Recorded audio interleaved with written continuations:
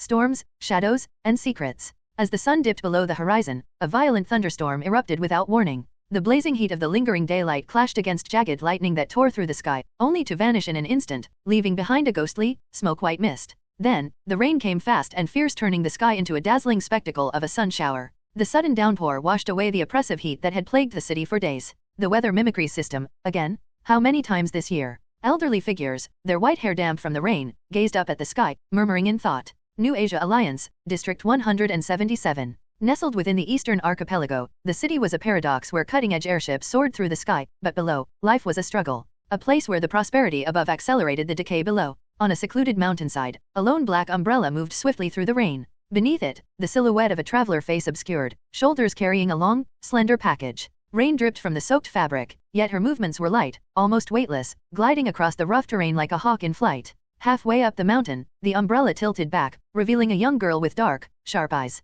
Song-K. She peered through the rain, gazing down at the coastline below. The mountains were silent, too silent. The animals had retreated to their dens, leaving behind an eerie emptiness. The only signs of life came from the port, where massive transport ships sailed in careful, mechanical order. Above them, the sky buzzed with neon-lit airships, their sleek designs shimmering in the mist. A futuristic dream hovering over a city of rust. But beneath all that spectacle, the truth was bleak. At ground level, crowded slums stretched along the coast, suffused with the salty stench of the sea. The people, exhausted, indifferent, moved like ghosts through narrow streets, eyes hollowed by the weight of survival. This was F-177 district, a forgotten wasteland, deemed an F-zone in the Alliance's comprehensive rankings. Once a potential economic hub, it had missed the technological boom of the glorious 30 years, left to rot in the shadows of the sky-high utopia above. Prosperity had come at a price, and the price was abandonment. The dockside Unease. Beyond the mountain, at the dock, an old sailor exhaled a long plume of smoke, his expression troubled. Beside him, a woman anxiously tugged at his sleeve. Old Chang, my husband, Abing, has been at sea for nearly half a month. Are you sure nothing's happened to him? The sailor furrowed his brows, flicking ashes from his cigarette. Bing's been sailing since he was a kid. No one knows these waters better. The Alliance hired a local guide this time, and he was the best pick. He'll be fine. But my eyelids have been twitching for days. I have a bad feeling, the woman murmured, her grip tightening. This job, you said it was easy money? A research team studying ocean currents, nothing dangerous. It was because you said that Abing went? What if something? The old sailor sighed heavily, his face weary. Wait a little longer. The ocean's been restless lately. If there's still no word in a few days, I'll send someone to search. Before the woman could protest further, his gaze shifted, spotting the approaching figure. Looks like Girl K is back. A familiar face, a tense encounter. Song K approached, umbrella tucked close, nodding respectfully. Grandpa Chang. The old sailor chuckled. Wiry, you all sweaty. Hard day. She shook her head, a faint smile forming a smile that deepened into a dimple on her cheek, making her look unexpectedly soft and delicate. But before she could speak, a sharp glare burned into her side. The woman, Aunt Ching, cast a withering look at Song K, her expression brimming with disdain. Song K noticed. She always noticed. The dimple vanished in an instant, her smile retracting like a blade back into its sheath. She merely nodded at old Chang and remained silent. She had long since learned that some people would never welcome her. Aunt Ching was a refugee, a bitter woman who had never hidden her contempt for Song K, the quiet girl with no family, no connections. She and her brat of a son always found ways to snipe at her with sharp words. Her husband, though Abing, had been different. He was kind. When Song K was younger, he had even shared his candy with her. Now, he was missing. And that kindness had vanished from her world. The sea holds secrets. The storm had passed, yet unease lingered in the air. At the docks, young fishermen hauled in their latest catch, their voices loud and teasing. Then, SSS ouch. A sharp cry rang out. A young worker, Xiao Lu, jerked his hand back, cursing. Damn fish bit me. Huh? What? A mullet got the better of you. I swear, it bit me hard. Look. His glove came off, revealing a deep gash across his palm, fresh blood pooling in the wound. Song K, watching from a distance, narrowed her eyes. The injury was too deep. More than a simple fish bite.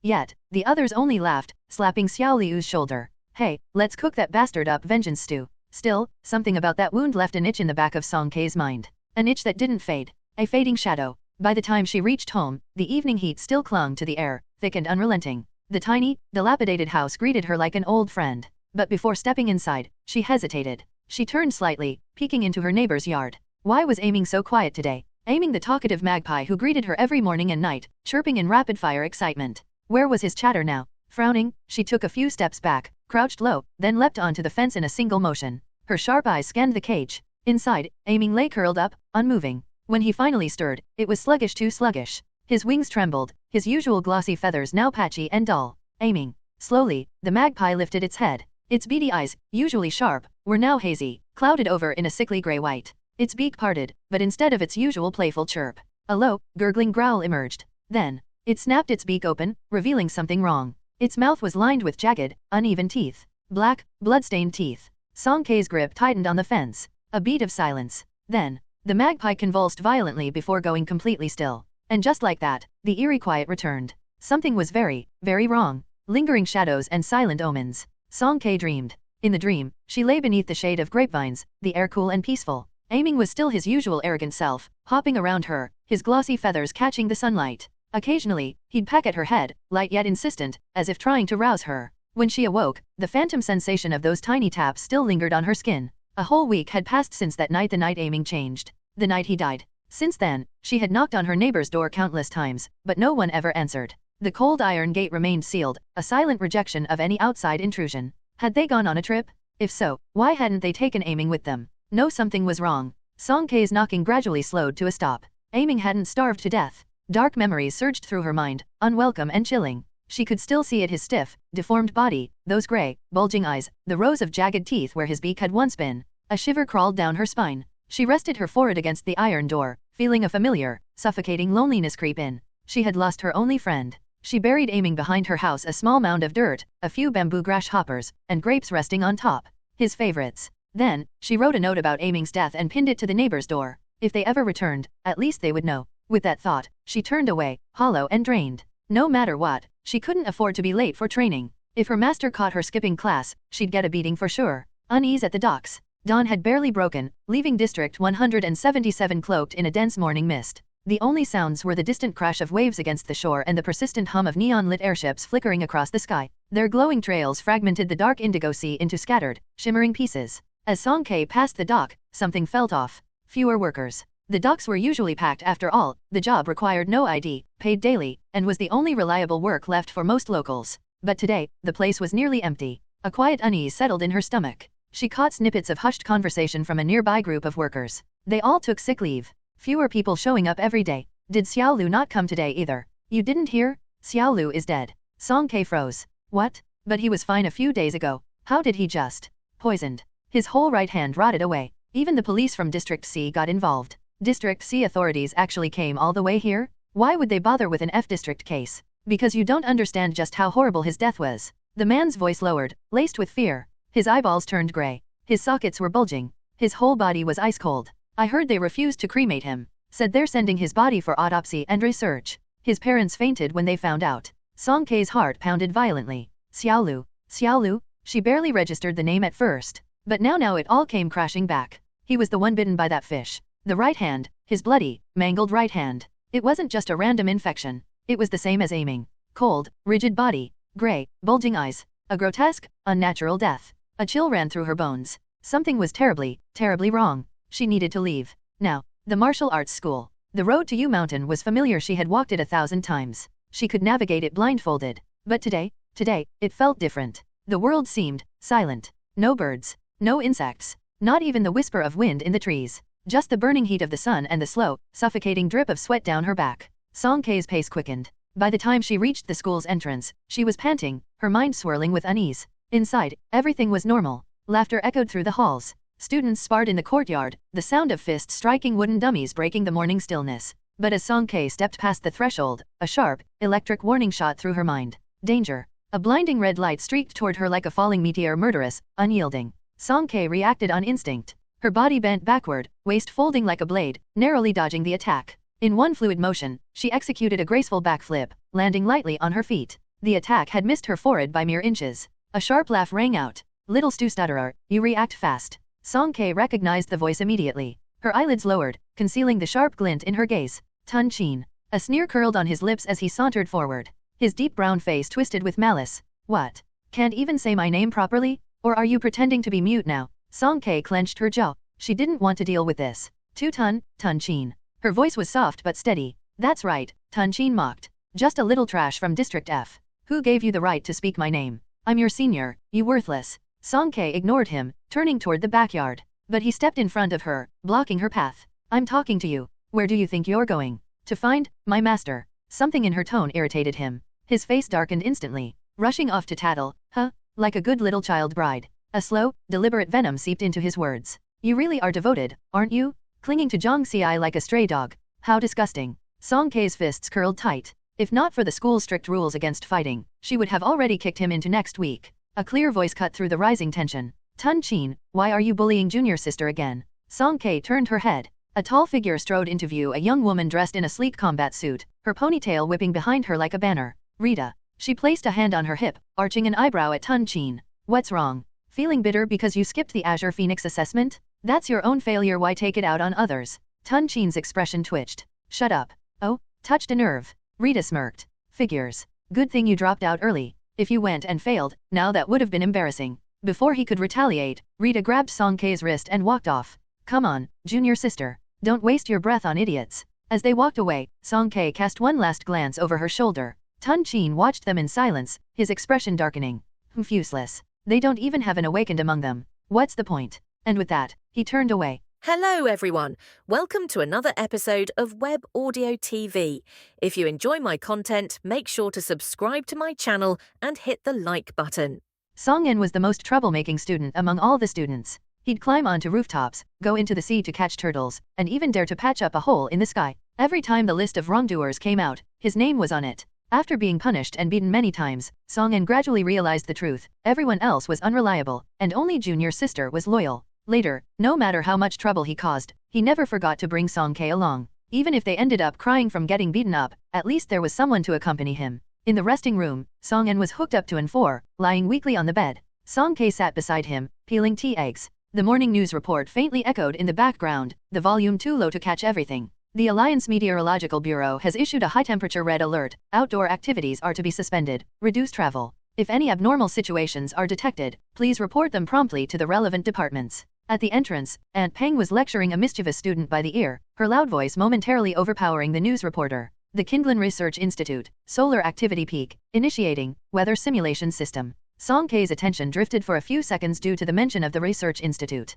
When she lowered her head again, the tea eggs she'd been peeling were now nothing but empty shells in her hands. On the bed, Song En was humming and holding his head, continuously chewing. Song Kei. Considering their past shared hardships, she, as the adult, chose to let it slide that he was hogging all the egg. She pulled another egg out of her pocket at novel bin at. In the bed's next door, a lively discussion about this year's assessment for the Azure Phoenix began. The number of votes in favor of Zhang Xiai passing successfully had reached 90%. Song En muttered in dissatisfaction, next year, you'll witness my greatness. At just 19 years old, he hadn't reached the required age for registration yet, but he was already ambitiously planning his future. He initially wanted Song Kei to praise him a little, but when he turned his head to check, he saw his junior sister holding a completely peeled tea egg, lost in thought. What are you thinking about? S.E. senior brother, have you seen grayish-white eyes before? I have. Song En stared at the egg, answering absent-mindedly. Why would they turn gray? Come closer, and I'll tell you. Song Kei leaned in. Song En suddenly opened his mouth, snatching the egg from her hand. What else could it be?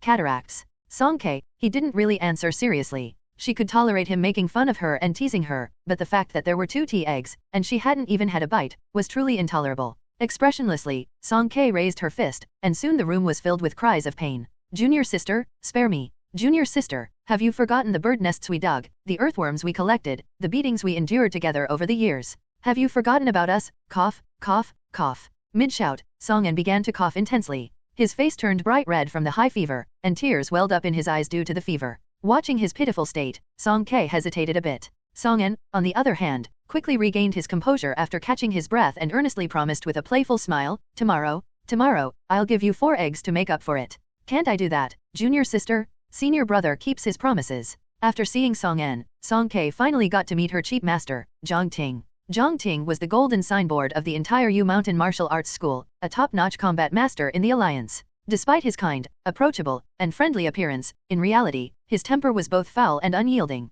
He was like a firecracker, bursting and popping at the slightest provocation. When Song Kei sneaked into the meditation room, Zhang Ting was in a cross-legged meditation. The room was so quiet that you could hear a pin drop, creating an unexpectedly solemn atmosphere. In other people's words, there was a certain aura around Zhang Ting. On the table were some shiny walnuts. Song Kei thought of her unfortunate tea eggs, so she surreptitiously reached out to touch them, but Zhang Ting, with his eyes closed, accurately slapped her hand away, saying, "You're drooling? Didn't you have breakfast?" Song Kei covered her reddening hand back, looking pitifully aggrieved. I didn't eat. Zhang Ting slightly opened his left eye, peeking at her through the narrow gap. Are you so hungry that you've lost your mind? You dare to eye my walnuts. But as he caught sight of Song Kei's pitiable expression, he paused. I haven't touched my portion yet. Go and eat. Song Kei's eyes lit up, and she took advantage of the situation, moving closer. Master, about that sword from last time, could I borrow it to take a look? Zhang Ting's expression instantly became difficult to describe. Don't even think about it. How did that sword become so sticky? Did you get your saliva on it? Song Kei felt embarrassed and looked down. Maybe, perhaps, it was indeed her saliva. She had been a bit scared that night and ended up falling asleep while holding the sword. Zhang Ting snorted lightly, seeing through it but not saying anything. He stood up and walked a couple of steps, pulling 2 plastic bags out of a low cabinet. Your 18th birthday is coming up, right? Here, this is the gift from your master. Why are there two gifts? One is for you, the other is for your senior brother Zhang. Song Kei's birthday was the day she was picked up by her grandfather. Coincidentally, it was the same day as Zhang Xi's birthday. Since she started learning martial arts on Yu Mountain, she had celebrated her birthday together with Zhang Xi every year. This was also why everyone joked and called her child bride. While Zhang Ting appeared composed, his tone was a bit stiff. When he's back, find a moment to give it to him. You can give it to him yourself. Song Kei didn't understand why she had to deliver it. She really didn't know senior brother Zhang well. Zhang Ting's eyes narrowed, and he gruffly shouted, if I tell you to give it, then give it. Stop with the useless chatter. Zhang Ting's sternness startled Song Kei, making her shrink her head. Her master was really quite fierce. After sweating like a fountain in the martial arts hall all day long and receiving 2 swats with a wooden ruler on her palms, Song Kei returned home, her head hanging dejectedly. Just as she passed the checkpoint, she noticed that there were quite a few people gathered around the pier ahead. Standing on the outer circle, she listened with a tilt of her ear and found out that it seemed to be the group that Grandpa Chang had sent to search for Uncle Bing that had returned. The crowd around was in a buzz, discussing the bizarre capsizing incident of the research team. The consequences of the accident were quite devastating, with everyone on the same boat with Uncle Bing either dead or missing. In the end, they managed to retrieve only one researcher who was barely alive. As the onlookers gathered more and more, before long, Song Kei found herself pushed into the inner circle. The scene of so many people talking in a cluster made her feel slightly uncomfortable. She was about to slip away when suddenly, a mournful scream erupted from the crowd. Where's Abing? Why is it only you who came back? Where's Abing? Aunt Qing's voice was hoarse as she forcefully clung onto the surviving researcher, shouting at the top of her lungs. Others tried to pull her away, but to no avail. Tugged back and forth by her, the researcher, who was lying limp on the ground, displayed evident signs of mental abnormality. His expression vacillated between blankness, tears, and laughter, as he incessantly muttered, dead, all dead, ha ha ha.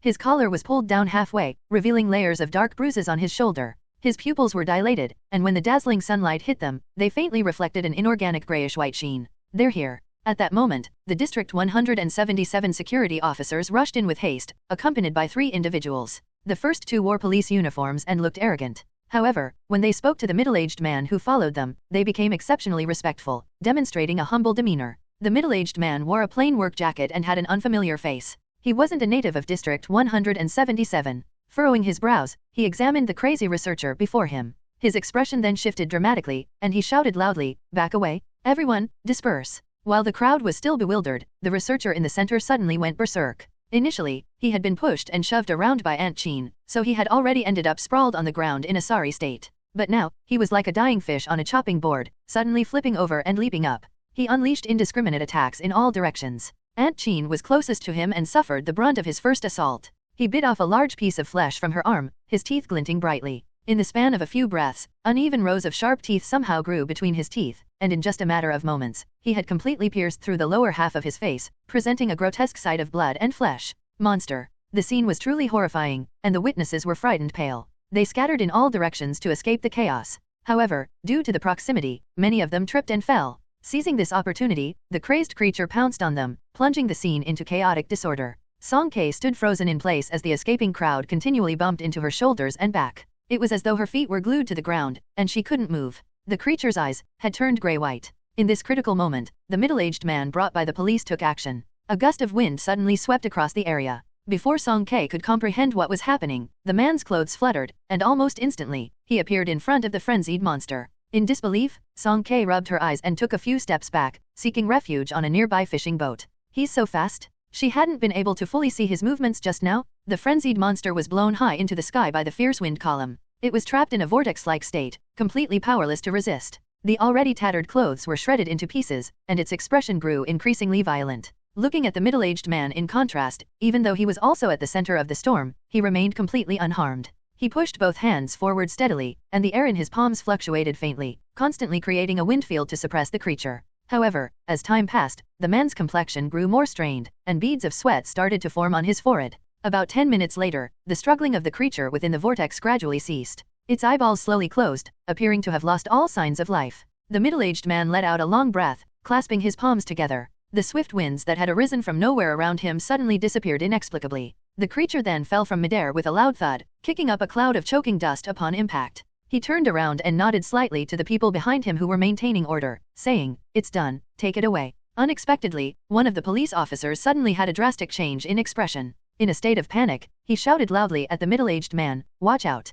The middle-aged man swiftly turned his head. The barely breathing creature had roared behind him, its sharp claws swiping towards him. The middle-aged man couldn't evade in time, and in his haste, his coat pocket was torn, resulting in a few strands of bright red blood being drawn. A sharp wind blade sliced across the creature's neck. More than half of its head was severed, hanging precariously on its neck. This time, the creature remained absolutely motionless. The middle-aged man's expression turned grim. He stared at his wound for 2 seconds, then immediately walked away with large strides, commanding, "Go back quickly." His demeanor was no longer composed, and his eyes held a trace of indescribable terror. The police officers dragged the monster's corpse away, and Song Kei slowly straightened her body. The ground in front of her was strewn with debris, fragments of clothes, viscous brown liquid, and thin traces of blood mingled together, emitting a nauseating odor. The crowd that had surrounded the area just 10 minutes ago had long since fled in every direction, leaving no trace behind. The researcher, turned into a monster? Who is this middle-aged man? How can he control the wind? Song Kei's understanding was in utter disarray. What on earth was all this? Exhausted, she returned home, her perception of the world shattered. Passing by Aiming's grave, the once moist grapes had withered and rotted. Only the grasshopper made of straw remained vividly intact. She crouched down, adjusting the grasshopper, and muttered softly, "Aiming, did you also turn into that kind of monster?" Dead people wouldn't answer her questions, nor would dead birds. Song Kei was destined not to get any answers. The neighbor's door was tightly shut, and a piece of paper attached to it fluttered in the wind, lifting up one corner. Have these people not returned yet? She knocked on the door with force, but there was still a prolonged silence. No one responded. She looked left and right, and the surroundings were desolate and devoid of people. Song Kei glanced at the short wall nearby, took a deep breath, and then suddenly retreated, and prepared to jump. Suddenly, the flat wall surface began to flicker, and her field of vision was engulfed by an overwhelming brightness. Song Kei raised her head in astonishment. It was the moment of sunset. The sun, unwilling to sink at this moment, erupted with a dazzling brilliance, as if it would never rise again tomorrow. The scorching light grew more intense, accompanied by an all-encompassing burning sensation, pushing human senses to their limits. Song Kei felt the same dizziness and headache she had a few days ago when she was sunburned, but this time it was even more uncomfortable. She felt like she was suffocating, the air around her suddenly became thin, and even the flow of her blood felt like it was burning, consuming every inch of her muscles and bones. Without caring to look at the neighbor's wall again, she gritted her teeth and retreated in the opposite direction. The intense white light covered her eyes, and the brief blindness made her unable to see anything clearly. Bang! In the distance, there was a faint sound of street light shattering, and then the world fell into silence, with no more sounds. She couldn't hear anything anymore. Song Kei collapsed to the ground. Her body was burning hot, her skin was reddened, and her head was becoming increasingly heavy. She struggled to crawl in the direction of her memories, finally reaching her own front door. She used her last bit of strength to push it open, and Song Kei crawled inside with great difficulty, trembling as she closed the door. Then she let the intense heat engulf her, and she completely lost consciousness. Song Kei burned for 3 whole days. For most of the time, she was tormented by continuous high fever, barely conscious, and fell into a deep state of coma, lying on the ground motionless. Occasionally, during brief moments of clarity, she could feel the lingering pain within her body, as if someone were using an iron saw to cut back and forth between her bones, severing her tendons and veins one by one, then haphazardly piecing them back together with paste, the process repeating endlessly without respite. Her lips cracked due to dehydration, her clothes soaked with cold sweat, sticking damply to her back. The blood in her limbs would sometimes boil and scorch, bringing a sensation of nearly extinguished burning. Other times, it would freeze and stagnate, turning even smooth circulation into a luxury. When the pain reached its peak, Song Kei would futilely close her eyes, tilt her head back, and let out a silent scream, her frail body curling up like a shrimp, writhing on the floor. Amidst her scattered consciousness, vague thoughts flashed through her mind. She was going to die, like Aiming, dead in a remote and dark corner, silently vanishing from this world, with no one to remember her existence, not even anyone to bury her like she did for Aiming, not even a memorial stone for her. She would live like this, all alone, and then die. 3 days later, in a quiet room, Song Kei's curled fingers twitched, and she slowly opened her eyes. She hadn't died. She was still alive. The prolonged torment had finally ended, yet a sense of mental exhaustion lingered. Song Kei clung to the table, swaying unsteadily as she stood up. Her thoughts and consciousness seemed to have been thoroughly cleansed, becoming exceptionally sharp. Some sort of change seemed to have taken place within her body, but she couldn't quite describe it. Outside the window, there was a thick fog that obscured the sky, blurring the boundaries between heaven and earth. In such an environment, it was easy for one to have illusions. Could the bizarre experiences of these past few days have all been her imagination? However, the widespread ache in her joints reminded Song-K at every moment that it wasn't an illusion. 3 days ago, the ferocious and bloody monsters, the intense solar storms, and the sudden high fever-induced coma were definitely not her imagination. I need to go outside and see for myself, Song-K thought. At the very least, I need to figure out what exactly has happened. In the depths of the dense fog, ghostly figures seemed to float around, as if countless hungry souls were wandering. It might not be safe outside. I need a weapon for self-defense, a knife, preferably a knife. Song-K's thoughts were in disarray, various ideas swirling in her mind. She didn't notice that the wooden table she was holding onto was quietly undergoing a transformation, emitting a faint blue light from her palm as the center. The next second, the wooden table vanished into thin air, and in her hand there was an extra kitchen knife. With a sturdy spine, a broad blade, and sharp cutting edges. It was a bone cleaver knife.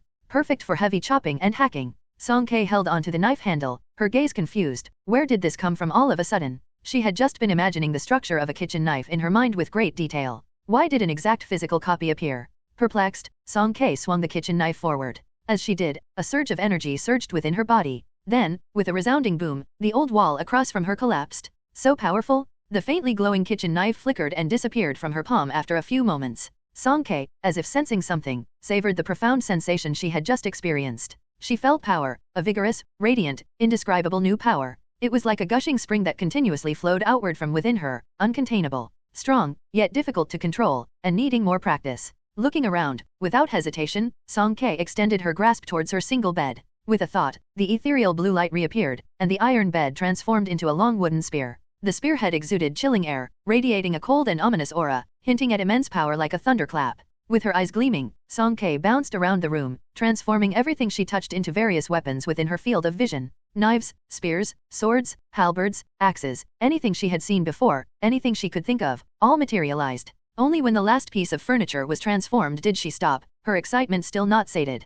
Darkness swirled before her eyes, and a sensation of exhaustion washed over her. She, who had only been awake for less than half an hour, fainted again. Upon waking once more, Song-K refrained from using that power. Even though she acted recklessly like a brute, performing dangerous stunts, which led to mental overload and fainting, through a strange twist of fate, she had largely figured out her current situation. Song-K was now certain that her ability to transform objects at will into weapons stemmed from a mysterious energy within her body. This unique ability could be summarized as the deconstruction and recombination of matter. By employing her mental power and understanding of various weapon structures, she could break down a certain medium or property, then construct a new entity according to her thoughts. Song-K referred to this new substance, manipulated and driven by her, as spiritual weapon. These spiritual weapons were covered in a luminous blue light, wielding astonishing destructive power. The collapsed wall in her home served as the best proof. However, her ability to deconstruct and recombine was constrained by the inherent nature of objects. No matter how daring her imagination, a small teacup couldn't turn into a massive axe weighing hundreds of kilograms. At most, it could transform into a thin leaf-shaped knife.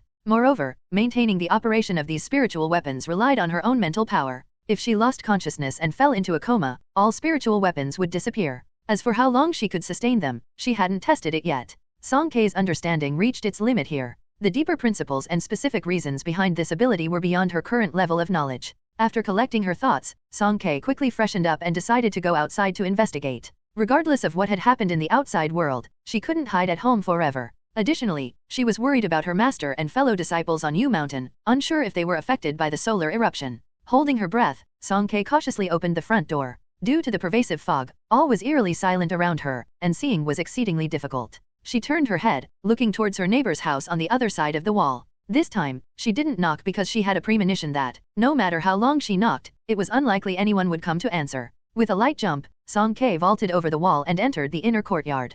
Passing through the fence and taking a few steps, she couldn't help but bend over and dry heave onto the ground. It smelled terrible. The courtyard was filled with a noxious odor, and flies gathered, permeating the air with the putrid smell of rotting fish and shrimp, their stench intensified by prolonged exposure to the sun. Holding her nose, Song-K cautiously walked inward. The further she went, the more nauseating the smell became. Under the canopy in the small courtyard, there were half-eaten leftovers and bowls. The milky white fish head tofu soup had already spilled and dried up into clumps, leaving behind jagged fish bones. Song-K stared at those dishes for a while. Even the utensils hadn't been tidied up, and it didn't resemble the appearance of someone going on a journey. Something must have happened. The main door of the neighbor's house wasn't securely closed, slightly ajar. The inside was dim and devoid of light, pitch black with nothing visible. Song Kei's ears twitched, faintly catching the sound of heavy, labored breathing emanating from deep within the room. Some colossal entity seemed to be dragging its massive body across the floor. The sinister ambience, the heavy breaths, combined with the slow crawl, immediately triggered her strongest sense of alarm. Song Kei abruptly halted her steps, a chill running down her spine. After a quick survey of her surroundings, she extended her hand towards the sturdy pergola. A fluorescent blue light swirled, causing the pergola to vanish in place. Moments later, a mighty 2-meter-long sword appeared in her palm. With the weighty weapon in her grip, Song Kei finally felt a bit safer. Using the tip of the sword, she pried open the crack in the door. The rusty iron bolt emitted an unpleasant creaking sound, catching the attention of the creature lurking in the shadows. They turned their heads in unison. Their upper bodies were sprawled on the ground, their skin covered in dark metallic fur. Their eyes were gray-white, and they emitted rapid, panting breaths from deep within their throats, devoid of conscious awareness. Song Kei lowered her gaze to the clothes on the creatures. Her neighbors were an elderly couple living with their grandson. They didn't interact too often, and their relationship wasn't particularly close, but they did help each other out in everyday matters as neighbors do. The magpie they raised, aiming, was her only friend. The creature before her was mutilated beyond recognition, oozing pus and rotting in places, presenting an eerie purplish black color. Yet, the tattered clothes they wore were oddly familiar, the very ones the elderly couple next door often wore. A chilling thought sent shivers down Song Kei's spine. Perhaps, they had turned into something like this, just like Xiao Lu and the mad researcher at the pier. Xiao Lu was bitten by a mullet fish, the researcher encountered an accident at sea. What about them? Were they attacked by something else, or perhaps by aiming? In that moment of distraction, the creatures sensed the scent of a fresh living person. Slowly, they crawled out of the shadows and moved towards the door. The two twisted and grotesque figures drew closer to her. The leading creature extended the majority of its body, revealing its entire face, exposed in the chaotic daylight. Song Kei instinctively felt something was wrong. Two figures. Wait. She suddenly lifted her head, her teeth couldn't stop trembling. Their grandson, where is he? The widened eyes of the creature crawling in front stared fixedly at Song Kei. Their silver hair was tangled and disheveled, their fingers mangled and bloody, but their abdomen protruded like that of a woman pregnant for 10 months, exuding a suffocating sense of bloodiness. The blue light on the hilt of the large sword in Song Kei's hand flickered, emitting a silent lament. Stimulated by the sudden illumination, the creature abruptly raised its upper body and lunged toward her. Song Kei used her sword horizontally to block. The sharp claws collided with the blade, producing a violent friction. The creature tumbled back to the ground, and Song Kei retreated 2 steps. Such immense strength. Failing the first strike, the creature was thoroughly enraged, splitting into 2 directions and attacking her. Song Kei flipped to evade, swung the large sword in a counterattack. The sharp blade halted as it aimed for the creature's heart, then barely veered a few inches downward, slicing a deep gash across the monster's abdomen. Should she kill them? Should she unhesitatingly kill her former kind? The black viscous liquid oozed from the severed wound, yet the creature seemed impervious to pain, relentlessly attacking her at novel bin at. They were no longer truly human. With both hands gripping the large sword tightly, Song Kei used the weapon's weight to sweep her entire body, spinning like a high-speed top, flipping the 2 creatures outwards. Taking advantage of this opening, she rolled outside, swiftly closed the door, and wedged the steel pipes piled in the corner against the bolt, adding an extra one for good measure, ensuring it was secure. The room fell silent for a moment, but soon after, the sounds of banging on the door and the creature's enraged roars echoed through the room.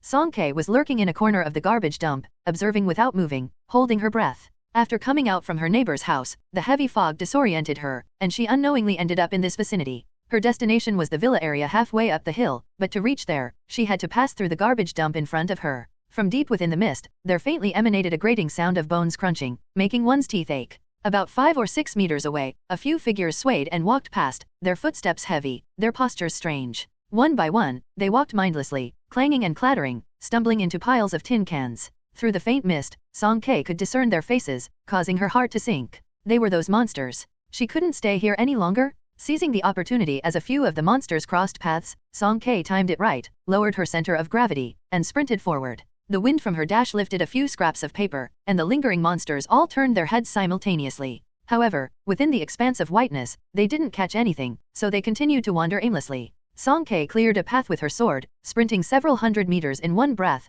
breaking out in a hot sweat. The damp ends of her hair stuck to her neck, and even her eyelashes were damp with moisture. Running too fast, she couldn't rein in her speed, and she collided head-on with someone. The immense force made her head buzz. Out of reflex, Song Kei bowed and apologized, "So sorry." The person turned stiffly, and their gray-white pupils slowly fixed on her. Drool dripped from their wide-open mouth. Song Kei. Her heart raced, and she swung her sword forward with all her might, bang, sending the monster flying. Then she turned and ran, using the nearest pillar to propel herself onto the eaves of a nearby house. The slow monsters couldn't catch up, only angrily scratching the walls below. Song K clung to the pillar, holding her breath, refusing to make a sound. After a while, the agitated monsters lost their target in the dense fog, circled in place for a few rounds fruitlessly, and then left in confusion. Song K let out a sigh of relief, and nimbly flipped onto the roof. This area was at the edge of District 177, serene and peaceful, with several detached villas scattered around. It could barely be considered the local wealthy area. Song K had come to inquire about the situation from Old Cheng, but the problem was that her last visit was 2 years ago, and she couldn't remember the exact location of Old Cheng's house.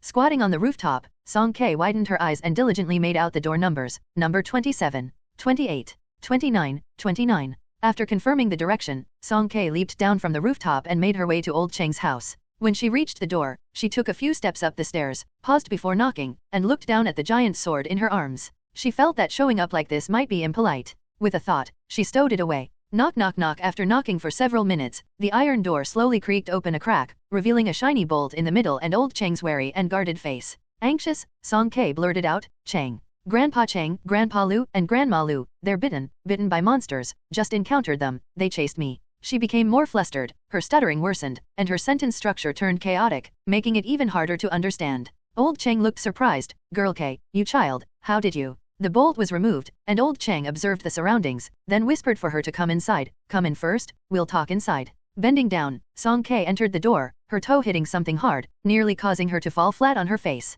The living room was in a state of chaos, with several large suitcases scattered on the floor. Inside them, various men's and women's clothing and essential items were only halfway packed. Old Cheng locked the door again and double-checked it multiple times before turning to look at Song K. He asked, given how dangerous it is outside now, with monsters that eat people everywhere, how did you manage to get here? Song K was still racking her brain, trying to figure out how to explain, and she was left dumbfounded after hearing his question. What did he mean by monsters that eat people everywhere? Were the circumstances worse than she had thought, extending beyond just the neighbors and the garbage dump? Mr. Cheng carefully studied her bewildered expression, then shook his head slowly after a moment, sighing, take your time to explain. What happened just now? And where have you been these past few days? I've been at home the whole time. I was sick, and that day, Song K organized her thoughts and began to describe her inexplicable high fever, as well as waking up to the strange changes in the neighbor couple. She hesitated about mentioning her awakened peculiar ability, but Mr. Cheng waved his hand and interrupted her with a serious expression. I understand, child. You've been hiding at home all this time, so you're unaware of everything.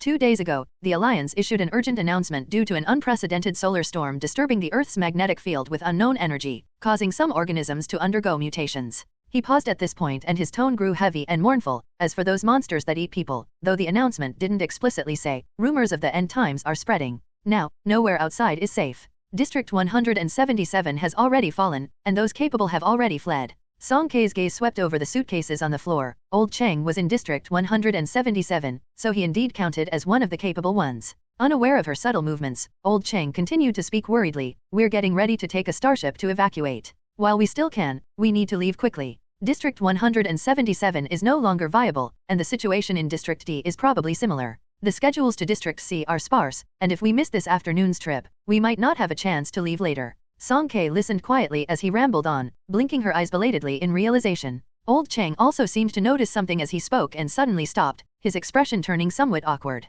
Girl K, we couldn't reach you these past few days. Since you've come here, either you could join us. Dad. Old Cheng's daughter-in-law emerged from the inner room, holding a baby in her arms. Her tone was confrontational as she cut him off. Come with me for a moment. They walked into the study one after the other, not bothering to hide the sound of the door slamming shut, their argument clearly audible through the door. At a time like this, you're still thinking about being a good person. Where do we have spare starship tickets to take her to District C? No need to buy for District C. We can get tickets for District D. District D? It's easy for you to say. Does it not cost money to go to District D? Besides, at a time like this, where can we even find tickets? Dad, are you getting senile? The woman's once shrill voice gradually turned into a sorrowful tone. If you take her along, who will you abandon? Your son who's still running a fever? Your less than a year-old grandson? Or your daughter-in-law who's less than an outsider now? It's not. Old Cheng's defense grew weaker and weaker, eventually fading into an embarrassed silence. Song K lowered her eyes, studying the patterns on the floor, silently repeating the words she had heard. Starship.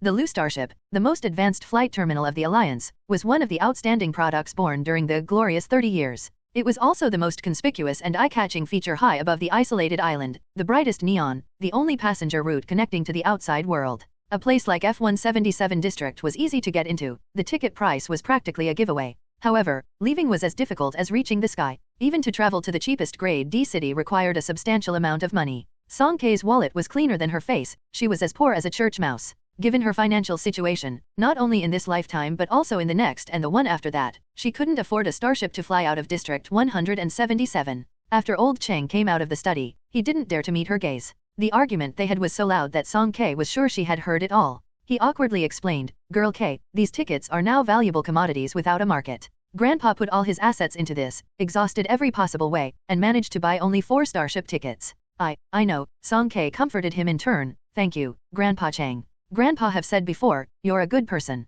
After saying this, old Cheng's expression changed dramatically. Song Kei's use of Grandpa felt like a sharp knife, accurately piercing his heart. 6 years ago, a sickly-faced Song Ziwen stood before him, smiling as he entrusted him, "Old Cheng, hold on to this money. Song Kei doesn't understand the ways of the world, and we don't have any other family. When I'm gone, take care of her. When she grows up, if she's willing to stay in District 177, this money will last her for generations. What if she wants to leave? If she wants to go out and see the world, that's fine too. Let her choose between District C and District D. She doesn't have any identification, so you'll have to help her buy starship tickets. As for District B isn't suitable for her. Tell her not to go there, say it's my request." Old Cheng accepted the money. At first, he did indeed take care of Song Kei as instructed by Song Ziwen. He cared about her needs, her clothing, her shelter, her transportation. He even found a way to send her to school in District D. But then, midway through high school, Song Kei returned on her own and refused to go back. Old Cheng asked her many times, and each time, she shook her head with resistance, saying she didn't want to go out again.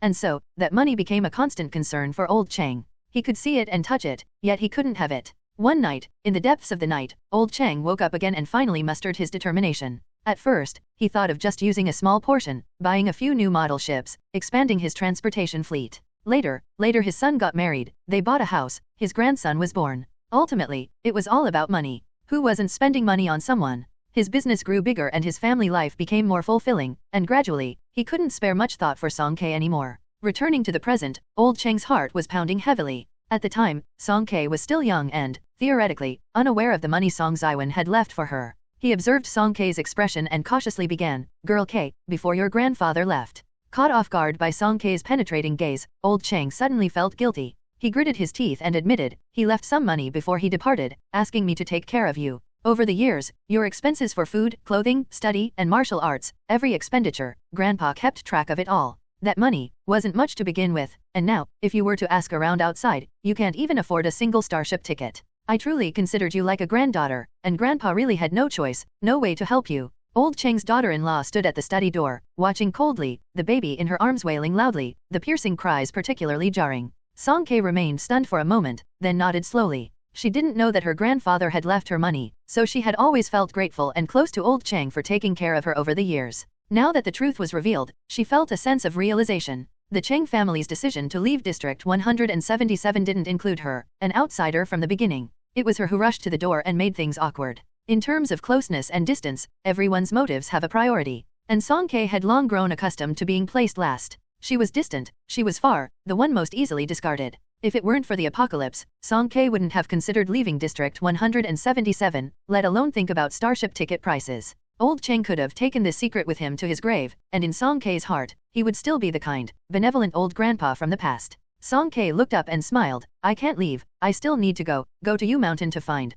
my master." Old Cheng seemed to shed a psychological burden, immediately chiming in, "Right. You can still go find your master. Or ask him if there's any solution. He's definitely much more capable than me." At novel bin at. The electronic clock on the wall pointed to 1 in the afternoon. Old Cheng discreetly cast a few glances toward it. Song Kei caught his hint and stood up gracefully. "Well, Grandpa Cheng, I'll be leaving now." Old Cheng responded somewhat sheepishly, "Oh, leaving? All right. Just before leaving, his expression was complex, betraying inner struggle. Such a fragile young girl, staying alone on an isolated island overrun by monsters, her fate inevitably leading to her demise. Perhaps it was guilt, perhaps it was remorse. Thinking of Song Ziwen's pale face from years ago, Old Cheng lowered his voice and quickly said, "Girl Kei, I heard from others. At 8 p.m. tonight, there will be a military retreat team passing through Fool's Wharf. If you can find them, go with them. It's your only chance to leave this place." Song Kei's clear gaze met his, and she repeated calmly, "Thank you, Grandpa Cheng." The iron door behind her closed slowly, and Song Kei stood on the steps, exhaling deeply.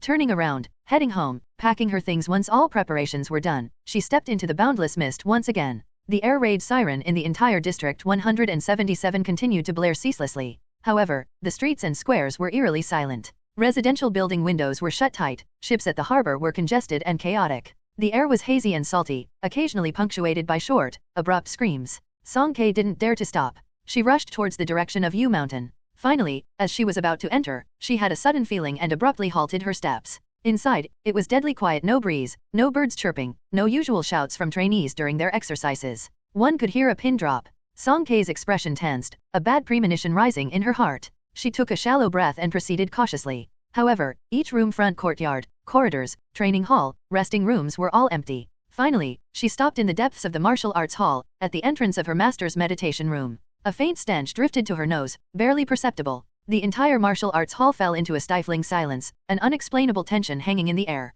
Song Kei went from room to room, pushing open doors to check. In the kitchen, shattered dishes and fragments littered the floor, but no one was there. The trainees' dormitory doors and windows were wide open, dried black bloodstains streaked down the walls, yet no one was present. The training grounds were empty, various equipment strewn haphazardly about, remnants of combat scattered everywhere, but still no one to be found. The further she walked, the more solemn her expression became. Her heart felt like it was submerged in ice water, gradually sinking into the depths of the sea. Finally, she reached the deep rear courtyard, hearing faint sounds coming from within the meditation room. Could it be here? The door wasn't locked. Song Kei grasped the handle and slowly pushed it open. Taking a quick glance around, the room seemed to have been ransacked. Most of the furniture was overturned, cabinets lay toppled, a short table was in pieces, even the ashes from the incense burner were scattered on the ground. She shifted her gaze to continue looking inside when, in the next second, her pupils contracted. Zhang Ting, her master, knelt in the depths of the meditation room, a hole the size of a bowl in his chest. Fresh red blood had dried and congealed, forming a large dark circle.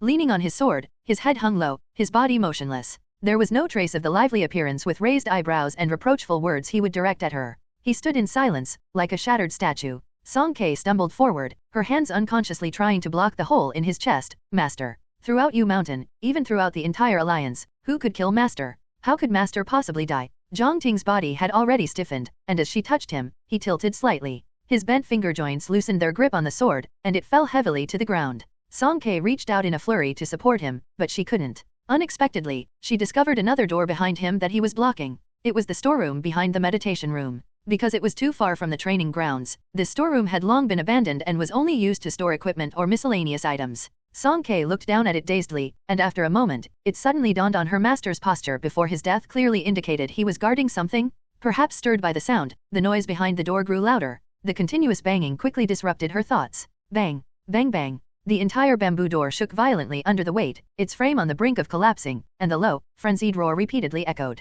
Something was about to come out. Song Kei held her breath, poised for action. Bang! A deafening crash, and the bamboo door collapsed with a resounding thud. A large group of putrid-smelling monsters rushed out. Upon a rough count, there were surprisingly dozens of them, completely filling the meditation room. Seeing the monsters charging towards her at the forefront, Song Kei stepped on the wall and leaped upwards, executing a mid-air kick that viciously sent them flying back, the powerful force toppling those behind them. Landing nimbly, she was about to follow up with another kick and then flee through the door when her movements abruptly halted. The monsters fell to the ground, their grotesque faces fully exposed. Lin. Senior Sister Lin. Song Kei cried out in astonishment. This momentary pause gave the monsters a chance to recover, the fallen ones rising, and those lagging behind catching up. The inside of the storeroom was dim, but still enough for her to discern the monsters' features. Song Kei panically lifted her gaze, recognizing the familiar brows and eyes among the grayish-blue faces. Junior brother Xiao, Aunt Pang. Even if their eyes were clouded and ashen, describing their horrifying state, she recognized them at first glance, facing the people she had spent so much time with. These monsters were none other than the martial arts hall's trainees. There were senior brothers who had lost to her in sparring multiple times, gentle senior sisters who cared for her daily life. Each and every person who had once been alive had now turned into mindless monsters, their hair disheveled and filthy as they attacked her. The pitch-black sharp claws lunged at her. Song Kei couldn't evade in time, and a chunk of her lower hem was cut away. She fled in disarray, unable to effectively counterattack. No wonder she had searched the entire martial arts hall, and no one was outside. No wonder Master stubbornly guarded the entrance. He couldn't bring himself to kill his own students, so he chose to lock them away. If Master couldn't bring himself to do it, neither could she. Her eyes grew increasingly moist, and as Song Kei rolled and dodged with no strength left, she repeated their names over and over, trying to bring back their senses. In District 177, she was a recluse, quiet and reserved, often leaving early and returning late. Except for old Cheng, no one was willing to interact with her. But that was okay, she had Mountain Martial Arts School, where most people wouldn't mock her. They would even celebrate her birthday with her every year.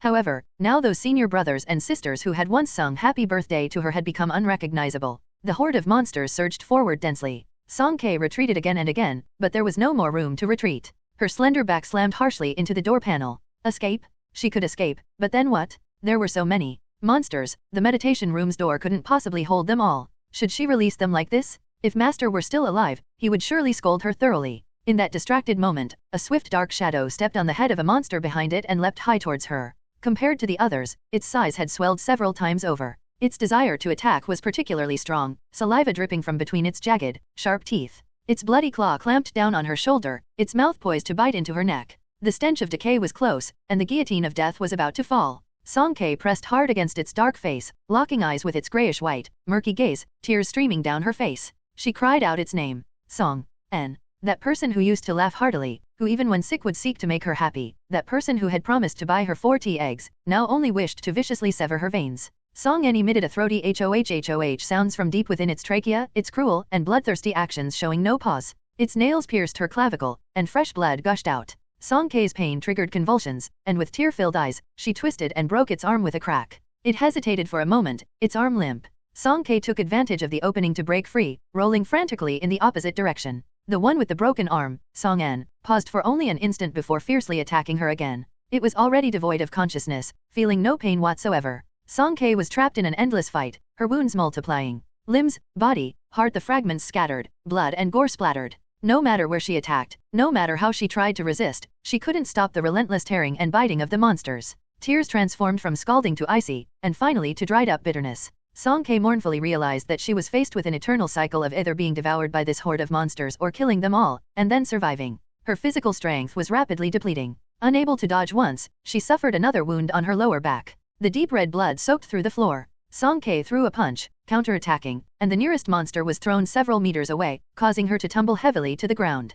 Coincidentally, she fell right next to Zhang Ting. Song Kei widened her eyes and instinctively looked at her master. Zhang Ting's eyes, which hadn't had a chance to close yet, stared at her coldly, devoid of sadness or happiness. It seemed like he was waiting for her to make a decision. I'm sorry. Song Kei turned her head away from his gaze and murmured weakly. This apology, she didn't know if it was directed towards the deceased master or the unrecognizable senior brothers and sisters. I'm sorry. But she wanted to survive. A powerful gust of wind brushed against her ears. At the critical moment, Song Kei pulled out the long sword from beside her master. A deep blue light suddenly emanated from her palm. In the blink of an eye, the long sword transformed into a sharp tang knife. This type of wide-bladed cleaver had a unique advantage in close combat. Song Kei flipped and jumped up, gathering her core strength without hesitation and swinging the sword forcefully. The monster's movement abruptly stopped, and it was almost split in half from top to bottom. Thick, viscous blood sprayed from its shattered throat. It struggled a few times in inertia, then fell to the ground lifeless. Song Kei's heart skipped a beat. She suddenly realized that chopping off the head seemed to be effective. However, the death of their kind didn't deter the remaining monsters. They continued to charge forward without hesitation. After identifying their fatal weaknesses, Song Kei no longer hesitated or hoped for luck. Her counterattacks were sharp and precise, each strike targeting their vital points. Expressionless, she was like an Asura emerging from hell. Half an hour later, dozens of monsters lay fallen on the ground, utterly lifeless at novel bin at. Except for Song N. Without a doubt, it was the most ferocious among them. Even with an arm and a leg severed, it still exerted an intense pressure on Song Kei. The stump of its severed arm exposed necrotic and decaying tissue, constantly dripping black, murky fluid. Song N fixated on her, its body twisted at an eerie angle as it crawled menacingly towards her. Her eye sockets were dry and gritty, having long lost the ability to shed tears. The hand that held the knife hung by her side, trembling slightly. After 14 years of martial practice, this was the first time her hands uncontrollably shook. Everything should end now. She slowly raised the tang knife, its deep blue glow reflecting on her face, her beautiful countenance icy and cold. Closing her eyes, the tip of the blade gleamed with blue light and surged forward like a mighty force. Chop.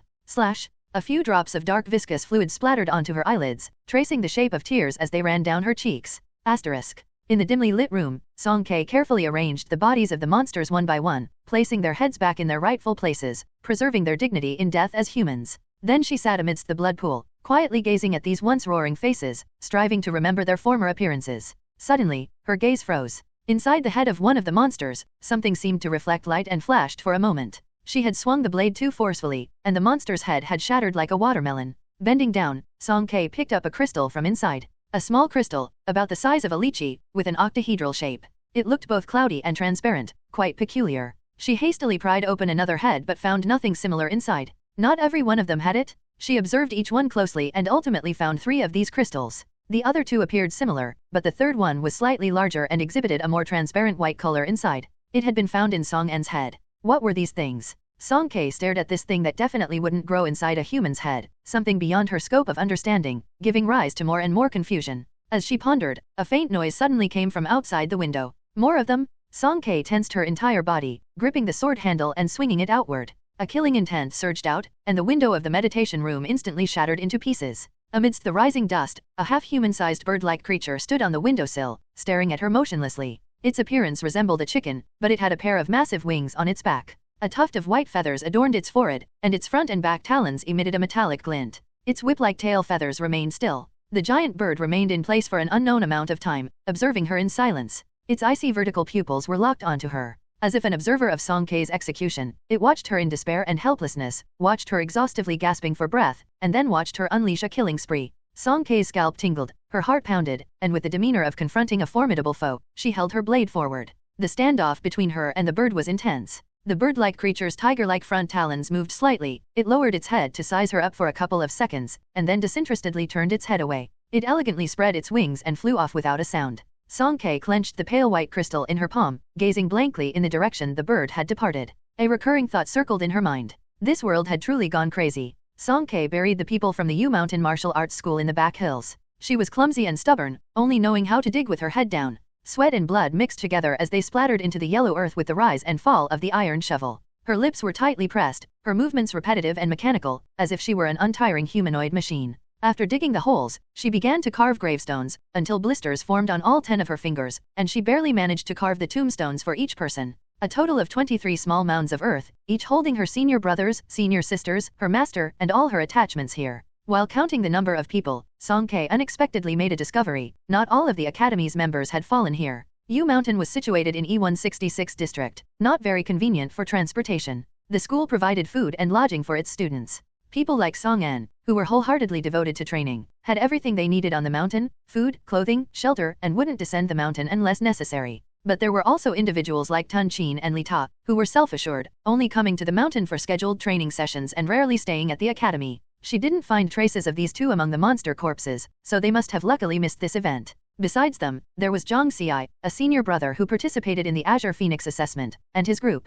He took away the elites of the academy. Who knew where they were now? With the chaos outside, would they even return? Song Kei picked up a water hose and sprayed the ground, carefully cleaning the bloodstains from the walls and floor. After finishing the cleaning, she inspected the entire martial hall once again. The TV showed nothing but static, no signal, but the water and electricity were functioning normally. She found a light screen in a student's dormitory. She wasn't sure whose it was, and it wasn't locked with a password. Many pages were open in the background. As Song Kei browsed, she realized that the online discussions were already in turmoil. People were discussing topics related to Doomsday and zombies. Some criticized the lack of action from the Alliance, others were suggesting hoarding for self-protection, and some were despairingly sending out distress messages. She wasn't proficient with electronic devices and only had a rough understanding. Apparently, the outside world had also been infested with these dreadful creatures, but the situation was far better than in District 177. At least most cities hadn't fallen into chaos yet. Song Kei thought for a moment and attempted to search for the Alliance's official news account. The latest pinned message was posted 2 days ago, stating that the Alliance had opened hundreds of emergency shelters.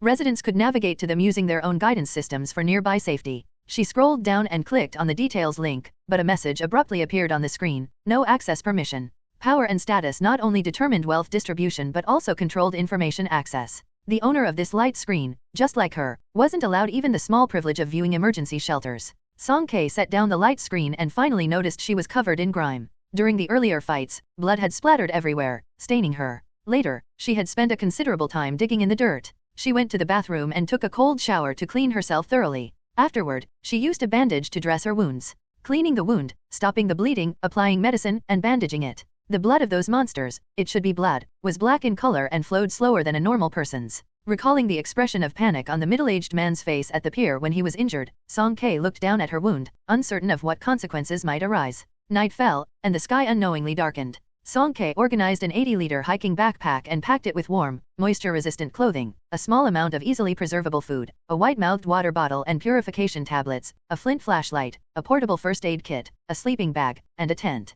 After some consideration, she also added a compass. As for weapons, her supernatural ability was her most potent arsenal, so she decided not to bring anything else. Before leaving, Song K hesitated for a long time while holding a pen. Originally, she had thought about writing something, but what could she write? Who would she write it for? To describe witnessing her master's tragic death? To recount how she had been forced by circumstances to take lives, ending the lives of the 22 individuals from the martial school? After today, Mountain Martial Arts School would cease to exist. Who would forgive her? At novel bin at. No one would forgive her. In the end, she wrote nothing. Song K locked the gate of the martial school and took one last deep look before turning and leaving. At 8 o'clock in the evening, the Fool's Wharf was brightly lit, and the passage to the harbor was jammed with people. There were no walls impervious to wind, and evidently, news of the military's passage through the harbor had leaked out tonight. Several green military trucks were parked at the end of the road, acting as temporary roadblocks. Standing beside the trucks were several tall individuals dressed in military uniforms. They wore camouflage pants tucked into combat boots and had a resolute expression, emanating a sharp and determined aura.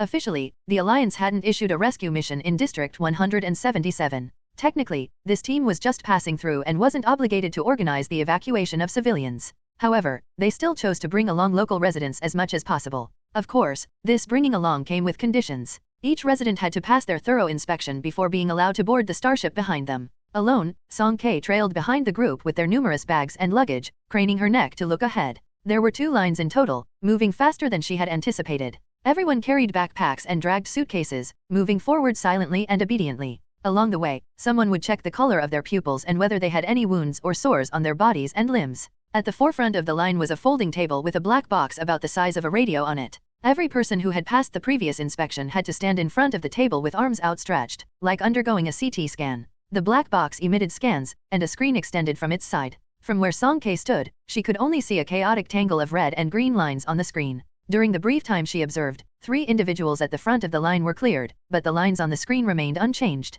One of them, a stern-looking man in his 30s who appeared to be the leader, moved his lips slightly. All 3 were directed towards the back half of the starship. Song K stared intently at the seemingly unremarkable black box. While she pondered, she felt a forceful push on her back. Move aside, don't block the way. The person was ruthless in his actions, using his full strength. Unfortunately, even with the strong push, the seemingly fragile young girl's stance was as stable as a pine tree. She remained motionless, while he stumbled forward a few steps due to his own excessive force. He froze on the spot for a moment, then quickly regained his composure, glaring menacingly at Song K. Not wanting to draw attention to herself, Song K lowered her gaze, stepped back, and courteously made space for him. She recognized this man. His name was Su Weiguo, and his fair-skinned son beside him was Su Xing. Su Weiguo had made a fortune by engaging in some shady smuggling business, and it was rumored that he was quite influential in the outside world, even having connections in B-grade cities. He was the wealthiest individual in District 177. He always wore an oddly shaped gold watch on his wrist, and a blindingly shiny gold belt held up his round belly. While walking, his nostrils seemed perpetually aimed toward the sky. He might have been small-minded. If someone crossed him, he would hold a grudge for a long time. Song K had heard from Old Cheng about his domineering behavior and didn't want to stir up trouble at this critical moment, so she quickly made way for him without saying a word. Consider yourself smart. Su Weiguo was accustomed to being arrogant. Seeing her timid and apprehensive expression, he muttered a few words, but nothing substantial. He pushed through the queue of people, openly swearing and cutting in line. Holding his son's hand, he made his way to the very front.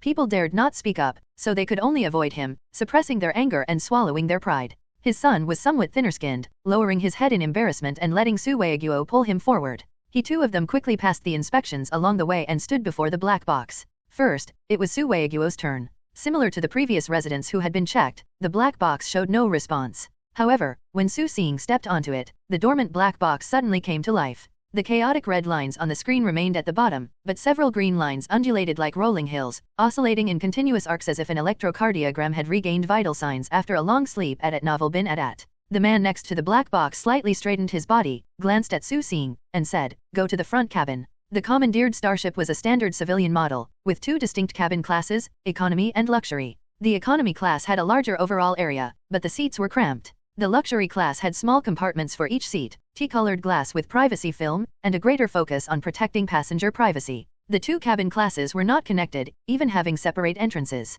Upon hearing this result, before anyone could react, Su Weiguo's face was filled with joy. Holding his son's hand, he was about to move forward.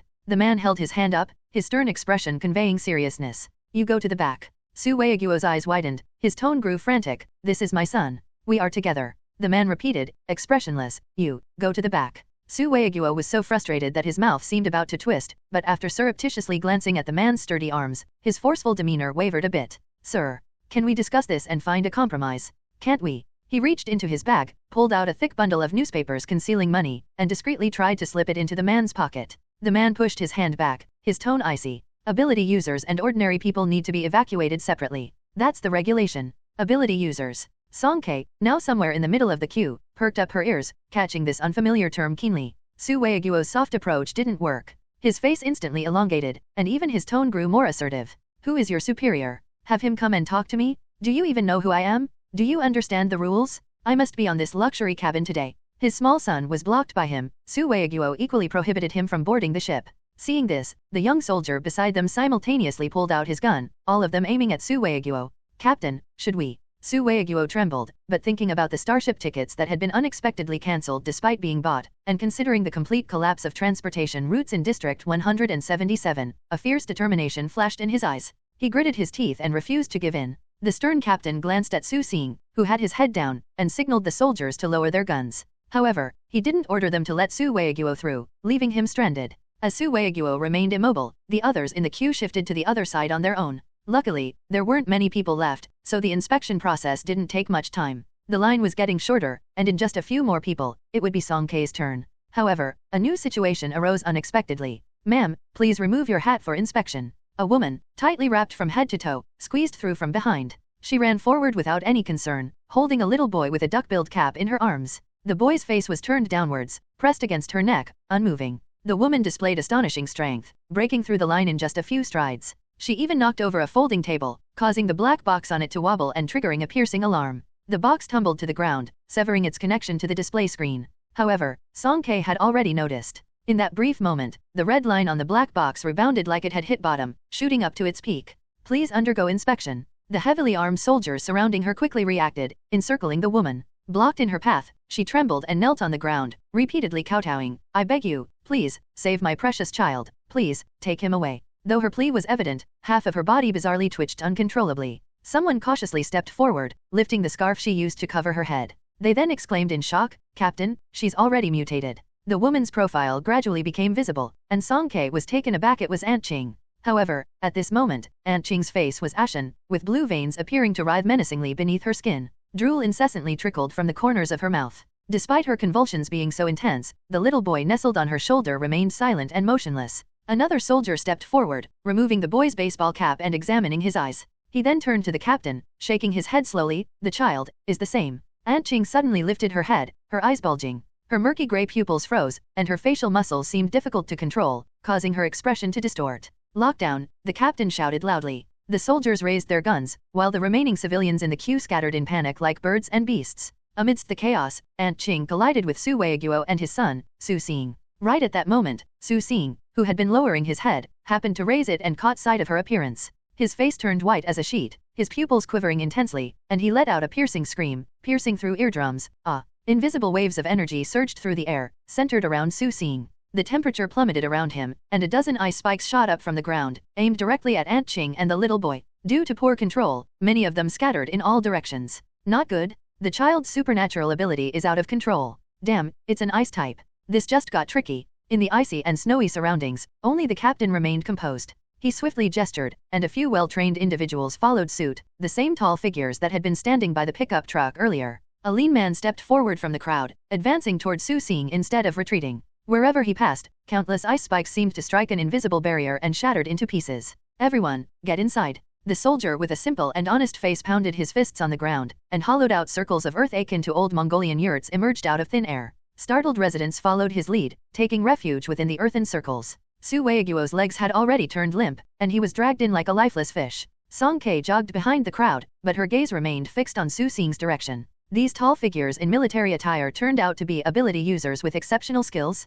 Suddenly, the corner of her eye caught a certain figure. The stern man moved like lightning, appearing and disappearing within his team's cover. Amidst the ice spikes, he maneuvered with ease, steadily closing in on Su Xing. His ghostly movements and speed far surpassed ordinary individuals, so swift that one couldn't see his actions clearly. Amidst the ice, wind, and flickering lightning, he exerted immense pressure on everyone. Su Xing fell into a state of panic, his pupils occasionally catching glimpses of the man's agile figure. However, he couldn't track his movements with the naked eye. In a fluster, he shook his head left and right, causing the ice spikes around him to waver, ready to collapse and randomly attack in all directions. The next second, the man appeared behind him, his hand swung down. Su Xing's terrified scream was caught in his throat as he blacked out. The ice spikes vanished, and the team members immediately surrounded Su Xing, securing him with special ropes in preparation to transfer him onto the starship. The Mongolian yurts crumbled, soldiers combed the remaining residents, and they hurriedly conducted inspections and began to retreat. Su Weiguo had already turned into a puddle of soft mud, no longer daring to be arrogant. He cowered as he was led to an ordinary cabin, not even daring to glance at his son. Song Kei's heart raced erratically. When the ice shards filled the air earlier, Aunt Qing had been pushed back by an invisible barrier, causing Xiao Bao to slip from her shoulder and fall nearby. Just as several sharp ice shards were about to descend, seemingly about to pierce the child on the spot, Song Kei grabbed a broken piece of wood from the ground, and a burst of blue light erupted from her palm, forming a shield to block the attack. Song Kei didn't know what mutation meant, but Aunt Qing was visibly different from the monsters encountered before. If she recalled correctly, Aunt Qing had been bitten at the dock. Despite the passing days, she still retained her clear consciousness and could speak normally. Amid her muddled thoughts, Song Kei felt that something was off. Given the urgent situation, she acted on instinct to save Xiao Bao. After the ice shards were blocked, Aunt Qing rushed over and picked up the child. Without saying a word, her grey-white eyes glanced at Song Kei, and she turned and ran. With everyone's attention focused on the icy battle, no one noticed the subtle movements here. Aunt Qing probably knew there was no hope of boarding the starship and chose not to linger, sprinting away without looking back. Song Kei gazed at her fading figure until a distant urgency echoed, "Young lady, come for inspection." She responded with an acknowledgement, about to move forward. However, her foot accidentally kicked something, causing a small object to roll out quite a distance. It was the black box, battered from the melee, but its indicator light stubbornly stayed lit. Was it not damaged? Song Kei picked it up with both hands, gazing at it curiously. Suddenly, the black box seemed to have suffered some sort of stimulus. The red and green lines on the screen started dancing chaotically like disco lights. In a short time, they froze like a system crash, all lines turning rigidly straight, and then, bang, smoke erupted, and it exploded right then and there. Song Kei, wait, how did this thing manage to self-destruct? Could she still throw it away now? Song Kei stood in front of a folding table, exchanging glances with the tall figure in military attire. On the table sat that burnt and short-circuited black box. She subtly pushed it forward to convey her innocence. The tall figure glanced at the charred mess of wires and circuits, then back at her. Suddenly, he exclaimed, "Oh, wow." Song Kei's nerves were on edge. She quickly waved her hands and shook her head, saying, "And no, it's not me." Yeah, not you." The tall figure beamed at her with a brilliant smile, then turned to report, "Captain, the detectors busted." The stern captain approached, bending down to inspect. The ventilation panel of the black box was still emitting smoke. He pressed a button, the indicator light blinked twice, and then went out. He looked hopelessly at it, and then raised his gaze to Song Kei, narrowing his eyes as he noticed her hands. "It really wasn't me, it malfunctioned all on its own." Song Kei continued to explain. She hadn't done anything, and if these two asked her for money, what would she do? "Show me your hand." The captain's voice was cold. Song Kei obediently extended her open palm. Her hands were wrapped in white bandages, starting from her knuckles, winding around her wrists, forearms, and elbows, disappearing under her t-shirt sleeves. Except for her fingers, no skin was visible. "Unwrap the bandages," the man ordered, each word pronounced deliberately. Song Kei hesitated for a moment, then slowly unwound the layers of bandages. The delicate palm of her hand had a few deflated blisters, and there were a few shallow scrapes on her arm. They looked somewhat long but not very deep, and they had already scabbed over. "Accidental scratches," she explained. The man didn't respond immediately. He just looked at Song Kei with a stern expression, his gaze fixated on her hand. The young girl before him had bright eyes and moist pupils, occasionally darting towards the black box, appearing worried about having to pay money. Though they were just ordinary scrapes that seemed perfectly normal and lacked any signs of mutation, the captain seemed lost in thought, remaining silent, his gaze seemingly trying to burn a hole through Song Kei. The tall figure beside them couldn't stand it any longer. "Come on, Captain, don't scare the girl. Look at her, she's so nervous that she's stuttering." Ha ha ha. Song Kei thought to herself, no need to worry, she was a stutterer to begin with. "Have you awakened your ability?" the man suddenly asked, catching her off guard. His voice was cold and rigid, as if it had been honed by grinding against stones for a long time. Song Kei didn't reply, her face displaying just the right amount of confusion. She didn't want to expose the secret of her ability, at least not right now. After what happened with old Chang, her guard had become even heavier. These people were not only strangers, but they were also fellow ability users like her. She couldn't trust them. If things turned violent, it could become troublesome. The tall figure muttered, observing Song Kei from head to toe, "I don't think so. Look at her delicate arms and legs. Doesn't quite fit." A few burly men carrying the tightly wrapped Su Xing passed by swiftly, boarding the luxury compartment of the starship. The tall figure's voice grew fainter and he awkwardly touched his nose, clearly reminded of how badly they had been dealt with by Su Xing, who had similarly delicate arms and legs. The man paid no attention to the tall figure's muttering and pointed out directly, "You saved that mutant." A shiver ran down Song Kei's spine. She quickly started thinking. Did he see it? How much did he see? Her action of turning the piece of wood into a shield had been discreet, and she had retracted it after blocking the ice shards. How did he manage to notice while he was still engaged in battle? Mutants all eventually turn into zombies, without exception. Saving them serves no purpose. The man's cold attitude was like a needle, pricking Song Kei. Yet, she stubbornly explained, they aren't zombies yet. At least when she saved them, Aunt Qing and Xiao Bao hadn't turned into zombies yet. They shouldn't be treated like monsters. The man remained noncommittal, it's just a matter of time. Song Kei fell silent for a moment. She couldn't argue at novel bin at. Uncertain why the captain was being particularly stern with the young girl, and Quen tried to diffuse the tension. "Miss, don't be so nervous. We mean no harm. We're from the Azure Phoenix Army, the 11th Battalion of the Azure Phoenix. I'm An Quen, and this is our captain, Wu Juemin." He turned his right palm upward, and faint electric arcs coalesced into a ball in his hand. "If you have awakened an ability too, you can join us. See, the cabin in front is empty." He gestured towards the luxurious compartment of the starship. Song Kei stared at the lightning ball in his palm, pursing her lips. "No, I don't have an ability. If not, then stay at the back." Wu Juemin withdrew his gaze and walked away briskly. An Quen followed him and glanced back at Song Kei, who was about to enter the regular cabin. "Captain, are you still suspicious of her having an ability? Isn't it unlikely? I've even mentioned the name of Azure Phoenix. If she really has an ability, wouldn't it be safer for her to come with us? No need to hide anything. She's probably just an ordinary person." Wu Juemin's tone was cold. "Just suspicious, better if she doesn't." Wu Juemin had heightened senses, even more so after awakening his ability. During a recent teleportation, he had sensed a strange and intense energy fluctuation, fleeting though it was. At that moment, only Song Kei and 2 mutants were in that direction. Although the detector was broken, he could have detained her until they found a place for testing. But their squad had an urgent mission, they couldn't afford to waste time here. She was just a suspected ability user and wouldn't cause much trouble. If she denied it, so be it. Furthermore, someone who disregarded orders to save mutants was inherently at odds with the values of Azure Phoenix.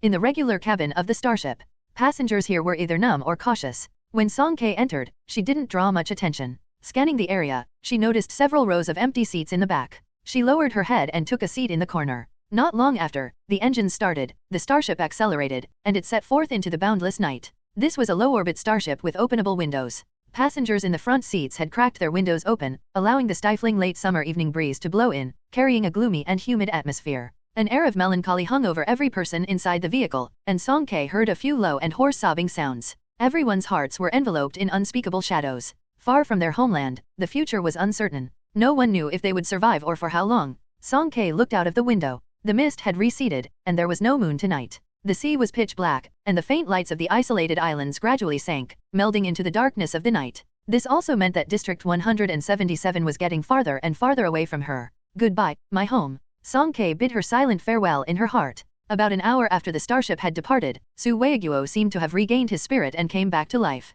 He fumbled to stand up from his seat and skillfully made his way to the front where the active-duty soldiers were stationed. Apparently, he realized that his money manipulation ability was no longer effective. He took out a pack of premium cigarettes and approached one of the soldiers with a friendly tone. "Hey, buddy, let me ask you something. Where's this starship headed?" The soldier accepted the cigarette, rubbed it a couple of times, sniffed it, and then pushed it back without lighting it, saying, "The nearby D-Class city." Su Weiguo's hand holding the cigarette box trembled twice, and his voice dropped low. "D-Class? Why is it a D-Class? Aren't we going north, to the base?" The soldier turned his head, gave Su Weiguo a calculating look that was neither a smile nor a frown, and didn't directly respond. "It's just D-Class. We're relocating to a nearby D-Class city for now. The next batch of rescue teams won't arrive for another 2 days. After that, we'll take you to the nearest emergency shelter." Su Weiguo's expression turned grim. He leaned in and seemed to say something to the soldier, his emotions appearing slightly agitated. However, the soldier's attitude remained cold and unyielding. He shook his head at Su Weiguo and repeated, "I don't know. Follow the orders from above, stick to the protocol." Most of the people on the vehicle weren't in the mood to sleep. As soon as Su Weiguo returned to his seat with a dark expression, many surrounded him to inquire about the information. "Mr. Su, you're resourceful. I'd like to ask, where are we headed? Where else can we go? We're just waiting to die somewhere else. Weren't the soldiers supposed to evacuate us? Take us to a safe place. Do you actually believe that? Is a safe place that easy to find? For people like us, it's all up to fate." Although he said it's all up to fate, his expression was clenched and full of resentment and sarcasm. Mr. Su, what do you mean by that? Do you have some insider information? An anxious middle-aged man asked. Su Weiguo stared intently at the person who spoke. Do you think the apocalypse just came out of nowhere? Aren't they saying it's due to solar activity? Nonsense. Su Weiguo's voice trembled, and he sounded deeply resentful. So many emergency shelters, so many ability users. Could it all have been arranged in just 2 or 3 days? Let me tell you all, they knew about this long ago. Those people knew long ago, and now, the apocalypse has finally arrived. The ability users have become superior beings, while we ordinary folks are just disposable lives, mere puppets for them. Eventually, we'll all turn into zombies. Blue light flickered in Song Kei's palm, a slender swallowtail dart dancing nimbly between her fingers. The sharp blade brushed against her delicate skin, yet it moved with a grace reminiscent of a child's toy. Upon hearing Su Weiguo's words about ability users being superior beings and ordinary people being disposable lives, the swallowtail dart spun in a beautiful arc, radiating a chilling coldness. The middle-aged man who was the first to speak was berated by him, and his face turned sour. Mr. Su, it's true we're just disposable lives. As long as we survive, it doesn't matter where we go. A trace of disdain appeared in his eyes. But isn't your son an ability user? Why don't you have a way out? Su Weiguo's eyes lit up, as if he had grasped onto a lifeline. He couldn't listen to anyone else's words anymore, muttering to himself, right. I have a son, my son is an ability user. The atmosphere in the vehicle, once again, fell into a deep depression after Su Weiguo's inquiries. Some stared at the partitioned luxury cabin in a daze, while others softly discussed how abilities came about and why they hadn't been so fortunate. Yet, nobody could find a reasonable explanation, nor the courage to question the armed soldiers at the front. Around 4 in the morning, the starship came to a silent stop. At this moment, most of the passengers in the regular cabin were asleep. The few who remained were closing their eyes with evident exhaustion. The subtle mechanical sounds of movement were easily overlooked, but suddenly, Song Kei opened her eyes, rousing from a light doze. She opened the window, stepped onto the window ledge, like a agile gecko, and clung to the window frame as she bent down and slipped out. In a few moves, she climbed onto the top of the starship. Through the dim morning light, she saw that the starship was actually separating automatically. The luxurious cabin housing the ability users reconfigured itself into a separate small aircraft in a matter of seconds. It then switched tracks and headed in a different direction, parting ways with them. Song Kei wasn't foolish enough to shout and create a commotion. She stood on top of the starship, watching as the other aircraft vanished into the distance. She then observed her surroundings and was soon taken aback. Right in the city center, a familiar landmark building caught her eye. The nearby D-class city? It turned out to be here. As dawn broke, a civilian starship silently entered a food factory warehouse on the outskirts of Hua City, D99 district, a suburban area. This rectangular warehouse occupied an area of about 500 square meters and had been converted into a temporary shelter. 3 sides of the walls were sealed, with only a single entrance in the south. A group of armed alliance soldiers patrolled the entrance, and sentry posts extended out 2 kilometers away. Surface-wise, the security measures were nearly impeccable. All the passengers from the starship disembarked, queued up for inspection, and entered the warehouse like a silent herd of sheep. Song Kei hung at the back of the line, her footsteps gradually slowing, and she started to create distance from the front. While this place appeared safe, it likely came with limitations on movement. Once inside, it would be difficult to get out. Song Kei never fully entrusted her safety to others. She had a different plan since earlier. Taking advantage of several soldiers moving up front to maintain order, she flashed into a nearby alleyway. Tian. Swallowtail flying knives, also known as swallowtail darts, are traditional Chinese throwing weapons that date to the Northern Song Dynasty, 960-1279. Hua City, D99 district, was located in the southeastern part of the New Asia Alliance. The district had convenient land and water transportation, abundant natural resources, and was a rare livable city in Class D. When it came to the most famous aspect of Hua City, it was undoubtedly the extremely complex radial road network in the central city area. With its ingenious layout resembling the pattern of a bagua formation, Hua City had won the gold prize in the first Alliance city planning competition. Song Kei was not unfamiliar with Hua City. She had studied here, walked through its streets and alleys, and experienced the summer rains and winter snow of Hua City. If it weren't for what happened later, she might have been even more familiar with this city. However, the Hua City of the present could no longer see the lively scenes of the past. Song Kei traveled from outside the 5th Ring Road, and as she moved inward, the density of zombie groups along the way grew thicker. The once bustling central commercial area was devoid of people. Along the streets, shops were either looted or closed with thick iron chains hanging on the doors, preventing a clear view of the interiors. As if overnight, the city that had once been filled with crowds and noise had turned into a desolate wasteland. Zombies often roamed the main roads, and Song Kei didn't want any sudden intimate encounters with them. She had to find alternative routes. She jumped up and down between the rooftops of the residential area, quickly moving through. Unexpectedly, there was a young boy on the opposite high-rise. He looked at her through a security window, and their eyes met. The boy's pupils trembled, startled. He was about to scream when an adult behind him quickly covered his mouth and led him away from the window. They hurriedly closed the curtains. For them, any creature wandering outside was as threatening as a zombie. Song Kei paid no attention to this, as she had spotted an unmanned supermarket. Jumping down from the third floor, she quickly approached her target. The glass door sensed the infrared signal and slid open slowly on both sides. The interior light suddenly dimmed, and Song Kei keenly sensed that there were people inside. 3 or 4 men had their backs to her, rummaging through the shelves. Judging from their attire, they seemed to be local residents. Upon hearing the sound of the door opening, they became tense and turned around as if facing a formidable enemy. They frantically raised weapons like kitchen knives and rolling pins at Song Kei. Song Kei quickly scanned the area and realized that the supermarket had been mostly stripped of its contents. She didn't want to start a conflict recklessly, so she raised her hands immediately, indicating that she meant no harm. She kept her gaze on them and slowly backed out. While other supplies were manageable, after a day and night of traveling, the drinking water was running dangerously low. After exiting the supermarket, she observed the surrounding environment. She suddenly remembered that there should be a delivery station for an online shopping platform nearby. When the platform was first launched, there were a few S about it, including the location of the delivery station. It was supposed to be hidden, maybe at the end of a certain alley. Following her rough memory of the direction, she circled around a few times and indeed found the delivery station, surprisingly still undiscovered by anyone.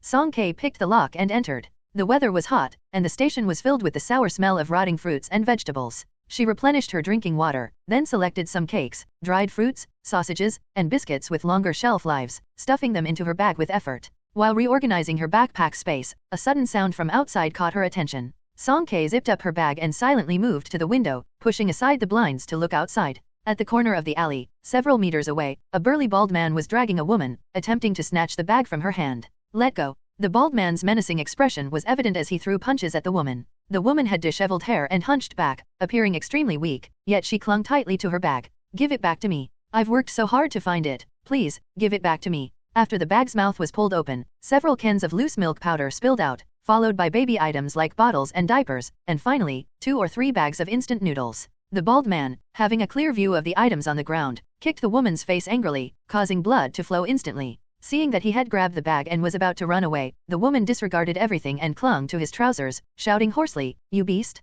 You'll have a miserable death."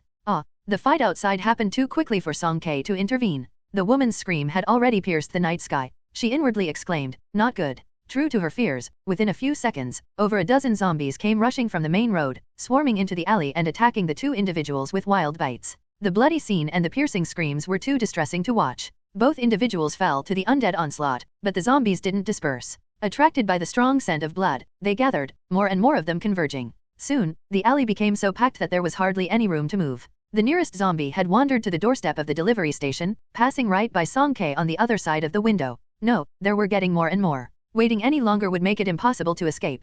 Song Kei secured her bag strap, made sure its contents wouldn't spill, and pushed open the delivery station's door. The slight creak of the door caught the attention of the zombie horde. Dozens of pale faces turned in her direction simultaneously. Facing the approaching zombies, Song Kei didn't back down but advanced. Swish swish, several swallowtail darts were thrown accurately, stabbing into the eye sockets and necks of the roaring zombies in front. Their movements were visibly delayed. She picked up a kettle from the station and in an instant, it transformed into a nearly 3-foot-long staff, which she swung down fiercely. The foremost tall zombie's brain matter splattered, its head completely detached. Song Kei slung its head into the horde and, while rapidly advancing, skillfully swung her staff, knocking away the zombies converging from all sides. When she reached the entrance of the alley, she held the staff's end with both hands, sweeping it 180 degrees in front of her. The remaining zombies that hadn't squeezed in all fell down. In less than 5 minutes, she had cleared an escape path, climbed over the rooftops ahead, and swiftly disappeared. That night, Song Kei slept on top of an abandoned water tower in the industrial district. It was far from the city center, sparsely populated, and the zombies couldn't climb up. Lying on the concrete ground, she looked up at the chaotic night sky, feeling utterly lost. Since the day she learned of the impending apocalypse, Song Kei had been lost. Her grandfather had told her to live well, but she had only slept for 3 days. When she woke up, everything had gone awry. She hadn't understood anything yet, and she was already being chased by zombies, abandoned by the Cheng family, followed by her master's death, the martial arts school's destruction, and being forced to leave District 177, exiled to Hua City. Then what? What should she do to survive in this kind of apocalypse? After nearly 2 days and nights without sleep, Song Kei was reaching her limit. As drowsiness gradually overtook her, she turned over, silently repeating in her mind, regardless of everything, just stay here for a couple of days, hold on until the rescue team arrives. At least, she was familiar with Hua City, enduring for a while shouldn't be a problem. Moreover, she had to figure out how her special abilities came to be. The next day, Song Kei continued her exploration westward. As the first light of dawn broke, she arrived at School Street in Hua City. This street used to have many shops, but unexpectedly, there wasn't much left in terms of supplies. It seemed they had already been scavenged once. Passing a corner, faint rustling noises came from up ahead. Song Kei's right hand gently brushed her pocket, where several swallowtail darts remained.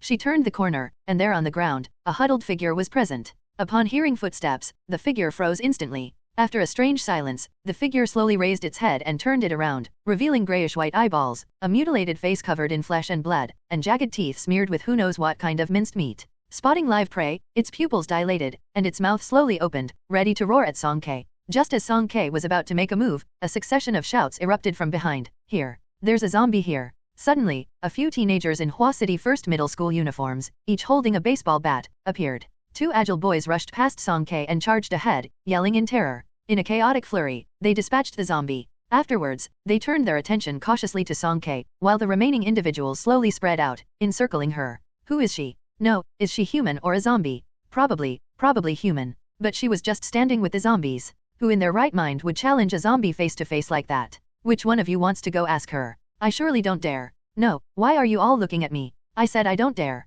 Finally, the chubby guy who repeated I don't dare several times was pushed forward.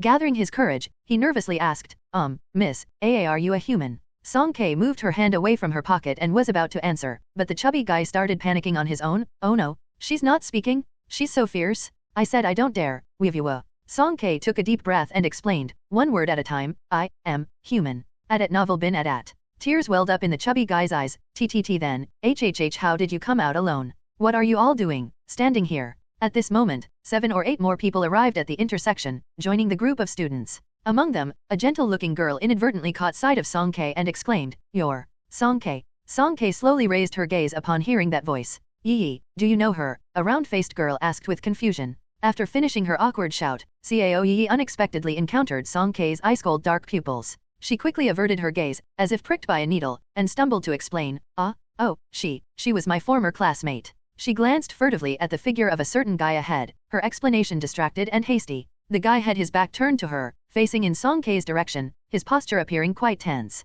Cao Yi bit her lip, fingers nervously clutching her clothes corner. Suddenly, she took the initiative to approach, grabbed Song Kei's hand, and put on an intentionally enthusiastic smile. Song Kei, you disappeared from school without a word. We were all surprised. Later, we heard you went back to your hometown to work. How did you end up here now? Expressionless, Song Kei stared at their intertwining hands until Cao Yi awkwardly let go. Then, she turned to the chubby guy and continued to answer in a measured tone. I got separated from the retreat group accidentally, so I'm alone. Oh, I see. The chubby guy didn't expect Song Kei to still answer him, and he responded foolishly.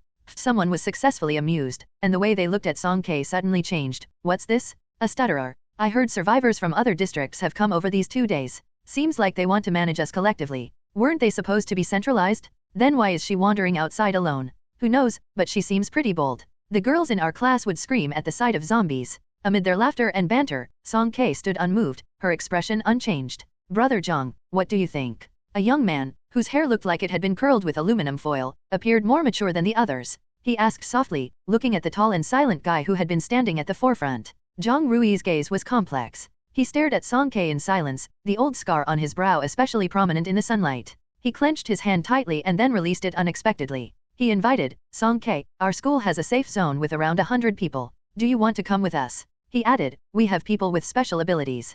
Zhang Rui? Why are you telling her all this? She's not from our school. Another guy complained unhappily. Zhang Rui touched the ring on his hand. His icy gaze swept over the person, and they immediately shut up in fear. Encountering Zhang Rui and Cao Yi unexpectedly made Song Kei's mood plummet. She felt irritated, truly annoyed, and wanted to avoid any interactions with them. She had already taken steps forward when she heard the last sentence, causing her to hesitate. Special abilities? They have people with special abilities. Maybe they know something. Song Kei nodded. Sure. Zhang Rui appeared to be the leader of this group of high school students, with everyone else in the team obeying his every word except for Song Kei. Song Kei had a carefree attitude, not quite understanding the twists and turns of social interactions. When Zhang Rui asked her to join him, she unreservedly stood by his side, paying no attention to the people behind her and their varied expressions. The atmosphere remained quiet throughout the journey, and the two of them only exchanged a few words after a long while. Song Kei was not one to speak much, she had always been of few words. Zhang Rui, on the other hand, was acting unusually. In the past, he had been bold and unruly, making it impossible to ignore his existence.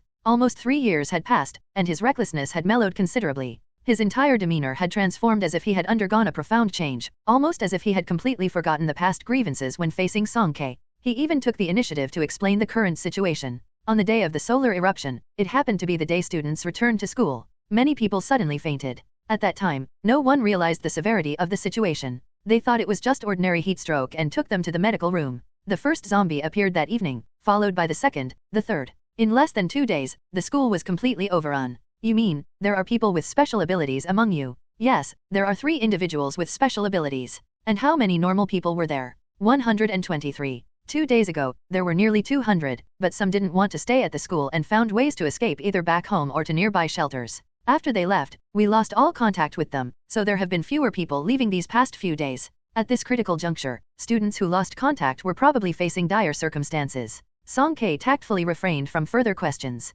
Song-K, how have you been?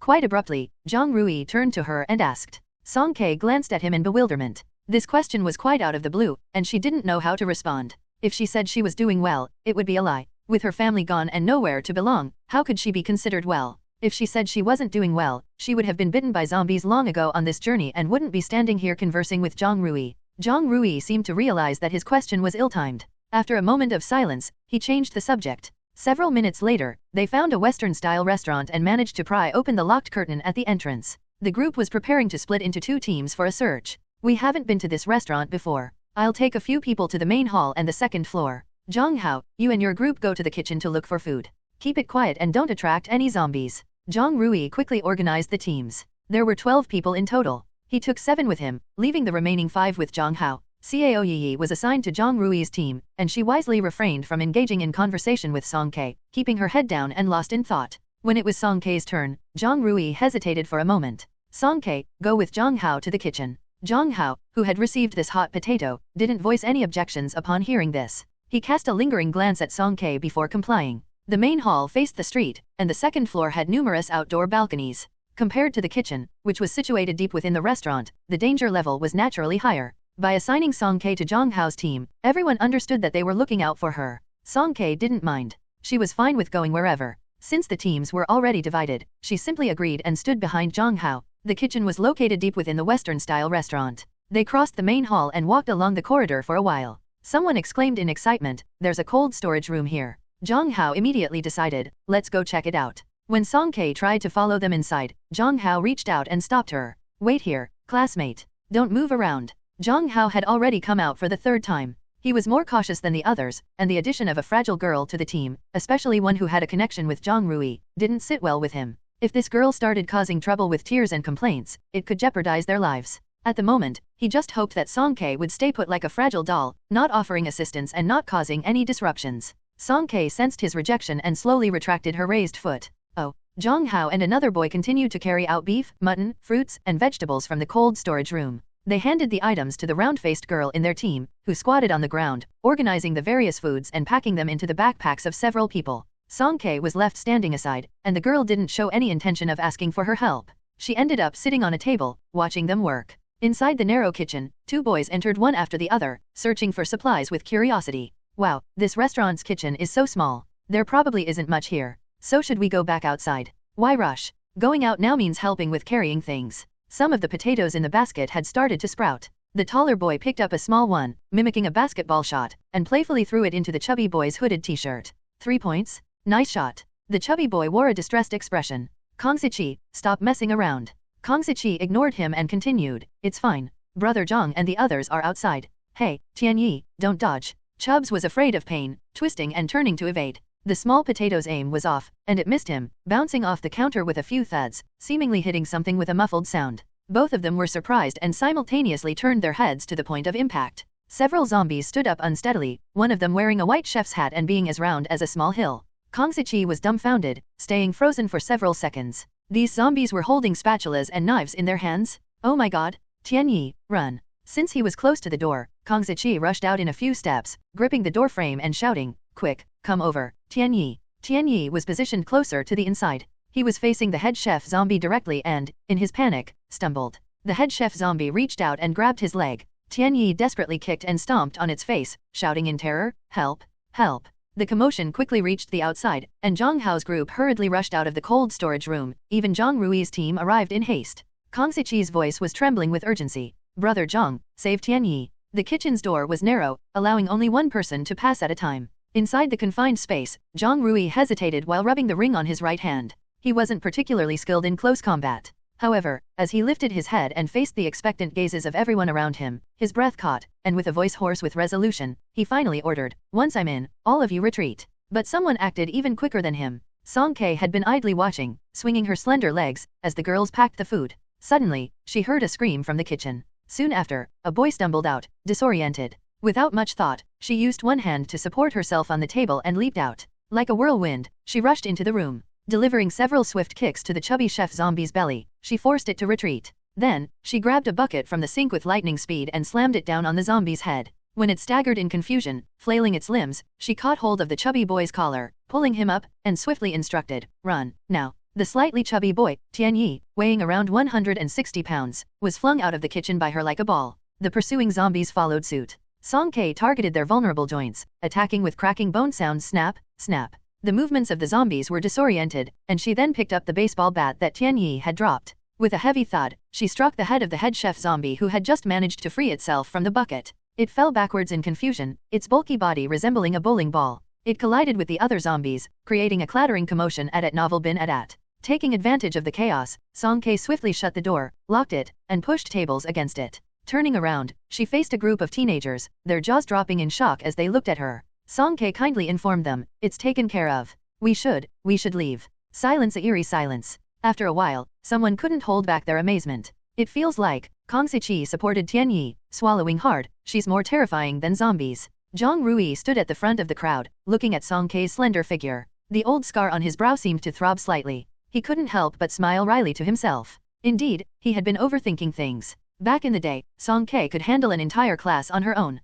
Why had he ever thought she needed his protection? "Pack up, let's go quickly." The journey back to the school went surprisingly smoothly, perhaps because Zhang Rui's group had become familiar with the route and didn't encounter any more zombies along the way. The high schoolers whispered behind Song Ke's back, no longer daring to mock her openly. Lin Xia, the round-faced girl who was previously in Song Ke's group, tugged on Cao Yi's sleeve and said with surprise, "Yi, what's the deal with your classmate? She's amazing." Cao Yi lowered her eyelashes, her voice soft and hard to read. "Is that so? She's always liked to fight." As they approached Hua City No. 1 Middle School, Song Ke finally voiced the question that had been on her mind for a while. "I have a question." "What's the question?" "Tell me, if the school is infested with zombies, why is there still a safe zone?" "Well, you'll find out soon."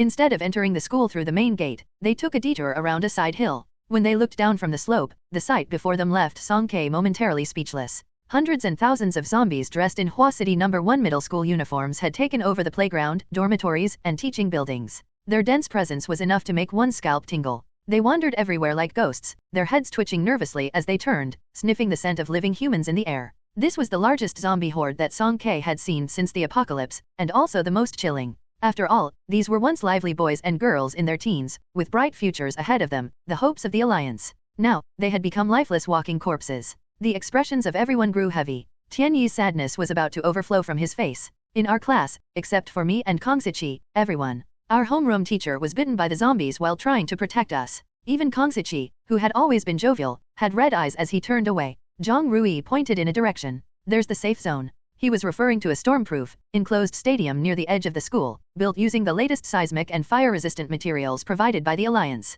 Behind it was a high-voltage electric fence. Song Ke gazed at the tightly packed zombies outside the stadium. "How do we get in?" "Through here." Zhang Rui took the lead, and the others followed him. They went around the slope behind the stadium. When they got closer, Song Ke noticed a hole in the high-voltage electric fence. It looked as if it had been burned open by intense heat, just large enough for an adult to pass through. However, 2 or 3 zombies were wandering nearby. "Step back." The group halted in the woods not far from the zombies.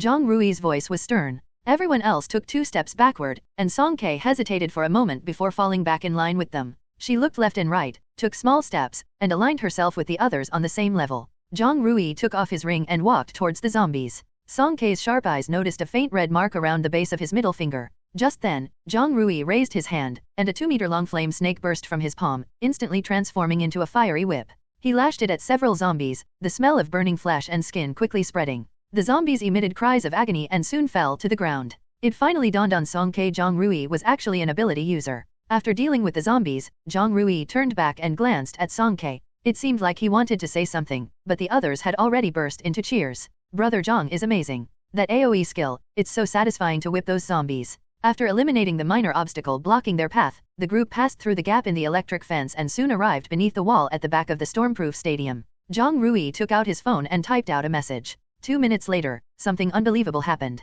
The wall in front of them rapidly dissolved, revealing the shape of a door, jutting out abruptly. A transforming door? Song Ke, welcome to the safe zone. After Zhang Rui finished speaking, he pushed open the door without hesitation. The group filed inside, and the door closed again, existing for about 10 seconds before suddenly disappearing. Song Ke turned around, only to see that the wall was as smooth as before. In the wind and rain-covered playground, about 100 people were seated or standing, all looking over. Brother Zhang and the others have returned. After the door completely vanished, Song Ke noticed there was a boy standing beside her. His face was somewhat pale, but his eyes were very bright. He had a deep blue sports headband wrapped around his head, and his hands had just retracted from the wall. Song Ke stared at him for a couple more seconds. Zhang Rui noticed her gaze and leaned closer to her, explaining near her ear, he's called Luzixuan. His ability is door opening. He can open a door on any flat surface, for 20 seconds. We use this method to enter and exit the safe zone. Song Ke wasn't used to people being so close to her, so she made a hum of acknowledgement and took 2 steps away. Opening a door out of thin air using an ability?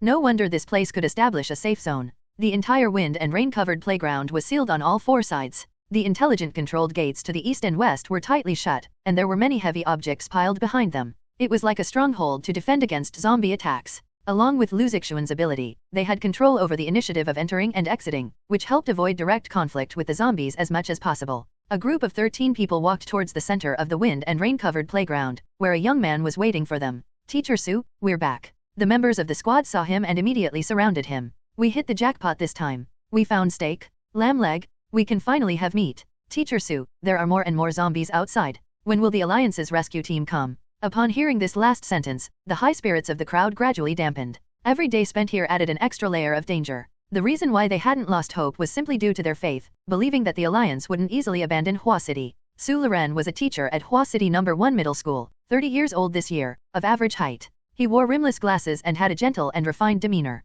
At this moment, he was tilting his head slightly, patiently listening to a group of students chatter away. After they had finished speaking, Zhang Rui quietly briefed him on the events of the day and gestured with his hand towards Song Ke, who stood behind. She became the center of attention, initially unnoticed by those who remained in the wind and rain-covered playground. However, with Zhang Rui's gesture, several inquisitive gazes immediately fell upon her. After listening to Zhang Rui's account, Su Loren kindly beckoned her over. Song Ke, come here. The squad members parted like the Red Sea, instinctively making way to the sides. Song Ke, who lagged a step behind, was exposed. She took 2 steps forward, remaining silent. Su Loren had been her homeroom teacher and was aware of her stuttering issue. He didn't mind her reticence and simply gazed at her through his glasses, as if contemplating something. Teacher Su, Song Ke saved me today. Tian Yi eagerly wanted Song Ke to stay and spoke up for her. Yeah.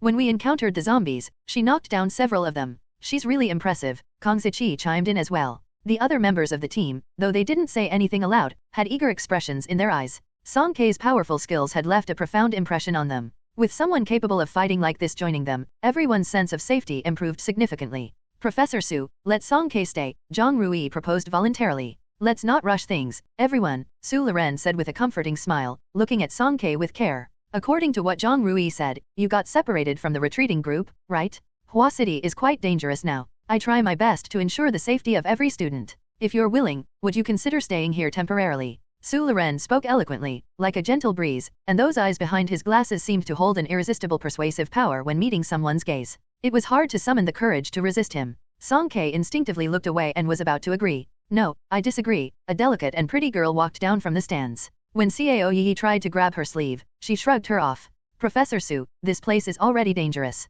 Why are we letting in unknown people? What if she seeks revenge on us or causes trouble intentionally? Seeing her, Zhang Rui frowned and patiently explained, Zhou Ankai, Song Ke isn't an unknown person. She's also your classmate. A classmate? Did she ever treat us as classmates? Don't forget why she dropped out in the first place. That's enough. Zhang Rui interrupted her coldly. Zhou Ankai was scolded loudly by him. At first, she was stunned, but then it seemed like she'd been slapped by a burning palm. Her father was on the school board at Hua City No. 1 Middle School. She was used to being a proud little princess and had never faced such a loss of face, especially from Zhang Rui. She was embarrassed and angry, on the verge of losing her temper. Su Loren sent the others to handle supplies, then turned to Zhou Ankai. He calmly said her name, Zhou Ankai. Zhou Ankai angrily lifted her gaze, suddenly meeting his calm eyes. She shivered, and her imposing demeanor vanished instantly. The foul language on her lips was forgotten. Su Loren spoke slowly, as if trying to convince her, at this time, all of us should unite and put aside personal conflicts. Think about it, Song Kei's addition is beneficial for us. Doesn't what I said make sense? Jo Ankai found herself nodding along, not sure how she had agreed. Su Loren smiled contentedly, then looked at Song Kei. You've had a long day. Go rest. Those several rows over there are your former classmates from Class 3. You can join them. Song Kei stared at Jo Ankai, feeling a bit puzzled. How had Jo Ankai, after 3 years of not seeing her, suddenly changed her attitude? Just a moment ago, she was furious, wanting to bite her, and now she was obedient? Interrupted by Su Loren, Song Kei followed the direction of the stands and saw her old classmates, who appeared both alarmed and embarrassed, none of them daring to meet her gaze at novel bin at. No need, Song Kei thought coldly, finding an empty corner to lean against the wall and rest. On the western side of the stands, someone curiously approached the group from Class 3, asking for gossip. Who's that? So arrogant. Is she Brother Jiang's new partner? You're such an idiot, the person speaking trembled all over. Don't provoke her. She's a disaster. That scar on Brother Jiang's head was caused by her. Asterisk. When Cao Yi came to find Jo Ankai after collecting supplies, she saw her sitting by the stands with vacant eyes. Cao Yi adjusted her facial expression, putting on a concerned look, and whispered to her, Ankai, are you still angry about Song Kei? Jo Ankai was confused for a moment before slowly regaining her composure. Who? Oh, her. Such bad luck. Professor Su agreed to let her stay. How did you guys run into this harbinger of doom? Cao Yi sat down beside her. Actually, it's not a big deal that we bumped into her. Zhang Rui insisted on bringing her back. He even took special care of her on the way. We're all looking for supplies everywhere, and she just needs to watch. Jo Ankai's anger flared up again upon hearing this. She stood up, ready to confront Zhang Rui, but Cao Yi grabbed her arm. Ankai, don't be impulsive. If you go to talk to Zhang Rui now, he'll only dislike you more. Zhang Rui is an ability user now. You can't provoke him like before. Jo Ankai pouted. I just can't understand how she has the nerve to make Zhang Rui bring her back. Because she can fight, but Ankai, things are different now. Even though she can fight, she's not an ability user. Some situations are beyond even the capabilities of ability users. Without Zhang Rui protecting her, who knows what might happen? Cao Yi trailed off. What might happen? Hey, can't you just say everything at once? Geez, Jo Ankai stared at her. Cao Yi choked a bit, inwardly cursing at how dense she was. She had dropped such obvious hints, and yet Jo Ankai still didn't get it. She smiled gently. Ankai, do you know that Zhang Qi likes you? Asterisk. Leaning against the wall, Song Kei let her supernatural power circulate slowly within her body, trying to control every subtle change. Her outward projection of mental energy detected a mass of energy approaching. Opening her eyes, she saw Tianyi placing a bag of meat floss bun in front of her. After being caught in the act, the chubby boy scratched the back of his head and shyly smiled at her. Thank you for saving me today. Song Kei retracted her mental power and responded succinctly, no need. It's necessary. Thanks to you today, I was so scared back then. Tianyi waved his hands repeatedly, carefully observing her expression. Actually, he was a little wary of Song Kei at first, but after experiencing her life-saving help, he felt a bit closer to her. Somehow, Song Kei's cold and aloof demeanor seemed to trigger his desire to talk. Tianyi simply sat down on the ground and started chatting non-stop. Oh, you don't know, I used to be so afraid of disaster movies. Those moments when the zombies come rushing out. Chattering away to himself, he reminded Song Kei of aiming for a moment, so she didn't interrupt him immediately. But he just kept on going, and Song Kei finally reached her limit. Hey, you, shut up. Tianyi stopped talking as if a parrot had its throat squeezed, looking pitiful. Song Kei sighed inwardly. If you really want to talk, just tell me about the situation here. Sure, Tianyi became excited again. I entered the safe zone on the first day. What do you want to know? Ability users. We currently have 3 ability users. Brother Zhang, you already know about him. He's a fire-type ability user, able to control flames like whips. He's adept at dealing with zombie groups. So, I declare, Brother Zhang is the strongest fighter here. Song Kei raised an eyebrow, neither agreeing nor disagreeing. Then there's Lu Zixuan. His power is the ability to open doors. He opened the door for us when we first came in. However, he needs a 12-hour interval between each door opening. Initially, he even passed out after using it, so we usually only go out once every other day. Thinking of how she had depleted her psychic power the first time, Song Kei couldn't help but think, Lu Zixuan's power might be unique, but its actual consumption is quite high. No wonder he can only use it twice a day. There's also Zhang Qi. Tianyi pointed in another direction to a burly boy who was helping a female classmate lay out some exercise mats. His bulging biceps resembled small hills. His power seems to be super strength. Zhang Qi used to practice throwing iron discs. Now he can lift the whole platform with one hand. Look over there. At the west side of the smart-controlled gate, the entire platform had been uprooted and piled behind the gate. It probably weighed a few hundred kilograms. When Song Kei first noticed it, she found it odd, but now she realized it was done by an ability user. However, luckily, you ran into Brother Zhang today, Tianyi muttered to himself. How so? You don't know, Brother Zhang is not only strong with his power but also righteous in his conduct. He always takes responsibility when leading us out. That's why everyone's willing to follow him. But Zhang Qi, on the other hand, used to have a bad reputation. He's impulsive and easily angered. The last time he led a team out, some people didn't come back. Song Ke looked at Zhang Qi. After helping with the mats, he moved over to the stands and chatted with a few guys, causing them to burst into hearty laughter. Not far away, Zhou Ankai gave him a disdainful look, then Cao Yi approached, and the two started talking. She shifted her gaze back and continued asking Tianyi, what about Professor Su? It seems like you all listened to him. Yeah, when the zombies first appeared, we were all terrified. Fortunately, Professor Su was there. He organized our retreat and came up with the idea of the safe zone. We take turns going out to find supplies, and Professor Su allocates personnel. What about, do you know how the powers awaken? I don't know. The Alliance hasn't released an official explanation. It's all just hearsay, true and false mixed together. If it wasn't for people like Brother Zhang who are genuine ability users, I probably wouldn't believe it either. But I've noticed they share something in common. Suddenly lowering his voice, Tianyi leaned in and confidentially revealed, I'm not sure about other ability users, but the night they awakened their powers, they all had a fever. Zhang Qi was the first to wake up, around 11 p.m. Then Lu Zixuan, around 3 a.m., and Brother Zhang was the latest, waking up almost noon the next day. Was fever a precursor to awakening of supernatural abilities? Even long after Tianyi had left, Song Ke was still pondering this question. Would her 3-day high fever have any impact on her supernatural abilities? What exactly was the ability she had awakened? As one problem was resolved, new questions kept emerging incessantly, giving Song Ke a headache. Zhang Rui later paid her a visit, facing numerous gazes, and brought food and a mattress for Song Ke. From the past, she had always regarded him as a troublesome busybody, but she hadn't anticipated that after 3 years, he would still be like this. She was so fed up that she didn't want to bother with him at all. Perhaps sensing her impatience, Zhang Rui didn't linger much either. He just left after putting down the items. At night, the wind and rain on the playground subsided, and everyone lay on their mats, lost in their own thoughts, gradually slipping into slumber. Song Ke picked up her backpack from the ground and stealthily entered the equipment room in the darkness. Inside the stuffy equipment room, she bit her lower lip, undoing the bandages wrapped around her body. The gauze separated from her skin with a slight tug, and after removing all the bandages, Song Ke was momentarily stunned. Several wounds on her body, deep enough to expose bone, had actually healed within just a few days. Fresh, tender new skin had grown, and even when she lightly poked at it, it didn't hurt much. Was this related to her awakening of supernatural abilities? Her body's healing speed had significantly increased. Previously, Song Ke had been unwilling to walk alongside those soldiers, partly because of her injuries, especially the ones on her back and abdomen.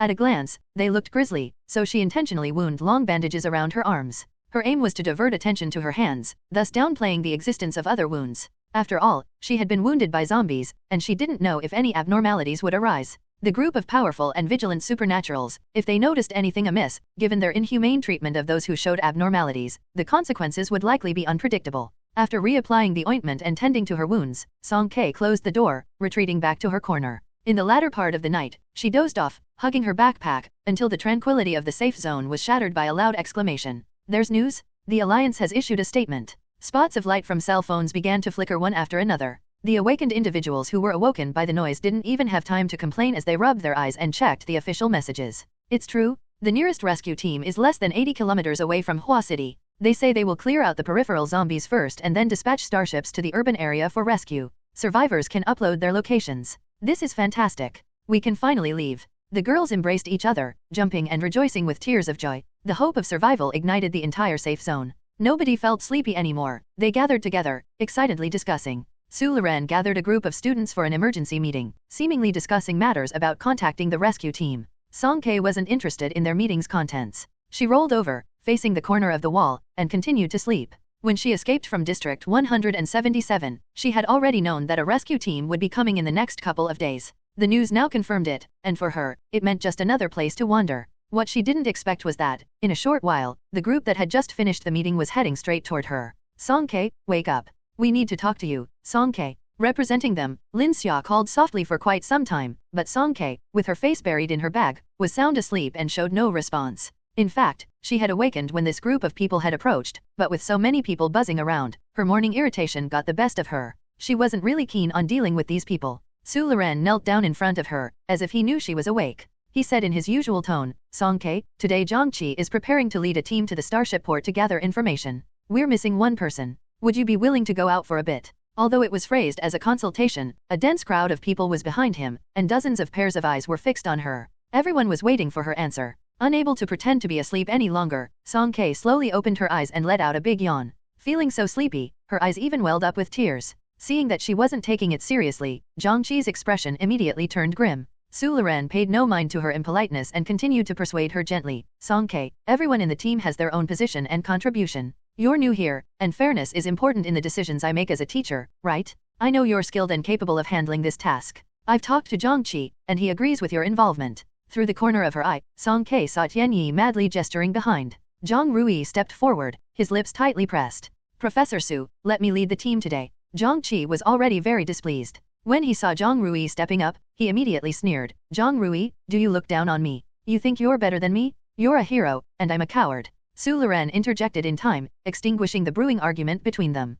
Searching outside is important, but protecting everyone within the safe zone is equally crucial. Zhang Rui, I trust you, and you should trust your fellow students' abilities, right? Zhang Rui wanted to argue further, but Zhang Qi standing nearby quickly pulled him back, murmuring something to him. Both supernatural individuals had fire in their eyes, staring each other down in tension. As the tension escalated in the background, Su Luran remained calm and lowered his voice, gently persuading. Song Kei, let me speak candidly. Zhang Rui is steady, I'm at ease with him leading. Zhang Qi has a stronger personality, but I believe you're capable outside. Also, Zhang Qi's words, he's a bit more assertive. Keep an eye on him when you're out there. I know you're quite capable. He stressed the last sentence meaningfully. Song Kei's heart skipped a beat, uncertain about the meaning behind his last words. Su Li turned away, speaking in a loud voice. Zhang Qi, you're leading today. Remember, we can't afford to lose anyone else. He seemed to smile, his eyes behind his glasses hiding unfathomable depths, carrying a hint of warning. In the dimly lit playground, a few hanging lights illuminated the ceiling but couldn't reveal everyone's expressions clearly.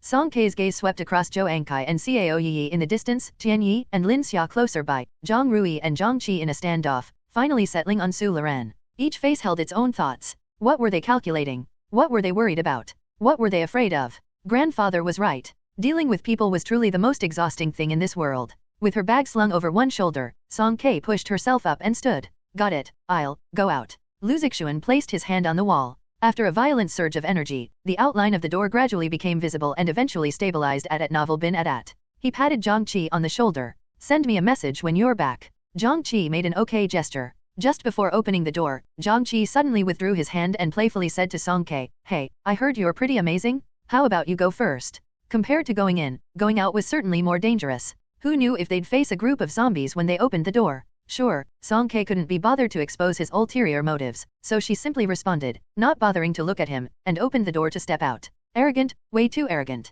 Zhang Qi's face was almost twisted with anger. This time, the team, including Song Kei, consisted of 8 people, all boys. There wasn't a single familiar face among them, except for one, Zhang Hao, who somehow tagged along. On the way, he took the opportunity when others weren't paying attention to come over and remind her, Zhang Qi might cause trouble for you. Be careful. Having heard gossip from Tian Yi, Song Kei knew that Zhang Hao was a repeat student, older than the rest. He had a somewhat serious disposition and was quite close to Zhang Rui. She neither liked nor disliked him, so she nodded in response. Brother Qi, should we head to the Starship Port first? Shortly after leaving Hua City No. 1 Middle School, one of the team members asked. No rush. Zhang Qi glanced at Song Kei. She was trailing behind, drooping her eyelids, giving off an indifferent air, as if she were keeping a distance from everyone. Student Song, Zhang Qi called her leisurely, we still have some time. I'm thinking of searching for supplies first. What do you think? Song Kei lifted her gaze, her eyes like lustrous gems locking onto Zhang Qi's. His heart inexplicably trembled under her gaze. Slowly, she nodded. Sure. As they would be heading to the Starship Port afterward, their search pace accelerated. The team walked westward along School Street. The journey was calm and peaceful, and soon they arrived at a commercial street. The storefronts here were not very large, but their numbers were considerable, closely packed together. The group stopped at the entrance of a row of connected shops. Zhang Qi surveyed the surroundings and made a half-smiling suggestion. Student Song, how about we split up and search separately? One person per shop. Would you like to choose first? He remained still, and the group behind him dared not make a move, as if they were trying to force Song Kei into agreeing. Song Kei casually chose a gift shop, gripping the door handle. Suddenly, she turned around and asked, split up, one person per shop. Whose belongings are these supplies considered? It was better to clarify such matters beforehand. She wasn't part of their group and didn't accept their unified distribution practices. Zhang Qi smirked but didn't really smile. Whoever finds them can claim them. Song Kei was satisfied. Okay. Once she entered the shop, Zhang Qi quietly instructed his subordinates. The remaining members split up and entered adjacent shops. Zhang Hao was searching for supplies when he faintly heard some commotion outside. Something seemed off to him, so he put down what he was doing and rushed out. Sure enough, Zhang Qi's group had somehow brought over several thick iron chains and locked Song Kei's door with them. Zhang Qi, what are you doing? Zhang Hao realized their intentions and moved forward to remove the chains. Zhang Qi's burly arm intercepted, and he punched Zhang Hao against the wall. He squatted down, staring at him sinisterly. I'm warning you, stay out of this. Zhang Hao shouted angrily, have you lost your mind? Aren't you afraid of causing fatalities? I just want to teach her a lesson. Why are you so worried? If something happens to her, not just Zhang Rui, even Professor Su won't let you off. The way Su Liren treated Song Kei was quite polite, and Zhang Qi hesitated briefly. But then he remembered the boasting he did last night and his anger flared up. Do you think I'm stupid? Lock it up, he yelled. Chains as thick as a bull's rim wound around the door handle, forming an impenetrable barrier like a spider's web. Half an eternity passed, yet inside remained quiet. Several followers grew uneasy. Brother Qi, what if there are zombies inside? If there are zombies, wouldn't she scream? When she begs me, kneels down and surrenders properly, only then will I let her out. Let's see how arrogant she is afterward. As soon as he finished speaking, urgent knocking suddenly came from inside. Everyone's hearts raced as they all stared at the door. One follower muttered in panic, why isn't she screaming? The intense knocking continued for over 10 seconds. Then, the door shook violently a few times, causing the metal chains to produce a crisp metallic clash. Gradually, the sounds inside the room fell silent. The extreme quietness made everyone's hearts feel as heavy as a stone. Someone couldn't hold back anymore. Brother Qi, could something really have happened? Zhang Qi hadn't expected Song Kei to be this obstinate. She hadn't even uttered a plea for mercy. He wasn't as foolish as he appeared. He really wanted to bring her to the brink, but in the current situation, it was difficult to decide. Gritting his teeth, he held on for another 5 minutes. Sweat rolled down his face. Finally, unable to bear the psychological pressure, he said, go open the door. Before they could take action, an earth-shaking roar erupted from inside. Bang, bang, bang. 1, 2, 3 consecutive roars echoed. In full view of everyone, the entire shop door split from the middle, sending debris flying in all directions. Amidst the dust, Song Kei appeared like a war deity descending from the heavens. Shouldering a massive azure warhammer 3 times her size, she stood before them. She locked eyes with Zhang Qi's group and tugged at the corner of her mouth. Spoils of war. With a forceful kick, several headless zombies were sent hurtling toward Zhang Qi. When the zombies rushed towards them, Zhang Qi's muscles bulged as he exerted his arm strength, using several punches to send them flying. His subordinates behind him weren't as lucky. Song Kei had aimed shrewdly, and the headless zombies pounced right onto them, exposing their bloody necks. Each one screamed as if their hearts were being torn apart, unaware that those zombies had been long dead. You're an ability user. Zhang Qi kicked away the obstructing zombies and fixed his gaze on Song Kei, confirming word by word. Song Kei remained silent. Her slender waistline generated force in her forearm as she swung the massive hammer, lifting it with a single hand as if it were a toy. The hammer had slammed heavily into the ground, creating a powerful shockwave that swept towards Zhang Qi. His shoulders felt as if they were carrying 1,000 pounds, and his feet involuntarily sank into the ground. Gritting his teeth, he used all his might to withstand this immense energy. She was intimidating him. She actually dared to. How could she dare? Zhang Qi was an ability user himself, so he knew just how terrifying the pressure Song Kei was emanating was. He couldn't even move a finger right now. Her supernatural ability was definitely at a much higher level than his. It appeared that Song Kei wasn't just an ability user, she had awakened the same power-based ability as his. That's why she could completely suppress him. He regretted trying to deal with her earlier, it was simply laughable. Everyone in the group were high school students, and even though they were bold, the consecutive crises had left them somewhat pale with fear. Song Kei slowly emerged, dragging the massive hammer, and helped Zhang Hao up from the corner where he had fallen. Zhang Qi had held back when he attacked, leaving only minor injuries on Zhang Hao's back, scraping off a layer of skin, and causing some minor abrasions on his limbs. However, his movements were unaffected. Zhang Hao's face didn't look good, though. He spoke urgently as he tried to steady himself. There's too much commotion here. It'll definitely attract zombies. Let's leave quickly. Although Zhang Qi was impulsive, he wasn't entirely foolish. After being reminded, he immediately realized the peril they were in. This wasn't the time to argue with Song Kei. Moreover, he couldn't win against her. So, with a grim expression, he ordered, retreat. After hastily tidying up, they quickly left the commercial street. As they increased their pace on the road, Zhang Hao's movements noticeably became more laborious. Sweat beads continuously formed on his forehead. Song Kei glanced at his ankle and reached out to support him, but Zhang Hao instinctively declined. I'm fine, just twisted it a bit. Oh. Since he didn't need help, Song Kei calmly withdrew her hand. Zhang Hao, he had just been trying to be polite. Why did this person take it seriously? At novel bin at. He had to find something to say, so he muttered, Zhang Rui was going to come on his own, but I suggested I'd come instead. I didn't expect you to be an ability user too. Zhang Hao's emotions were complicated.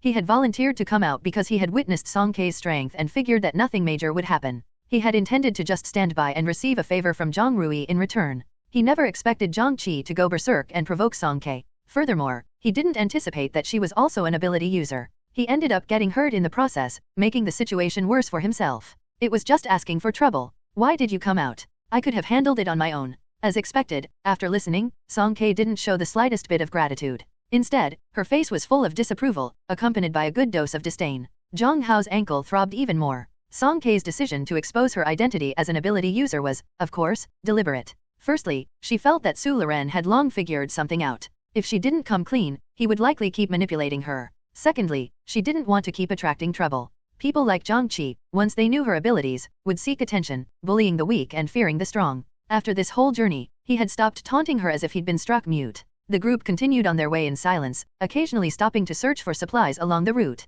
By the afternoon, they arrived near the starport. Finally, a bespectacled boy couldn't help but ask, his voice trembling, "Have any of you felt that something's off?" Everyone stopped and carefully thought back on their journey. They all shared the same feeling. They couldn't pinpoint what exactly was wrong, but something seemed strange. Zhang Hao had an idea. Is it too quiet? Indeed, it was too quiet. When they had ventured out a few days ago, most of Hua City's basic infrastructure was functioning normally. They had seen autonomous buses, traffic guiding robots, and the vibrant nighttime scenery. On the night when Song Ke had spent the night at the water tower, she had even witnessed a fountain show at the Hua City Theater. However, today as they walked, the broadcasts in the malls, the music in the amusement parks, and the large projections on screens had all disappeared. The boy with glasses turned pale, hastily taking out his phone. "My phone has no signal. How about yours?" "No signal. Mine too." They finally realized what was wrong. The hydraulic power, electricity, and the network, everything symbolizing modernization, had ceased to work. In the 7th day after the solar eruption in the 46th year of the new calendar, the city system completely malfunctioned. At this point, Hua City had turned into a dead city. The true doomsday had arrived. Amid the deathly silence, Zhang Qi spat, "Let's go to the starport." "Right? And there's the rescue team. They said it's less than 80 kilometers away. The Alliance won't abandon us." Grasping onto this final straw of hope, Zhang Qi's group hurriedly headed toward the starport. The design of Hua City's starport was inspired by a lotus flower. The entire building had a soft, silvery white appearance. The blooming flower bud at the top served as the control center and boarding platform. The petals scattered throughout the middle were departure runways. However, at this moment, when they looked around, only a few starships were docked on the petals. A nearly eerie silence enveloped the entire harbor. Zhang Qi's group didn't enter the starport. Instead, they found an observation platform outside. The view was expansive, and there were no zombies around. "Someone's there." Song Ke crouched atop the rangefinder equipment and softly alerted them, southeast, and also north, both directions, there are people. "Are they together?" Zhang Hao asked. "No, they're scattered. It's chaotic. It should be survivors, like us, coming to gather information," Zhang Hao analyzed calmly. When the Alliance made their rescue declaration public, no one could stay put. Survivors in Hua City would be lurking nearby, waiting for opportunities. It made sense. Several boys were anxious yet excited, unable to resist whispering to each other, "There are very few starships here. Have they already been reassigned by the Alliance?" "Probably. The rescue team should be coming in soon. Let's wait a bit longer." As they waited, the sun started to dip, and soon, numerous black dots appeared in the distant sky. "Look over there, it's the rescue team," a sharp-eyed boy exclaimed, immediately raising his arms and shouting. Others who had been pointed out by Song Ke in various directions excitedly stood up, taking off their clothes or hats, waving them vigorously at the sky. The group of black dots rapidly approached them, growing in number. They filled the sky densely, akin to a migrating flock of birds. Strangely, a few seemed to fall behind halfway, plummeting from the high altitude to the ground, one after another. Song Ke initially thought her eyes were playing tricks on her and rubbed them. It wasn't until someone nearby shouted in terror, "Something's wrong? It looks like they're falling." The closest black dots were already distinguishable, their silvery metal shells reflecting an eerie coldness. They were indeed starships. However, these starships seemed to have lost their propulsion mid-air. Their trajectories were crooked and skewed. After persisting for a few seconds, they suddenly nosedived straight down. They crashed into the crowd that had been cheering moments ago. Boom, boom, boom. Like falling meteors, the out-of-control starships hit the ground, causing intense explosions. The deafening roar of the explosions rendered them momentarily deaf. In the midst of the fiery glow, Song Ke saw Zhang Qi's face contorted, roaring silently, "Run!" The blossom-like structure of the starport and its petals were struck by the falling debris. Soon, black smoke billowed and flames ignited. The deafening explosions continued in succession. A staggering number of starships whizzed overhead, their overwhelming shadows blotting out everyone's retinas. Song Ke looked up, and in her pupils, she saw clear silhouettes. Several starships were getting closer to them. They were about to crash. Zhang Qi ripped off the protective netting and hoisted a steel frame over 10 meters long, roaring as he raised it to block. The steel frame hit the starship, momentarily halting its descent before it veered several inches sideways, brushing past the edge of the platform. The team members hurriedly ran in the opposite direction. The recoil force from this strike was equally terrifying. Zhang-Chi nearly exhausted all his strength in an instant. His left arm dislocated upon impact, and he staggered for a couple of steps. After struggling to regain his balance, he looked up only to see another starship hurtling rapidly towards the path where the others were running. No, come back. Don't run there. The massive starship plummeted straight down, creating a deep crater in the platform, instantly engulfing the few individuals at the forefront in flames. Zhang-Chi's eyes turned bloodshot, and his knees gave in, causing him to kneel down. However, the crisis was far from over. After the main group had passed, two starships trailing behind lost control and fell from directly above them. You all take cover together. Song Ke managed to push Zhang Hao just in time before she charged toward the descending starship. Suppressing the pain in his ankle, Zhang Hao helped up his teammate who had been knocked aside by the shockwave. They quickly moved closer to Zhang-Chi. Song Ke jumped onto the platform's top and swung her massive hammer to intercept. The deep blue hammerhead staunchly held up the metallic starship, draining her energy almost instantaneously. Following that, the hammer shattered, and the starship, influenced by the force, rotated and veered off course, colliding with another starship. Both starships overloaded and exploded in midair, blooming into huge black fireworks. The intense shockwave sent Song Ke tumbling outwards, and she rolled off the platform, swallowed by the thick smoke and debris. Song Ke, Zhang Hao urgently shouted, rushing down the platform to dig through the rubble. As they dug, two more individuals emerged beside them, Zhang-Chi, whose arm was hanging limply, and another boy who had come to assist. After about 5 minutes of digging, the pile of debris finally shifted, and Song Ke crawled out, her face covered in ash. She looked severely injured, with one arm badly burnt, blood dripping from her forehead down, and with a cough she said, let's get out of here first. Supporting each other, Zhang-Chi, Zhang Hao, and the other boy limped out of the explosion zone. Behind them, the Lotus Port was ablaze, while ahead, a massive fleet of starships swept across Hua City, bombing a path from north to southeast. Starships continued to fall along the way, explosions and flames erupting in a continuous cycle. How could this be? How is this possible? Those are the Lu family starships. A survivor with an ashen face muttered in disbelief as he lay on the ground. Lu family starships were known not for their metallic shells made from the rare element rhenium, Re, or their highly advanced artificial intelligence, but for their propulsion, powered by the cutting-edge alliance technology known as Yayu. This new energy source allowed these starships, weighing tens of tons, to hover in the sky without any external force and achieved self-circulation, self-cleaning, and self-recycling. Since their introduction, Lu family starships had boasted of being absolutely safe, claiming to be the blue bird that never falls. Over the decades of operation, they had never experienced a single accident. These were Lu family starships, the pride of the Alliance. However, in this moment at the Hua City starport, over 100 starships collectively crashed, like a meteor shower of shattered beliefs. After leaving the starport, Zhang-Chi and the others could no longer hold on, collapsing from exhaustion on the ground. The survivor who had narrowly escaped death couldn't stop sobbing. What do we do?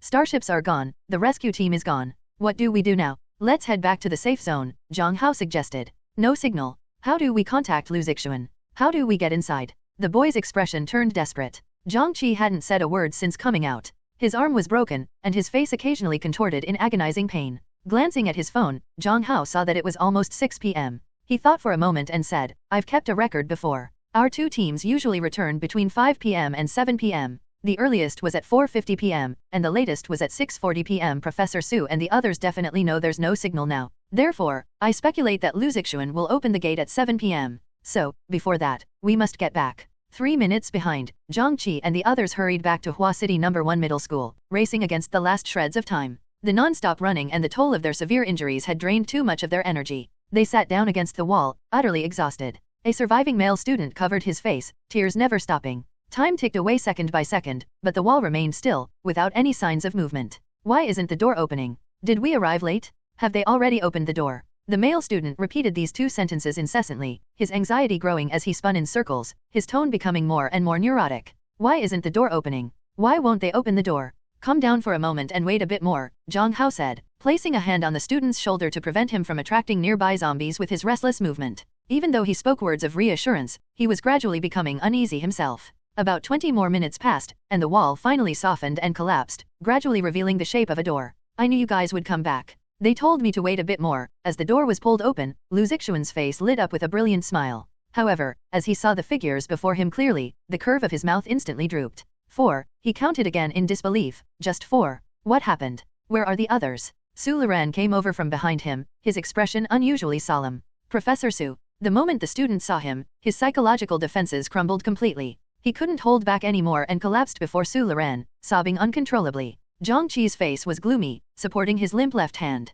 Zhang Hao had a lame leg, and Song Ke, although all limbs intact, was covered in blood, making it difficult to see her facial features. The grim condition of the four quickly drew the attention of everyone around. It's all gone. Everything exploded. The starships, the rescue team. What exploded? What happened to the rescue team? Hurry up and tell us, you're driving us crazy. What exactly happened? The student's emotions were too agitated, and his words were incoherent, making it impossible for him to explain clearly. Su Luran had someone help him move the student aside to rest and then calmed and dispersed the crowd that had gathered, leaving only a few core members. Only then did he start to carefully understand the situation. Among the four, Zhang Hao, the only one with coherent speech, took the initiative to explain. Let me explain. This afternoon, around 3 o'clock, the entire Hua City lost power and network connectivity. When we found out, we rushed to the starport, hoping to meet the rescue team there. However, what arrived were numerous starships that had lost power and were falling from the sky. The others couldn't escape the explosions, they all died. As the words left his mouth, the entire room was shocked. For these high school students, the notion of starships falling was something out of a fairy tale. Su Luran pondered for a moment. It seems it's not just the school, the entire infrastructure of Hua City has shut down. He paused and then asked, we didn't hear any explosions. Where did those starships that you mentioned head towards? And roughly how many were there? They headed southeast, and there were probably around 20 of them. No wonder. The school is to the west of Hua City. As they conversed, Song Ke walked towards a corner on her own. The others were still immersed in the shocking news brought by Zhang Hao, and few paid attention to her. Only Zhang Rui cast a concerned glance at her back. The commotion at the entrance sparked whispered conversations among the people. Zhou Enkai emerged from the restroom, her face filled with impatience. What's wrong with Zhang Qi? He's supposed to handle Song Ke. Why is he making such a mess of himself? Cao Yi gripped the railing tightly, her brows furrowing slowly. Something doesn't seem right. Zhou Enkai followed her gaze and quickly spotted another figure in the corner. She was infuriated on the spot. No, why is Song Ke still alive and kicking? It's driving me crazy. He didn't fulfill what he promised me. I'm going to hold him accountable. Enkai, just wait a moment. Cao Yi was truly exasperated with this old sixth. Would she be foolish enough to confront Zhang Qi in front of everyone? Wouldn't that expose all their secret calculations? Cao Yi reached out to grab her, but Zhou Enkai walked briskly, evading her grip. In the process, Zhou Enkai stumbled, and Cao Yi had no choice but to follow behind, feeling helpless. The two of them arrived next to Su Luran, just in time to hear Zhang Hao speak. Professor Su, there's one more thing. Song Ke is an ability user. Zhang Rui, Lin Xia, and others beside them were taken aback. Zhou Enkai, upon hearing this terrible news, felt her vision darken. The world seemed to spin around her, and she thought that the darkness of the world had never been this profound. Su Luran pushed up his glasses, a sharp glint passing through his eyes. His tone remained gentle, though. Oh, what kind of ability user is she? Same type as me, a power type. Zhang Qi, who had been silent until now, suddenly interjected. And her level is roughly similar to mine. Zhang Hao gave him a sidelong glance. He remembered how Song Ke had suppressed Zhang Qi in front of the store entrance, unable to move. He found Zhang Qi's inflated bravado somewhat ridiculous. However, Zhang Qi's intact hand was tightly clenched into a fist, emitting faint creaking sounds. It was evident he had exerted a lot of force. Zhang Hao held his tongue, planning to explain to Su Luran and Zhang Rui later. No wonder she could lift Tianyi with just one hand last time, Lin Xia murmured. So, she's a power-type ability user. For a moment, various emotions, envy, jealousy, resentment, began to brew covertly. The news that Song Ke was an ability user was the only consolation in their dire situation. After losing contact with the rescue team, their situation had become perilous. Were they going to remain in the safe zone indefinitely? Who knew what other challenges lay ahead? Amidst the anxious crowd, the only one able to maintain composure was Su Luran. He stood on the elevated platform of the playground, overseeing the people below. Everyone, don't panic. Calm down. It's not time to give up yet. I'll work with you to find solutions. What we need to do now is to honestly share the situation with everyone. Su Luran gathered everyone and conveyed the news they had brought back from outside. No water, no electricity, no network, starship crashes, coupled with the disconnection from the rescue team, one heavy piece of news after another weighed down on them, shrouding them in darkness. Despite Su Luran's efforts to console, quite a few individuals succumbed to pressure, collapsing on the ground in sobbing fits. A few bold souls who couldn't bear the oppressive atmosphere approached Lu Zixuan, raising a commotion without restraint. Staying here is a death sentence. Let me out. I want to go home. Lu Zixuan initially tried to reason with them politely, but as they continued to agitate him, he grew annoyed and retorted with irritation. You want to leave? Go ahead. But I've exhausted my supernatural abilities. I won't be able to recover until tomorrow morning at the earliest. So, just wait here. On the other side, Tianyi cautiously approached. Song Ke, are you okay? Do you have water? Song Ke's eyes were so crusted with blood that she couldn't open them. However, what was even more uncomfortable was the sensation from within her body. The burning pain that came after her supernatural ability was drained, causing her body to feel inflamed. There's a restroom over there. Tianyi pointed in a direction. Luckily, we had stored water before. You can use it. Song Ke entered the restroom and filled a basin with water from a container. She began splashing water onto her face at an increasing speed. The cold water droplets soaked her skin, washing away the congealed bloodstains. The persistent burning sensation seemed to slightly subside. But immediately after, she felt hunger, a deep emptiness and hunger from the depths of her stomach. Song Ke sat down on the floor, opened her backpack, and started stuffing food into her mouth: beef jerky, crackers, ham sausages, sandwiches. She consumed about half of the stored food, and only then did the burning feeling gradually fade. Her supernatural ability seemed to rejuvenate like a dry spring, replenishing itself at an astonishing pace. A good half-hour passed, and the tumultuous sensation within her body settled down again. The abundant energy resumed its steady circulation. Song Ke now felt much more comfortable. She stood up, examined her injuries, finding abrasions below her earlobes, along the edges of her cheeks, and several fresh wounds on her left arm. She applied a piece of gauze to her face and changed into clean clothes. Opening the restroom door, Zhang Rui was waiting outside for her. I heard from Zhang Hao that you were injured. I came to check on you. I'm fine. It's still better to tend to your wounds. Should I ask Cao Yi or Lin Xia to help you? Two girls stood side by side behind Zhang Rui, with Lin Xia giving her a friendly wave. Song Ke glanced at them and coldly refused. No need. Ignoring their reactions, she carried her deflated backpack and found a corner to sit cross-legged. Zhang Rui's gaze remained fixed on her face. Suddenly, he extended a finger and pointed. You have something on your face. Song Ke casually wiped her face, finding nothing. A little lower. Song Ke wiped down a bit lower. It's not there. Zhang Rui watched her clumsy movement and unexpectedly burst into laughter. The smile of the young man was transparent, without any trace of gloom. He then knelt down on one knee, getting very close to Song Ke. His eyes were like a lake sparkling with countless stars. Swiftly, he raised his hand and brushed away the cookie crumbs from the corner of her mouth. Zhang Rui's movement was so natural, and Song Ke was unprepared. She was caught off guard. But she quickly stepped back, then another step, until her back was against the wall. She stared at him with a head full of question marks. If there's something on her face, so what? It's not like it's on his face. Why would he be so concerned? Was it necessary for him to remove it with his own hand? Hey, Yi, look. Lin Xia excitedly tugged at Cao Yi's sleeve and let out a soft scream. She was engrossed in the excitement of the moment, completely unaware of the emotion of her companion. Cao Yi was fixedly observing the ambiguous interaction between the two, her expression darkening. Despite Song Ke's repeated refusals, Zhang Rui still left a first aid kit for her. Song Ke didn't like being in close proximity to people. She always found a corner in the safe zone to rest where nobody else was. When Zhang Rui left, he looked back several times with a worried expression. I noticed that Song Ke's bandaging was quite rough. I've learned basic first aid before. When I have time, I'll come back to check on her. Cao Yi followed him, speaking gently. Don't worry, I won't tell Ankai. Speaking of Zhou Ankai, Zhang Rui's brow slightly furrowed. Yeah, you've been helpful. It seems that you and her are the only ones in your class who can talk to each other. Yeah, Song Ke, she's not always the easiest to get along with. Cao Yi smiled.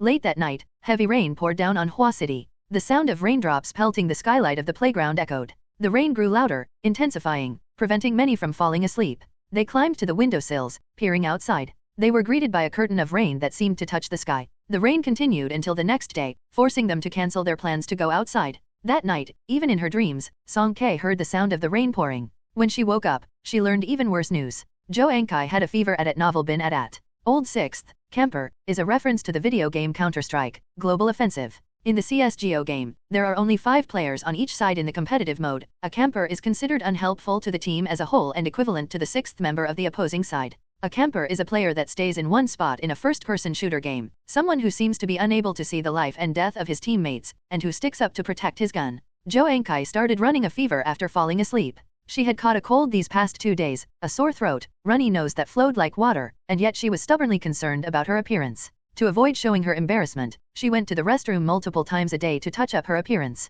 She endured like this until night, her temperature soaring. The next day, when her classmates came to check on her, they discovered that she had been burning up in a daze for quite a while. With precedents like Zhang Rui and others, there was a high probability that Zhou Ankai's fever at this moment was a precursor to awakening her ability. 41 degrees Celsius, Su Loren announced the number on the thermometer, a worried expression on his face. She needs to take antipyretics as soon as possible. If she continues to have such a high fever, even if her ability awakens, she might end up with brain damage. The value of an ability user was clear in everyone's minds. Zhang Rui, Lu Zixuan, Zhang Qi, and even Song Ke were living examples. Without ability users leading the way, ordinary people couldn't venture outside alone. As ability users, they enjoyed privileges. Despite Song Kei's indifference to group activities, her sporadic attendance in meetings, and her lack of interest in collective actions, Su Leren still tolerated her behavior. Even if Zhou Enkai had a terrible personality, as long as there was hope for her ability to awaken, she wouldn't be easily given up on. However, the current issue was that when they hastily evacuated from the school earlier, they didn't have enough medical supplies, especially prescription medicines. They had to take the risk of searching outside. But it's still raining outside. That's right, going out in this kind of weather, even if we don't encounter zombies, people might still die, right? Don't make me go out, please, don't make me go out. Since 2 days ago, the rain in Hua City had been growing stronger, gradually showing signs of engulfing the entire city. Heavy rain, zombies, a sealed-off city, and coupled with the loss of communication signals, going outside had become several times more dangerous. Faced with various doubts and whispered conversations, Su Leren stood up slowly. His cold gaze swept across the room. From the very first day we established the safe zone, I promised everyone that even in the direst circumstances, I, as a teacher, will not abandon any one of you. This promise will always stand. His voice always had a kind of magical persuasiveness. Gradually, the crowd quieted down. Su Leren then turned to a tall boy standing next to him. Zhang Rui, I would like to ask for your help. Will you lead a team to go out and find medicine today? Zhang Rui's fingers curled slightly. Meeting Su Leren's expectant gaze, he nodded with determination. Mr. Su, I'm willing to go out, but the other members of my team, they're not ability users. I don't want to force them. Almost the moment his words fell, several boys, including Zhang Hao, Kang Ziqi, and Tian Yi, stepped forward, expressing their support. Brother Zhang, I'm going with you. I'm going too. Count me in. The more people, the faster we'll find it. Young people still had vigor in their hearts, and camaraderie was highly valued. They believed in Zhang Rui and were willing to follow him on this risky venture. Despite this, Su Leren's expression remained tense because the group was still small. One ability user and 5 or 6 regular individuals, the risks of going out with this composition were still high. Count me in too. Zhang Qi suddenly spoke up from the back row, his head lowered. His dislocated arm had been reset, but his despondent spirit hadn't recovered yet. Among the members of their 2 teams, they each brought their most trusted companions. Zhang Rui was popular among friends, and Zhang Qi had his own group of brothers. However, that day, he had helplessly witnessed his good friends being engulfed by flames, intensely hating his own helplessness. Since then, a psychological shadow had been cast, and these past few days, he even felt a strong aversion to the idea of going out. Now, the girl he liked lay on a mat, her life hanging in the balance, her face pale from the torment of high fever. Could he really be so cowardly as to beg others for help again? Would he still be considered a man if he did that? So, Zhang Qi clenched his teeth, overcame his fear, and stepped forward. Just me? Zhang Qi's voice was hoarse as he emphasized, not wanting to burden others any further. Su Leren nodded solemnly, for the first time not opposing the request for both ability users to go out together. All right, you're both powerful. Seated nearby, Cao Yi clenched and unclenched her fingers, her inner turmoil akin to a raging fire, burning her from within. Why? Fine, that bitch Song Kei is an ability user, but why does even someone as dumb as Zhou Enkai awaken an ability? This idiot, this fool who can be easily manipulated with a few words, why is she any better than her? But, she couldn't show her anger because, in everyone else's eyes, Zhou Enkai had always been her best friend. Moreover, Zhang Rui was also going out. As long as Zhang Rui was there, safety shouldn't be a problem. Perhaps she could even find an opportunity for privacy. Cao Yi struggled to maintain her expression. It took great effort to put on an appearance of righteousness. Mr. Su, I'm also willing to go out. Su Leren looked into her eyes, now inflamed with jealousy, and slightly squinted, as if he could see through her dark thoughts. Teacher knows you're concerned about your friend. You should stay and take care of her. Cao Yi and Su Leren locked gazes for a couple of seconds, and she nodded, as if bewitched by some hidden motive. Is there anyone else willing to help Zhou Enkai find medicine? Su Leren raised his voice, surveying the surroundings. As expected, he met pairs of eyes that avoided his gaze. Is there anyone else willing to go out? He repeated. The entire safe zone seemed muted, as if someone had pressed a mute button, and silence spread like wild grass, unfurling in all directions. Me. Amidst the prolonged silence, a calm and unruffled voice suddenly broke through. Everyone turned their heads in unison, and when they saw who the speaker was, their jaws almost dropped, especially the students from the original Class 3. Their expressions were as if they had seen a ghost in broad daylight, a truly captivating spectacle. Song Kei leaped down from a 3-meter-high skylight, facing a crowd of terrified and astonished gazes. She silently repeated, I want to go out. Zhang Rui's blood pressure surged, and he took a deep breath. Ignoring everyone else, he strode forward and pulled Song Kei aside to a corner of the room. You don't need to do this. Everyone saw how Zhou Enkai treated you. Don't risk yourself for someone like her. Stay safe in the secure zone. Adat novel bin adat. Song Kei blinked in confusion. Wait, he thought she was going out for Zhou Enkai? She tried to explain, I'm not. Zhang Rui interrupted her, I'll talk to Mr. Su and ask him to let you stay here. Turning away, he started walking, but then Song Kei's patience reached its limit. She directly swung her backpack at the back of his head. Not for her. I haven't eaten. Need to find supplies. After getting hit, Zhang Rui looked at her almost empty backpack and remained stunned for a few seconds. It took a while for him to snap out of it, coughing awkwardly. Then I'll bring something back for you. No, I'll find it myself. Shaking off Zhang Rui, Song Ke went around him and stood in front of Su Luran, locking eyes with him without flinching. Today, I want to go out. Not a request, not asking for help. Both of them understood that Song Ke was just informing him. Su Luran stared at her for several seconds before nodding slowly. Okay. With 3 ability users joining the team, their strength became formidable, not to be underestimated. Even if unexpected situations arose, they would be able to handle them promptly. Find the medicine and come back. Don't linger outside. Su Luran counted the number of people and softly advised Zhang Rui and Zhang Qi. Seeing that others were allowed to go out, Lu Zixuan couldn't sit still either. Mr. Su, let me go out too. You can't go out. Unexpectedly, Su Luran decisively refused him, despite his typically gentle demeanor. Why? I'm also an ability user, and if I go out with them, it'll be easier to come back. We won't have to wait outside. Lu Zixuan's eyes sparkled with hope. Su Luran sighed meaningfully. Yes, you are also an ability user. Lu Zixuan felt a glimmer of hope and his excitement showed in his eyes. So, does that mean you agree? Lu Zixuan, remember, only you can't go out. Every single person here could go out, except for Lu Zixuan. He was the cornerstone of the entire safe zone, or rather, everyone in the safe zone relied on his presence. If he were to go out, and something happened outside, if he couldn't come back, or worse, if he abandoned everyone and ran away, what would the remaining people do? The entire sports field was both a comfortable area constructed by Lu Zixuan himself and a cage that trapped him. Lu Zixuan hadn't realized this truth and was still standing there, disappointedly protesting. However, others instantly understood and exchanged various glances privately. The members about to go out used their time wisely, putting on raincoats and checking their backpacks, making preparations. Song Ke walked along the wall and pushed open the equipment room's door. Her gaze swept over the mountains of shot puts, javelins, and disc uses. When she emerged, she was carrying a huge umbrella. Its canopy was incredibly wide, and when opened, it could shield half the sky. The umbrella ribs hung slightly downward, making it look more like half of a steam basket cover than an umbrella. Her umbrella was indeed quite peculiar. It had a metallic luster and a unique deep blue color, instantly capturing the attention of many. As Song Ke walked toward the door, someone muttered in confusion, "Do we have this kind of umbrella in our equipment room? Where did she find it?" After agreeing on the return time, Lu Zixuan activated his ability. As the door opened, torrential rain poured in, drenching everyone. This rain wasn't light drizzle, it felt as if someone were holding a huge container in the sky, pouring all the water down on the city at once. The sky outside was dark and devoid of light, accompanied by fierce winds and thunderstorms.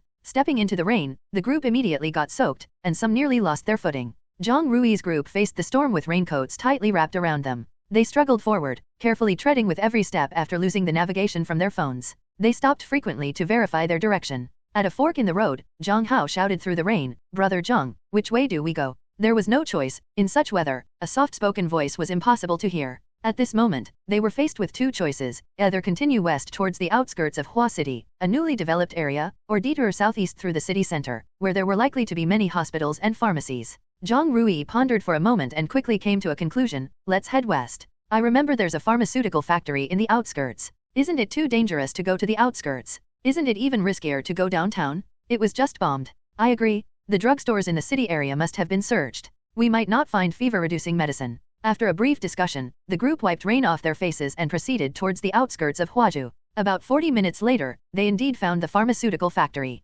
Zhang Rui and Zhang Qi teamed up to deal with a few wandering zombies at the entrance and some hiding in the security office. Meanwhile, others took the opportunity to run into the factory area and seek shelter from the rain under the eaves. Let's find the warehouse first. If it's not there, we'll head to the logistics center. Zhang Rui made a decision after studying the fire evacuation map posted on the wall. The warehouse's iron door was tightly shut, so they had to break the windows and climb over the wall to enter, then split up to search for medication. When it was Song Ke's turn, she remained motionless outside the window ledge, gazing at the rain. She had no intention of coming inside. Zhang Rui glanced at her but didn't voice any objection. None of the others dared to boss her around either. They acted as though they were collectively oblivious. When Tianyi crawled in, he asked in a hushed tone, "Song Ke, why did you come out?" To find food," Song Ke answered stiffly. Tianyi suddenly realized, "I knew it. I heard your relationship with Zhou Ankai used to be bad. Why would you look for medicine for her? But at first, I thought, maybe you came out because you were worried about us and wanted to protect us."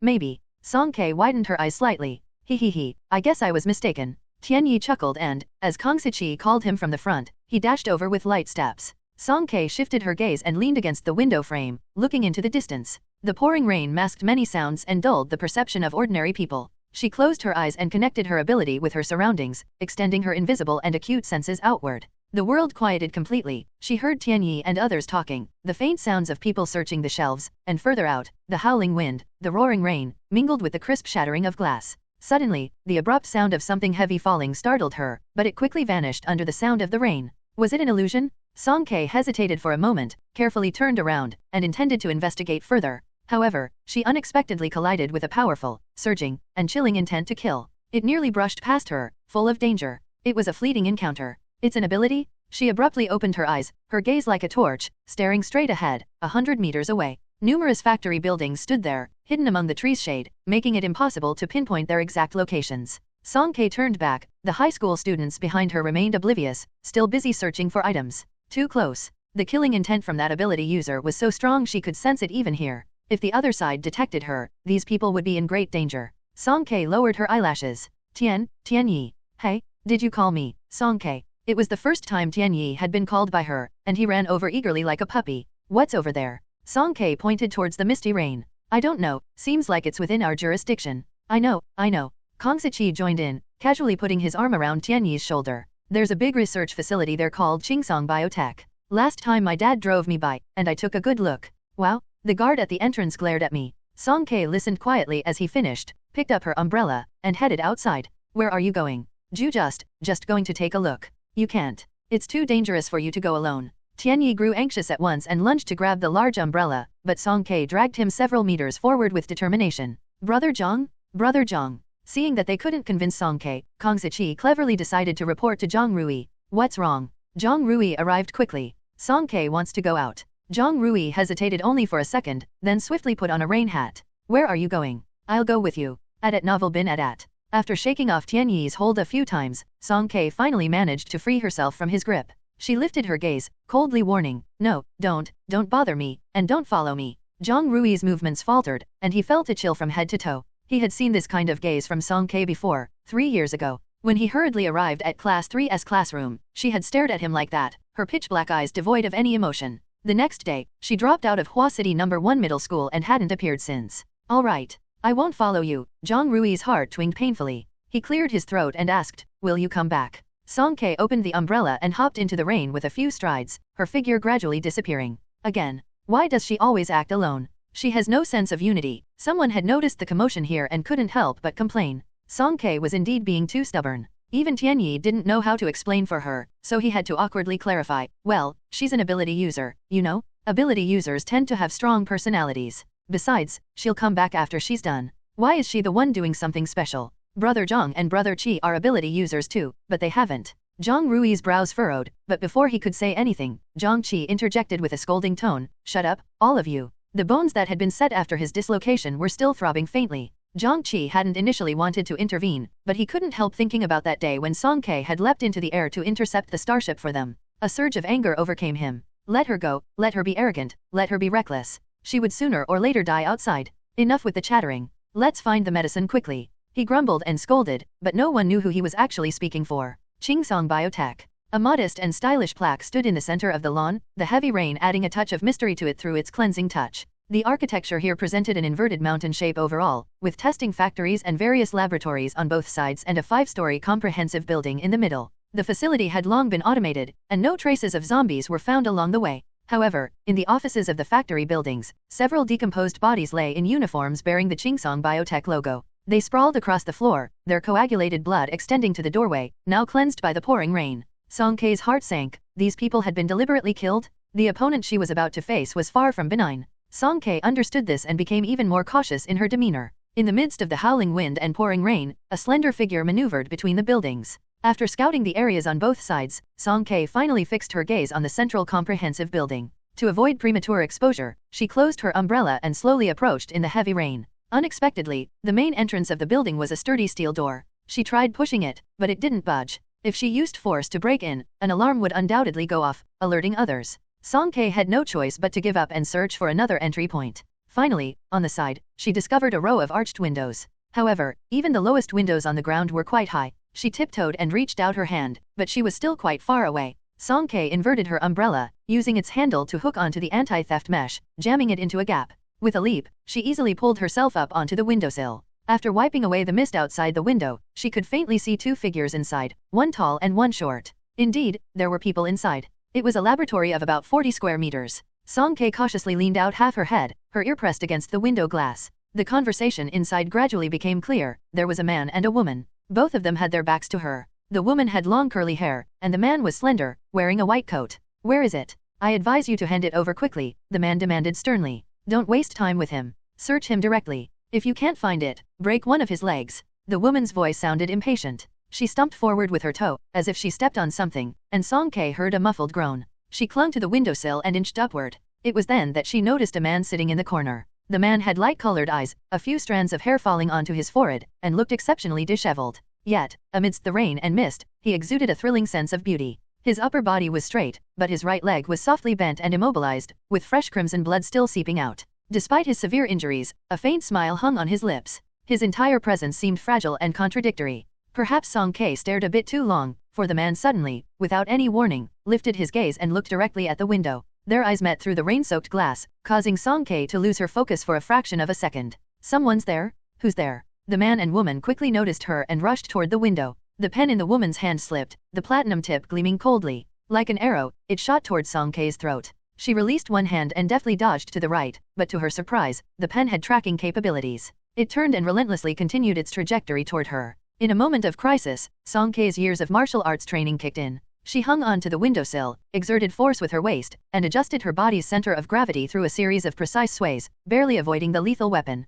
Nevertheless, the pen was still too fast, leaving a few red gashes on her collarbone. Song Kei clenched her free hand into a fist, smashed the glass with a few strikes, and swung into the room like on a swing. The pen followed her through the broken hole but ultimately fell short. Faced with Song Kei's preparedness, it had lost its threat. If it were an ordinary person, they would have probably been pierced through the throat and killed instantly by the sudden and unexpected attack. Wu Yara, the woman inside the room, paled. She hadn't expected the intruder to react so swiftly. She immediately raised her voice in a scolding tone. "Yangbo, what are you staring at? Aren't you going to take action?" The pale-faced Yangbo slinked behind Song Kei. These two individuals didn't give her any chance to speak. They intended to kill her directly to silence her. Their ruthlessness and cold-bloodedness were quite apparent. The white lab coat on Yangbo fluttered without wind, and over a dozen test tubes floated out of his pocket. The liquid inside exhibited a murky dark yellow color. "Cough, cough. Be careful, it's sulfuric acid," came a soft reminder from the corner. In the next second, the test tubes shot towards Song Kei like arrows, their contents spilling out due to the inertia.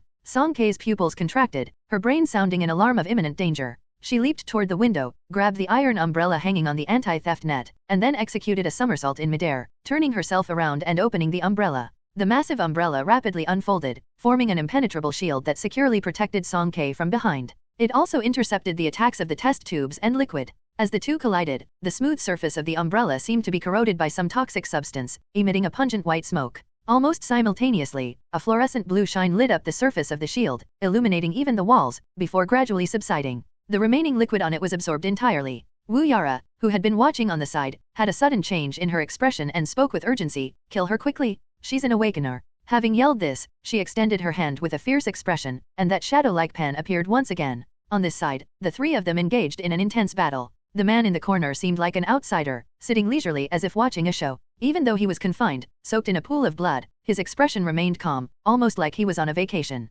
His fingers rested casually on his left knee, occasionally tapping out a melody. While the two attackers had peculiar methods of attack, their combat awareness was far inferior to Song Kei's. Additionally, the limited space within the lab constrained the effectiveness of the pen and the test tubes. Swinging the massive umbrella she had transformed from a lead ball and iron disc, Song Kei blocked, struck, and delivered heavy blows to their joints and vital points from above. After a few rounds, the two were left disoriented, bruised all over, and lying on the ground, groaning. Jumping down from the lab table, Song Kei looked once again at the corner. From the eruption of the battle to its conclusion, the man in the corner hadn't shown any astonishment. Neither the unusual attack methods of the two nor her unconventional weapon, the enchanted umbrella, seemed to evoke any emotional fluctuations in him. Meeting her gaze at this moment, the man's lips curled upward.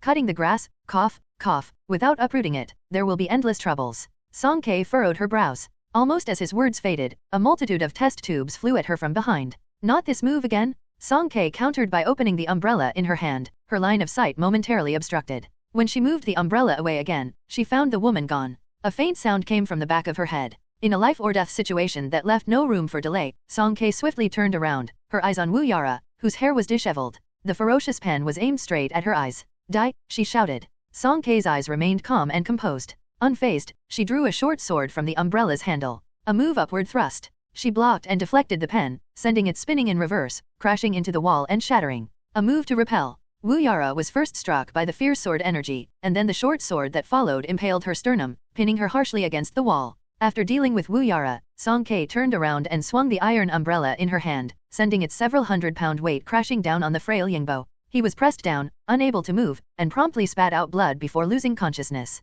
In less than a minute, the battle was decisively over. Song Kei looked at the man in the corner for the third time. He put away his smile and began slow applause. Quite impressive, easily taking down 2 sea-level awakeners. Is your power related to that umbrella? A weapon-based ability? No, it seems like it can transform. The man's raven-like eyelashes fluttered as he analyzed, muttering to himself. Gradually, he seemed to understand. Ah, I see, it's a metal-based ability. Song Kei's initial reaction was, then. In the next second, while her expression seemed impassive, a storm was raging inside her. Observing her astonishment and confusion, the man's expression registered a hint of surprise. Huh? Don't know anything, do you? This little girl who seemed to know nothing, yet had managed to survive unscathed in the apocalypse, dared to wander outside during such a torrential rain? Perhaps, she wasn't just incredibly lucky, she might be incredibly powerful and fearless as well. Judging by her performance just now, she most likely belonged to the latter category. Alone, powerful, yet naive top-tier awakener? Heh, indeed, she seemed very easy to manipulate. The man's gaze shifted, and a few thoughtful traces appeared in his eyes. Song Kei snapped back to reality, casting a wary glance at him. She silently picked up the iron umbrella that had been on top of Yingbo and was about to leave. Her grandfather had once said that the secret to his longevity of 103 years was minding his own business. Since the advent of the apocalypse, due to various unexpected situations, Song Kei felt like she had aged several years prematurely. This man seemed to be trouble, and her rationality reminded her it was best, no, it was imperative, not to get involved with him. After all, the danger here had been eliminated. She should hurry back and meet up with Tianyi and the others at Novel Bin at. Hey, the man called from behind. You forgot your sword, he said. Song Kei turned her head and saw him struggling to stand up on his almost disabled right leg. He limped to the wall, pulled out her short sword, and then, right in front of her, forcefully stabbed it back into Wu Yara's heart. Wu Yara trembled all over. Within a few seconds, she lost her breath. The man withdrew the sword, then turned to thrust it into Yingbo on the ground. Hot blood sprayed out, adding a cruel, bloody touch to his handsome profile. A chill ran down Song Kei's spine. She stared at him with frosty eyes. The man lifted his head, revealing a weak smile. He explained to her in a mocking tone, "Do you think I'm ruthless? But if I don't kill them, then it's me who dies. The feeling of being at the mercy of others is truly unpleasant." This person could kill and still smile without a care. He was without a doubt the most cold-hearted person Song Kei had ever encountered. The man tossed the sword back to her. Song Kei instinctively caught it. Then, he calmly retrieved a handkerchief and wiped away the blood stains, all the while lifting his eyelids to observe her. Outside, the pouring rain drummed against the windows, creating a continuous sound. The two stood there, one by the window, the other leaning against the wall, quietly facing each other in confrontation. Yes, quite composed. Unshaken even when Mount Tai collapsed before her, her mental resilience was quite impressive. The man set aside his probing thoughts, and a smile curled on his lips.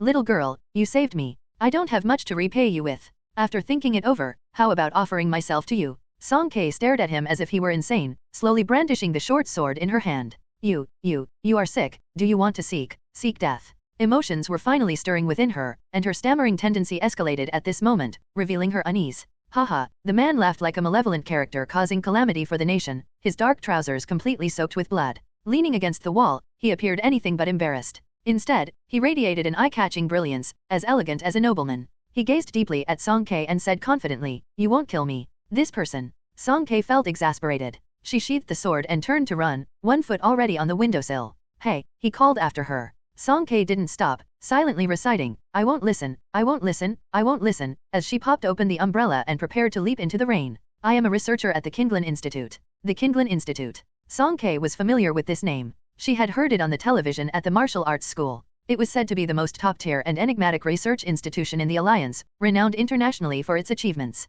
Aren't you curious? About the apocalypse, about your powers, and even about the origin of this torrential rain in Hua City. No one has told you anything about these matters so far, right? Song Kei's back stiffened. She retorted with the stubbornness of a dead duck, "I'm not curious. If you weren't curious, you wouldn't have shown up here today." The man's lips were pale due to blood loss, but he seemed oblivious to it, still attempting to seduce her. "You want to know the real truth? I know everything. Or rather, I know even more than you could imagine. How about we make a deal? 3 sentences made Song Kei stop in her tracks. She stood by the windowsill, the sound of pouring rain in her ears, while a struggle raged within her. What Song Kei urgently needed right now was the truth. She stayed in District F, isolated from the world since childhood, living a life at odds with everyone around her. She knew very little about this world. This man seemed to have unraveled her thoughts, grasping her lifeline and leaving her with no way to retreat. If there really was someone who knew all the secrets about the apocalypse and was willing to tell her, she wouldn't be able to refuse. How can you prove it? Song Kei's heart was already wavering. The man smiled, pulling out a work badge from his pocket with the name Kinglin Institute on it and his own photo. Song Kei took a glance and found the photo not as good looking as he was in person. How do you want to trade? If I'm not mistaken, you have companions, right? Transfer me to a safe zone and then find a healing type awakener for me. Okay. There was a safe zone, the sports field of number 1 middle school would do. As for a healing type awakener, she hadn't seen one, but she could look for one gradually. The man's request wasn't unreasonable. Song Kei retracted her leg hanging outside the window and jumped back into the room. The deal was struck, and the man seemed to breathe a sigh of relief. He sat down weakly, asking, "Do you have any first aid supplies?" Song Kei rummaged through her backpack, taking out some bandages and medical supplies. She pushed them toward him. Without changing his expression, the man quickly did a simple job of dressing his wounds, swaying a bit when he stood up. With such a major injury, jumping out of the window was clearly out of the question. Song Kei had no choice but to head towards the door. The man followed behind in silence. She walked a dozen meters, turned around to look, and found that the man had only moved less than 2 meters. Trouble, this was truly troublesome. Song Kei took a deep breath, turned around, and approached him with determined steps. She stared at him from top to bottom, then reached out and grabbed his waistband. "What are you doing?" This was the first time the man had lost his elegance since entering the room. His expression was no longer composed, instead, his handsome face bore a cold and stern look. Ignoring his outburst, Song Kei held onto his collar with her other hand. With a slight effort, she lifted him off the ground, his heels hovering about 2 inches above the floor. You're too slow." The man grabbed her wrist, veins pulsing on his forehead. "Turn left after leaving the main entrance of this building. It's the second building there. You'll find a medical equipment production line for assistance devices. Go look, there should be a wheelchair. The door downstairs, it's locked," she reminded him. She could freely come and go through the window, but a wheelchair was too big to fit. Going through the main entrance would require her to spend time and effort dismantling the door. It was better to just carry him down directly. The man took a couple of steps forward and pulled out a silver-white access card from a drawer. "Here, use this to swipe." Song Kei went to the place he indicated and indeed found a variety of finished wheelchairs. They came in various styles and looked state-of-the-art, with a bunch of complicated buttons. She grabbed 2 with her hands, 1 in each hand, and hurried back to the main building. In the laboratory, the man propped himself up and sat in the wheelchair, his forehead beaded with cold sweat. Can we go now?" Song Kei urged him. "Just a moment." Before leaving, he maneuvered the wheelchair to the bodies of Wu Yara and Yangbo, bending down without avoiding Song Kei and purposefully patting them down. Finally, he took off Yang Bo's valuable watch and Wu Yara's string of pearl necklaces. Song Kei was absolutely astonished, her worldview shattered. What kind of person was this? Even at a time like this, he was still thinking about seizing a few things? Facing her incredulous gaze, the man smiled wryly, his voice slightly trembling. "It's not what you think." Song Kei nodded absently a couple of times, avoiding his gaze with unease. She began to reflect on whether her impulsive decision was correct. Or, should she just leave him here and sneak away? She glanced somewhat guiltily at the man. After plundering the belongings of the 2 deceased, he sat with his hands neatly placed on his knees, smiling at her. Song Kei, oh no, she couldn't run away now.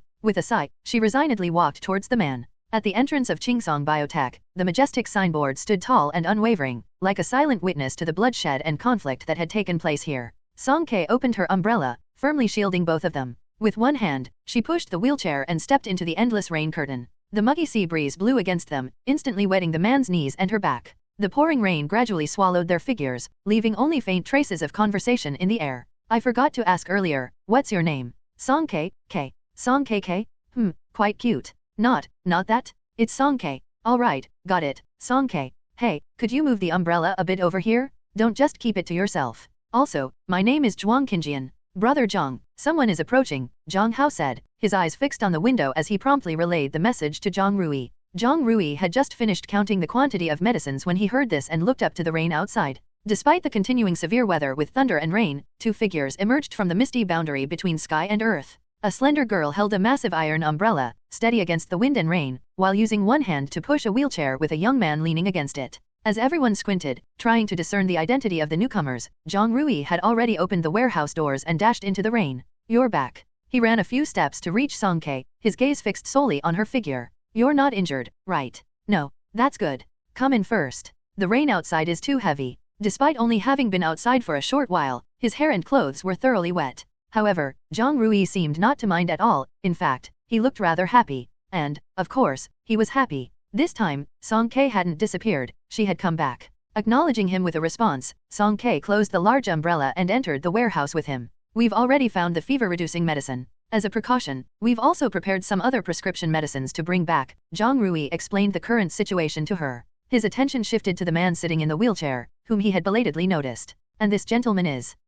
he. Song Ke hesitated, mainly because she wasn't very articulate, and the situation with Zhuang Qinjian was quite complicated. For a moment, she didn't know where to start. After Song Ke's brief trip outside, bringing back an unfamiliar man, her unusual behavior had already attracted attention. The others huddled nearby, secretly sizing up the situation. However, they had interacted with Song Ke several times before, so their curiosity was more innocent than malicious. Facing the crowd's gaze, Zhuang Qinjian coughed a couple of times. Hello, everyone. I'm a pharmaceutical researcher at the neighboring Qingsong Biotech. Before the apocalypse, I was conducting closed-door experiments at the company. Unexpectedly, I've been trapped in the research building for several days now. Fortunately, this fellow student Song rescued me while passing by. He let out a sigh with a lingering fear, giving the impression of someone who had narrowly escaped a disaster. I'm really grateful. If it weren't for student Song, I'm afraid I might not have made it out. Song Ke. Well, she didn't need to explain, this person had already concocted a complete story. And he said it so earnestly, shifting focus away from the real issues. Not a single truthful word.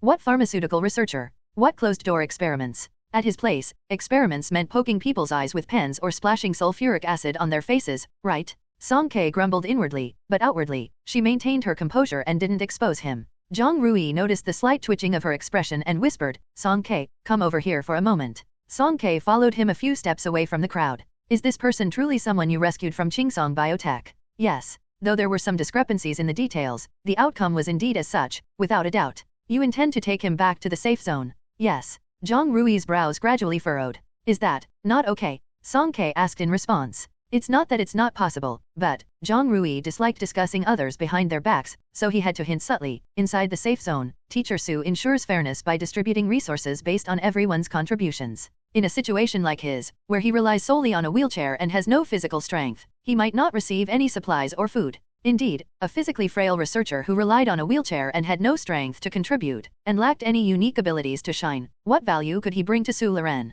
Both of them fell silent. Unable to resist, Song Ke turned her head to glance over. There, Zhuang Qinjian, pretending to be a researcher, had become the center of attention. Holding a pile of drug boxes with long and complex names, he explained to everyone while noticing Song Ke's gaze. He turned his head slightly, smiling at her with his eyes curved. If he can't get any, then, he can't get any. Song Ke was momentarily blinded by his affected smile. She quickly averted her gaze. She wasn't surprised by the situation Zhang Rui described. When she decided to bring him back, she had anticipated this outcome. For Song Ke, the matter of whether she could stay in the safe zone wasn't as crucial as Zhang Rui had assumed. It wasn't even as significant as the information Zhuang Qinjian himself could offer her. She had the mentality that if this place didn't accommodate her, she could find her own way out. Ultimately, if need be, she would just leave. The person I saved, I will take care of it.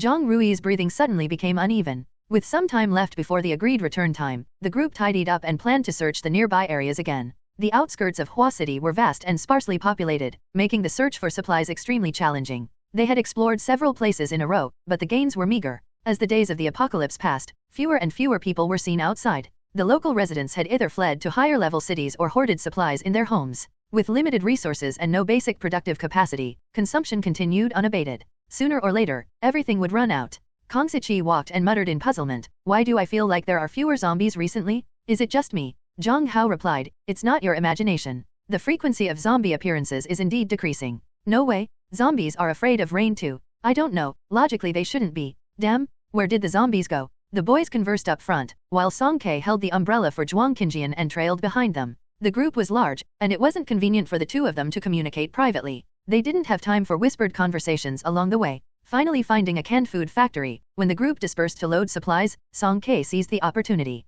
She wheeled Zhuang Qinjian to a corner of the wall, and asked, Can you answer my questions now? Leaning his chin on his hand, Zhuang Qinjian, completely helpless, was pushed by the stammering girl. After a moment's thought, he nodded, well, I can answer, but let's make one thing clear first, only 3 questions per day. Why? Song Ke was shocked. He never mentioned this condition when negotiating with her. Zhuang Qinjian pointed to the wheelchair and smiled leisurely. How should I put it? Tisk, I'm disabled now, I should still keep some tricks up my sleeve, right? What if you've asked all the questions you wanted and you feel I'm not valuable anymore? Then you just don't need me. Song K, this person was really shameless. Her cheeks puffed with anger, but luckily she had the foresight to confirm with him, how can I be sure, what you're saying is true. Zhuang Qinjian looked hurt by her suspicion. We're complete strangers. What benefit would I gain from lying to you? A bit of twisted reasoning there? Well, she did save him, so whatever, she'd trust him for now. Song K posed her first question sullenly, then, I want to ask, who were those two people just now? Why did they want to kill you?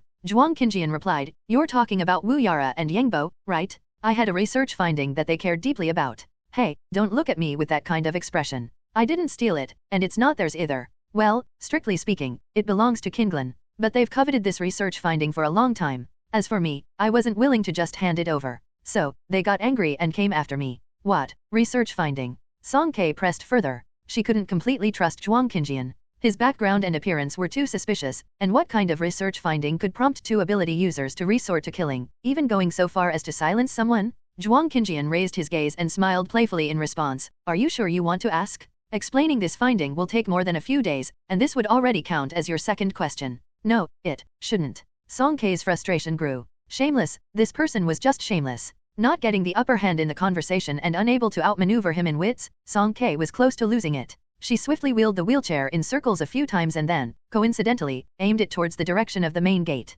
She lifted her feet off the ground, releasing her hands on the handles. Student's song, let's talk peacefully. Don't resort to violence. The front wheels of the wheelchair lifted slightly. If Zhuang Qinjian dared to play tricks on her again, Song K was ready to send him rolling headfirst into the pouring rain. After gaining the upper hand, Song K released a sigh of frustration. She assertively posed her second question, what exactly is my ability? Zhuang Qinjian had figured it out. The young girl didn't trust him, and she was truly determined. She wanted him to give up some information first before she would reciprocate. Otherwise, she might just abandon him along the way. He pondered for a moment, then asked, can you manipulate the form of objects? Song K didn't say a word. She casually picked up an empty pineapple can nearby. In an instant, the can transformed into a shiny dagger as she waved it forward, a glint of deep blue light passing through it. Zhuang Qinjian nodded. For the time being, known abilities can be roughly divided into three categories: mental abilities, physical enhancements, and mystical. Mental abilities mainly involve controlling elements and telekinesis. For instance, the gold element is widely recognized as a strong offensive ability. From the surface, you possess a commendable gold element ability, but being able to transform weapons already signifies your command over materialization. Compared to other superhumans of the same level, you would be more powerful. He pointed at the dagger in Song K's hand, just like this, at novel bin at. Spiritual weapon, Song K interjected. Spiritual weapon. Although it looks like a knife and feels like a knife, it isn't an actual knife. It's the external manifestation of your gold element ability. If I'm not mistaken, you should be able to manipulate it with ease. Turning her palm, the dagger disappeared into thin air, leaving no trace. Zhuang Qinjian paused. Song K's control over her ability was incredibly precise. Her ability to switch weapons in battle was seemingly unrestricted. Forget just being in the gold element, she was likely among the most powerful and dominant of all awakeners. He continued, physical enhancement superpowers are more common. They involve enhancing basic attributes, physical transformations, and accelerated healing. As for mystical abilities, they encompass a wide range of abilities, including precognition, healing, external object manipulation, and temporal manipulation, among others. These abilities are elusive and unpredictable. When encountering them for the first time, it's easy to be taken off guard. Song K meticulously recalled her experiences since the apocalypse began. Aspects that previously puzzled her suddenly became clear, like dispelling clouds and fog. So, the middle-aged man she saw at the docks, wind, Su Xing, ice, and Qiwen, thunder, and even Zhang Rui, fire, were all elemental awakeners of the mental abilities category. Zhang Qi's strength, Wu Chuamin's teleportation were both attributes of physical enhancement. As for mystical abilities, the tracking pen of Wu Yara and the sulfuric acid test tube of Yingbo had just proven to be incredibly unpredictable. The strength of awakeners ranges from E to A, ascending step by step. E level is the lowest, representing individuals with relatively acute sensory perception. A level is the strongest, with superpower intensity reaching up to about 83% of the body's maximum tolerance threshold. However, Zhuang Qinjian said up to this point, he smiled ambiguously, if one can surpass this threshold and unlock more potential during awakening, there might even be awakeners with an S level beyond the upper limit. Zhuang Qinjian was almost certain that Song K's superpower level was not low. Not only could she externalize her abilities, but her physical qualities also far exceeded those of ordinary physical enhancement awakeners. Not to mention the precise and fierce combat skills she displayed at Qingsong Biotech, which was why he had thought it over and ultimately decided to hug her thigh. You could easily defeat 2 C-level awakeners, which would suggest your level is probably above B and might even be A. However, superpower reactions have a strong variability. To get the most accurate data, we'd have to rely on authoritative testing equipment. Song K remembered something. Testing? Is it that kind of black box with lots of wires? You've seen one. Zhuang Qinjian was mildly surprised. But what you're referring to seems to be the most basic superpower detection device, an outdated product. Aside from assessing whether the subject has superpower fluctuations, it doesn't serve any other purpose. I'm actually curious, where did you see one? Zhuang Qinjian stared at Song K with interest. The most advanced R-type superpower detection devices of the Alliance were all stored in various Kinglan research institutions. Portable versions that were available on the market were mostly owned by the military. If Song K had undergone superpower testing, would those people have allowed her to leave so easily? I've seen it, but it was broken. Song K felt irritated recalling the incident. She briefly recounted her evacuation from District 177, omitting the part where she rescued someone and the objective fact that the testing device exploded because of her. Ah, what a pity, Zhuang Qinjian sighed after hearing her story. Pity, for what? He don't misunderstand, I'm pitying those people. Zhuang Qinjian looked out at the pouring rain outside the door, his gaze becoming distant. Azure Phoenix? He hadn't heard about them for a long time. As the once most glorious fighting force of the Alliance, they had fallen to the point of needing to recruit awakeners from civilians. Could that not be considered a pity? With only one question left to ask, and with Song K having too many questions in mind, she was paralyzed by indecision. So, she temporarily put the matter aside, planning to ponder over it once she returned to the safe zone. With limited supplies of her own and now the added burden of another mouth to feed, she had to accompany Zhang Rui's group in scavenging the canned food factory. In the process, they managed to collect a variety of strawberry, peach, and orange canned fruits. During this time, Zhuang Qinjian remained silently seated in the wheelchair. Song K inexplicably felt that when he was quiet, he wasn't as annoying as she had initially thought. Half an hour early, the group returned to Hua City No. 1 Middle School, waiting for Lu Zixuan to open the door. As the appointed time arrived, the wall recessed, and the superpower door opened punctually. Lu Zixuan appeared and couldn't wait to ask, "Did you find the medicine?" Zhou Ankai woke up, but the fever hasn't gone down. "We found it," Zhang Rui nodded. Lu Zixuan breathed a sigh of relief. "That's good. Her ability has awakened." Zhou Ankai's awakening had been a foregone conclusion even before Zhang Rui and the others returned. There was a subtle magnetic field sensitivity between awakeners. Earlier in the morning, Lu Zixuan sensed energy fluctuations in her. He immediately reported it to Su Luran. However, she was mentally weak due to the high fever, making it difficult for her to speak. This continued until Zhang Rui's group returned with life-saving medicine. Su Luran took the medicine box and after several checks, had Cao Yi feed it to Zhou Ankai to take. "Ankai, how do you feel now?" At novel bin at. Zhou Ankai leaned weakly against Cao Yi. Hearing the question, she merely raised her eyelids. She was now the focus of everyone's attention, with everyone looking at her expectantly. Only Zhang Rui's gaze drifted elsewhere, not in the same direction as the others. Suddenly feeling displeased, Zhou Ankai couldn't care less about manners. "Not good. My throat hurts, my head hurts, my whole body hurts." Everyone exchanged glances. Su Luran didn't tolerate her tantrum and asked straightforwardly, "Do you know what ability you've awakened?" "What kind of ability I've awakened is none of your D***MN business." Zhou Ankai, in the midst of anger, was about to blurt out a rude retort. However, upon seeing who was asking, she forcibly swallowed her words, lowered her head, thought for a moment, and honestly replied, "I've always been afraid of getting hurt since I was little, worried that scars wouldn't look good. When I just awakened, I could vaguely sense something related to wounds." "Wounds?" Su Luren's eyes lit up. He called over the guy who had gone out with Zhang Qi last time. Although he had managed to escape the starship explosion, his arm and leg were still bruised and had not been properly treated. They had even begun to fester. Zhou Ankai stared at the ghastly wound, looking at it with disgust for quite a few minutes. Eventually, with Su Luren's encouragement, she placed her hands over the wound through the gauze. About 10 minutes later, sweat started forming on her forehead, and she slowly withdrew her hands. The guy eagerly removed the gauze, only to find that the wound had completely healed. His skin was as good as new, not a scar left. He excitedly hopped in place, no different from any regular person in his movements. Witnessing this miracle with their own eyes, the atmosphere in the safe zone ignited like a spark, bursting into an uproar. "It's a healing type ability. Really? Are you not joking? This is amazing. We won't have to worry about injuries anymore. Come on, do you think Miss Zhou would be kind enough to heal you?"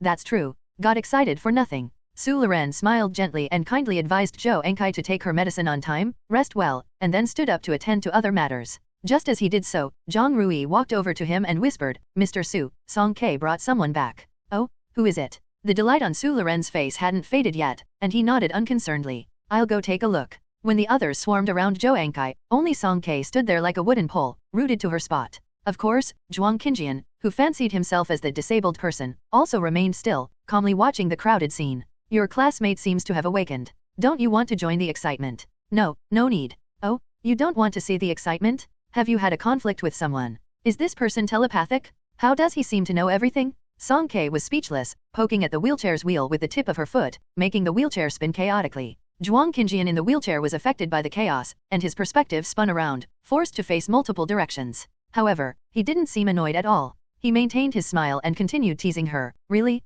Did I hit the nail on the head? You really have a grudge with someone. This only made Song K angrier, causing her to spin the wheels even faster. While the two were playfully bickering, Su Liren and Zhang Rui stopped in front of them. Song K, I heard you brought back a stranger. Song K's actions came to a halt, and the faintly expressive look on her face vanished instantly. In the awkward silence, she suddenly recalled Zhang Rui's mention of the distribution according to work system. She forced herself to speak stiffly. You don't need to give him supplies, I will take care of it. Su Liren's expression turned sour as he scolded her in a low voice. What do you think this place is? The girl in front of him lowered her gaze, presenting a rebellious appearance. It was like this before, and it's still the same now. Su Liren had taught for many years, and while Song K wasn't the most unruly student he had seen, she was certainly the most stubborn. She would never learn to be submissive. Suppressing his impatience, his tone grew even more stern. The safe zone is the result of everyone's hard work. Back then, we were willing to take you in because of the fate between teachers and students, not so you could act capriciously. You saved someone on a whim today, who knows if you'll pick up a cat or a dog tomorrow. If this continues, teacher won't be able to manage it. Song K's mind went blank, and she automatically started her turtle reciting scriptures technique, allowing her thoughts to wander freely. Su Liren's words entered her left ear and swiftly slipped out of her right, coming and going lightly, leaving no trace behind. Unluckily for her, her act of pretending to be dead didn't escape the notice of another. A magnetic chuckle resonated, interrupting Su Liren's words. Zhuang Qinjian, likened to a cat or dog, seemed to have a better sense of self-awareness than Song K. Recognizing his own rudeness, he quickly apologized. Sorry, couldn't help it. You can continue, please continue. Su Liren's glasses glinted, a cold glint passing through his eyes. In the safe zone, nobody could challenge his authority. He composed himself, looked down at the wheelchair, and saw the languidly seated man. His handsome face seemed to be emitting a glow. His features were exquisite, a perfect work as if crafted by Nuwa herself. Caught off guard, their gazes locked. Zhuang Qinjian arched an eyebrow, his smile unchanged. But Su Liren, as if struck by lightning, paled in disbelief. He appeared complex, even a touch frightened, staring at Zhuang Qinjian.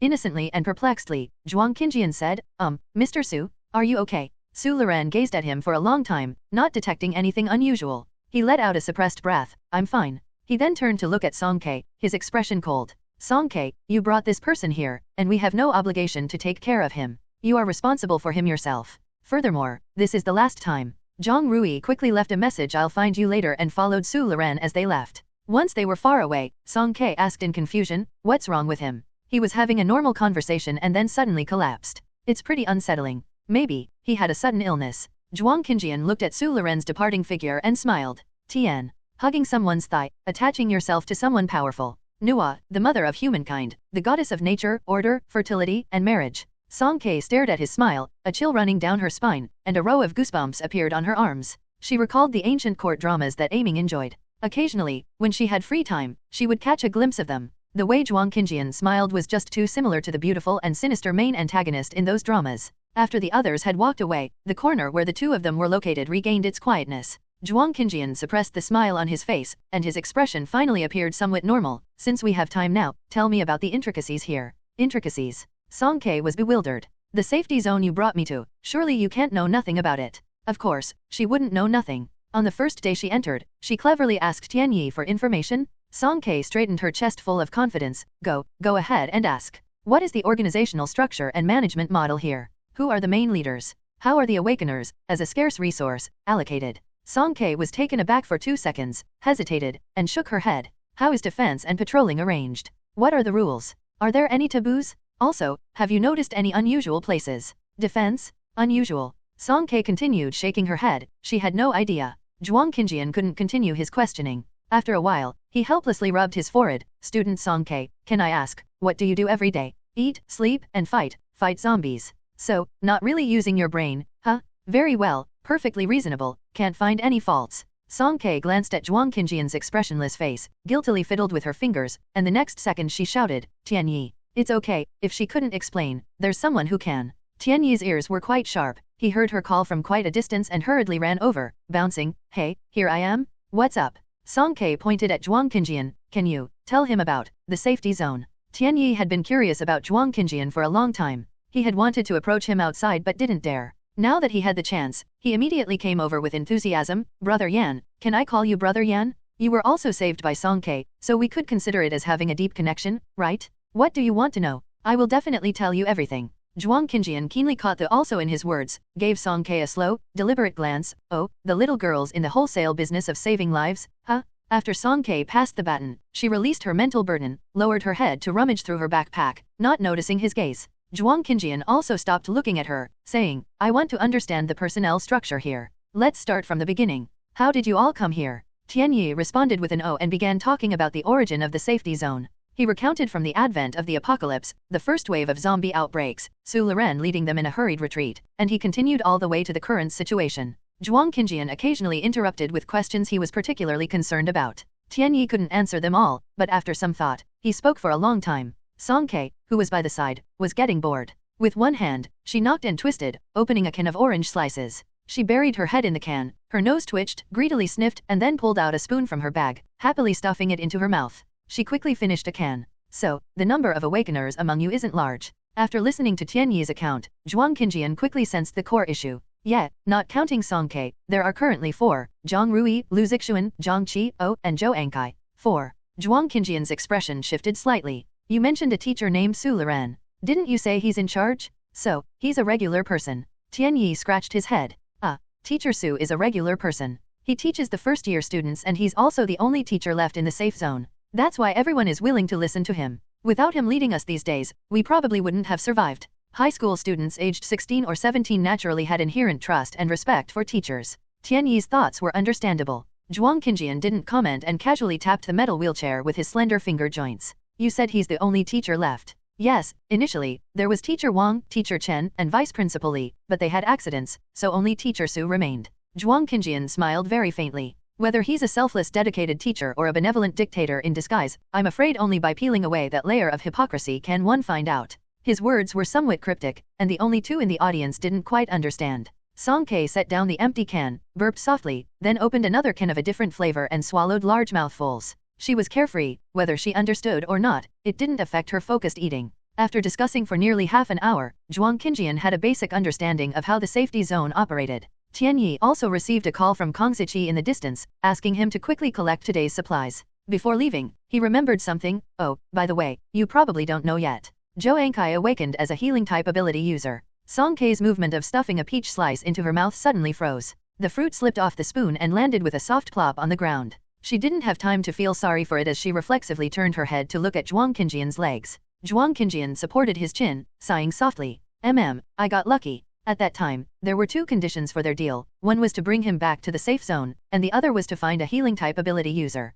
To achieve both so quickly, of course, luck was on their side. However, Song Ke didn't feel happy at all. Her emotions had changed too obviously, which Zhuang Qinjian noticed. He then recalled her being alone in the corner earlier, and asked with a hint of realization, you don't want to ask for her help. Song Ke didn't say anything, and after a long while, she reluctantly nodded, her face showing evident reluctance. Zhuang Qinjian fell silent and looked down at his own knees. Perhaps due to losing too much blood, unconsciously, his complexion had become even paler than when they first met. At this moment, he seemed to be standing on the wheel of fate. Song Ke obviously was unwilling. Would she give up this opportunity just like that? He didn't know if he could hold on until they found another healing-type ability user. Going alone to find someone of unknown strength? Maybe he could save his own life, but undoubtedly, it would anger this new ally. The prospects were indeed worrying. Zhuang Qinjian needed to make a high-stakes gamble, an all-in bet, and the price was his own life. Unfortunately, he had always been the most reckless gambler. However, clever gamblers tend to use some confusing tactics before placing their bets. Opening his mouth again, Zhuang Qinjian's emotions stabilized, and his voice was gentle. If you're unwilling, you don't have to ask her. Song Ke's moist eyes blinked, and she felt somewhat guilty. Your legs. Zhuang Qinjian harvested her sympathy without hesitation and said gently, like a gentle breeze, don't worry, they've already been bandaged. It's not that serious. Song Ke felt a bit relieved and found him more agreeable than before. After thinking for a moment, she took out a beautifully packaged small cake from her backpack and handed it to him. Please, have it. What? Egg, cake. At novel bin at. Why cake? Zhuang Qinjian gestured toward the pile of empty cans on the ground. I thought you might treat me to canned food. Because, today is my birthday. Song Ke smiled subtly, and the small dimple on her cheek became more pronounced. This was the last piece of cake she had hidden away, and it was the most visually appealing one. There were even pointed strawberries on top. She had been reluctant to eat it, wanting to save it as a reward for herself on her birthday. Zhuang Qinjian poked the cake with a plastic spoon. The small portion on the very top had oxidized to a pale yellow, indicating it was made of the cheapest vegetable fat cream. It was a type of junk food that he would never have tried in the past, categorized as garbage district specialties. However, his expression remained unchanged as he gently scooped up a very small piece and put it in his mouth. His eyes then curved into a smile. Thank you, it's delicious. Song Ke, happy birthday. Song Ke's eyes widened slightly. From the time she could remember, this seemed to be the first time someone other than her grandfather had specifically said happy birthday to her. It wasn't a surplus from Zhang Xi's birthday at the Yu Mountain Martial Arts School. It was a complete and wholehearted wish for her alone to have a happy birthday. Song Ke felt somewhat overwhelmed, her fingers tugging at her backpack strap. She hesitantly pushed 2 unopened cans over to him. Here, these are for you too. Couldn't get supplies? No problem, she had them. During this time, she could manage that for him. In the early morning, the rain-covered sports field was completely silent. Song Ke tossed and turned, finding it hard to sleep. She had a nagging feeling that she had forgotten something until a ding resounded in her mind. She suddenly remembered she had one remaining chance to ask a question. With only 3 opportunities a day, she had to be frugal, so how could she waste it? Swiftly, Song Ke rolled over, feeling around in the darkness and moving towards the side.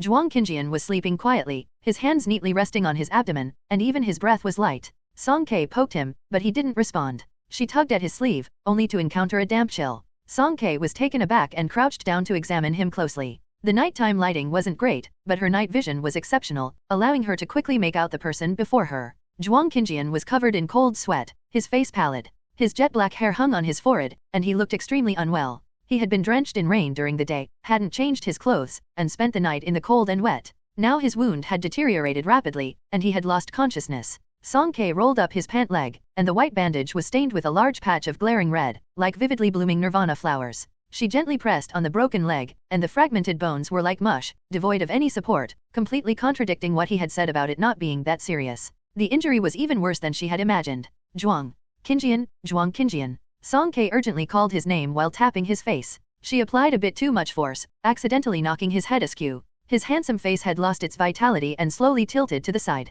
This can't be. Song Ke was startled, quickly supporting his head. Pressing her ear to his chest, she was relieved to hear a faint heartbeat. Song Ke anxiously picked at her fingers, wondering what to do. Regardless of his words, he probably wouldn't make it through the night. But to save him, the only option now. She raised her gaze and looked in another direction. It was pitch black there, with faint signs of vitality shimmering. Go ask that person? Even if they were willing, getting them to act wouldn't be that easy. What bargaining chips did she have to exchange? And what kind of price would she need to pay? A voice deep within her kept urging her, give up, don't bother. After all, they had only known each other for less than a day. Leaving him behind wouldn't matter much. There must be more than one person who knew the truth about the apocalypse. She could always go outside and capture another researcher. Forget it. But for some reason, Zhuang Qinjian's voice kept flashing in her mind. He had said to her, Song Ke, happy birthday. Song Ke closed her eyes, and when she opened them again, she stood up with a swish. She picked up Zhuang Qinjian and placed him in the wheelchair. In Hua City No. 1 Middle School, at the stormproof, enclosed stadium,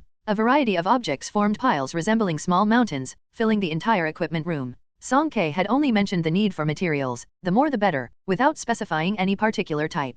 As a result, apart from heavy objects used to block the door, everyone brought over anything they could carry. Kang Siqi set down the last basketball storage basket and leaned towards Tianyi, draping his arm around Tianyi's neck. As they approached Song Ke, before they could speak, Kang Siqi gave a thumbs up with a grin. Awesome? Even though this might be a little unfair to Princess Zhou, I still want to say, it's so satisfying. Tianyi, caught in Kang Siqi's grasp, flailed his limbs in the air, struggling to break free. He kicked Kang Siqi hard in the heel, and Kang Siqi let go, clutching his foot while hopping and wailing, like an agile flamingo. Despite their daily play fighting, their relationship was actually quite good. By the way, Song Ke, Tianyi asked me to ask you what those flying things that went swoosh swoosh swoosh just now were. They were so cool. Kang Siqi, you were the one who wanted to ask in the first place, so why blame me? Tianyi retorted indignantly. Oh come on, isn't it the same if you ask or I ask? Kang Siqi chuckled, then leaned closer to Tianyi's ear, whispering, you're quite close to her, huh? Song Ke didn't keep it a secret either, taking something out of her pocket. It was a thin blade, as thin as paper, about 7 inches long, resembling a willow leaf. A bright red silk was tied to its end. In the dim indoor light, the blade's surface was covered with a faint blue glow. Kang Siqi let out a whistle and his eyes lit up. For you? Seeing how much he liked it, Song Ke handed him the throwing knife generously. Really? Well then, I won't hold back. Kang Siqi was ecstatic and accepted it without hesitation. Joking aside, there was no need for hesitation. This wasn't an ordinary throwing knife, it was a legendary supernatural throwing knife. It could cut through iron like mud and hit the target every time. Even if he didn't know how to use it, it was still great for warding off evil spirits. Song-K, are you really leaving? Tianyi asked in a low voice from the side. Yeah, once Zhuang Qinjian gets better, then I'll leave. Tianyi's tone held a hint of reluctance as he murmured, oh. He was a reserved person, unable to voice his thoughts within the safe zone. Even Zhang Rui couldn't convince Song-K, and coupled with Su Luren's silent approval, it seemed that Song-K's departure was an unchangeable outcome.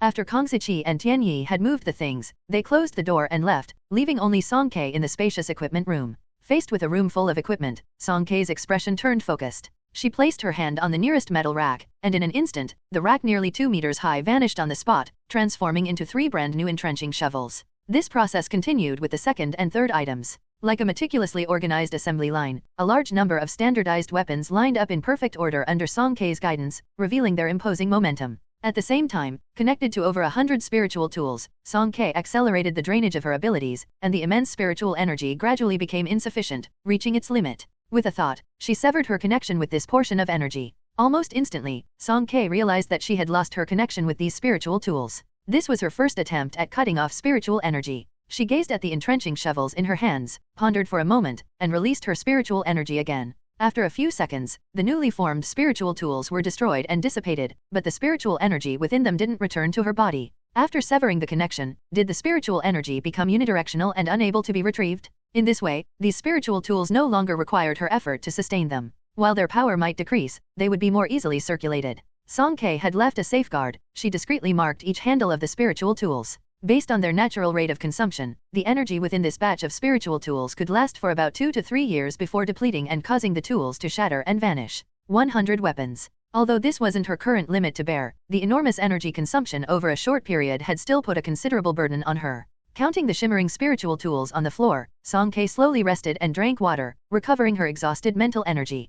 Considering the users were a group of high school students with no combat training, she only transformed 2 types of weapons, machetes and entrenching shovels. These 2 types of cold weapons were easy to handle and versatile, suitable for both defense and offense, especially effective against zombies. There were people guarding outside the equipment room. When Song-K emerged, several key members of the safe zone walked over to her and entered the room to tally the quantity. Song-K didn't move. 100 weapons, no more, no less. She had handed them over. How to distribute them was an internal matter for them. The male student responsible for tallying came out and nodded at Su Luren, who stood behind. Teacher Su, it's all here. With the deal completed, Song-K couldn't be bothered with the insincere conversations and left without looking back. On the other side, treatment for Zhuang Qinjian was underway, but the situation wasn't going smoothly. Zhou Enkai seemed a bit queasy at the sight of blood.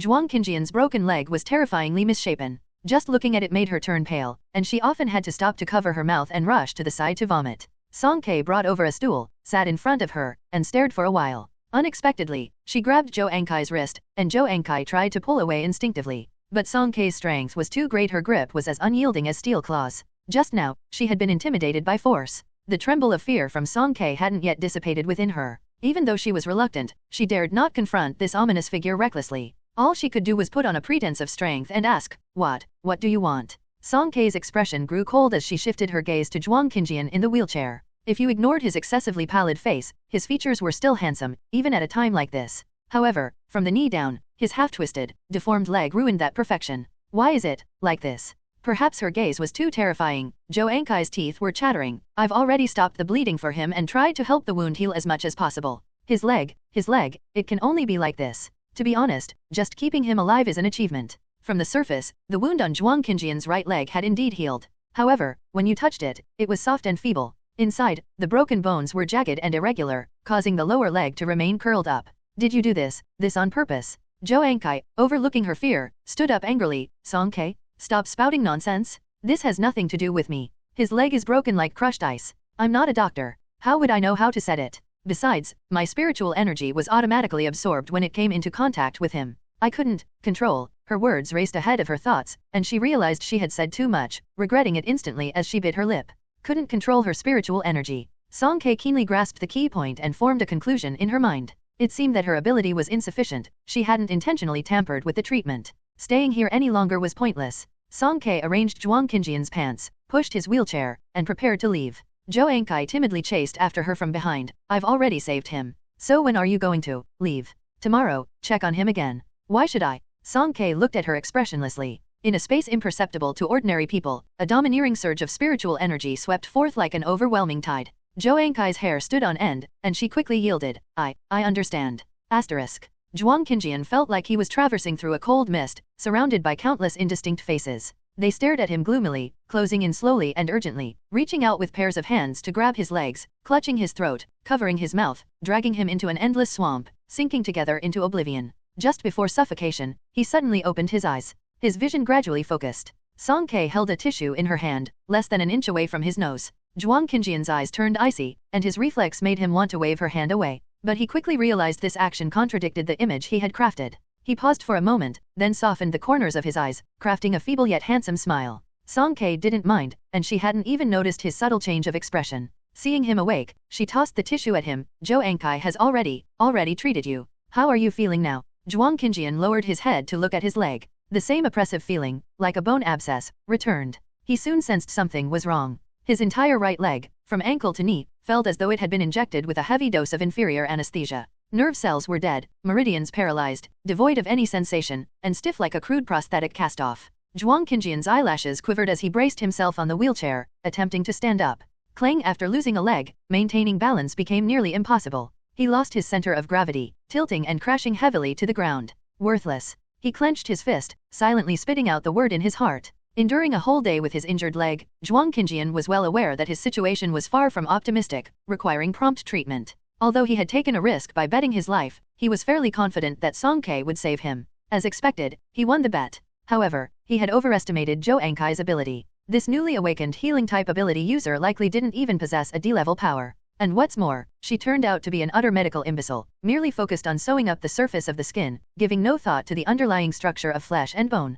Consequently, he had truly been reduced to a cripple. Worthless. He clenched the wheelchair handles tightly and repeated the word in his heart, not knowing if he was cursing Zhou Ankai or himself. Song Ke didn't help him up. Zhuang Qinjian lowered his head, and the veins on the back of his hands strained. She couldn't clearly discern his expression at the moment. Zhou Ankai's ability is for stopping bleeding and wound healing, but her control is very poor. She doesn't know how to set bones. She pursed her lips and revealed her plans. She'll check on you again tomorrow, then we'll leave. What? Is this the condition for saving me? Zhuang Qinjian supported himself to sit back in the wheelchair and responded coldly. He was always clever, quickly inferring the implied meaning in Song Ke's words. Yeah. Song Ke briefly explained the events leading up to the exchange using spiritual tools. Her use of force against Zhou Ankai in front of Su Liren could be seen as a last resort, completely burning bridges with the safe zone. Staying here any longer would likely pose hidden risks. Even if Zhou Ankai hadn't made any demands, Song Ke had intended to leave anyway. Furthermore, her original intention for coming here was solely to gather information on awakeners.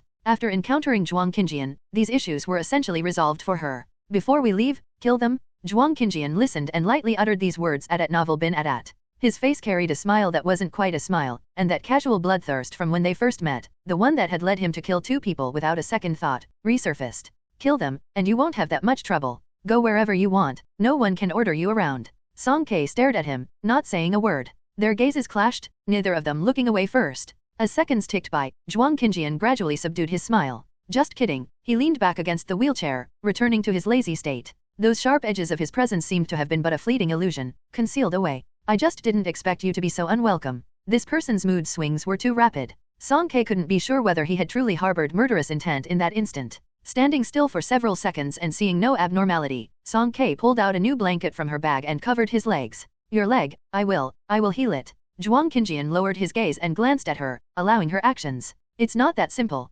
Healing-type ability users are rare to begin with. Given my current condition, even having an A-level ability might not necessarily guarantee success. He wasn't intentionally making things difficult for Song Ke. To truly achieve a complete recovery, to be able to run and jump like a regular person, his dislocated bones and tendons would have to be shattered again, using spiritual energy to reposition them correctly. The precision of this process was comparable to a top-tier surgical procedure, something beyond the capabilities of an ordinary healing-type ability user at Novel bin Adat. I will heal it. Song Ke stubbornly repeated herself. She rarely made promises, but once spoken, she was determined to fulfill them. For a long while, neither of them spoke. Around them, there were the echoes of noisy voices, the patter of raindrops, but in their corner, silence reigned. Song Ke felt a sense of guilt, as well as a deeper sadness. She had taken this person in, earnestly vowed to take responsibility for him, yet she had messed up. Not only had she failed to heal Zhuang Qinjian's leg, but she had also burdened him with the need to follow her around again. I'm sorry. She hugged her backpack tightly, curling up in disappointment. After a while, Zhuang Qinjian spoke in a faint voice, no need to apologize. It's not your fault. Song Kei shook her head, her mood still low. You're wrong. They all dislike me. At her words, Zhuang Qinjian's gaze shifted to the corner. Song Kei was crouched there, looking like a frostbitten cabbage, her head covered by the continuous drizzle. She appeared wilted, bereft of her usual vitality. All of them? What did you do? Did you offend so many people in one go? He shifted into a more comfortable position, a hint of interest in his eyes. I remember district implements, collective education, right? Did you blow up the school? Or burn down the dormitories? Based on your personality, you can't possibly have beaten up everyone, right? Song Kei's eyes widened. How did he guess it right again? Feebly, she tried to defend herself. No, not all of them, just a few dozen. Just Zhuang Qinjian drawled, emphasizing it slowly, a few dozen. You're pretty good at fighting. Just all right. In the midst of the prolonged silence, Zhuang Qinjian's light laughter broke through the awkward atmosphere. He turned his wheelchair and leisurely gazed at Song Kei. So, why did you beat up those few dozen people? Song Kei clenched the strap of her backpack with her fingers. Because.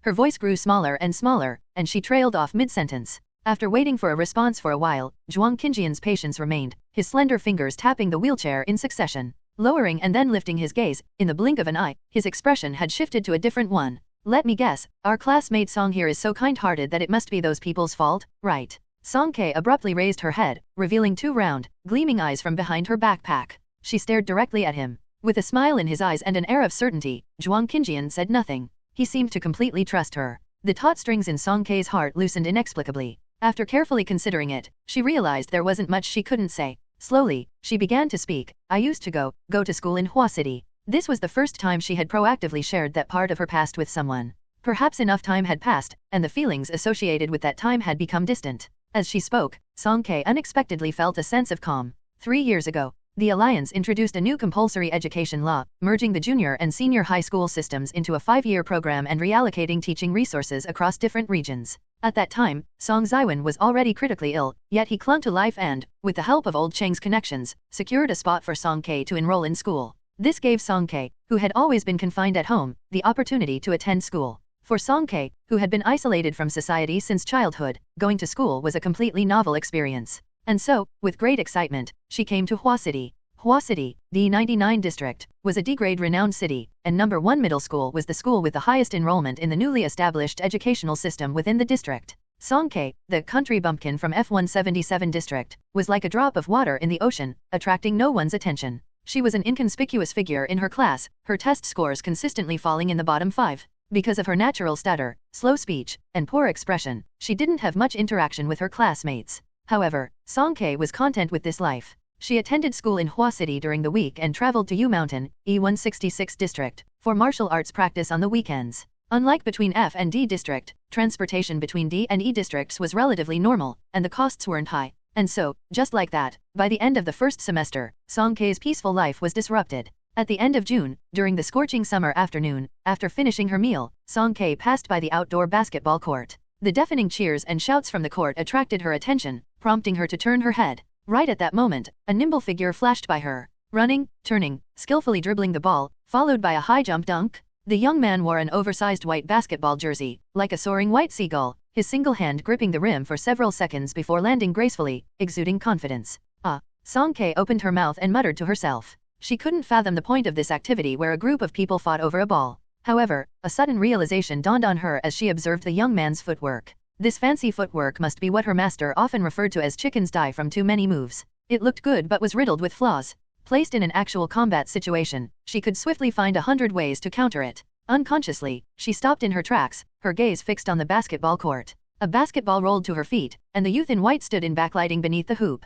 He called out to her from a distance, "Hey, classmate, can you throw the ball back?" Song Kei cradled the basketball in both hands, looking at the young man and then at the hoop above his head. She thought he meant for her to do the same thing as he had just done, to throw the ball into the hoop. So, she responded with a slow, "Oh," and from a distance of almost 30 meters, she lightly pushed her wrist forward. The basketball traced a perfect parabola in the air and landed directly in the center of the net. The boys on the court, who had been chatting away and adjusting their wristbands, were left dumbfounded. Some even sprayed their mouth full of mineral water in astonishment. What the? The youth in white also froze for a moment but quickly jogged over and tossed the other basketball to Song Kei. "Classmate, want to try another throw?" Perplexed, Song Kei threw the ball again right in front of him, and the basketball once more swished through the net, drawing exclaims of amazement. A second successful throw, and it was evident she excelled at this. With a piercing gaze, the youth spoke up, invitingly, "You have a good aim. We're a player short. How about joining us? Song Kei shook her head rapidly. No, I can't. Seemingly amused by her baffled expression, the youth's eyebrows relaxed, and a radiant smile bloomed from the corners of his eyes, revealing his pearly white teeth. It's all right, I can teach you. I'm Zhang Rui. Leading Song Kei back onto the court, Zhang Rui organized a game of 3v3. Although Song Kei's shooting was precise, she was clueless about the other rules, making her play utterly awkward.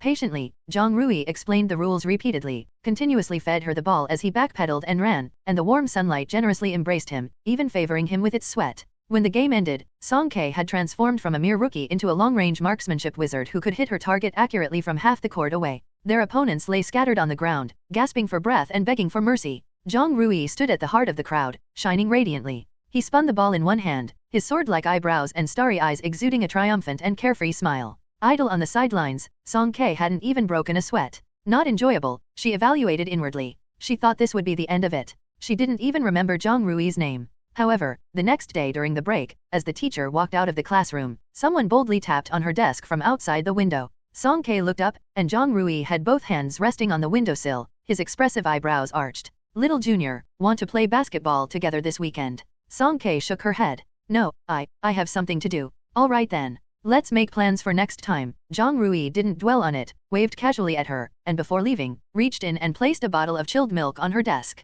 Here, have this. You're so short, you can't even reach the rim. Song Kei wiped off her test paper where the moisture had smudged her name, furrowing her brows in displeasure, not noticing that in the back of the classroom, all the girls who had been fervently discussing cosmetics had fallen silent. Zhuang Qingjian, who had been quietly listening all along, seemed to sense something. He frowned and scoffed, "Tisk, troublesome." Song Kei halted in her speech, looking at him with a bewildered expression. Zhuang Qingjian lifted his chin slightly, indicating for her to look to the other side. The sun had just broken through the dawn, people bustling about. Zhang Rui, wielding a trenching tool, was demonstrating its use. His tall figure was almost swallowed up by his enthusiastic fans. The lively scene made their corner appear even more desolate and ignored. You and him are not on the same path. The closer you get, the more troublesome it'll be. Zhang Rui was like a luminous and scorching star, with all celestial bodies within his gravitational pull orbiting around him. Those lonely wandering stars, used to being adrift, would find themselves burnt badly if they accidentally fell into his orbit. Thinking of the unfortunate incidents that occurred later, Song Kei nodded in agreement.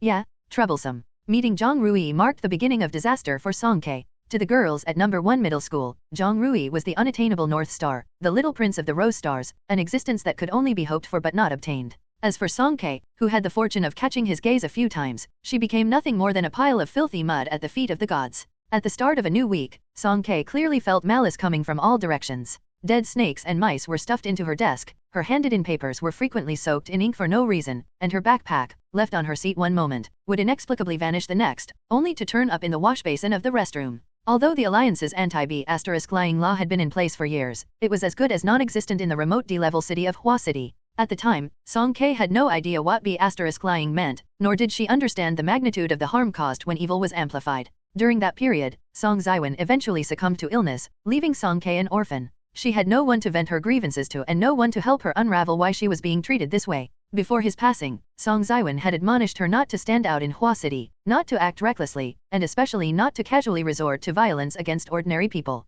Thus, Song Kei only disposed of the desiccated animal carcasses in her drawer, retrieved her backpack, and silently returned to her messy seat. From the very beginning of this malicious prank, she had lost her deskmate. However, the B****s interpreted this as a sign that Song Kei was enduring and acquiescing. This meant that the victim wouldn't fight back. As a result, those who were cruel became even more audacious, gradually crossing the line. One day, the most beautiful girl in Class 3, the proud Zhou Ankai, like a peacock, cornered her in the cafeteria, flipped her food from top to bottom, and poured it down Song Kei's neck. At the time, there were many students having lunch, and even 2 supervising teachers witnessed the misdeed, yet no one stepped forward to stop it. Some saw but remained silent, and others pretended not to notice. The thick liquid flowed down her back, all the way to her heels, and Song Kei caught a whiff of the damp and fishy smell of the muddy mixture. She wiped the liquid off her face and belatedly realized, so it wasn't soup. It wasn't soup, and it wasn't an accident either. It was another malicious prank that had been occurring to her day after day. Hey, stutterer, can't even speak properly, but you've already learned how to seduce men. Zhou Ankai arrogantly tossed her plate aside, pinching her nose in disgust. I heard you're from the F district. No wonder you smell so fishy, I can smell it from miles away. Hey, come over here and see if she stinks. Stinks, it stinks terribly. Ha ha ha, ugh, I'm gonna puke. At a table behind her, Cao Yi, who had a delicate appearance, considerately handed over a tissue. Unfortunately, it was for Jo Ankai. Ankai, be careful, don't splash yourself. Each time, it was Jo Ankai, the domineering instigator, who led the B** lying against Song K. Standing behind her, forever untainted, was Cao Yi. Their temperaments and characters were vastly different, but the smiles at the corners of their mouths and the malice in their eyes were perfectly aligned no matter how you looked at it. At the time, the homeroom teacher for Class 3 was Su Loren. Song K stood in the bustling office, stuttering as she recounted her ordeal. Su Loren was busy grading papers, rapidly circling and marking with a red pen.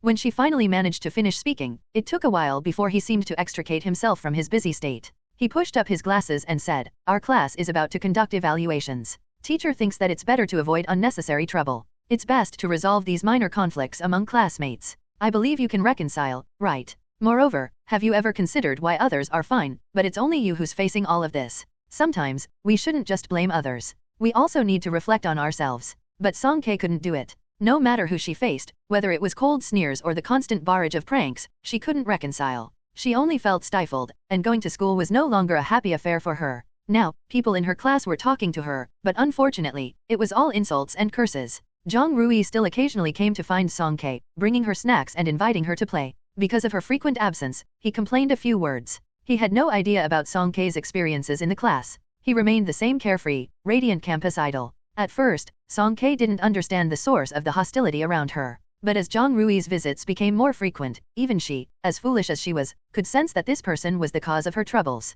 So, she earnestly told him, don't look for me anymore. Naively, she believed that if Zhang Rui stopped looking for her, everything would return to normal. Zhang Rui didn't take her words seriously. "I just like hanging out with you. What's up with your hair? Why's it stuck with chewing gum? I'll get it out for you." The cool young man leaned down near her in the shade of a tree, clumsily pulling apart the clump of sticky hair. Song K turned her head to avoid his touch, quickly stepped away, paying no mind to Zhang Rui's displeased shouting behind her. In the opposite teaching building, Cao Yi put down her phone, which contained the pictures she had just taken. She gazed at Zhang Rui's departing figure, swiftly scrolled through her contacts, found Jo Ankai's name, and clicked send. The explosion came swiftly. On the day of the outburst, it was Song K's turn for class duty. The boys in the class deliberately lingered, making loud noises by dragging tables and chairs around. Before she realized what was happening, they had surrounded her in a concave shape against the wall. Her classmates used the water pipes from the restroom, usually used to clean, and splashed water all over her head. Some got carried away, swinging iron buckets in their hands, one of which struck Song K on the head with a resounding clang.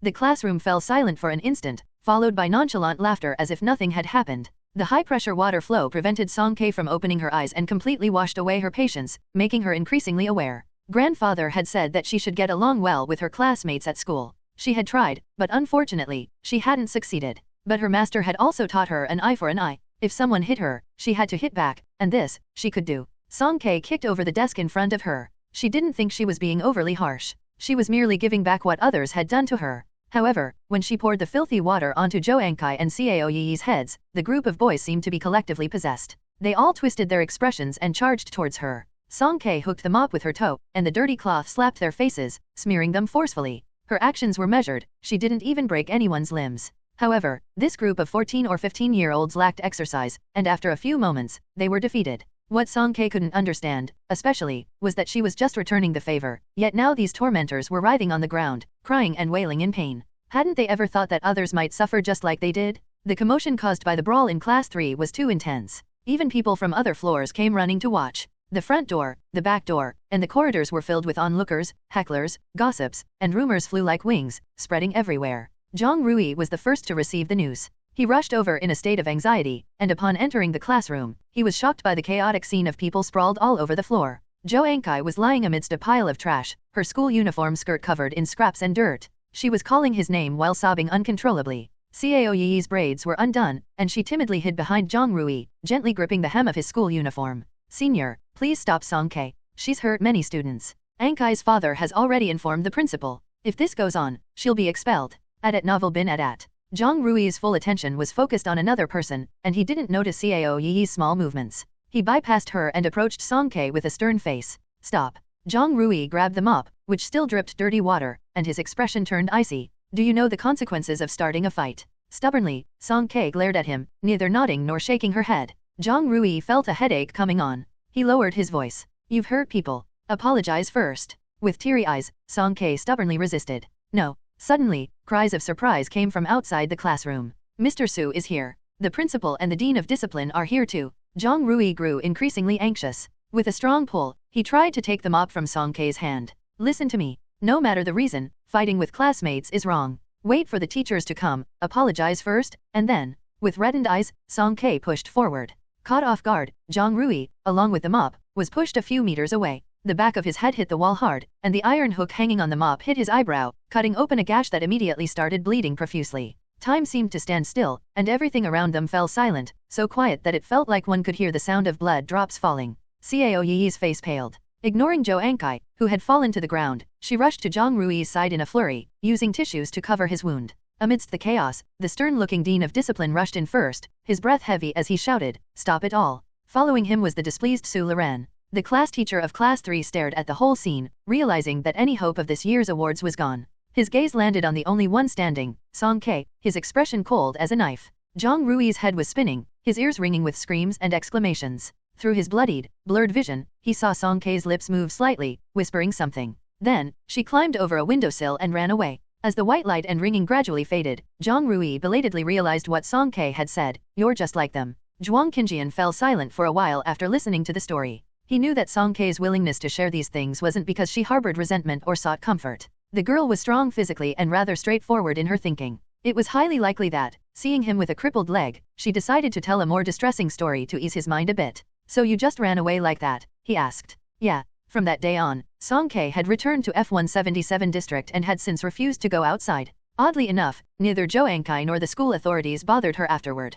Getting your frustration out by giving them a beating might help, Zhuang Qinjian sighed lightly. The governing level in D district is uneven. Without the backing of parents, even if you're in the right, you might not be able to explain yourself. Even if you caused a scene in the city center, I'm afraid it wouldn't change much. Song Kei shook her head. Throughout the ordeal, she had never thought about seeking fairness or justice. Su Loren said she was wrong for not letting things go. Zhang Rui said she was wrong for ulting her classmates. Everyone thought she was wrong. Zhuang Qinjian scoffed lightly. Wrong? Would this matter just disappear if you didn't act? If Song Kei hadn't hit Zhou Ankai, the B** lying from class 3 would have continued. She couldn't endure such days any longer. At this point, Zhuang Qinjian's eyes slightly narrowed, veiling the destructive urge he had to destroy everything. You hit them because those people deserved it. Even if you were wrong, what can they do? Some people spend their whole lives doing right things, only to die in the end, and no one will put up a monument praising them for it. He reached out and ruffled Song Kei's hair. You're still a kid. Remember this, in this world, right and wrong aren't that important. Living happily is what matters. It was twisted logic, but Song Kei couldn't argue against it. This man's mindset was completely different from what her grandfather had taught her. Her grandfather had said she needed to assimilate into society, try to be like everyone else. However, Zhuang Qinjian seemed to not care about anything. Whether others lived or died had nothing to do with him, as long as he was content and happy. If it were you, what would you do? Song Kei asked. What would I do? Haven't you already seen? Zhuang Qinjian rubbed his chin and revealed that characteristic smile of an antagonist. Song Kei. She thought about the fates of Wu Yara and Yangbo, and her heart felt heavy. Unknowingly, time passed quickly. The sky outside gradually brightened, and a new day began. The atmosphere in the safe zone had also changed. High school students who received new weapons grew bolder, and a particularly large exploration team was gearing up. Song Kei stood up. I'll go out to find supplies. You rest well. They were leaving today. Song Kei intended to go out early to scout the route. When Lu Zixuan opened the door again at night, she would take Zhuang Qinjian with her. Before leaving, she poked Zhuang Qinjian's leg, and this time, he didn't dodge.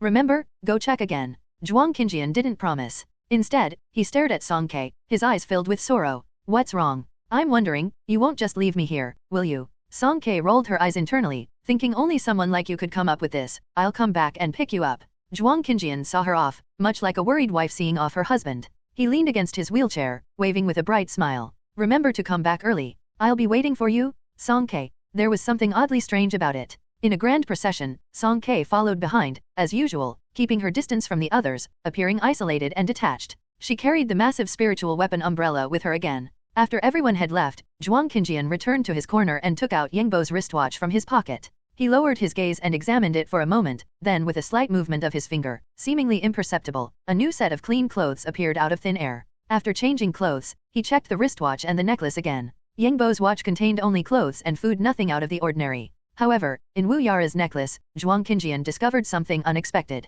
A silver miniature intelligent terminal, far surpassing D District's technological level. Zhuang Qinjian nonchalantly operated it a few times and destroyed its positioning device. The watch Yangbo left behind was actually a storage space crafted by a space-type ability user. The area wasn't large, around 20 square meters. Perhaps the level of the awakener who opened up the space wasn't high enough to impose strict restrictions on entry. Anyone who released a trace of mental power could unlock it. This gave Zhuang Qinjian an unearned advantage. Before the apocalypse arrived, awakeners were monopolized by the military. These personal storage spaces were only circulated within the military. Obtaining one from the black market would cost a significant price. Nowadays, even as the order broke down and more ordinary people awakened to supernatural abilities, these items remained rare and precious. Zhuang Qinjian was slightly taller than Yangbo, but their body sizes weren't significantly different. He picked out a new set of black casual clothing from the space and took out a large bucket of purified water. He thoroughly cleaned himself from head to toe. After changing into clean clothes, he looked refreshed and neat, appearing as youthful as a college student who had just stepped out into the world.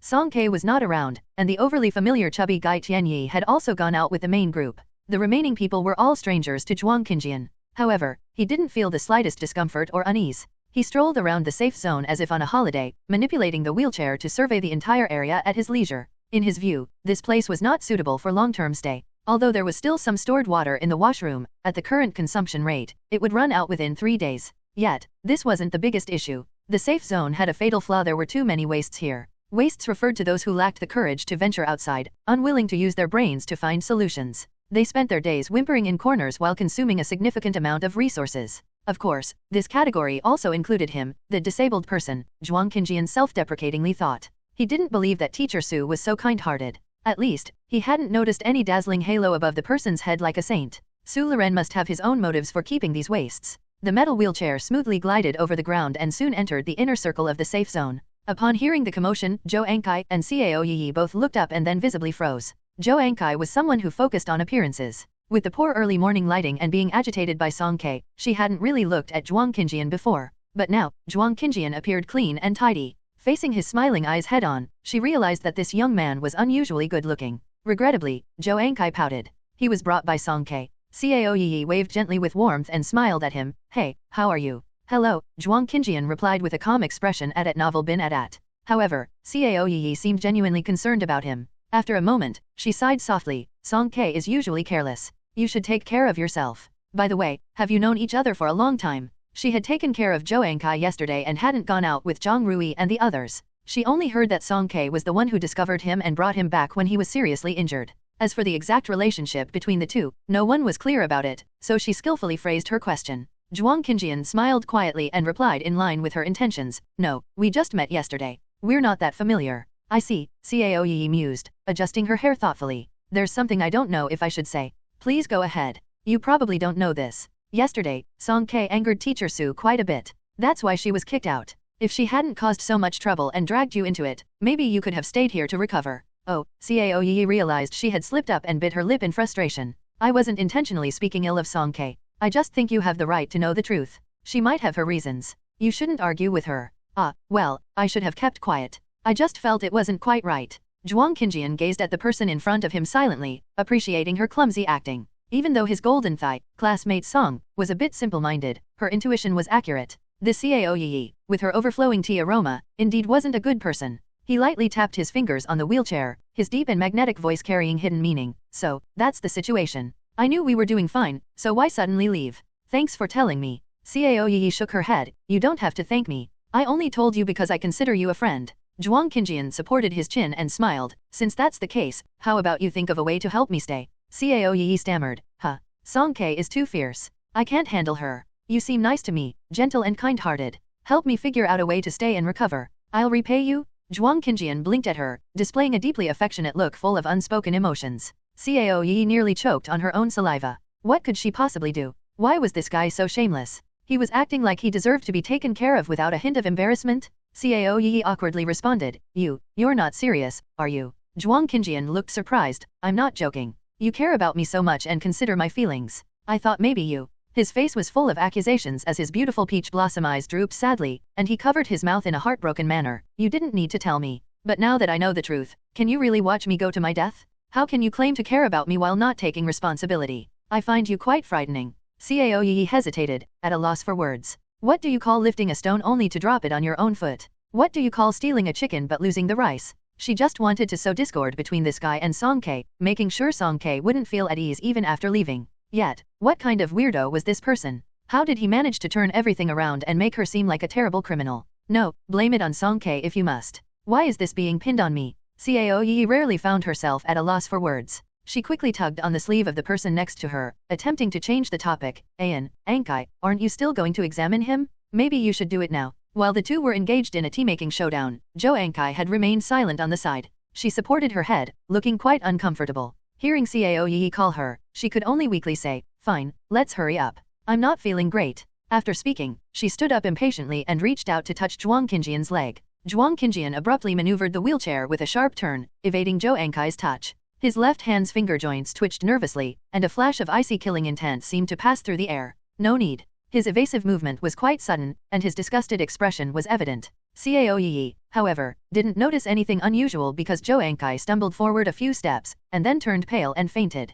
Ankai, Ankai. Awakeners with healing abilities are very precious, and someone rushed up from the side immediately, calling for Su Liren loudly. Zhuang Qinjian was pushed out of the inner circle by the commotion, leaning lazily against the back of the wheelchair. He looked towards Jo Ankai, who was surrounded by a crowd of people, and raised an eyebrow in surprise. Perhaps others didn't understand what was happening, but he was well aware. When an awakener faced external spiritual force, their internal energy field could become disrupted. If their own strength wasn't formidable enough to resist this impact, they could lose consciousness and fall into a coma. In severe cases, their brain's neurons could be damaged, possibly leading to mental impairment. He knew that Song K had previously used spiritual force to frighten Jo Ankai, but at that time, she had been perfectly fine. It had taken a considerable amount of time for her to lose consciousness afterward. This didn't seem like the result of a recent impact, rather, it seemed like an eruption caused by prolonged accumulation of suppressed spiritual energy. This was interesting, Zhuang Qinjian smirked. In this safe zone, aside from Song K, who else would have been prolongedly and oppressively using spiritual energy on her? After various back and forths, Jo Ankai finally stirred weakly, but her spirit seemed somewhat listless. She couldn't muster the energy to speak. The others didn't discern any particular cause for the incident, so they could only attribute it to the lingering effects of her awakened supernatural ability. Tn. Tea aroma, green tea BTCH, someone with a good and positive image but is actually a mean BLLY, always trying to sow discord, kinda like a white lotus. At exactly 7 o'clock in the evening, Lu Zixuan stood up on time and said, it's time, I need to get ready to open the door. The team that went out for exploration this time was particularly large. Everyone hoped for unexpected gains. They gathered at the door, ready to welcome the returning people. Zhuang Qinjian's wheelchair stopped in the slightly shaded area further back. He had nothing with him, only waiting for the door to open so he could leave with Song K. Lu Zixuan placed his hands against the wall and began to release his special abilities. Soon, the outline of a door gradually became clear and fixed. He wiped the sweat from his forehead and exhaled a breath. His expression became more relaxed, and he smiled as he pulled the door handle. The wind and rain outside poured in an instant, hitting people's faces so intensely that they couldn't open their eyes. Others hadn't yet seen the specific situation. An unexpected event had occurred.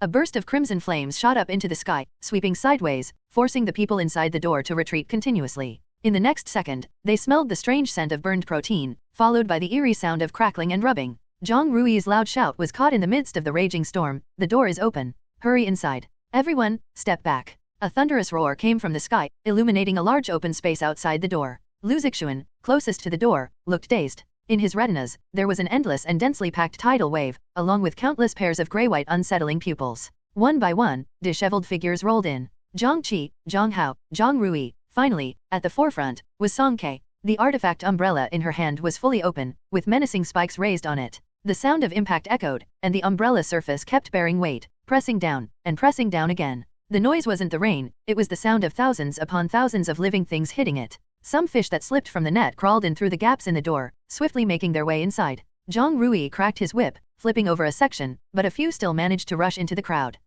Fearful screams echoed, but fortunately, Zhang Hao and the others successfully entered. They had weapons in their hands, and with concerted effort, they managed to kill those things. Song K wedged the umbrella handle against the wall, rolled on the spot, and slid inside the door. Bang! She forcefully closed the heavy door behind her. Zhang Qi's arms bulged with veins as he held onto the door frame, but things outside were increasing in number. The sounds of impact grew louder and louder. Others realized the situation and rushed to help prop up the door panel and the wall. They held on for more than 10 seconds like this, but the supernatural gate gradually disappeared as it exceeded its time limit. The intruders were blocked from entering, at least for the time being. What are these things? In the terrifyingly quiet atmosphere, someone pointed to the floor and shouted in desperation. 10 minutes ago, Zhang Rui led the team back to the side wall of the enclosed stadium. This time, there were more people in the group, and they had walked a bit further. They went eastward, approaching the outskirts of the city's outer ring. The supplies outside were becoming scarcer, and the survival conditions were becoming increasingly harsh. If they continued to roam around in the same place, they wouldn't have any gains.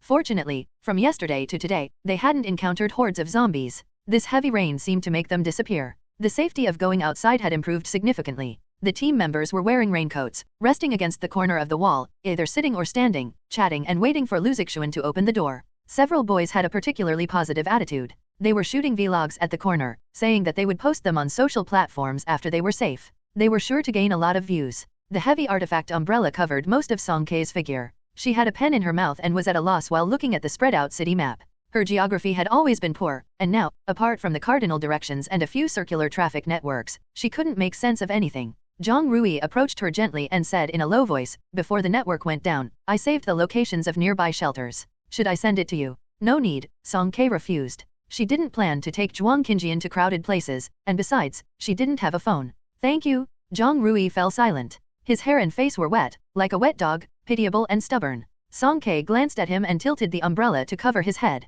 A few minutes later, she paused and suddenly looked up. "Do you hear any sounds?" "What sounds?" Zhang Rui was puzzled. Song Kei frowned. She couldn't quite describe it. It was like the buzzing of wings in motion, or the sound of many feet walking on the ground. The frequency was fast, and it was extremely dense, causing her eardrums to pulse and swell. Song Kei looked in the direction of the distant mountains meeting the horizon. Apart from a black dividing line, there was nothing else. She shifted her gaze away, circling left and right a few times, but she found nothing. The next second, Song Kei abruptly turned back. She hadn't seen wrong, that dividing line was clearly moving. The rustling sound was getting closer to her ears, soon becoming extremely close. Song Kei held her breath and focused her senses. The people around her were influenced by her serious expression and stopped talking, their expressions becoming vigilant. The grass in front swayed gently, and suddenly a large insect leaped out. The insect had black wings that vibrated rapidly and harmoniously behind it, as if it were flapping, and it flew towards them. Zhang Qi was closest to the insect, and his reaction was swift. His biceps bulged as he swung his machete, cutting the insect in half from its abdomen, cleanly dividing it. Black pus flowed out from the insect's belly, creating a foul-smelling puddle in the water at Novel bin Adat. Before the others could catch their breath, the second, third, and countless more insects flew out. It wasn't a moving horizon at all, it was a dense horde of insects. Several guys who were shooting videos stood slightly forward. Their steps hesitated for a moment and were instantly engulfed by the swarm of insects. Within moments, layers upon layers of insects crawled over their calves, arms, and faces. They emitted heart-wrenching screams, frantically trying to swat the insects away, but their movements became slower and slower. In the end, what fell were broken, blood-soaked skeletons. "Get closer, everyone." Zhang Rui's ring emitted a red light, and a massive whip of fire shot up into the sky, pushing back a part of the insect vanguard. The remaining people quickly raised their weapons, standing in formation to defend themselves. After devouring the flesh and blood, countless pairs of compound eyes among the insects quivered slightly, then they turned their gaze towards Zhang Rui and the others, locking on to their next prey. The commotion outside the door gradually subsided, but inside the safe zone, it was a deathly silence. What on earth, what the hell are these things? The shattered remains of insects on the ground were about the size of a volleyball, oval-shaped, entirely brown-black in color. They had 2 long antennae on their heads and cloudy gray compound eyes. They bore a striking resemblance to the mutated zombies. Just looking at them was enough to send shivers down one's spine. "These are cockroaches," Zhuang Qinjian suddenly spoke from his wheelchair. The crowd showed a puzzled expression. Flattened body, dark brown, medium-sized, long filamentous antennae, well-developed compound eyes, membranous wings in front and back. Based on the biological data from the ancient civilization, these are cockroaches, commonly known as roaches. Most people still looked bewildered, but a boy with good academic performance remembered something. But didn't cockroaches go extinct a long time ago? He was someone who enjoyed studying prehistoric creatures. Recalling the books he had read, he furrowed his brow and said, "According to the Alliance records, cockroaches went extinct in the 4th year of the new era. And besides, how could there be such huge cockroaches? Normal cockroaches were no more than a few centimeters long. The ones before them were nearly the size of a volleyball." Zhuang Qinjian wrapped a stick with a tissue and flipped over the bodies on the ground. "Because these are mutated cockroaches, you could also think of them as zombie cockroaches. Like zombies, they feast on carrion, and they possess the characteristics of cockroaches: rapid reproduction, fast movement, and appearing in groups. Rapid reproduction, appearing in groups." It was as if the sky had fallen, and many people, upon hearing this, looked utterly hopeless. Could there be any worse news? Dealing with zombie humans was already difficult enough, and now there were zombie cockroaches as well. Could they still make it out alive? Was there any hope of waiting for the next Alliance rescue? "Don't lose heart, everyone." Lin Xiao's hands and feet were trembling, but she mustered the courage to console. "These zombie cockroaches aren't that terrifying. Didn't we kill some of them?" Someone immediately chimed in, "Yeah, they're dead, right? We have weapons, so we can just kill them." Exactly, 1 by 1, 10 by 10, 100 by 100. Let Brother Zhang burn them all. The teenagers became excited, each one shouting louder than the other, we have weapons, and we still have Brother Zhang? What's there to fear? However, Zhang Rui's expression wasn't optimistic. Fire-based abilities were the most suitable for dealing with these creatures, but unfortunately, it was pouring rain in Hua City, greatly diminishing the power of his abilities.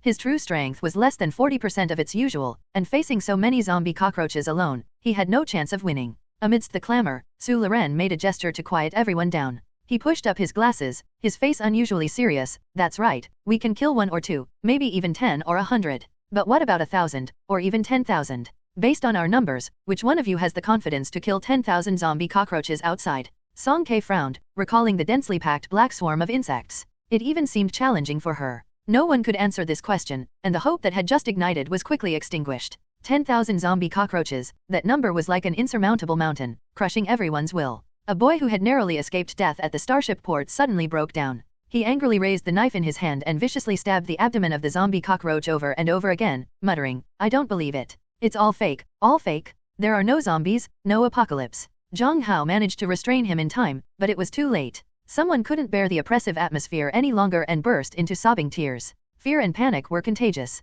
Soon, the safe zone was immersed in sorrow and confusion. Perhaps, there are more than 10,000. It was at this moment that Zhuang Qinjian spoke up. When you spot a cockroach under the sunlight, it means that there are so many in the dark places that they can't fit anymore. Everyone. Weeviwu? Song Ke sat on the ground, cleaning her spear. Her spiritual weapon umbrella, previously used to ward off the insect tide, had been left outside the door. Moreover, the iron umbrella itself was too bulky to have an advantage against these small creatures. So, she transformed it into a pitch-black spear about 1 to 2 meters long. She meticulously wiped the spearhead. Sorry, I should have taken you away earlier in the morning. Zhuang Qinjian shook his head. It doesn't matter. With this many in number, we would sooner or later encounter them if we went out. His gaze drifted into the distance, and he continued, this safe zone won't hold for much longer. Be cautious tonight. What you just...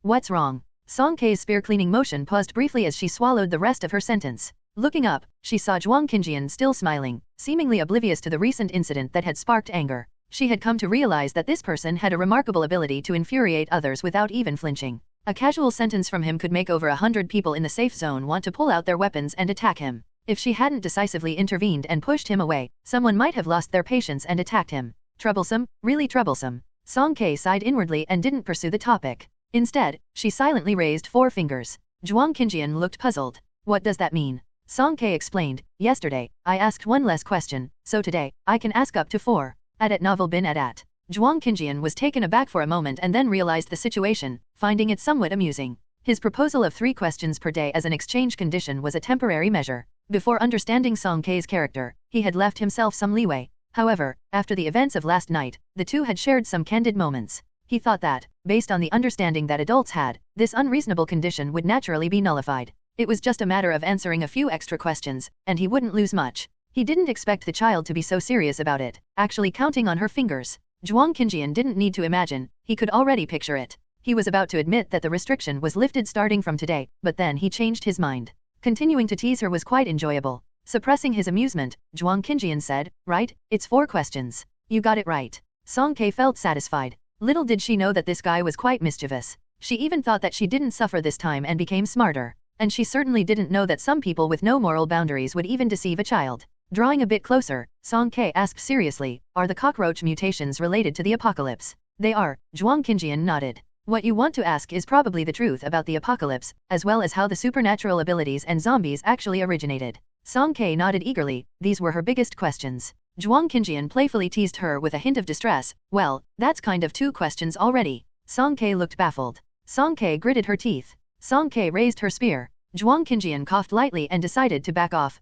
Calm down a bit. Put the spear down, and I'll talk. Contrary to what many people believe, this apocalypse wasn't caused by a virus. It was caused by radiation. Zhuang Qinjian's expression finally turned serious. Have you ever thought about why the mutation of zombies is so rapid? Why in different places, some people awaken superpowers simultaneously? Because in this apocalypse, there's no fundamental pathogenic strain or so-called transmission chain. Every one of us is exposed to the air, and the real culprit is radiation. Due to frequent solar wind outbursts, the current radiation dose has exceeded 5 times the normal value. The Earth's strong magnetic field has become chaotic and cannot withstand the sudden increase in radiation impact. High-speed particles and cosmic rays freely penetrate the surface and the air. The continuous radiation energy integrates into the cells of the human body, leading to genetic mutations. In this scenario, some people successfully evolve, upgrading to superhumans with explosively enhanced abilities. Others can't endure the excessive radiation, leading to rapid cell decay and the transformation into zombies. However, more people maintain a delicate and fragile balance, becoming ordinary individuals in between.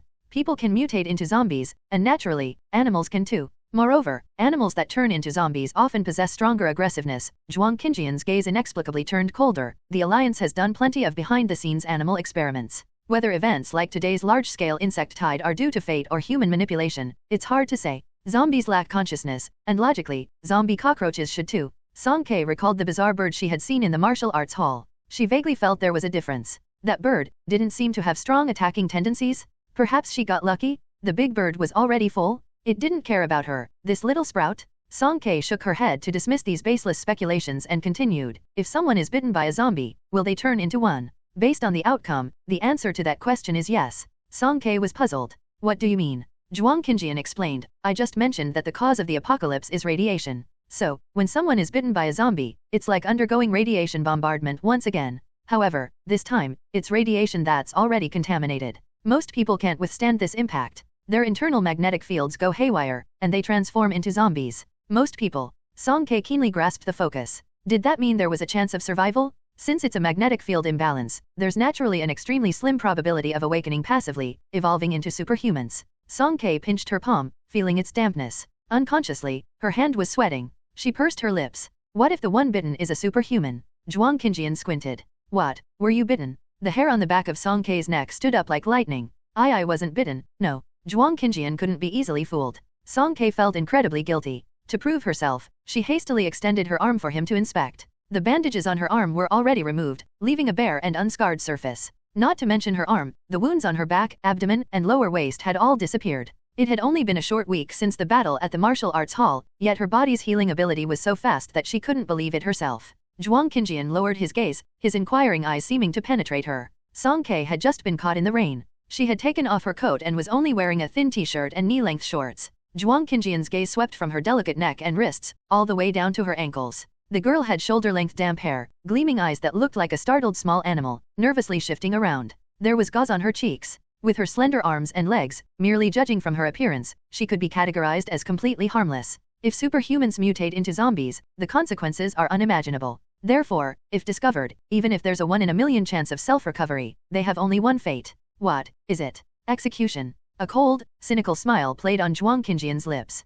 The Alliance can accept sacrifices, but it absolutely won't allow the existence of superhuman zombies. Song Kei pressed her lips tightly, a chill running down her spine. Asterisk. Tonight, no one could fall asleep. In an effort to conserve power, only a few flashlights were lit within the vast safe zone. Accompanied by the ferocious winds and torrential rain outside, survivors lay wide-eyed, huddled together, trembling. Su Liren convened an emergency meeting, and attendees presented 2 different opinions, leading to a swift dispute. Let's charge out. Have you gone mad? There are not only zombies outside, but also tens of thousands, maybe even more roaches. Are you trying to get killed? If we don't charge out, staying here is a death sentence. The radical faction led by Zhang Rui and Zhang Hao believed that they should take advantage of the situation before it further deteriorated and break out. Not far from the safe zone was the parking lot of the No. 1 middle school. Zhang Hao had observed that there were several buses there. They could safely drive out. However, the risk of this plan was extremely high because even the nearest route required passing through 2 dormitory buildings. In other words, they would have to traverse through thousands of zombies, running about 100 meters. On the other hand, some people held conservative opinions, like Lu Zixuan, who believed that staying within the safe zone was the wise choice. The outer wall of this enclosed stadium was made of the Alliance's latest materials, rendering it an impregnable fortress. By guarding the 2 large gates on the east and west sides, those inside would be safe. They could wait for the rain to stop and the insect tide to recede before figuring out their next move. But when would the rain stop? Would the insect tide really recede? Lu Zixuan had no certainty. The 2 sides held their ground, arguing loudly. However, the 2 individuals in the corner were unaffected. Song Kei gestured to both sides of Zhuang Qinjian's wheelchair, gradually concentrating her spiritual energy. In the palm of her hand, a dim blue light coalesced into the shape of a crossbow, which she mounted on his wheelchair. In case of an emergency, even if she couldn't attend to Zhuang Qinjian, he could defend himself. Then she picked up a piece of shachima and, while nibbling on it, observed Zhuang Qinjian. Zhuang Qinjian was adapting to the wheelchair's control panel. Forward, turn, brake, elevate, lower. Those complex instructions posed no difficulty for him. Soon, he was handling them with ease. Once familiarized, Zhuang Qinjian raised the spiritual crossbow. It was a lightweight repeating crossbow with intricate and complex internal structure. The accompanying bolts were around 8 inches long, and it could fire 10 in one go, making it virtually invincible in terms of short-range crowd control. Zhuang Qinjian lightly brushed his fingertip over the arrowhead, immediately causing a cut, blood flowing out. So, this is what you call a crossbow? How did you make it? The Alliance doesn't possess weaponry of this kind. An artifact from the old civilization. He quickly contradicted himself. No, this type of repeating crossbow had already been lost during the old civilization, right? Song Kei's eyes dimmed. The shechima in her hand didn't taste as good anymore. My master drew it for me. Zhuang Qinjian had heard Song Kei mention that her master and her fellow disciples had turned into zombies. Knowing her current mood wasn't good, he didn't probe further. He played with the crossbow bolts a bit and smiled, saying, Teacher Xiao Song, how about teaching this frail researcher how to use this? What do you think? Oh. Song Kei gulped down the rest of the shechima, wiped her mouth, and approached to teach him. On the other side, the argument over whether to charge out or stay put escalated into a heated dispute. Everyone, stop arguing. Listen to Teacher Su and let Teacher Su decide. Zhang Qi, whose eardrums were tortured by both sides, shouted in exasperation. With a forceful shout, the voices of the people attending the meeting fell silent. Zhang Qi was momentarily surprised. When did his words become so effective? He quickly realized it wasn't his words that were effective but rather that everyone's faces had turned pale and they anxiously stared at the floor. Squeak, squeak. Creak, creak. There was something moving beneath the floor? Lu Zixuan's statement was only half correct. While the outer wall of the stadium was indeed unbreakable, unfortunately, the ground underneath wasn't. Sounds of stone being gnawed cracked continuously. In just a few seconds, the floor suddenly broke open into a 2-meter-wide hole, as if a hornet's nest had been punctured. A large number of zombie roaches flew out from below, crawled out. Impossible? They could actually burrow through the ground? The actions of the 3 awakeners within the area were swift. Zhang Rui cracked a fiery whip, repelling the first wave that surged out.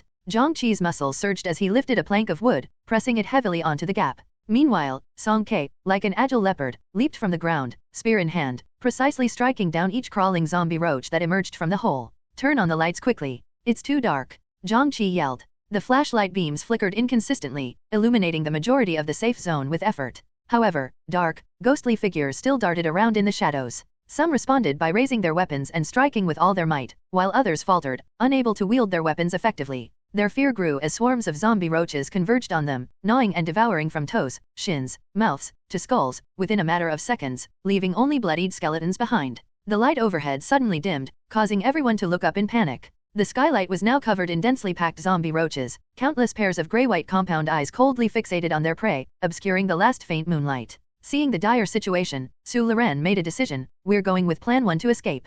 Everyone get ready, I'll open the east gate. Song Kei rolled back to Zhuang Qinjian's side, securing her backpack to her body. We need to escape. Zhuang Qinjian swiftly adjusted the wheelchair's direction. Yes, I'm ready. Zhang Qi cleared the obstacles behind the door, and Su Loren rushed over to input the password. The long-sealed automated control door slowly opened again, and everyone scrambled to be the first to rush out. The people squeezed in the back couldn't break through, so they shouted to Lu Zixuan, open the door, open another door. Lu Zixuan attempted to gather his spiritual energy, but the faint light sphere dissipated before forming. He shook his head at the person speaking, saying, No, this damn ability is useless at critical moments, I can't release it. However, the person who had just spoken stared at him in terror and pointed, Bugs. Bugs. The skylight couldn't withstand the weight of the zombie roaches, shattering with a crash. Glass fragments and countless black insects cascaded down like a waterfall, covering Lu Zixuan from head to toe and swallowing a few stragglers who hadn't managed to escape. Ah! Continuous, eerie screams echoed from behind. The boy who had been running at the front turned around excitedly, his face displaying relief from having survived. He called back to his companions, Ha ha ha, we made it out, you stinky bugs. His words were cut off abruptly as a lean figure in school uniform lunged out from the dark rainy night, biting into his neck. It was a zombie. The students halted, afraid to move forward. Beneath the shadowy dormitory, hundreds of zombies turned their heads in unison, their hollow pupils fixated on the group's direction. Flames ignited, shaping into a whip of fire that lashed out diagonally. It severed the heads of 5 or 6 zombies.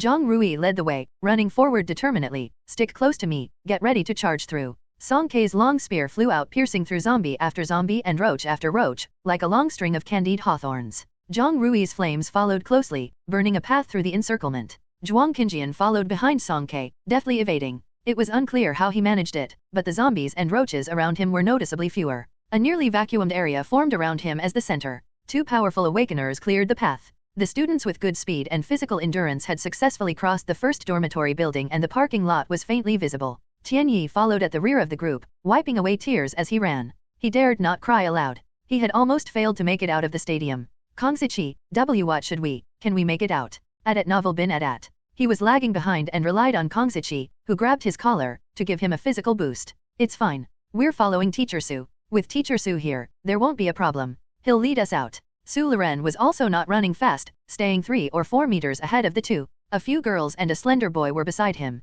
This small group of people was among the worst in terms of physical agility. Even if they pushed their limits, they still couldn't move very fast, gradually falling behind the main group ahead. From the side of the dormitory, a window on the first floor suddenly opened, and several zombies leaped out. Caught off guard, they collided with Kongzichi and Tianyi, sending them tumbling. A few boys at the front emitted cries of agony, pinned down by the zombies who began to bite. Su Loren was also knocked down, rolling into the midst of the zombies. Just as a zombie with a gaping maw was about to pounce on him, its foul saliva even dripping onto his glasses, Su Loren's pupils contracted. The two girls beside him cried out, "Teacher Su." Their voices abruptly ceased. As if invisible hands were choking their necks, their expressions twisted and their bodies convulsed violently. Gradually, their movements slowed, and their bodies eerily toppled backwards. Seizing the opportunity, Su Loren yanked them, pushing the two into the mouths of the zombies. Using the recoil, he struggled to get up, without even looking back as he continued to run forward, desperately trying to catch up with the group ahead. In the middle of his sprint, Su Loren felt a sensation and swiftly turned his head to glance back. The two girls had been savaged by the zombies, their appearances unrecognizable. Not far behind them, Kongzichi reflexively pushed down Tianyi's head, making him lie face down on the ground, using his own body to shield him. Kongzichi lifted his head, meeting Su Loren's gaze. The eyes behind the lenses held no warmth. Kongzichi shivered uncontrollably. Tian. Sachima is a sweet snack in Chinese cuisine made of fluffy strands of fried batter bound together with a stiff sugar syrup, and of an appearance somewhat similar to American Rice Krispies treats. Songke and Zhang Rui held the entrance of the parking lot. The engine of the bus behind them roared, and the headlights in front flickered, casting a dim light through the pouring rain. People kept rushing over, putting all their strength to climb onto the bus, collapsing onto the seats, gasping for air. At this critical moment of life and death, no one cared about their appearance anymore. It was considered fortunate to save one's own life. Songke and Zhang Rui waited for a full 5 minutes, but very few of the expected arrivals made it here. "No one's coming, let's go." Zhang Rui closed his eyes, his voice hoarse. Due to the sudden attack of the zombie cockroaches, their escape this time was rushed, resulting in more casualties than anticipated. Out of the originally over 100 people, almost half were lost, leaving less than 50. Zhang Rui clenched the whip of fire in his hand, and at that moment, he realized very clearly that he couldn't save everyone. Any movement in the rainy night would be magnified infinitely.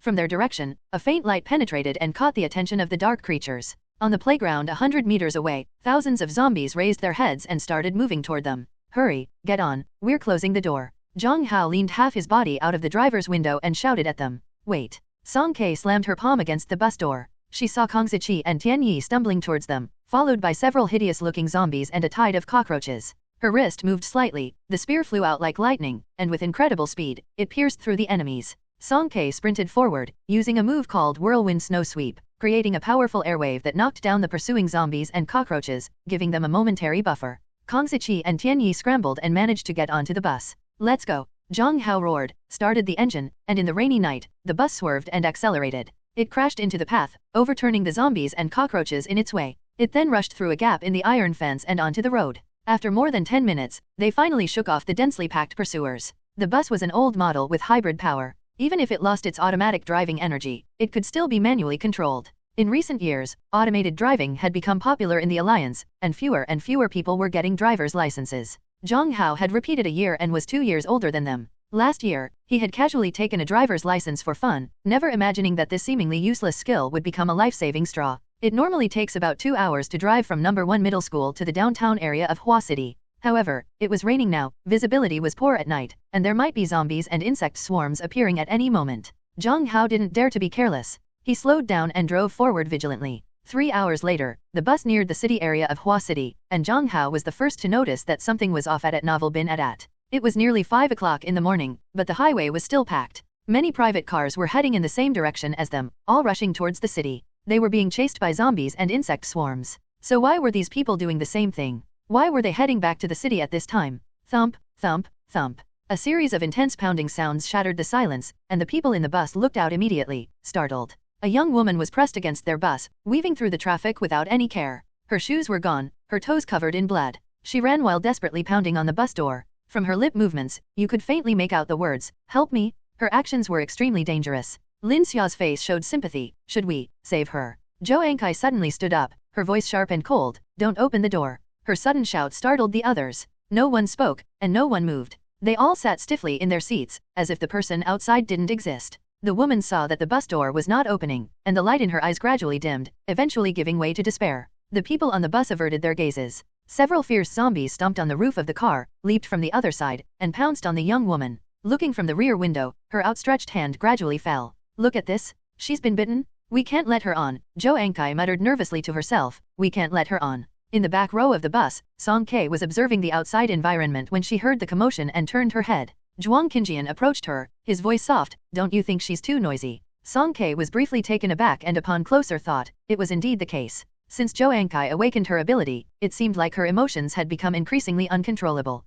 She either shouted loudly at the slightest provocation or spoke incoherently, making it hard to comprehend. Someone is controlling her using spiritual power. Zhou Ankai is an E-level awakener, someone who can silently influence her behavior and character. The other party is at least a C-level awakener with mental ability. Care to guess who's the one behind the scenes? Zhuang Qinjian's breath was close, and the warm air made Song Kei's ears itchy. When did this person get so close? Song Kei extended 2 fingers, pushed him away with a slightly disgusted expression, thought for a moment, and provided an answer. Su Li Ren. She recalled the peculiar sensation when she locked eyes with Su Liren on the first day she arrived in the safe zone. At that time, Su Liren must have released his mental ability to try to influence her, but he failed. This led him to suspect that she was an awakener, and thus began the various tests and manipulations. After realizing that Song Kei was difficult to control, he seemed eager to drive her out of the safe zone. Bingo! Zhuang Qinjian snapped his fingers. He can control even E-level awakeners, of course, he wouldn't spare ordinary people. In his eyes, these people are all his puppets, expendable scapegoats when necessary. No wonder he's willing to keep so many wastes. This Mr. Su is a complete fake holy father, the true hypocrite. At the mention, Song Kei looked at Su Liren. He was sitting in the front row of the bus, his frameless glasses set aside with visible cracks. He was wiping his face with a towel, his current expression unclear. Zhuang Qinjian followed her gaze, saying, You want to expose his true identity? Don't forget, we're the outcasts. They won't believe your accusations. Don't worry, Su Liren's tricks can deceive all of you, those naive high schoolers, because they were all in a safe environment. But the more life and death situations arise, the more his sinister thoughts will be revealed. At 5:40 in the early morning, the bus entered the inner ring of Hua City. The sky was as gloomy as if it hadn't even lit up yet. The city was in chaos, with collapsed buildings from impacts, debris, and wreckage of starships scattered around, and the piercing sound of air raid sirens echoing through the streets and alleys. This is a level 1 alert. Kong Ziqi stood up, gripping the back of the chair with a serious expression. My dad is the designer of the Bagua formation. He once said that a level 1 alert only sounds when Hua City experiences the most severe natural disasters.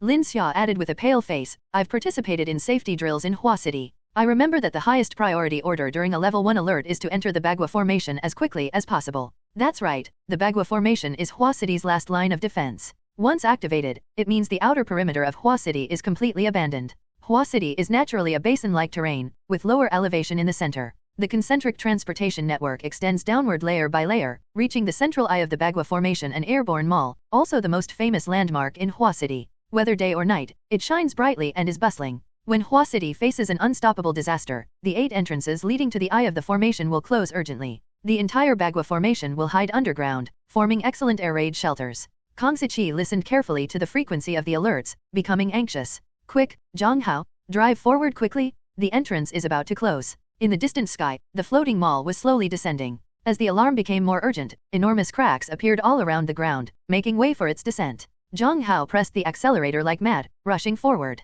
The streets were filled with people running in panic, various vehicles, and the ever-present shadows of zombies, making it nearly impossible to move. Even the survivors who had been hiding in their homes came out, desperately sprinting toward the various entrances of the Bagua Formation. The entire Hua City was in the process of falling. The cracks in the ground grew deeper and deeper. Tall buildings and circular skybridges lost their support, swaying and collapsing, crashing heavily to the ground. Suddenly, a steel bar pierced through the bus's window. The glass shattered like a spider's web, and wandering zombies crawled in through the window. They grabbed Lin Xia's arm and pulled her out. She didn't even have time to scream before she was dragged out. The others inside the bus looked bewildered, not knowing whether to save her or not, but Song Kei had already jumped out right after her. Zhang Hao, slow down. Zhang Rui stood up suddenly. Zhang Hao was nervous and sweating profusely. He clenched his teeth and pressed the brakes hard. In midair, Song Kei had already swung out her spear. In one swift motion, the spear was like a snake darting out of its hole, its tip like a snake's fang, piercing through the zombie's head in an instant, firmly pinning it to the ground. Then, she swiftly picked up Lin Xia, ran, and with one hand, grabbed onto the window, flipping back into the bus. Lin Xia tightened her grip on Song Kei's arm, trembling uncontrollably. Luckily, she was wearing long sleeves and pants today, and she had put on a thick raincoat on top. Apart from a few scratches from the fall, she hadn't been bitten by the zombies. However, with this delay, the crack from behind had already caught up to the bus's wheels. Zhang Hao pushed the accelerator to the floor, and the bus lost control, swerving forward. The intense acceleration made the passengers dizzy and disoriented. Amidst the chaos inside the cabin, Kang Siqi grabbed Tianyi's shoulder. Tianyi, listen to me. After entering the Bagua formation, there's a hidden door inside. It's right below the main control room. This is the life gate of the Bagua formation, and it's the most crucial design my dad was involved in. It's not on the map. I'm going to tell you the route and the password now. You must remember it. Tianyi had a bad feeling. Kang Siqi, what's wrong with you? You just remember it. I'll follow you. Kang Siqi fell silent. A few seconds later, he rolled up his pant leg. I was bitten by a zombie. Tianyi's eyes widened, looked down in disbelief, and the next second, tears burst forth. On Kang Siqi's calf, there was a clear torn wound. After a few hours, the surrounding veins turned a dark black, and the whole leg had become swollen and festered. How is this possible? When did this happen? Tianyi suddenly went quiet. He remembered just outside the dormitory building, when Kang Siqi had accidentally bumped into a zombie while trying to shield him from Su Loren's view. Could it be? Was it that moment? Kang Siqi's eyes were red. During that incident at the cafeteria, I didn't intentionally leave you and run. I just didn't react in time. I, Kang Siqi, am not that untrustworthy. Plus, you're my best friend. Tianyi held back tears. Kang Siqi, you're also my best friend. Kang Siqi wiped his tears, his expression turning serious. He glanced toward the front of the bus. Did you see it? Yeah. Tianyi knew what he was referring to. Both of them had just witnessed how Su Loren, to ensure his own survival, callously pushed others to their deaths. Remember, no matter what happens later, don't follow Su Loren. Stay as far away from him as possible. Kang Siqi took out the indigo leaf-shaped knife from his pocket and handed it back to Tianyi. Go find Zhang Rui or stick with Song Kei. Song Kei managed to save Lin Xia, so she definitely won't abandon you. Tianyi held onto his sleeve. Kang Siqi, let's think of a solution. There must be a way. Kang Siqi tugged at the corners of his mouth. There's no solution, Tianyi. I'm feeling really uncomfortable. Look, my hand isn't listening to me anymore. His eyes were bloodshot, and the base of his nails had a faint grayish-white hue. His fingers were twitching uncontrollably. I want to live too. I want to remain human. I don't want to turn into a zombie. Kang Siqi's smile was uglier than crying. Tianyi, you must stay alive. On the shattered ground, a bus wobbled and slid forward. At the center of the formation, there was a floating mall with 8 glass suspension bridges, each connecting to one of 8 entrances: Qian, Kun, Can, Li, Zhen, Sun, Zhen, and Dui. The entrance closest to them was the Kun gate. Zhang Hao tightly gripped the steering wheel, driving the bus towards the direction of the suspension bridge. With less than 50 meters remaining, an unexpected event occurred. A high-rise office building suddenly crumbled and collapsed, falling directly in their path. Zhang Hao slammed the brakes, but the bus was moving too fast, already out of control. It executed a 180-degree sideways drift, spinning wildly around bends, causing passengers inside to see the world spinning, their insides almost shifting. Boom! Tons of steel and concrete came crashing down, hitting the middle of the bus precisely, splitting it into 2. The people seated in the middle were instantly crushed into a bloody pulp. Zhou Ankai and Cao Yi were sitting in the rear seats among those people. Zhang Qi acted swiftly, covering Zhou Ankai's eyes. Cao Yi, however, wasn't as fortunate.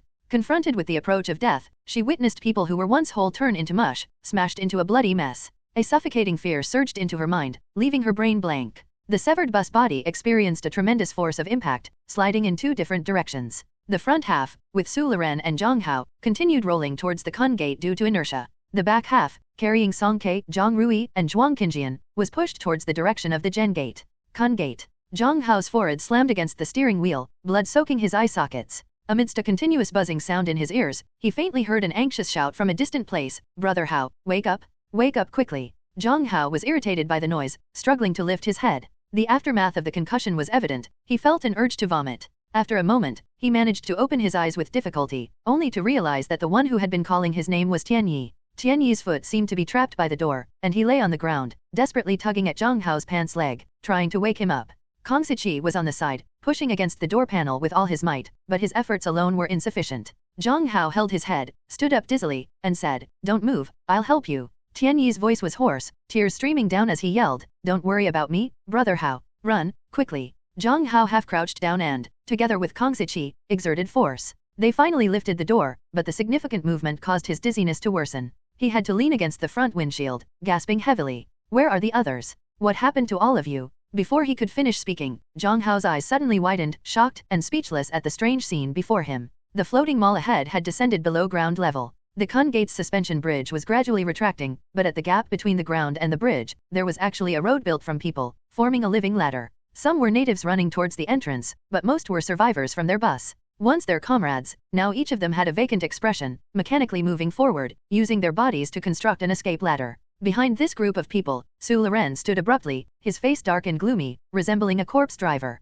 The people in the safe zone, to varying degrees, had been subjected to mental suggestions by Su Loren, making them easier to manipulate. However, even this was pushing the limits of his mental ability. Dividing his focus to control ordinary people would likely overwhelm his mental strength. No, he absolutely couldn't die here. He was so close, just a little bit more, just a little bit more. One more person, just one more to fill the gap. Su Loren's expression grew anxious as his eyes scanned around. Then he spotted the 3 individuals in the driver's seat. Zhang Hao struggled to comprehend what was happening before his eyes. Suddenly, his pupils trembled, and all thoughts in his mind vanished. His brain became empty, devoid of any content. He stiffly stepped out of the bus, walking slowly towards the human wall. Tianyi's body shook slightly, his thoughts gradually becoming chaotic. At that moment, the willow leaf knife in his pocket flew out uncontrollably. A faint blue light floated calmly before his eyes. Tianyi's daze flickered and immediately snapped back. Brother Hao, don't go over there. Kong Ziqi, it seems like Brother Hao is being controlled. Kong Ziqi was already half zombified, black veins spreading to his right jaw, making him look eerie and terrifying.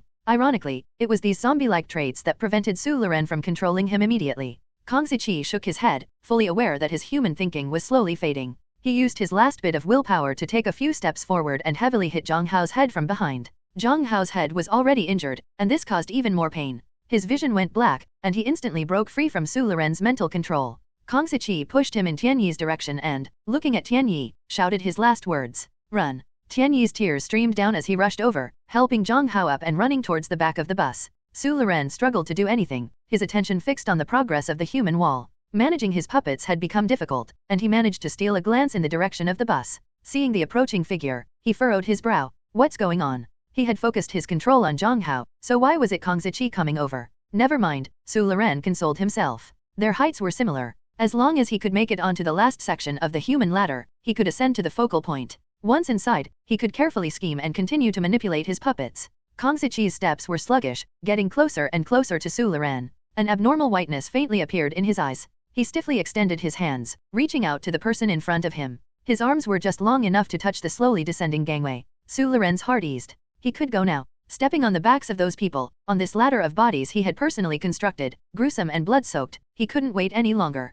He ran forward unhesitatingly, getting closer and closer to the entrance of Kun Gate. Almost there, almost there. Suddenly, intense pain shot through his shoulder. Su Loren couldn't believe it. He turned around, and Kong Ziqi's face was twisted, biting onto him fiercely. Su Loren's eyes widened, his body staggered as he climbed onto the platform, forcefully pushing Kong Ziqi away. Kong Ziqi's arms left the gangway, taking the entire string of people down with him. Trembling, Su Loren unbuttoned his collar. There was a bleeding, distinct bite mark on his shoulder. Kun Gate. The situation at Kun Gate was even worse. This place used to be the main street of a commercial district, bustling day and night even before Doomsday. Now, it had amassed the largest number of zombies. Coupled with the fact that most of the gangway had been torn away by zombies, the fragmented terrain had formed steep cliffs, making conventional methods utterly impassable. We don't have time, Zhou Ankai muttered, her face ashen. Zhang Qi turned to her, gritting his teeth. We have time. He frantically searched around like a gust of wind sweeping fallen leaves. Astonishingly, he actually found a trailer iron chain as thick as a thigh.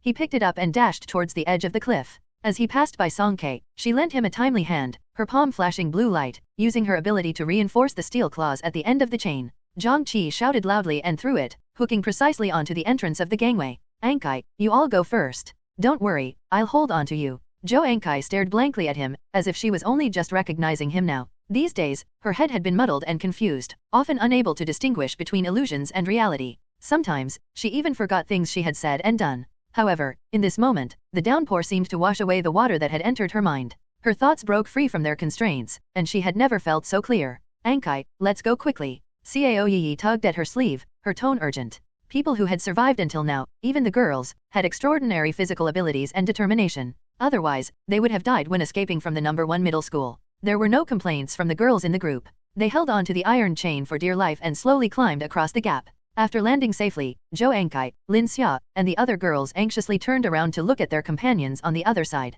There seemed to be a dispute over there. Some survivors who were also headed for Kun Gate had spotted their escape route and tried to cut in line. Zhang Rui's face turned cold as he stopped them, saying, "Let our people go first." Those who were still persistent pushed Zhang Rui aside and leaped to catch the airborne iron chain. However, they overestimated themselves. Perhaps they were afraid of heights, or perhaps the surrounding zombie cries had shattered their courage. After only a couple of attempts, their hands went weak and they let go. In a state of terror, they fell into the chasm, devoured by the thousands of zombies below. Zhang Hao and Tian Yi had gone through hardships and finally arrived at this point. Brother Zhang. Seeing Zhang Rui at this moment was like seeing a savior. Zhang Rui patted the backs of the two without wasting time saying much. "Can you hold on? Hurry over." Zhang Hao clenched his teeth. Yes. In a life and death situation like this, you had to be able to, even if you didn't want to. Due to the collapsing earth, a massive sinkhole formed beneath the focal point, filled with countless zombies crawling up ceaselessly. The fastest ones were almost reaching the end of the iron chain. Across from Zhou Ankai and the others, the last group of companions was moving slowly, still some distance away from the entrance of the gangway. Suddenly, Cao Yi pushed past Zhou Ankai and went madly to dislodge the iron hook stuck in the gangway. Her movements were too swift and too aggressive, catching everyone off guard. Originally, they had all planned to deal with the zombies that were climbing up together. After just a few attempts, the steel claws loosened and fell from the edge of the gangway. Zhang Qi, who was already on the edge of the cliff, kept sliding forward. He barely managed to stabilize himself, but the support from the opposite side suddenly disappeared. Unable to stop his steps, he plummeted down from the edge of the cliff. Zhou Ankai's eyes widened, futilely reaching out her hand. Zhang Qi. Not just Zhang Qi, but also Zhang Hao and Tian Yi, who were on the iron chain, along with Zhang Rui. All of them fell down. Zhou Ankai couldn't contain her anger, rushing forward to give Cao Yi a hard slap. "What did you do? Do you realize you just killed someone?" Half of Cao Yi's cheek was swollen, but she still covered her face with a cold smile. "Fool. The zombies are climbing up, can't you see? They're coming up, and it's us who are going to die. If you want to die, go die yourself. Don't drag me down." Cao Yi was terrified. She feared being crushed like the people in the bus or bitten by zombies.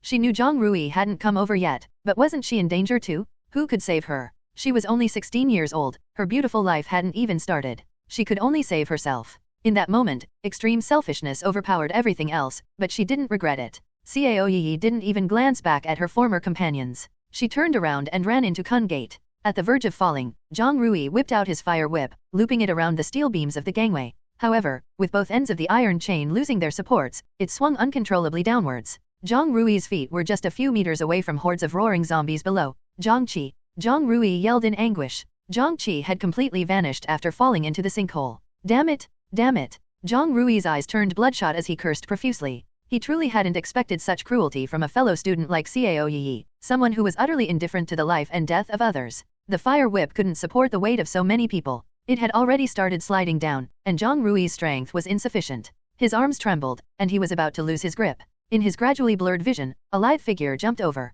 Like a swiftly flying falcon, Song Ke moved rapidly through the air. In one move, she leaped onto a slanted lamppost, and in the next, she grabbed hold of a protruding rock in the middle of the cliff. Maintaining an upright posture, she moved forward like walking on a tightrope. The long spear in her hand had transformed into a 9-section whip chain. Utilizing the power of her entire arm, she swiftly spun the whip, then flung it out. One end hooked the gangway and then went to Zhang Rui's side. "Catch it!" Zhang Rui reached out, the scorching fire whip intertwining with the cyan 9-section whip chain, inseparable from each other. Song Ke exerted force from her waist, pulling backward. The people on the iron chain suddenly rose significantly, returning to midair. Next, she demonstrated what was meant by whip tossing from a textbook. With her right hand holding the iron chain and her left hand conjuring another long whip, she swung it in midair, catching Zhang Hao and the others hanging on the iron chain. Then, she tossed them upwards, the group resembling a silk-wrapped gourd, accurately landing and disappearing into Kun Gate with a thud. Zhou Ankai and Lin Xia, still on the platform, hurriedly went to help them. Song Ke retracted her whip,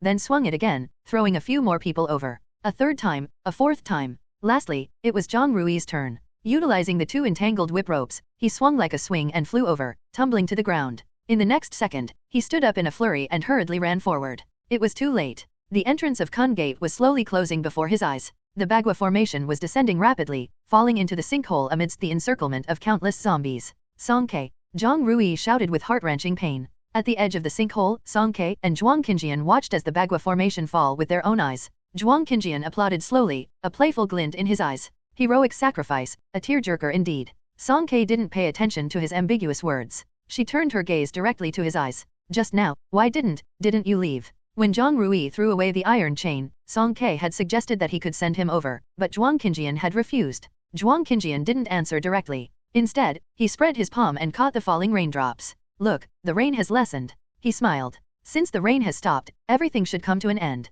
Song Kei's brows knitted into a character. She couldn't fathom what Zhuang Qinjian was thinking, but she also didn't believe that he would give up his life so easily and wait for death obediently. Why did he always have to speak in riddles? Why couldn't he just be straightforward? Annoying, Song Kei grumbled unhappily. Zhuang Qinjian had a slight objection to her complaint. I'm not the one who's annoying. They are? The two turned their heads, and a swarm of black insects was pouring in from all directions, surrounding them. 9-section whip chain. After the central eye of the formation fell into the sinkhole, the surface of Hua City became a wasteland. Song Kei pushed Zhuang Qinjian as they swiftly moved, reaching the rooftop of a skyscraper. This was the only tall building nearby that hadn't completely collapsed and was currently the highest point in the area. The elevated terrain granted them a moment to catch their breath. Looking down from the city's highest point, in the east, south, west, and north directions, an endless tide of insects formed a black expanse. This horrifying sight was suffocating. Song Kei deeply questioned what the top student had said earlier. Wasn't it claimed that cockroaches had been officially eradicated? Then what were these? Where did they come from?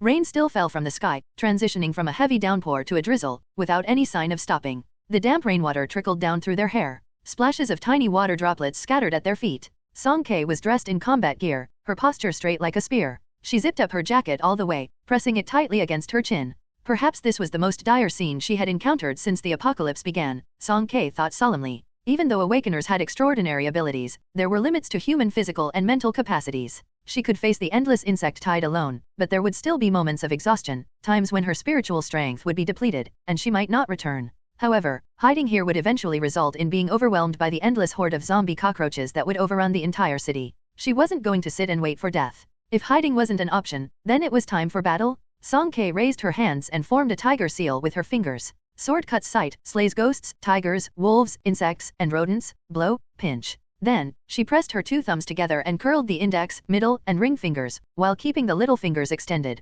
forming a hand seal. The hand seals were intricate and incredibly fast. This was the Daoist secret technique of the Golden Sword, a technique representing the divine sword for vanquishing ghosts and demons. Song Kei was that divine sword. Of course, her execution of the technique wasn't perfect. She couldn't employ it in battle like Zhang Ting and Zhang Xi did. At most, she could go through the motions to stack up a psychological buff. But this was the rule of the Yu Mountain Martial Arts School, and more importantly, Zhang Ting's rule. Song Kei had always been obedient. Different hand seals held different meanings during formal competitions, duels, and challenges. The hand seal Song Kei was currently forming meant to fight to the death. Fight only, no retreat. With the determination to fight her last battle, she was about to take a step forward. Wait. Zhuang Qinjian grabbed her hat, causing Song Kei's foot to halt midair, and her momentum was greatly reduced. Zhuang Qinjian looked at her with a bit of a headache. Don't be so reckless. There's a way out. What way? Song Kei's round eyes widened. If there's a way, why didn't you say so earlier? I just confirmed it myself. Zhuang Qinjian adjusted his expression, speaking seriously. Within this batch of insect tide, there's a king presence.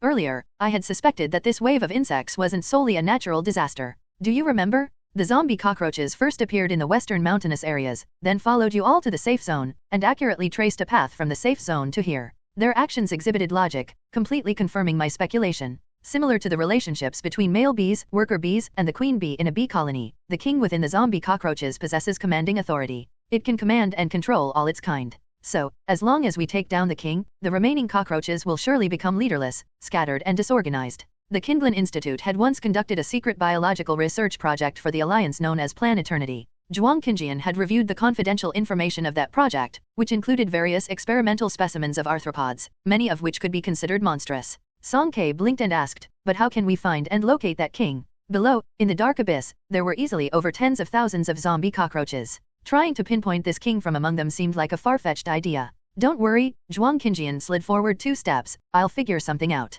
The black tide had already overrun the surface of Hua City, crawling upward along the shattered walls and debris. If not restrained, in another 10 minutes or so, they would have no escape route left and be completely consumed. Zhuang Qinjian's beautiful peach blossom eyes gradually deepened. The countless zombie cockroaches below seemed like faded black and white silent films in his eyes. His gaze swiftly swept around. North? No. East? No. South? Wait a moment. In a corner to the southeast, there was a cluster of filthy and chaotic black energy. That was it? Zhuang Qinjian made a quick decision and deduced the direction using the remaining Bagua formation on the ground. The sound of roaring thunder, Sunfen advance and retreat. 3rd Gen, 4th Sun, then rotate to the right and move out. Song Kei, Zhuang Qinjian. They exchanged puzzled looks. 2 seconds later, Zhuang Qinjian cleared his throat lightly and rephrased, go east first, reach the end, then head southeast for about 200 meters. Song Ke, once again. East? Where is east? And where is the southeast? Zhuang Qinjian. He saw a bewildered look on Song Ke's face. Had the collective education in District D reached such a dire state?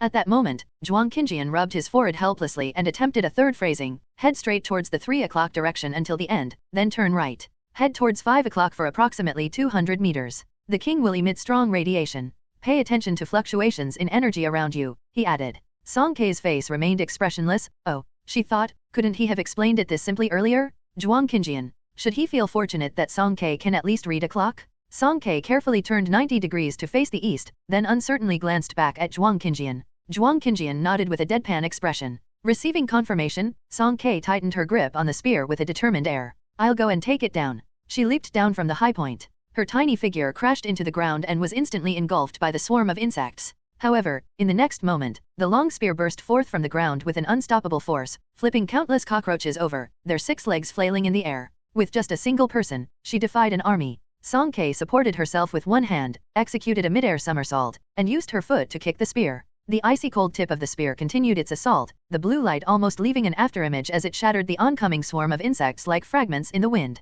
One person against thousands? Song Ke had no intention of lingering in the battle. She broke through at the fastest speed, her goal being to locate the Insect King. Near the Sun Gate, the magnetic field fluctuations twisted and tangled chaotically. Song Ke's steps abruptly halted. She closed her eyes, and her psychic power surged out, quickly sensing something amiss. She snapped her eyes open and looked straight ahead. Within the encircling mass of zombie cockroaches, there was one with unique patterns on its back. Its body was as round as a basketball, but its head was incredibly small, like a badminton shuttlecock, and it was squeaking loudly. Found it. Song Ke's face lit up with a satisfied smile. She released her grip on the spear, and like a lightning bolt, it shot toward its target. Surprisingly, fear flickered in the Insect King's compound eyes, and it was about to turn and escape.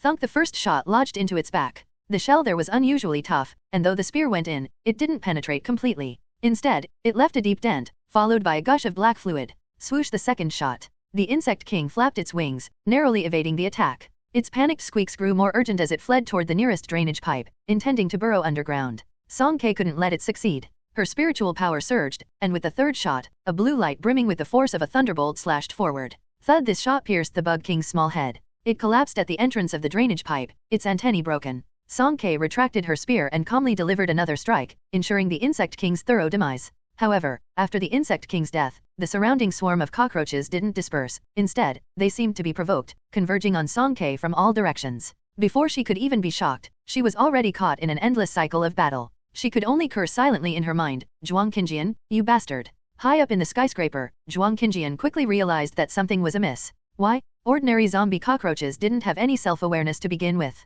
So why, when the Insect King died, did their aggressive tendencies not recede, but instead intensify? Suddenly, a dreadful conjecture dawned on him. Unless, there were 2 kings. Not just one king. Within the bee colony, fortunate larvae could occupy the royal platform, enjoying royal jelly for their entire lives, eventually transforming into queens. However, there wasn't just one royal platform. If 2 queens emerged from their pupae simultaneously, a battle to the death between them would inevitably ensue, continuing until one emerged as the ultimate victor. What if these 2 insect kings were in the midst of such a battle? Zhuang Qinjian fell into deep thought. If he was one of those insect kings, he wouldn't foolishly expose himself. He would hide in the shadows, using the help of these foreign creatures, humans, to eliminate his competitor, and then proceed to eradicate humanity without any reservations. Using others to do the dirty work, Perhaps the king that Song Ke eliminated was just the bait it released. The true commander of this swarm of insects was still alive. Amidst the patter of raindrops, faint sounds of movement seemed to echo. Zhuang Qinjian abruptly turned around. Cockroaches had already climbed up to the edge of the rooftop behind him. So fast? They had occupied the rooftop nearly 7 to 8 minutes earlier than anticipated. No, not all of the zombie cockroaches had arrived. It was only a few thousand, acting like a vanguard. When did he expose himself? At novel bin at. These zombie cockroaches seemed even fiercer, their grey-white cloudy compound eyes fixed on him, seemingly contemplating where to strike. At this distance, even Song Ke herself couldn't ensure his safety, let alone save him. Zhuang Qinjian released his spiritual energy, rapidly surveying the approaching horde of cockroaches. None of the zombie cockroaches charging at him possessed the energy of a king? How was that possible? But Zhuang Qinjian, after all, was Zhuang Qinjian. He was stunned for less than a second before devising a strategy. You're hiding and refusing to show yourself, right? I'll make sure you have nowhere to hide. Even a low-intelligence bug dares to play tricks with him? Zhuang Qinjian raised a crossbow and swiveled his wheelchair half a turn, pretending to aim towards the left with apparent clumsiness. He deliberately exposed a vulnerability on his backside, while the approaching zombie cockroaches mindlessly charged forward. Not on the right side, huh? He feigned defeat, awkwardly turning his wheelchair rightward in a panic, pushing it as if he were trying to escape, his retreat appearing desperate and disheveled. The horde of cockroaches behind him suddenly erupted into frenzy, collectively changing their direction to converge on him. It's on the left? Zhuang Qinjian's fingers danced rapidly, typing a series of commands on the panel. The wheelchair shot out uncontrollably. As the rooftop's edge drew closer and a fall seemed imminent, he suddenly swiftly turned around, his head snapping back. Within the chaotic swarm of charging cockroaches, a smaller figure stood out. It remained stationary, wings fanned open on its back, antennae raised high, and its mouthparts buzzing rapidly as it issued instructions. Found you, little thing. Zhuang Qinjian's lips curled into a cold smile. A sharp killing intent condensed into a thin line, shooting toward the smaller king at lightning speed. Mental force piercing? The tiny insect king, which had been hiding in the shadows all this time, was ensnared by invisible threads. It was suspended in midair, its small six-legged body swaying as if it were dangling. The intense and rapid mental force impacts caused its antennae to tremble violently. Finally, with a resounding pop, it burst open. Its components shattered and scattered, accompanied by bursts of foul-smelling viscous fluid. With the true insect king dead, the remaining cockroaches clearly lost their sense of direction, becoming a disorganized rabble. These lower-level zombie creatures lacked intelligence, rendering them impervious to spiritual attacks. Zhuang Qinjian raised the multi-shot crossbow attached to his wheelchair, taking aim. Dozens of powerful energy arrows whizzed through the air, quickly clearing the area. Zhuang Qinjian concluded the battle, steering his wheelchair toward the southeast. He lowered his head, gazing at the ground. The terrifying cockroach army was rapidly retreating. Amidst the endless waves of black, standing in the distance was a slim figure. She stood on a piece of debris, gripping a spear dripping with a malevolent aura. The spearhead pointed downward, dripping a black, murky liquid. Her whole body was covered in filth, as if she had been pulled from the mud, except for her eyes, which shone remarkably through the rain. Separated by 100 meters, they couldn't clearly discern each other's expressions, yet it felt as though their gazes had locked inescapably. For no apparent reason, Zhuang Qinjian smiled. Tian. The sound of roaring thunder. Zhuang Qinjian was using a mantra here for the footwork of Tiangang Bagua step. I'm not familiar with it, but each step has a mantra. Separated by a considerable distance, Song Ke couldn't see Zhuang Qinjian's expression clearly. She could only faintly make out him waving his hand, probably indicating that he was calling her over. Just a moment ago, when the swarm of cockroaches suddenly went into a frenzy, Song Ke had prepared herself for a desperate fight. Unexpectedly, as she continued fighting, the surrounding insect tide inexplicably receded. It was truly bizarre. She intended to go over and ask Zhuang Qinjian what he was up to. Song Ke holstered her spear, leaped off the rock, and walked forward with brisk steps. The wind picked up. Raindrops swirled in the air. From far to near, the muffled rumble of thunder approached. Song Ke's footsteps gradually slowed down, and suddenly she turned her head. She sensed a strong surge of spiritual energy. In just a few seconds, a phenomenon emerged.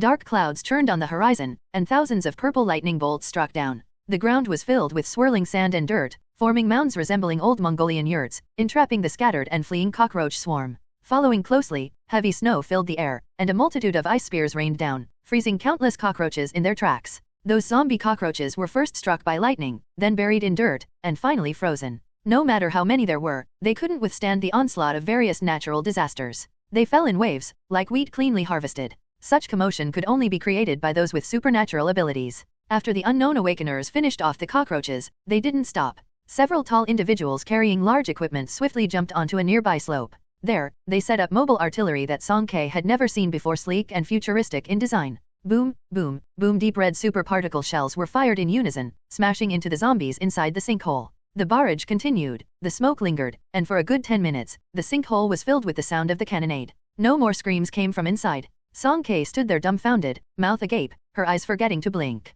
Zhuang Qinjian finally descended from the rooftop and found his golden thigh. What met his eyes was Song Ke, looking like a naive country girl who had never seen the world. He smiled, saying, "It looks like reinforcements have arrived." Further along the inner circle of the road, 4 or 5 people were slowly pushing a massive terminal. "How's the road clearance?" a thin flat-headed man approached, asking the busy team members. Wei Angpei, an Earth Element ability user in the group, replied, "The main road is almost crumbling to pieces. We managed to clear a few small paths, but there are still quite a number of zombies and insects here. Is this an insect plague? I've always been afraid of these things, they give me the creeps." Wei Angpei absent-mindedly touched the goosebumps on his arm as he continued, "Maybe I should go clear the zombies with Qiangzi." The flat-headed man, Meidaju, whispered, "They're just some mutated low-level insects. Get rid of them quickly, and don't let the captain see you acting scared." At the thought of their captain's cold face, Wei Angpei suddenly became spirited, as if infused with chicken blood. All right, I'll make sure to complete the mission. He diligently resumed clearing the insect tide. After a while, he stretched his neck and shouted in surprise, "Doesn't it seem like there are people ahead?" Before the echo of his words subsided, the others in the team started laughing one after another. "Quick, treat your nearsightedness, Weiyang. You mistook zombies for humans." Weiyang Pei spat, "Get lost? I'm nearsighted, not blind." Unkiwen had just returned from the front. Upon hearing this, he snapped his fingers, and purple lightning crackled. Most of the survivors should have gone underground from here. How could there still be ordinary people? Maybe they're awakeners. Unkiwen flexed his long legs, stepping directly over the pile of cockroach corpses resembling a small hill, and gazed in the direction Weiyang Pei had mentioned. Indeed, he saw two small black dots, one sitting and one standing as if engaged in a conversation. "Hey, there really are people." He turned his head to call a man behind him. "Captain, what do you think?" "Go over and take a look," Wu Zhuomin said in a deep voice. "Verify their identities." Song Ke and Zhuang Qinjian hadn't spoken for long when the group of awakeners spotted them and started walking towards their direction. A group of tall individuals, all around 1.8 meters in height, strode towards them in unison, indeed carrying an imposing aura. From the scene itself, an intangible sense of pressure was imparted, except that within this group of tall individuals, a boy of around a dozen years old was mixed in. He was taking small hurried steps to keep up, which appeared somewhat comical and discordant. Upon drawing closer, one of the men with clear eyebrows and eyes spoke, "Both of you, please present your identification." Song Ke didn't move. Identification? What was that? She wondered. She was an undocumented individual, and besides, District F never required such things. Zhuang Qinjian also didn't move, his gaze skimming over the silver insignia on the soldiers' shoulder patches, lost in thought. And Qiwen frowned, thinking they might not have heard him well, and repeated loudly, "Please present your identification." "Oh, little sister, you look quite familiar. Have we met somewhere before?" Though his words sounded like a pickup line, there was no trace of recklessness or frivolity on Qiwen's face, only a serious contemplation. "Aren't you that person? The one from the docks? Captain, do you remember?" And Qiwen quickly recalled and loudly reminded Wu Zhuomin. "Oh no, why is it them?" Song Ke tightened her grip on the spear in her hand, nervously sidestepping behind Zhuang Qinjian. Her disheveled appearance clearly indicated she had just been through a battle, the lingering fierceness on her weapon hadn't faded. Even a fool could tell that she was an awakener. The worst part was that she had vehemently denied being an awakener the last time, and now, she had been caught red-handed. Grandfather was right, people really shouldn't lie. "It's you?" Wu Zhuomin walked closer, his movements deliberate. Yet, with each step he took, an overwhelming pressure surged towards Song Ke. Engaging with mutants, concealing one's awakener identity, leaving the safe zone without permission, your actions have constituted a severe threat to public safety. According to Article 45, Section 11 of the Alliance's Emergency Regulations, I have the authority to detain you. Zhuang Qinjian looked at Song Ke. He emitted a formidable spiritual pressure, but she seemed unresponsive. Well, her eyelids drooped, her cheeks puffed out. "Oh, she's unhappy?" It made sense, she had been so badly mistreated, unable to refute them, and she was probably feeling quite indignant. Zhuang Qinjian chuckled inwardly. He slowly maneuvered his wheelchair forward, positioning himself in front of Song Ke. "Hold on a moment, Commander. I believe you might be mistaken about something." At novel bin at. Wu Zhuomin cast him a sidelong glance. "Mistaken? Do you have objections to the facts I've listed?" Unfazed, Zhuang Qinjian maintained his composure and spun a falsehood. "Commander, my friend here awakened as an ability user just last night. There wasn't even time to report, so how could this be considered concealment?" Song Ke, while she had long been aware of Zhuang Qinjian's skill at telling lies with a straight face, every time she personally experienced it, she marveled at his thick skin. Wu Zhuomin's gaze was as sharp as a blade, and his cold expression seemed to convey, "Do you think I believe you? As for leaving the safe zone without permission, that's a misunderstanding. We evacuated with the main forces, but we just couldn't compete with others. We weren't able to get into the Bagua formation and ended up being unlucky to be left outside." And, engaging with mutants, Zhuang Qinjian lifted an eyebrow, his tone light and unhurried. "What law has she violated? The Alliance has never introduced any legislation concerning mutants. Or, are you using the internal discipline of the Azure Phoenix to hold a civilian accountable?" Wu Zhuomin suddenly fixed his gaze on Zhuang Qinjian. "Who are you?" Zhuang Qinjian grinned. "I'm a researcher from the Kinglin Institute, and this is my identification." He looked completely innocent, almost as if he wanted to etch "I'm an upright citizen" on his forehead. In silence, Wu Zhuomin accepted his work badge, glanced down to check, and then instructed the team members behind him, "Go verify it." "Yes, Captain." Zhuang Qinjian interjected at the opportune moment. "Commander, we've shown you our identification. It wouldn't be fair to detain us, would it?" Wu Zhuomin didn't answer, still fixated on Song Ke. "What about her identification?" Song Ke's face reddened even more. Zhuang Qinjian raised an eyebrow. "My friend is from District F." Wu Zhuomin asked, "And?" The high-ranking officials in the military, aloof and detached from the people's lives, might not fully understand the situation. It's forgivable. People from District F not having identification is just the norm, isn't it? And strictly speaking, the military isn't in charge of matters related to household registration, right? He spoke with a sharp tongue, targeting Wujumin at every turn.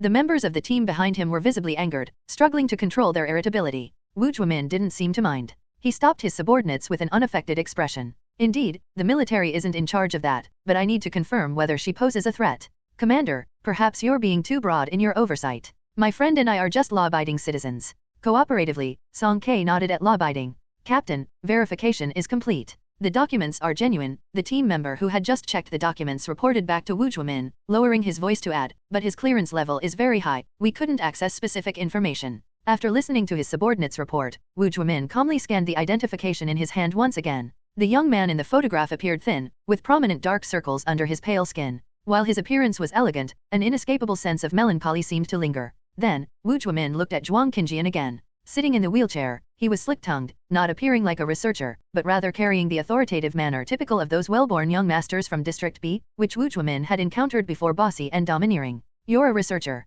Without a doubt. What field of research? Zhuang Qinjian wiped away a small droplet of water that had splashed onto the wheelchair. He replied with all seriousness, I am a senior maintenance technician for the weather mimicry system. Song K. She was so astonished that she nearly bit her own tongue. Hold on, weren't you a pharmaceutical researcher just 2 days ago? Deceiving them. I am a senior maintenance technician for the weather mimicry system. With this statement, several members of the Azure Phoenix team showed expressions of skepticism and caution on their faces. Deputy Captain Meidaju's reaction was particularly direct. He let out a cold snort from his nose and muttered something in an incomprehensible dialect. Huh? What a coincidence. And Quen clasped his hands behind his head and expressed his astonishment in a peculiar manner. Was it really such a coincidence? Just when they felt drowsy, someone showed up to provide a pillow. Their captain was struggling with the temperamental mimicry system, unable to shut it down or dismantle it. And now, this person appeared out of the blue, claiming to be able to fix it? Not a coincidence, Zhuang Qinjian explained with conviction. The T-014 mimicry system was due for its annual inspection.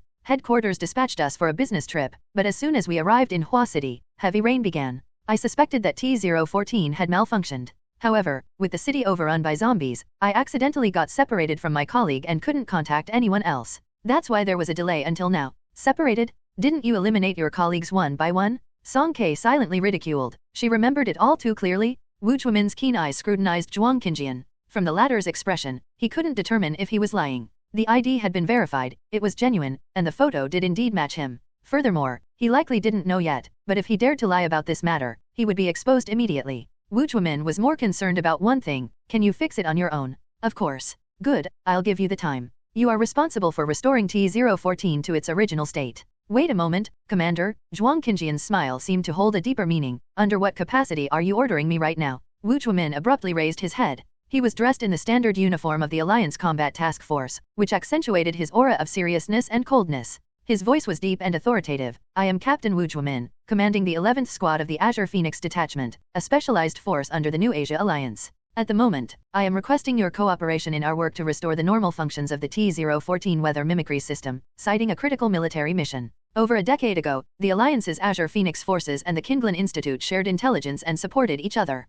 They had even collaborated deeply for a time. Wujumin's request as a military officer to cooperate with a Kinglin researcher didn't seem unreasonable. Unfortunately, that was over a decade ago. Their relationship now. Zhuang Qinjian sneered inwardly. Of course, he maintained a polite demeanor on the surface. Oh, it turns out you're from Azure Phoenix. I'll definitely cooperate then. Captain Wu, could you please lead us to the control center of T-014? Oh, that center should be in the nearest branch of Kinglin. The exact location. No need, Wujumin interrupted. Huh. Zhuang Qinjian blinked slightly. The control center has already been transported here. Wujumin lifted his wrist and tapped lightly, summoning the projection interface of his communicator. The air around them distorted for a moment, and the next second, the real-time footage of the Azure Phoenix logistics team appeared. A giant terminal was being escorted by 4 or 5 people, moving slowly forward. Song K listened to their conversation absent-mindedly, her chin resting on her hand. Once her mind relaxed, drowsiness surged over her. She was almost falling asleep when she saw the novel gadget, instantly widening her eyes. What is this thing?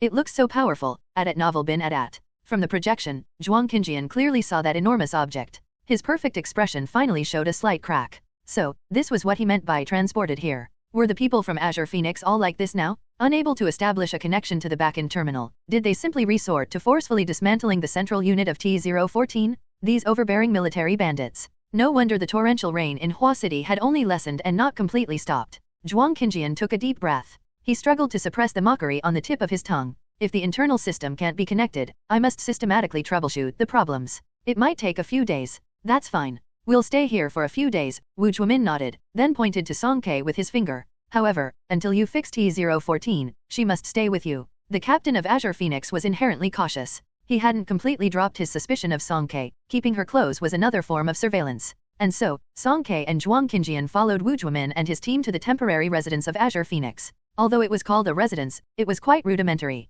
It was even cleared out temporarily using their abilities an isolated residential building. It would take some time for the logistics team to bring over the central unit. Song Ke found an empty room, and under Zhuang Qinjian's strong request and disgusted eyes, she cleaned herself up thoroughly, washing away the viscous fluid from her encounter with the swarm of zombie cockroaches. After tidying up, like a boneless cat, Song Ke stretched her limbs and collapsed onto the bed. Finally, she could rest. Immediately, she turned over, staring fixedly at Zhuang Qinjian. That T014, can you really fix it? Song Ke expressed a great deal of doubt. What if this Zhuang guy was all talk and no substance? Grandpa had said that some men love to brag. Zhuang Qinjian grinned, you're this skeptical of me. And you even claimed to be a pharmaceutical researcher, Song Ke countered logically. Zhuang Qinjian appeared calm. That's correct, a pharmaceutical researcher, but part-time.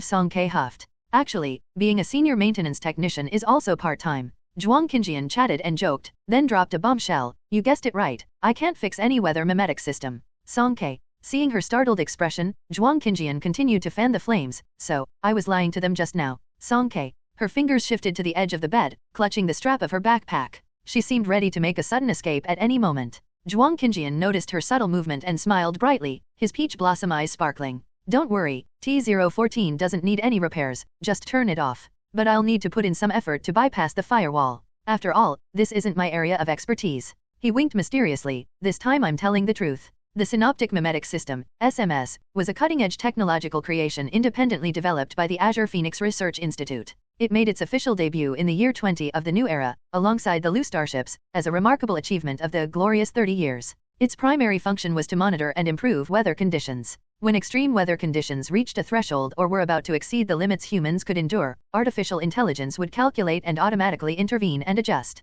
For example, if an area experienced extreme heat, the SMS could release rain and cooling measures to alter local weather and maintain climate balance. Currently, over 100 SMS units were deployed by the Alliance, distributed across cities ranging from Class B to Class D, covering nearly 90% of regions. The unit near Hua City was numbered T014. The rampage of T014 was the main cause of the torrential rain in Hua City. After hearing Zhuang Qinjian's explanation, Song Ke suddenly recalled the day of the heavy rain and the falling incident at the Starship Harbor. Could these two events be related? She quickly shared her speculation with Zhuang Qinjian. You think the collision of the starship caused T014 to go out of control?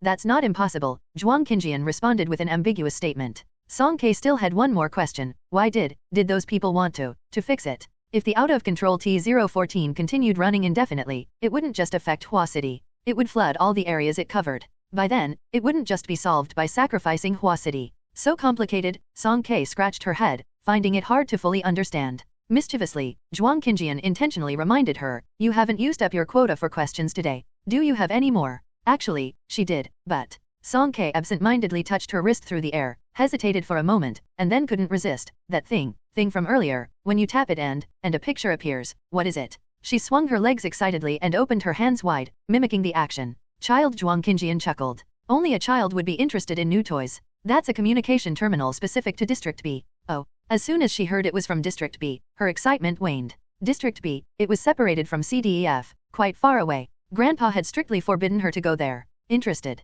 Song Ke blinked, neither confirming nor denying. With a slight movement of his right hand, Zhuang Qinjian conjured a female version of the communication terminal out of nowhere, teasing her like a cat. Here, take it to play. It was a mini terminal in silver white. Although communication and positioning were forcibly disabled, other functions could still be used. Song Ke fiddled with the built-in camera, projecting images onto the floor and playing with it happily. Is it fun? Zhuang Qinjian asked beside her. Do you know who this belongs to? Zhuang Qinjian added casually. Who's? Wu Yara's. Oh, right, you know her too. How about it? Remember now, Song Ke. It seemed, perhaps, sort of, she had a vague impression. Song Ke's memory rapidly rewound to the day when she first met Zhuang Qinjian. At that time, he had taken advantage of the chaos and taken something from the bodies of the two people. She vaguely remembered expressing strong disdain for such behavior. She remembered. Song Ke felt extremely uncomfortable. As Song Ke chased Zhuang Qinjian around the room, the sound of faint movements reached them from the doorway. The door of this room had been mostly broken for a while now. Through the gap, a strange little boy peeked in, secretly observing them. Upon meeting their gazes, the boy's shoulders trembled, and he quickly ran away in fear. Embarrassed, Song Kei put down the half-folded table she had been holding. Had she scared the boy away? After about half an hour, the boy tiptoed back, still hesitant to come in. His curious eyes lingered on Zhuang Qinjian's right leg and wheelchair for 2 seconds before swiftly moving away and landing on Song Kei. He stared at her with curiosity. Song Kei felt stiff under his gaze, refraining from making any sudden movements. She had never been good at dealing with these soft and delicate human cubs. The only one she could somewhat consider familiar was Uncle Bing's son, Xiao Bao. However, that rascal was always throwing stones at her, giving her a bad impression. Whenever she saw him, she just wanted to kick his butt. This boy was different from Xiao Bao. He was much more timid. Nervously, Song Kei sat on the chair. Her gaze coincidentally met his. The boy had soft brown hair, with curls falling around his ears. His small face was fair, and he wore finely crafted long sleeves and pants that made him look like a model from a magazine. Song Kei glanced at him, then took another look. Huh? He seemed oddly familiar. Wait a minute, she remembered. Wasn't this Su Weiguo's son? Called Su Xing? The day Song Kei left F-177 district from Fool's Wharf, Su Xing had lost control of his abilities due to a scare involving Aunt Qing and Xiao Bao. Wu Zhuomin and the others had knocked him unconscious and taken him away. She didn't expect to meet him again here. So, in a way, they were still from the same hometown? Song Kei nervously fiddled with the hem of her clothes, building up her courage for a while. Finally, she mustered the bravery to greet Su Xing.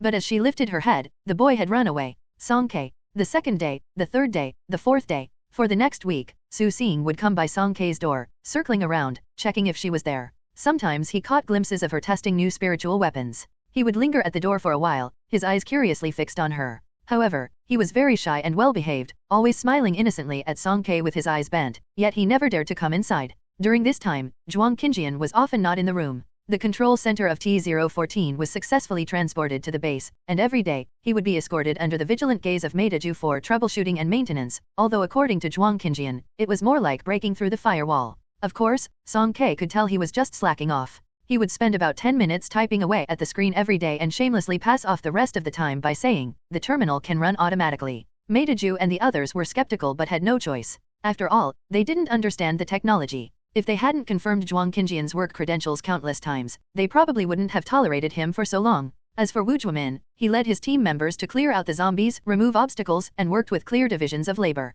They took turns resting, staying busy non-stop. The high members of the Phoenix military squad were not easy to get along with. If you wanted someone easier to talk to, Unveiling could barely pass as one. After a few days of observation and with occasional leading questions from Zhuang Qinjian, Song Kei gradually understood the specifics of this team of awakeners. The legendary Phoenix Army was indeed an army composed entirely of awakeners. The team led by Wu Zhuomin, called the 11th Squad, was labeled a squad, but in reality, it had a full 40 members. The highest-ranked awakener was the squad leader Wu Zhuomin, an A-level speed type. According to Unveiling, the teleportation Song Kei had witnessed was just a part of his ability. Wu Zhuomin's true strength was unfathomable. Unveiling was a B-level electric-type awakener. His primary focus was on large-scale group damage, making him the main force against the insect tide. Once, Song Kei secretly climbed onto a rooftop to observe. When Unveiling released his ability, the sky within a radius of 2 kilometers dimmed as if it were night. Occasional lightning arcs and thunderous roars filled the air. The pure purple light almost seemed to tear through the sky, its power incredibly astonishing. If a B-level awakener was this powerful, how strong would an A-level be? Song Kei's competitive spirit was itching to challenge Wu Zhuomin to a fight, to test their strengths against each other. Of course, that desire was currently only in the thinking stage. Song Kei was confident in herself, but if she were to win a fight against Wu Zhuomin and he got angry and captured her, she felt that would be quite troublesome. Ah well, best to just forget about it. Apart from Wu Zhuomin and Unveiling, the other team members were C-level and D-level awakeners. For instance, Wang Pei had C-level Earth-type abilities, Meidaju had a C-level defensive barrier, and Wang Xiang had D-level Wind-type abilities, and so on. In addition to the official members, there were also temporary members in the base's logistics, such as Su Xing. They were originally civilians from various regions. Before the apocalypse, Wu Zhuomin had an awakener detection device, and through it, he discovered many newly awakened ability users. After Doomsday, these people had nowhere to go, so Wu Zhuomin temporarily incorporated them into the team, having them take care of transportation and cleaning work. Excluding these logistics personnel, Song Kei counted and realized that the true number of Phoenix military squad members was down to 12 people. When Wu Zhuomin revealed his identity to Zhuang Qinjian, he had mentioned that they were carrying out an important mission. However, regarding the details of the mission, everyone had tacitly agreed to keep their lips sealed, showing a strong sense of secrecy. From Unveiling, Song Kei also learned another piece of less favorable news: the Bagua Formation's core couldn't be activated from the outside. The Bagua Formation was the strongest defense mechanism in Hua City. When it detected a serious natural disaster from the outside, it would abandon the vehicle to protect the commander and cut off all communication with external facilities. The entire core of the formation would be hidden in a pit several kilometers deep. The core was stocked with ample supplies that could last around 5 years for 30,000 people. Because it was the final resort, once activated, it meant being cut off from the outside world. The core could only be reopened through an internal control console. Wu Chuimin had attempted to access the communication channel of the core but with limited success. This frequency band required specialized access permissions. The activation of the core had been so rushed that there was no guarantee that the personnel inside were even alive. In short, the chances of seeing those people from number 1 middle school again were extremely slim.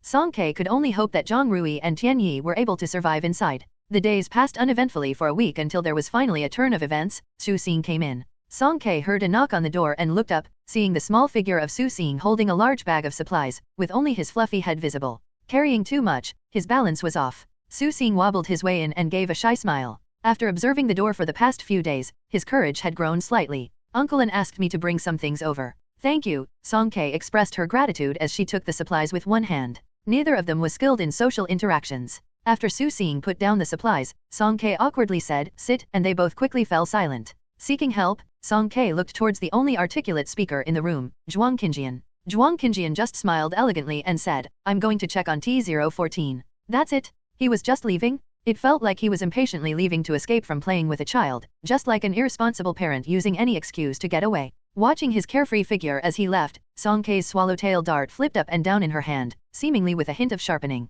Su Xing's short legs swung up and down on the stool, and after watching her play with the dart for a while, he clapped his hands enthusiastically, saying, "You're so amazing." Song Ke paused for a moment, her dart becoming even more haphazard in her hand at novel bin at. "I've seen you." In the quiet atmosphere, Su Xing suddenly spoke up, "Uncle An said that you and my dad were in the same cabin." His big watery eyes looked at Song Ke, a hopeful expression on his face. "Sister, can I ask you something?" Song Ke couldn't possibly refuse. Yes. "Do you know where my dad went?" "Huh. My dad, his name is Su Weiguo, contact number is 042XXXX. The child had pretty good memory. He immediately recited his parents' information. Thinking for a moment, Song Ke recalled that the civilian starship had last landed in a food factory in the northeastern suburbs of Hua City. If nothing unexpected happened, Su Weiguo should still be there, but that's assuming nothing unexpected. In the events of Doomsday, no one could say for sure. Seeing her not answering for a while, Su Xing's big eyes filled with tears, and he started crying like dropping pearls, saying, "Sister, I want to find my dad." "With you, Dad?"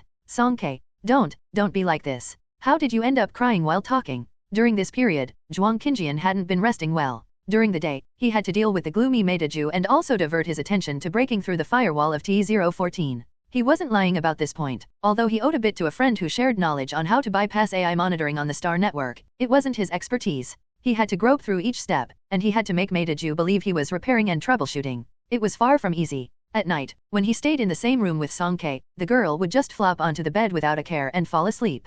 But Zhuang Qinjian couldn't do that. He had been extremely cautious since childhood. He absolutely didn't allow anyone near him when he rested. Otherwise, with his vigilant consciousness, he wouldn't be able to fall asleep no matter what. If he were to tell this to Song Ke, that little girl would probably widen her eyes and mutter incomprehensibly, scolding him, so troublesome. Zhuang Qinjian tiredly pinched his brow, tilting the back of his wheelchair 45 degrees to transform it into a recliner mode. He relaxedly lay on it, hands resting on his belly, his mental ability gently enveloping the surroundings. He closed his eyes. Outside, raindrops pattered rhythmically. Amid the monotonous and repetitive white noise, his breathing gradually became calm. Suddenly, a clear child's voice rang out, "Uncle An, tomorrow, I'll continue monitoring those two people, all right? Xiao Xing is so active. Yeah, I want to help you with more work, so Uncle and the others can rest more. You're such a good kid." An Qiwen patted Su Xing's head. "Uncle An, when are we leaving this place?" "That's a question for the captain." "With you, the captain is so strict, I'm scared." "Uncle An, are you hungry? I have cookies here, want some?" "Uncle An." Zhuang Qinjian opened his eyes, and his mental ability spread outward, quickly locating the source of the voice. The spot where the two were talking was quite far from Zhuang Qinjian, and Su Xing and An Qiwen hadn't noticed him at all. Su Xing was hopping around An Qiwen like a little bird, cheerful under the sunlight, speaking sweetly with every Uncle An, making An Qiwen smile from ear to ear. It was a complete contrast to the shy and timid demeanor he had shown in front of them these past few days. Zhuang Qinjian tapped his wheelchair's armrest, gradually narrowing his eyes. "Ah, so it was a small white lotus after all. Su Xing wanted you to accompany him to find someone." "Yeah, you agreed." Song Ke nodded. She had no resistance to the soft and gentle human cub. When Su Xing cried, she surrendered. With so many people in Azure Phoenix, Su Xing didn't go to them for help, but came to you. I don't know, maybe, He's timid. Thinking about Wu Zhuomin's stern expression, it was indeed quite intimidating. Zhuang Qinjian emitted a soft hum from his nose, as if Song Ke were a foolish ruler bewitched by a femme fatale. Timid? Didn't you say his father was a smuggler? A sly and cunning merchant can raise an innocent son. Have you heard an old saying from the ancient civilization? A mouse's son can make holes. Don't understand. You don't even understand this, and you dare to believe strangers so easily. Song Ke gazed at him with pure and clear eyes, murmuring softly, I also believe in you? When we first met, weren't we strangers too? You even lied to me that you were a pharmaceutical researcher? Zhuang Qinjian's movement paused. Evidently that example was quite a failure at novel bin at. Aren't you afraid he'll deceive you? That child is an ice-type ability user of unknown level. Not afraid. What's there to deceive her about? She doesn't have money, and she's not as knowledgeable as Zhuang Qinjian. Apart from knowing how to fight a little bit, oh no, she's especially good at fighting. Anyone who wants to deceive her needs to think twice. The long spear in Song Ke's hand spun into a beautiful floral pattern. Whoever deceives me, I'll beat them. Truly straightforward and brutal way of thinking.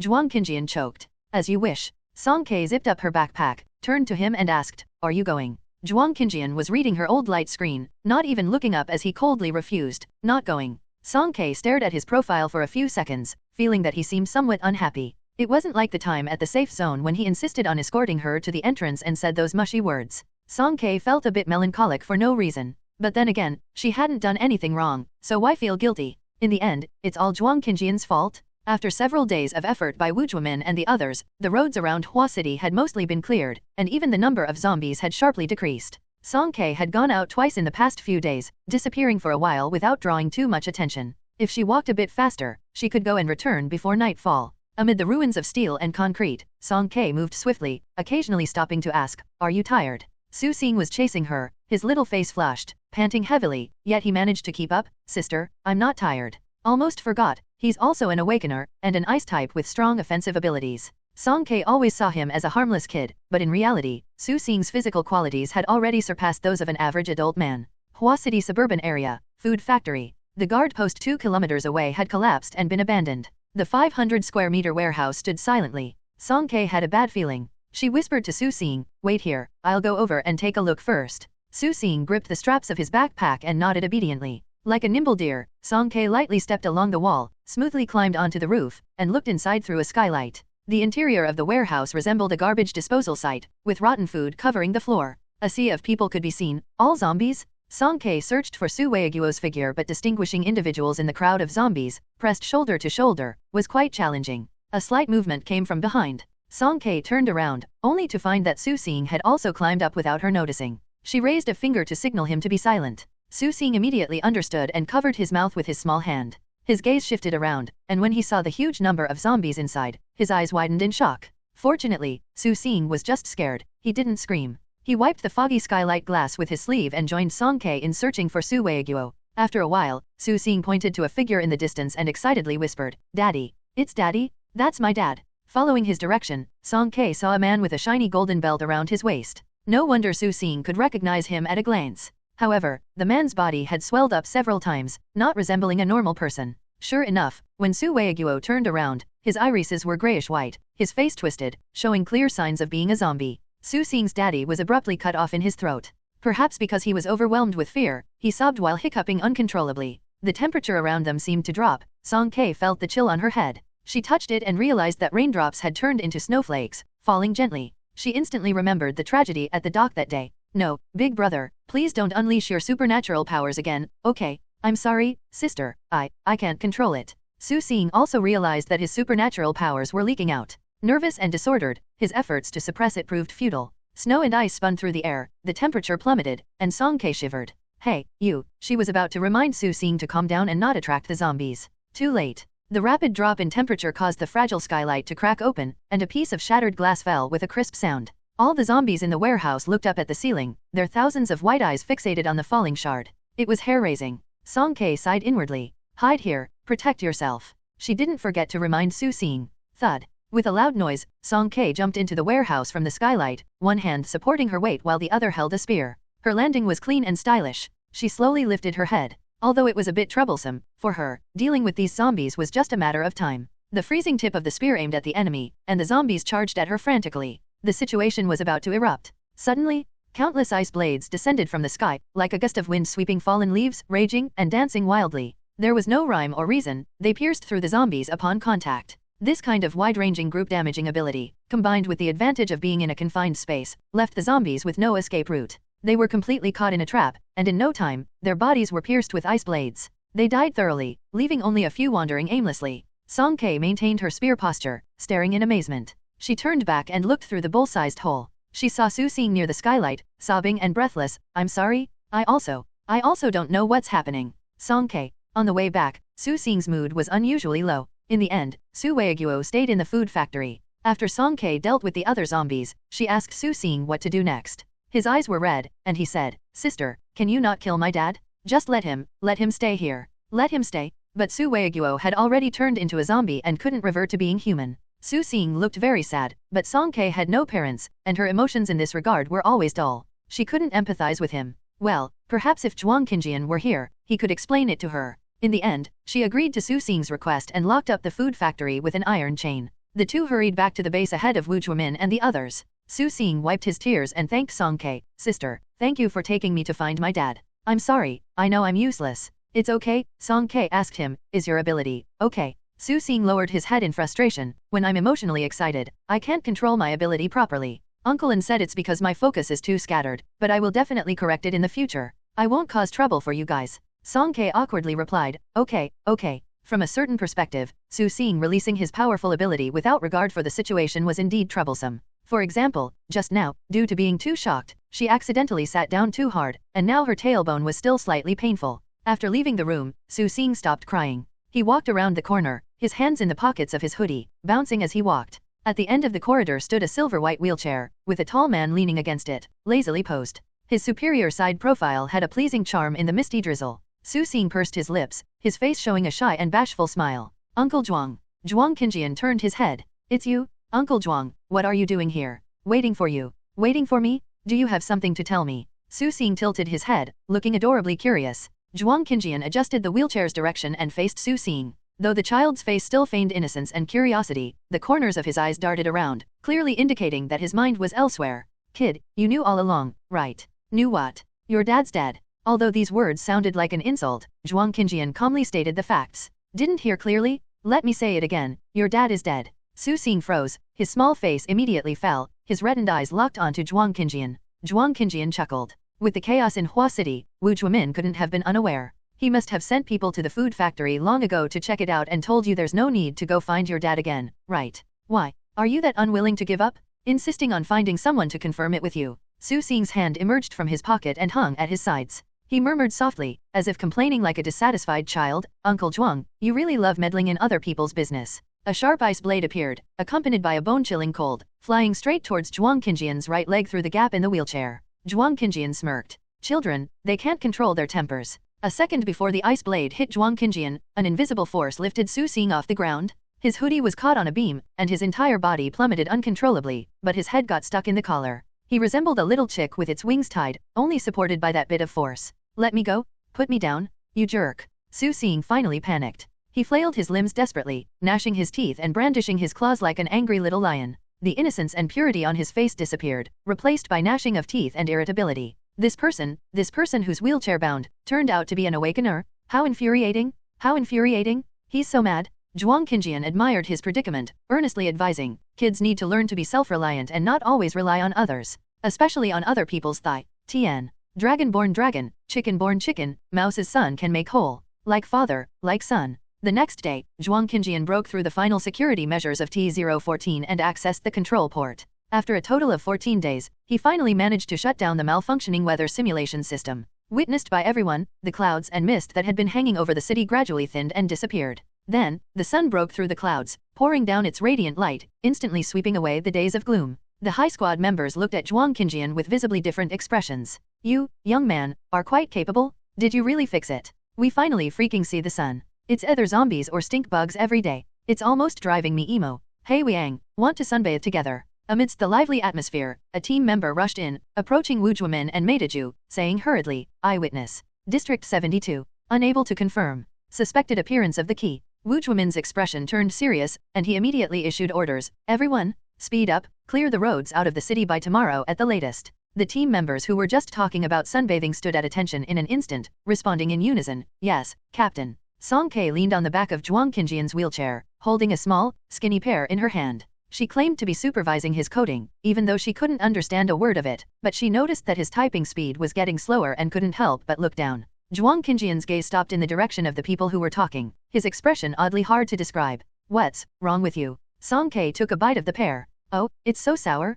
Zhuang Qinjian withdrew his gaze, pointing to the gigantic terminal in front of him. What's this? T014. No, this isn't T014. The real T014 is still above us. This is its control center. Huh. Is there a difference? This control center has always been stored near the Kindlin Research Institute near Hua City. Oh, I see. Wasn't this something everyone knew from the beginning? But you mentioned before that Wu Zhuomin and the others came from F177 district. If we were to compare it to a line segment, the positions of Kindlin and F177 district were like the endpoints of the line segment, while Hua City was roughly the midpoint. Wu Zhuomin left Hua City before the heavy rain, so it's clear that he just happened to bring T014 back with him. Well, that's interesting. You're saying that Azure Phoenix's people took such a big detour, just to go to the Kindlin Research Institute. What are they trying to do? Or rather, what compelling reason do they have to go there? Song Kei was puzzled. How would she know? Zhuang Qinjian started talking in terms she couldn't understand again. Seeing Song Kei looking utterly confused, Zhuang Qinjian patted her head with a meaningful expression. Go on and eat your pear.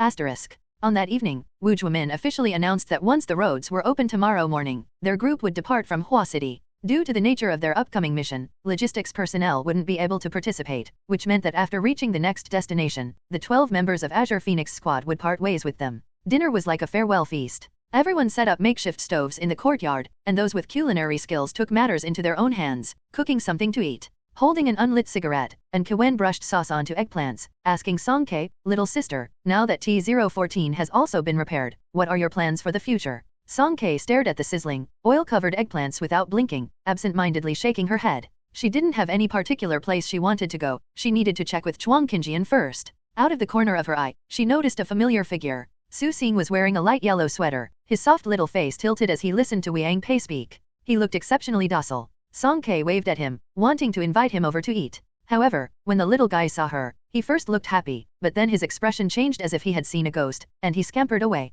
Song Kei? A familiar casual voice came from behind. Hey, everyone's here. Song Kei turned around and saw two figures slowly approaching. It was Zhuang Qinjian and Wu Zhuomin. After spending this period of time together, although Wu Zhuomin hadn't completely let down his guard against Song Kei, she had kept a low profile these days, playing the role of a law-abiding citizen. She hadn't caused any trouble, so Wu Zhuomin's attitude was slightly less hostile. He didn't threaten to detain her at every turn. Commander Wu, do you have any sensible suggestions about our next destination? Zhuang Qinjian deliberately ignored a certain figure that had fled, chuckling softly. Wu Zhuomin glanced at Song Kei and spoke coldly. The Alliance has regulations for the management of awakeners. Since you've awakened, you should register as soon as possible. Registered awakeners are recognized by the Alliance. Otherwise, you'll forever remain a black household. Song Kei, who had 18 years of experience being a black household, felt like a knife had stabbed her in the back. However, would registering as an awakener grant her an official identity? Song Kei felt a bit intrigued. Where can I register? All the C District cities are fine. C District has had awakener bases before, but they weren't open to the public, and Qiwen flipped the eggplants, then continued in a carefree manner, but with the current situation, starships are out of service, and it's difficult to travel anywhere. Oh, by the way, we're headed to District C72. You can ask the captain to give you a lift. C72 District? Ferrara, the city of music and art. Zhuang Qinjian suddenly spoke at Novel Bin at. Yeah, you know about it. And Qiwen seemed surprised. To accurately mention a city's name just by its number, either this person had exceptional memory and was well versed in the Alliance's regional information, or they had been there or heard about it before, making it familiar to them. Not exactly, I've just heard a bit about it. Zhuang Qinjian nodded with a touch of reserve. In the first year of the new calendar, the Alliance officially divided the territory into 180 districts, graded from A to F based on overall development levels. Among them, District E was developed into various functional areas due to its unique ecological environment, E166 E175. District F only had numbers without names because it was too backward, F176 F180. The remaining districts A, B, C, D formed a pyramid distribution. Apart from the distant and mysterious District A, A1, A5, the opulent District B, B6, B25, where the privileged gathered, and the most numerous but unremarkable District D, D76, D165, the technologically advanced and well-managed District C, C26, C75, became the sought-after ideal country for the majority. District C consisted of 50 cities, each with its own irreplaceable uniqueness. Like District C72, Ferrara, Ferrara not only had nearly 1,000 large and small retro opera houses but had also achieved a state of mastery in the application of holographic projection technology. In this land where floating and leaping musical notes and imaginative ideas were everywhere, singers, poets, painters, playwrights from all over the world gathered together, hoping that one day they could step onto the brilliantly shining stage of the stars and fulfill their lifelong pursuits. In addition, Ferrara had a governing official who was the most free in the entire alliance. "Do you want to go to Ferrara?" Zhuang Qinjian asked Song Ke. Song Ke nodded. Becoming an officially registered awakener with a formal identity was too attractive a proposition. This way, she wouldn't have to hide for her entire life, and she could proudly say to others, "Look, this is my ID." Zhuang Qinjian easily understood Song Ke's thoughts, smiled, and turned to Wu Zhuomin. "I don't have any objections. It depends on Captain Wu's agreement." Though Wu Zhuomin's demeanor was cold and tough, as an excellent military personnel, he inherently possessed a sense of duty and compassion. Otherwise, when they were in District F-177, he wouldn't have allocated half of the starships to transport civilians. "Okay," Wu Zhuomin nodded coldly, "but I'm only responsible for taking you to District C-72. It meant that after reaching District C-72, they would have to find their own way, just like the logistics team members. Zhuang Qinjian expressed his understanding. "Of course, thank you, Captain Wu. Little sister, are you willing to come with us this time? Here, have a skewer." And Kuwen's roasted eggplant was finally ready. After being politely declined by both Wu Zhuomin and Zhuang Qinjian, it was Song Ke who took one skewer. She stared at the reddish surface for a while and then took a bite. "Oh, it's so spicy?" Asterisk. The day of departure arrived quickly. As the light of dawn was just breaking, Song Ke was awakened by a faint rustling sound, footsteps. Though the footsteps were numerous, they weren't chaotic. They were well trained, landing softly. If it weren't for her keen supernatural senses, she might have easily overlooked them. She rubbed her eyes, sat up from the bed, and all traces of drowsiness vanished. However, upon a quick glance, she realized the single bed across from hers was empty. Zhuang Qinjian was nowhere to be seen. It was only at the second look that she noticed he was seated by the window, lifting the curtain to look outside. Song Ke felt a touch of surprise. She hadn't expected Zhuang Qinjian to be so alert, waking up earlier than she did. "Who is it?" "Azure Phoenix's people." Song Ke immediately became anxious. Are they trying to sneak away? Wasn't it agreed that they would be taken to District C-72? Could they really just renege on that after a night's sleep? Zhuang Qinjian was speechless and choked up, defeated by her unexpectedly circuitous thought process. "No, it's not that." His expression turned serious. "Come over and see, the formation is activated." Song Ke jumped up in shock and hurried to the window. In the faint morning light, that familiar floating mall appeared once again. However, the former grandeur was no longer present. The massive architectural structure lay in ruins, leaning against the ground near the sinkhole. Shadows gathered around it, as if a fair number of people had congregated. Song Ke put on her coat. "Let's go and take a look." The two of them reached a nearby hilltop. From the elevated position, they saw people emerging from various entrances. Unlike the day the formation contracted and people fled in panic, those coming out now were dispirited and silent. Their demeanor was so quiet that it bordered on eerie. Some had looks of confusion, others were mournful and anguished. There were those with bloodshot eyes, their spirits distant and distracted. Homes were gone, the city was in ruins, and even the last refuge had fallen. From this day on, these individuals had become rootless wanderers. Apart from the people, there was also a significant number of zombies that had fled the area, and even half-human, half-zombie creatures in the midst of mutation. Song Ke didn't know what had transpired inside, but the scene was undeniably shocking. She had a foreboding feeling that this city might have to coexist with zombies in the future.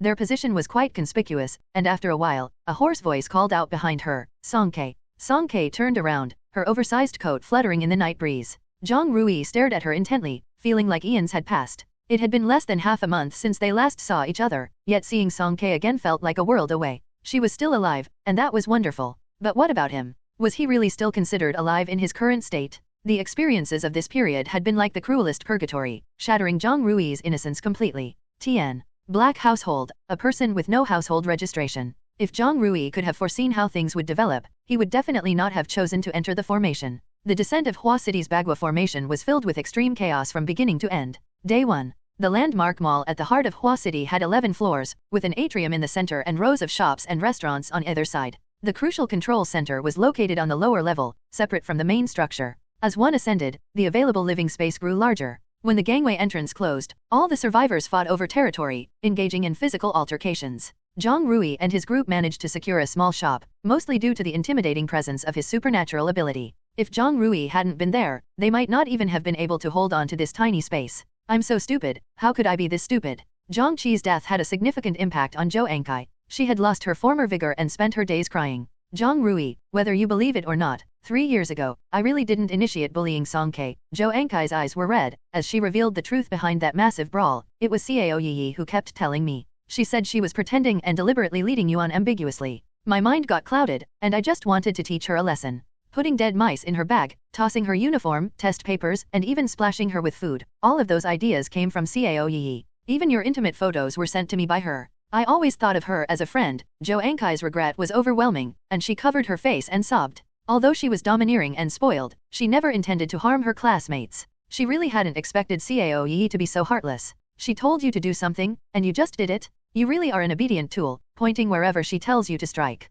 A surviving person who was still alive couldn't bear it, and he mocked with a cold gaze. Now you regret it? Who knows if you're just pretending? Even the usually easygoing Tianyi couldn't help but feel upset for Song-K. You're just shifting blame. Cao Yi's betrayal filled them with a deep hatred. At the mention of her, each of them wished they could devour her flesh. Bullying? Wasn't it just a little disagreement? Zhang Rui suddenly halted, a realization striking him. A little disagreement was also a term Cao Yi had used. So that's how it was. So he had been kept in the dark all this time. So he was just as foolish as Jo Ankai, an utter idiot. Back when Zhang Rui's brow bone was injured, he had felt a bit resentful towards Song-K. He resented her for being so reckless, for not understanding the gravity of her actions. So when the school wanted to hold her accountable, he had asked his family to intervene and smooth things over. But soon after, he learned from Cao Yi that Song-K had been expelled. After that, he felt disheartened and didn't bother seeking the truth. He even didn't contact her out of frustration. Because of one sentence from Song-K, he had held on to that grudge for so long. In your eyes, am I the same as everyone else? So you can just attack me mercilessly. Zhang Rui closed his eyes and sighed bitterly. He thought about Song-K, who had stayed outside to save them. Now it was all too late. Day 3. The conflicts were still intensifying. Within a mere half-day, waves of disputes erupted on the 3rd, 7th, and 9th floors. Wherever people were present, conflicts arose. In such a confined and stifling space, even the tiniest matters could be amplified into explosive triggers. The survivors pushed and shoved, and verbal disagreements quickly escalated into physical conflicts. The piercing screams reached Zhang Rui and the others on the 8th floor, and they learned some bad news: a person had mutated into a zombie. Day 4. Chaos, chaos, chaos. No one knew why zombies had infiltrated, only that impending doom was unavoidable. The number of mutants increased, and the situation worsened. Zhang Hao and his group locked the doors of their shop and guarded the entrance to prevent anyone from forcing their way in. Day 5. Even worse news: the staff responsible for distributing supplies had died. They had been murdered, and the stored supplies had been looted. Those items that were difficult to preserve or carry were trampled underfoot and crushed into pieces. The previously designated safe zone had turned into an absurd killing hell. Day 7. Zombies continued to multiply. Tianyi unexpectedly discovered traces of Su Luran, or rather, he discovered the zombie Su Luran. At that time, he had already told Zhang Rui and the others about Su Luran's actions. Cao Yi's betrayal had numbed everyone, but even so, upon learning that their respected teacher had turned out to be a heartless villain, Zhang Hao and the others punched the wall in anger. Su Luran blended in with a group of zombies, its head twitching neurotically. It slowly passed by the shop, and when it turned around, Tianyi noticed a festering wound on its shoulder, a clear bite mark. Tianyi thought of those classmates he had pushed out to their deaths. He thought of Kong Ziqi, his best friend. Tears streamed down his face, and he silently muttered, "Serves him right? They bit him well." Day 8.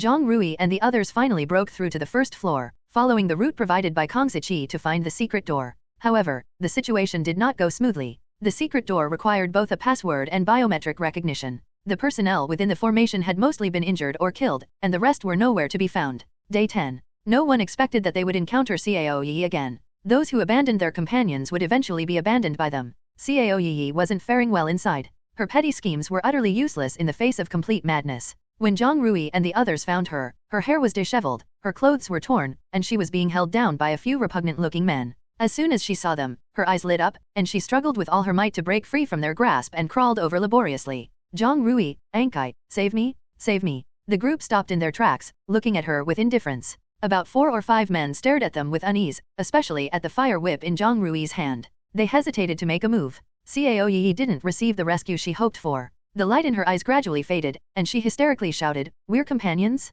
How can you do this? How can you stand by and watch someone die?" Then she was dragged away. "You won't die well. At novel bin at. I won't spare you. Zhang Rui, Jo Ankai, all of you deserve to die." The curses from behind were incessant and increasingly venomous. What will happen to her? Lin Xia averted her gaze, tightly holding Jo Ankai's hand. If she didn't hold her back, Jo Ankai might have lunged to tear Cao Yi's mouth apart. "The person who was pulling her has bite marks on his leg," Zhang Hao said. Everyone fell silent. Day 13. Zhang Rui attempted once again to break through the secret door, to no avail. On their way back to the 8th floor, they unexpectedly rescued a clerk from the Hua City Hall who was besieged by zombies. He was emaciated and on the brink of death. Tianyi gave him water and food, barely keeping him conscious. In the evening, the man finally woke up. They learned from him that he had been the designer of the Bagua Formation project, responsible for the entire structure of the formation. The Bagua Formation is the best shelter in Hua City, the best. Why? Why can it withstand natural disasters but not human nature? I don't want to die here. This place is already hell.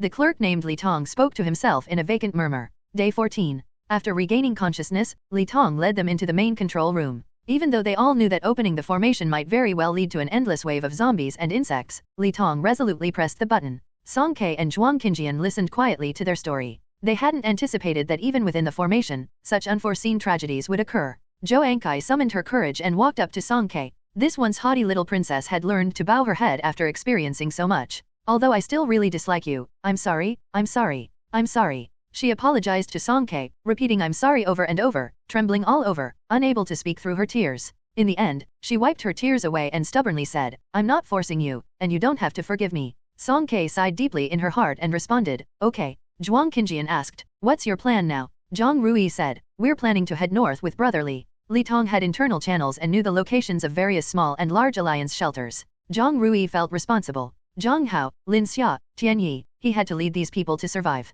They might stop at a certain shelter or perhaps continue to wander until they find a place that would accept them. What about you? Zhang Rui looked at Song Ke. We, Song Ke lowered her head, and coincidentally, Zhuang Qinjian was also looking at her. We are going to District C, C72. From the slope behind them, An Kuen's loud voice echoed, little sister, get ready to leave. His booming voice startled the surrounding zombies, and they swarmed toward him like compass needles. An Kuen exclaimed, here I go, and his purple light flickered as he started cleaning up with grumbling. It was time to say goodbye. Tianyi and Lin Xia looked at her with teary eyes. Song Ke nodded at them, goodbye, hope to see you again. Then she turned to Zhang Rui, goodbye, goodbye, Song Ke. Zhang Rui's voice was hoarse, but his eyes held a kind of resolute core. Take care. Song Ke turned and walked away. Zhuang Qinjian said something that made her stomp her foot in annoyance, then she chased after him and kicked his wheelchair. Their figures merged into another group of tall figures, quickly disappearing into the night. Song Ke was carefree, open-minded, and graceful in her comings and goings, like the wind that couldn't be grasped in one's hands. And Zhang Rui, once naive and full of confidence, ignorant and foolish. At this moment, he finally understood. They were never meant to travel the same path, just like a lighthouse and drifting ships. Even if they temporarily crossed paths, they were destined for permanent separation. It was better to say goodbye. Are you sad? What? Zhuang Qinjian observed Song Ke's expression and asked again, are you sad? Song Ke shook her head. She and Zhang Rui, Tian Yi, and the others were always destined to be apart. She had been mentally prepared for it from the beginning. Zhuang Qinjian tisk-tisked and hinted, I think, he's quite sad. This he didn't need to be explicitly mentioned, it naturally referred to Zhang Rui. Song Ke slightly furrowed her brow, looking puzzled. He is an awakener. He can protect himself, no need to be sad. They were talking past each other, what they said was fundamentally different. Zhuang Qinjian found it amusing in his mind, well, it's good that you're not sad. It's just a pity. Fallen flowers have intentions, flowing water is heartless. Song Ke kicked the wheelchair, saying, don't be so cryptic. Zhuang Qinjian hissed, Song Keek, I'm warning you officially, we only have this one wheelchair. Song Ke stomped her foot, don't call me Song Keek. Playfully returning to the base, there were already 2 military pickups parked at the entrance. Wu Chuamin had given everyone just 10 minutes to pack up, and they were set to depart on time. Song Ke only had a backpack with her belongings, traveling light. She saw logistics personnel moving things around, there were several large and small suitcases. Worth noting, the people from Azure Phoenix military squad were just like her, empty-handed, walking in a carefree manner. She suddenly recalled the powerful mobile artillery she had seen near the formation point before, the ones used to bombard zombies. She quickly went to ask Zhuang Qinjian. Zhuang Qinjian gave a concise answer, spatial abilities. The fact that the military possessed spatial containers wasn't much of a secret, and Song Ke would know sooner or later. Song Ke suddenly gained a new piece of knowledge and was greatly surprised. She bombarded him with questions, nearly leaving herself breathless. Zhuang Qinjian simply handed her the necklace he had obtained from Wu Yara. After pondering for a while, she learned how to activate it with her mental power. She became completely absorbed in it, walking slowly and absent-mindedly. She was still playing with it, opening and closing it repeatedly, even when they were about to board the vehicle. Zhuang Qinjian, you must have too much mental power to spare, right? Wu Chuamin and An Quen were in the first pickup truck. Because Song Ke had delayed a bit while playing with the necklace, when she arrived, it was already full. So, she and Zhuang Qinjian turned towards the second truck. The back compartment of the second truck was spacious. Someone had turned on the radio, and melodious songs occasionally played. Song Kei unintentionally noticed that Maidaju, sitting across from her, had a slight smile at the corner of his mouth. It was a rare and joyful expression. This was the first time she had seen Maidaju smile. A tiny flame of curiosity ignited in her heart. She discreetly tugged at Zhuang Qinjian's sleeve, urging him to look as well. As the pleasant melody gradually came to an end, the person sitting next to the radio was about to switch the song. A young team member named Xiongping spoke up, "Hey, don't change it. Vice Captain loves this song. It's his goddess." "Pfft, whose goddess?" Wei Angpei sprayed out a mouthful of water, realizing he was being too loud. He quickly lowered his voice, "No way, right? Someone like Vice Captain Maida, who's usually so stern and serious, actually chasing after a celebrity." Maidaju's Esper ability was an air barrier. He was usually strict and reserved, rarely smiling or speaking much. He held a reputation in the team second only to Wu Zhuomin. Wei Angpei couldn't believe that someone as stiff as him, always looking like he was scolding others, would actually be a fan of a celebrity, and even claim that celebrity as his goddess? Who's Vice Captain's goddess? Wei Angpei suddenly seemed to uncover a great secret, his expression excited and eager. "Do you guys know Lin Yuyu? The sweetest songstress in Ferrara, the superstar who's famous throughout District C. I've heard of her." Wang Qiang joined in on the excitement, and the three of them huddled close together, murmuring to each other, "Isn't she the one who sang 'Thank You for Loving Me'? That song's been a hit for so long, with over 1 billion views on the Star Network. I thank you for your honeyed words, sweet words, I thank you for your honey-ed lips. A sword in the belly. Get lost, that's not how it goes. That's not how it goes. That's exactly how it goes. Let me sing it for you, so you can listen carefully. I thank you for your honey." Bang! Maidaju's fist struck the compartment wall, his voice sharp, "Shut up." His face darkened, and he said something very fast in his hometown's dialect, sounding like he was cursing someone. Wang Qiang's face turned bright red, while Wei Angpei and Xiongping beside him struggled not to burst into laughter. Their facial features twisted in an oddly pained manner, holding back their mirth with great effort. Aside from this somewhat discordant little incident, the atmosphere in the compartment remained quite relaxed. Song Kei saw several members of Azure Phoenix handing torn uniforms to a middle-aged man in a corner. She vaguely remembered him because Kuan, with his booming voice, had once exclaimed incredulously, "What? A grown man's supernatural ability is actually embroidery." It was said that he was an E-level awakener named Wu Zionghai. His ability was extremely rare, something like stitching. He could mend two different things together. Since Azure Phoenix military squad had a limited supply of uniforms and they were frequently damaged, they would seek him out whenever there was a tear. His repairs were so well done that the mended parts looked as good as new. However, Wu Zionghai was small in stature, with sparse eyebrows and restless eyes that constantly darted around, as if he was plotting something. In Zhuang Qinjian's words, he was described as shifty-eyed and sneaky. Though he indeed had a sharp tongue, the description was spot on. After encountering Wu Zionghai, Song Kei had to believe that a person's awakened supernatural ability was truly entirely random.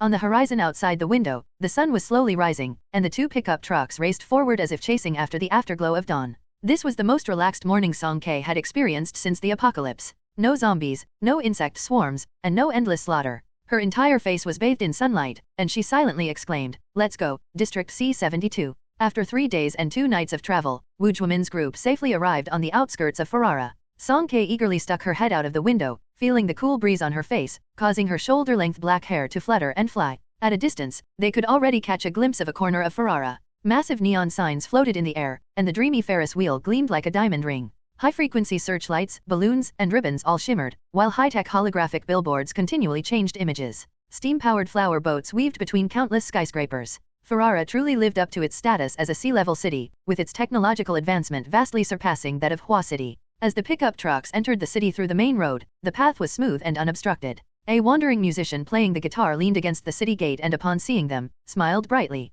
He warmly sang while dancing around the vehicles, "Ferrara, the free Ferrara, it's the dream you linger in." Their exaggerated performance startled Song Kei, and she silently withdrew her head. After a while, she whispered to Zhuang Qinjian, "Aren't there safety checks here? After all, this was District C, wasn't this too lax? Even their District F had sentries stationed?" Zhuang Qinjian, also gazing outside, had the blurry lights reflecting on his profile, making his expression all the more intriguing. Ferrara prides itself on freedom and art, welcoming every traveler from afar. However, while they may welcome you, it's not guaranteed they'll let you stay. Indeed, Ferrara's security was indeed good. The city was bustling with constant foot traffic, but not a single zombie could be seen along the way. It was as if the apocalypse Song Kei and her group had experienced in Hua City was just an illusion. The two pickup trucks eventually parked on the outskirts of the square. Going further into the inner streets was impossible due to their narrowness and heavy pedestrian traffic. When Song Kei got out of the truck, dozens of cool motorbikes zoomed past her, creating a chaotic scene. The convoy had barely moved about 10 meters when the intense music continued pounding in her eardrums. Song Kei raised her head, and the surrounding streets were adorned with colorful lights, constantly flashing in a bling-bling manner. She stared for a few seconds, only to find herself dazzled. Looking upwards, she saw towering skyscrapers that seemed to reach the clouds. Their steel and concrete exteriors emitted an intangible sense of pressure in the night. The whole city was enveloped in a light purple, dreamlike haze. As Wu Juemin and his team got off the truck and walked only a few steps, the time struck exactly 8 o'clock. Suddenly, the massive clock high in the air of Ferrara chimed. Dang dang dang. After 3 chimes, everyone on the streets and within the skyscrapers stopped their actions and looked up. Amidst numerous flower boats, between 2 towering towers, a giant searchlight projected a holographic image. A slender figure gradually emerged and became clearer. He had a brilliant and dazzling head of golden hair, a flawless face, and was dressed in a sharp, pure white suit. From an exterior perspective, he was beautiful and ethereal, so much so that it was difficult to determine his gender at first glance. The man placed one hand in front of his chest and executed an incredibly graceful gentleman's bow. I'm pleased that new travelers have come to Ferrara today. His lustrous eyes surveyed the crowd, and a slight smile graced his lips. Let's welcome them to the true paradise. Let's sing paradise once. At novel bin at. Cheers, whistles, and deafening applause erupted. The atmosphere in the square was exceptionally fervent. The man extended his right hand and casually gestured. The surroundings seemed to blur, and suddenly Song Ke saw countless flowers blooming, and heard the enchanting voices reminiscent of sea nymphs, and the super stereo sound lingered in everyone's ears, completely immersing the city in a wave of music. The crowd descended into madness, their eyes filled with obsession as they elevated the man to the highest pedestal of idolization, shouting their hearts out. Ilya, Ilya, Ilya. All right, the carnival is over. Let me reveal a little secret. The throne race competition is currently accepting registrations. Ilya has prepared generous rewards, so everyone must remember to participate. Ilya playfully blinked, setting off another wave of cheers. As the spotlight dimmed, the holographic projection vanished, and Ilya's figure disappeared along with it. However, the impact he brought lingered for a long time. The citizens of Ferrara gazed towards the direction of the towers, only regretting that time passed too quickly. Song Ke was left stunned. Who was this person? A superstar.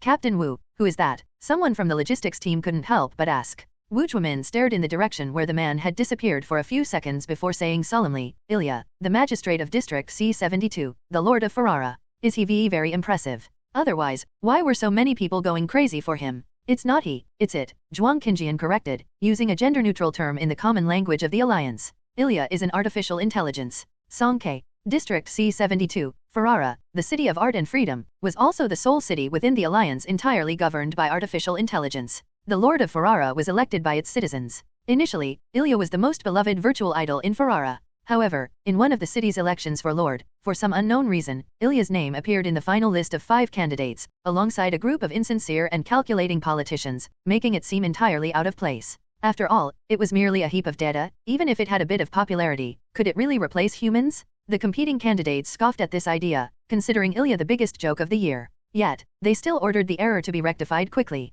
However, the final voting results left everyone dumbfounded. Ilya was elected as the Lord with an astonishing 90% support rate. The defeated politicians were initially in disbelief, then they cursed continuously. Damn it, have all these artists in Ferrara gone crazy? It was too absurd. What a joke? How could a machine possibly govern a city? But the reality turned out to be quite the opposite. After Ilya's election, Ferrara flourished, and even the crime rate steadily decreased. In Ferrara, everyone had heard a saying, Ilya knows everything. No matter what you had done, you were under the surveillance of artificial intelligence. Tien. Honeyed words, a sword in the belly, idiom, figure hypocritical and murderous. With tasks at hand, Wu Juemin gave a simple explanation and prepared to take Azure Phoenix's people away. He left casually, but the logistics team members had tears in their eyes, reluctant to part. Wu Juemin had rescued them from a perilous situation and led them in a retreat, guiding them all the way to the peaceful District C. They couldn't greedily ask for more, it was clearly not his obligation. Even if Wu Juemin had left them today, it could be said that he had fulfilled his duty to the utmost. After parting ways with Azure Phoenix's people, Song Ke and Zhuang Qinjian didn't travel with the remaining group, they chose to act separately. Ferrara was an open and inclusive city. Capsule sleeping pods for wandering travelers could be found everywhere on the streets. Not only were they free to use, but they were also easy to access just a facial scan away. As it wasn't early anymore, Song Ke and Zhuang Qinjian each booked a room and went to sleep. The next morning, after a quick tidying up, the two of them headed straight to the Awakener base. Ferrara's Special Affairs Agency, Awakener Base, was located in a concealed alley on the west side of the square. Its architectural style was consistent with the city's flamboyant and colorful aesthetics. The only difference was that its sign seemed a bit aged. Upon entering, the first thing that caught the eye was a spacious mezzanine. A few individuals were scattered around, and the winding staircase led up to the elevated central desk. A glasses-wearing female staff member was busy there. As Song Ke approached, she faintly heard a melodious tune. Looking down, she was left speechless. On the desk was a small transparent screen, and the holographic projection on it was familiar. Wasn't that Ilya from before? But now Ilya was dressed in elegant clothing, obviously from an early performance video. The girl on the desk was staring at it with rapt attention, wearing an enamored smile. Songke, hello, I'd like to register as an awakener. The girl swiftly pressed down on the screen, her expression turning formal. She pushed a booklet over. Start by filling out the form. Complete every item on the first 3 pages, the rest is optional. Then go to the first room on the left for a photograph, turn right to the second room for genetic testing, and proceed to the second floor for an on-site awakener evaluation. Once you've completed everything, come back to me. Oh, and remember to bring all the receipts. The instructions came in a rapid succession, and the pace was quite fast. Songke was getting dizzy, half remembering and half forgetting. Fortunately, she had Zhuang Qingjian with her, who had a good memory, or else it would have been a mess. Following the staff's guidance, Songke obediently filled out the form, then hurriedly went to take a photograph. She became nervous as soon as she had to take a picture. Her posture was unnaturally stiff, her lips pressed together, radiating a pitiful look. Luckily, there was no photographer in the room, only a mechanical arm controlling the camera. The emotionless electronic synthesized voice kept prompting with errors. Ding, please tilt your head to the right. Ding detected that the person's expression is too stiff. Please relax and tilt your head to the right. Ding, unable to detect the photographer. Please return to the center of the frame. Songke turned her head to the side, then accidentally tilted it too much and fell out of the chair. Zhuang Qingjian couldn't help but laugh beside her. Songke, just take a proper photo. Why are you bullying the machine? Songke glared at him angrily, shook her hand, took a deep breath, and managed to force a fake smile. The final photo turned out to be quite odd, and Zhuang Qingjian laughed for a full 2 minutes. After taking the photo, she went to the second room for blood drawing and genetic testing. Ferrara had specialized awakener assessment equipment, much better than the inferior one Wu Zhuomin had. It could not only test ability levels but was also said to calculate the upper limit of potential that could be unlocked in the future using artificial intelligence. The testing room was also fully automated. Blood was drawn first, then she lay down in a box of unknown purpose, getting scanned from top to bottom. Next was the awakener verification room on the second floor. Its main purpose was on-site verification to establish local records for easy reference later. Songke finally encountered people again. Inside the room were 3 verification officers, 2 men and 1 woman, all sitting in a row. After the person in front of her came out, it wasn't long before they called out, "Next." Songke pushed the door open and entered. She was in a closed isolation room with glass only in front, and the speaker on the wall lit up with a green light. The voice of a verification officer came through. "Please demonstrate your ability. Don't worry, we have top-notch security measures, so please release your ability to the fullest extent to facilitate our judgment." Songke's hand touched the edge of the table. 2 seconds later, the table disappeared, and she was holding a long spear in her hand, standing obediently in place. The verification officers were a bit taken aback. "That's it." Songke nodded. If it was just a display of her ability, this was enough. "It's a bit crude, isn't it? Doesn't feel particularly special. Well, can you change the shape of objects? This could be considered support ability. Maybe you could help the engineering department with waste material cleanup. I have quite a lot of furniture at home that I don't use. Was just wondering who could tidy it up. If you put it that way, this ability is pretty useful, huh? A practical garbage collector, ha ha ha. To be honest, if she's an E-level, I might consider hiring an awakener to help me with daily trash disposal. Doesn't sound bad, does it?" The 2 male verification officers exchanged a glance and found themselves quite humorous as they burst into laughter. These people weren't as formidable as Zhuang Qingjian, who could immediately determine her ability type with just a glance. Songke absent-mindedly conjured a spear, and the long spear emitted a faint blue light as it traced through the air. The corner of the female evaluator's eyes seemed to catch something. She lifted her head and carefully examined the spiritual weapon. "This thing in your hand seems to be an ancient civilization cold weapon, right? Does it have any offensive capabilities, or is it only suitable as a craft?" Holding the spear with one hand, Songke didn't bother to use any techniques. She simply thrust it straight ahead. Stab. A deeply seated crack appeared on the so-called wall with top-notch security, and a powerful shockwave surged over the wall, overturning the evaluation forms the officer's head on the table. The next moment, the entire glass window shattered with a loud boom, and fragments rained down. "Oops, used too much force." Songke felt a bit guilty. The 3 verification officers. What damn handicraft, what cursed support ability. She was obviously a living star of disaster. They had actually thought about having her clean up garbage. Were they eager for their lives to be shorter? Cough. The male evaluator sitting in the middle awkwardly coughed twice. "That's enough. It's confirmed to be a strong offensive ability. The specific level will have to wait for the results of the genetic test." "Oh." Songke shook off her spear, took 2 steps forward, and tried to step over the broken glass to retrieve her registration form. "Don't come out. The door is at the back." The 2 male evaluators yelled in panic, rapidly retreating their chairs while hurriedly jotting down a few notes on Songke's form. Treating it like a hot potato, they handed it over to a mechanical arm, which returned it to the isolation room. Submit it, leave it to the central desk." When Song K went back, the girl on the desk was once again engrossed in playing around on her device, sneakily watching Ilya's treasured old footage. Song K placed the form on the table and gave it a glance before continuing in a formulaic tone. The results of the genetic test will be out within 3 working days. You can come to pick up your Awakener certificate then. For now, please make the payment. It's a total of 10,000 alliance coins. Huh? Song K dumbly inquired. 10,000. What? 10,000 alliance coins, your registration fee, the girl said somewhat impatiently. Song K was dumbfounded. Oh my goodness? How come no one told her that registering as an Awakener also required money? The girl probably hadn't encountered someone as clueless as her, and she became a little flustered herself. Of course it costs money. The machines for ability testing, the algorithm fees for AI, and the daily maintenance all require expenses. We're not a charity. Song K. What should she do if she doesn't have money? She turned to Zhuang Qinjian with a perplexed look, her eyes seeming to ask, did you bring money? For the first time, Zhuang Qinjian couldn't answer Song K's question. He didn't have money either. But that's not his fault. First, given his upbringing, having lived for almost 30 years, he had never needed to worry about money. Secondly, among the people he knew, there was no one as poor as Song K. The two paupers were in a similar situation, both lost in thought. The girl, perhaps feeling sorry for her, offered an idea. Well, since you're an Awakener, you can take on missions as a contractor. Just join any team and do some miscellaneous tasks. When you have money, come back and register. Missions. Yes, go out and turn left at the second intersection, walk straight for 100 meters, and you'll find the Special Affairs Commission Center. Ferrara, Special Affairs Commission Center at Novel bin Adat. This was a more impressive building, and it was evident that the people coming and going possessed strong auras, the majority being Awakeners. A bald man with an arm as thick as Song K's waist sat atop a sculpture at the entrance, his legs spread wide, arms crossed over his chest. The black bean-like eyes sized up Song K and Zhuang Qinjian as they passed by, radiating disdain and scorn. Little brat and cripple, you really dare enter anywhere. You treat this place like a nursery. The bald man was muscular, probably a muscular type Awakener. He spoke loudly, intentionally for them to hear. Zhuang Qinjian's smile turned icy, his gaze shifting to the bald man with chilling precision. Song K felt a shiver down her spine. Whenever Zhuang Qinjian displayed this kind of supervillain smile, someone was bound to suffer. However, before they could make any move, several thick vines suddenly descended from above. Smack, smack, smack, they slapped the bald man's face several times, and then one of the vines bound him and flung him away, headfirst, into a fountain.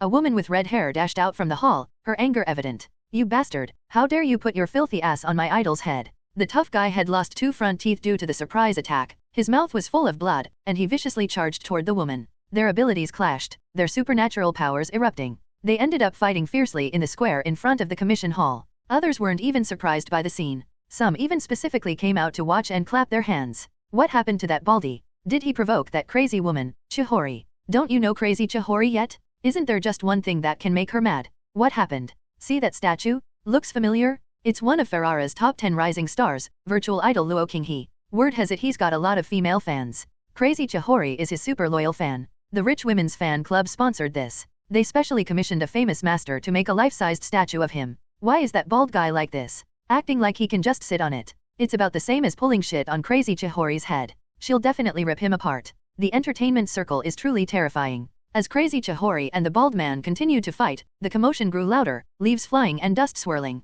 Even the fountain's stone wall had been broken in several places. In no time, a man in uniform came out from the hall. A quick glance, veins popping on his forehead, he angrily started frantically pressing buttons on his computer. Maintenance fee totaling 124,000 alliance coins. Should I deduct it directly through your terminals or deduct it from both of your mission scores? Why should I pay? She attacked me. The bald head was not only beaten but also had to pay. His whole body was in a mess, and his eyes were as big as copper bells. The commotion at the entrance came to an end, and Song K finally managed to squeeze into the lobby. Truly befitting the commission center of District C, the interior was brimming with technology. As soon as she entered, she saw an enormous floating screen divided into 3 sections: left, center, and right, scrolling through various commission requests. Above the screen, holographic projections occasionally flashed with colorful announcements like, "Congratulations to Team 3 Grandsons and a Grandpa for completing B-grade Commission XXXX. Song K. 3 grandsons and a grandpa? What kind of random names were these?" Around the lobby, there were over 100 self-service terminals. By swiping their Awakener identification cards, people could search for, accept, or submit missions. Furthermore, the commissions posted here weren't limited to Awakeners. If ordinary people had the strength and courage, they could also join teams with Awakeners for missions. Song K looked up for a moment. The displayed missions were incredibly diverse. For example, the simplest E-grade mission was to help buy groceries and deliver them to a nearby resident in District D, but the reward was quite meager: 300 alliance coins. D and C grade missions were a bit more challenging, involving tasks like finding missing relatives, hiring bodyguards to escort someone to a certain location, or completing specific Awakener-related tasks, such as need an Earth-type Awakener skilled in engineering to help rebuild a collapsed house and so on. Looking further up, she saw a B-grade mission, clearing out zombies in the Municipal Hall of Luliport, District D150. This one suited her well and came with a reward of a whopping 2,000 Alliance coins. With 5 such missions, she could easily cover the registration fee. Feeling motivated, Song K cracked her knuckles. She was determined to take on this mission. First, she needed to assemble a team. However, a problem arose. The people in the lobby were in a hurry, each focused on their own matters, and nobody stopped to talk. How was she supposed to form a team? She couldn't just shout out, "I want to form a team." She had a stutter, so she couldn't even manage it. Zhuang Qinjian came up with an idea. She could write down her strengths on a signboard and try to attract compatible teammates. Staring at the blank paper for a while, Song K wrote 3 words in the most straightforward and simple language, "I'm very strong." Zhuang Qinjian, "All right, if it makes you happy." Unfortunately, this tactic didn't yield much result. Most Awakeners ignored it entirely, not even giving her a glance. Occasionally, a person with nothing better to do would pass by, read the 3 words, and burst out laughing. Song K was quite annoyed. If she were more eloquent, she would probably confront them and ask, "Why are you laughing? I really am strong. Don't believe it? Let's spar." She had been squatting there for nearly an afternoon, and her corner remained completely ignored. Song K also began to see the pattern. Most of the Awakeners coming and going here already had established teams with fixed benefit-sharing arrangements. They were cautious about admitting newcomers and leaned more towards physically strong males. Not only did she appear thin and frail, but she was also accompanied by a wheelchair-bound companion, a combination that, at first glance, indeed lacked competitiveness. Song K wasn't willing to accept defeat. If no one wanted her, she would form her own team herself. She tore apart the "I'm very strong" sign and strode confidently to the manned counter, ready to submit her team formation application. However, she received a devastating blow. In order to create a team on her own, she needed at least 2 Awakeners. Now Song K was trapped in a vicious cycle. To register as an Awakener, she needed money. To earn money, she needed a job. To get a job, she needed a team. To form a team, she needed at least 2 Awakeners. It formed a perfect Mobius loop, endlessly repeating with no way out. After running around all day accomplishing nothing, Song K sat on the ground with a dejected expression, wondering if she was destined to be a nobody forever. Zhuang Qinjian had accompanied her through the whole ordeal, and now he consoled her with a helpless smile. "Don't be so disheartened, it's just forming a team." Song K's voice was full of grievances. "No one wants to be on my team. How can that be? Isn't there a ready-made candidate?" Song K's eyes lit up as she quickly looked up. "Who?" Zhuang Qinjian gave a cryptic smile. "This person does not have much brains, quite fiery in temper, but could be reluctantly used to make up the numbers." The person Zhuang Qinjian referred to as the make up the numbers guy was Su Xing. Before Su Xing separated from them, he secretly slipped a small piece of paper to Song K. On the paper, he wrote down the place he was temporarily staying, allowing Song K to come and visit him when she had time. Song K and Zhuang Qinjian followed that address to find Su Xing, and what they discovered was, it was actually a 7-star hotel. Well, look at this white luxurious dome, the evergreen front garden, and the excellent view of the night sky from a high altitude. It looked expensive at first glance. All right, strict access control, even external visitors weren't allowed in. The 2 of them had to inform the robot butler and waited for a full 20 minutes in the chilly wind before Su Xing finally came downstairs. He was wearing a colorful coat, floating over like a butterfly. "Sister." Su Xing obediently jumped into Song K's arms, his eyes sparkling, his smile sweet. Just as he was about to speak, he suddenly noticed Zhuang Qinjian standing aside. Su Xing, "Ovo." His clever words got stuck in his throat, his smile froze on his lips, and a surge of irritability rushed to his forehead. Why did he come to Song K? After Song K explained, mentioning that she had been together with Zhuang Qinjian during this time, Su Xing reluctantly nodded, leading the 2 upstairs. As soon as they stepped into the room, Song K was stunned. Su Xing was actually staying in a suite, fully equipped with amenities. There was 24-hour warm water if one got thirsty, they could order food anytime they were hungry, and they could watch the latest projection programs when bored. Additionally, there were entertainment rooms, swimming pools, fitness rooms. Turns out they were sleeping rough outside, perhaps even staying in free capsule hotels by the roadside, while Su Xing, the invisible rich kid, was living luxuriously in a big house. His life was undoubtedly extremely enjoyable. Dizzily, Song K sat down on the sofa and felt as if she had sunk into a soft cloud. Su Xing offered her a bunch of snacks and drinks as if presenting a treasure. "Why are you living here?" Song K asked, her confusion easing after a moment. "My dad had a lot of money saved at Yaban Bank." Su Xing innocently blinked. Yaban Bank was a well-known commercial bank within the Alliance, with branches scattered across various cities and regions. When Su Weiguo passed away, Su Xing became the legitimate heir to his inheritance. Everyone understood the reasoning, but it was hard to avoid jealousy when a 10-year-old kid possessed such astonishing wealth. During his time in the logistics team, Su Xing hadn't revealed anything to others. He acted like a timid little rabbit, happily munching on sesame cakes as if he didn't have a care in the world. Everyone thought he was just like Song-K, coming from the backward District F, an ignorant and impoverished child. How did you know about this hotel? Song-K still couldn't believe it. Both were from the District F, but as soon as Su-Sing arrived at Ferrara, he stayed in a luxury hotel. He seemed to be swimming in comfort, while she couldn't even distinguish the 4 cardinal directions and suffered the embarrassment of not having enough money to register as an awakener. My dad took me to a concert here before, and we stayed here. Su-Sing answered matter-of-factly. So, the real poor person was just her. Eating the delicious snacks, Song-K's mood grew even more melancholic. Sister, why did you come looking for me? Su-Sing curled up into a small ball on the carpet, pressed against Song-K's thigh, and asked softly. He didn't know why, but he felt particularly close to Song-K. Perhaps a child's intuition was naturally accurate, or maybe both of them being from the District F made them connect. Song-K was strong and gentle, and Su-Sing firmly believed that she wouldn't hurt him. Song-K stumbled through explaining that she wanted his help to form a team and meet the required number of members. Considering Su-Sing was timid, she hastily added, "You don't need to do the task. I can manage it on my own." After listening, Su-Sing, without much thought, readily agreed. "Sure, sister. I'll join your team. This way, the 2 of us, with 2 awakeners. He suddenly popped up and pointed at Zhuang Qinjian. 2 awakeners, isn't he? Zhuang Qinjian leaned by the window, elegantly sipping tea, maintaining a calm demeanor. Song-K glanced over, puzzled. Him, what's wrong? Su-Sing glanced at Zhuang Qinjian, then back at Song-K. His words trailed off, and his eyes moved around, then suddenly he exclaimed, "Oh," with an expression that said, "I understand now. At novel bin at. Sister, are you hungry? I'm really hungry. Can you order some food for me? The service machine is in the living room." Song-K found herself inexplicably assigned to place an order. With only the 2 of them in the room, Su-Sing paced back and forth, hands behind his back, looking smug and childish, as if he had just discovered something profound about Zhuang Qinjian. "You didn't tell sister that you're an awakener." Zhuang Qinjian responded calmly. "Yeah, she didn't ask, so I didn't have the chance to say." Of course, Su-Sing didn't believe him. He stuck his tongue out in disdain and scrunched his face. "You're lying to a kid. Clearly, you're an awakener and yet you pretend to be pitiful, and can only sit in a wheelchair. Are you afraid that if you tell the truth, sister won't want you anymore?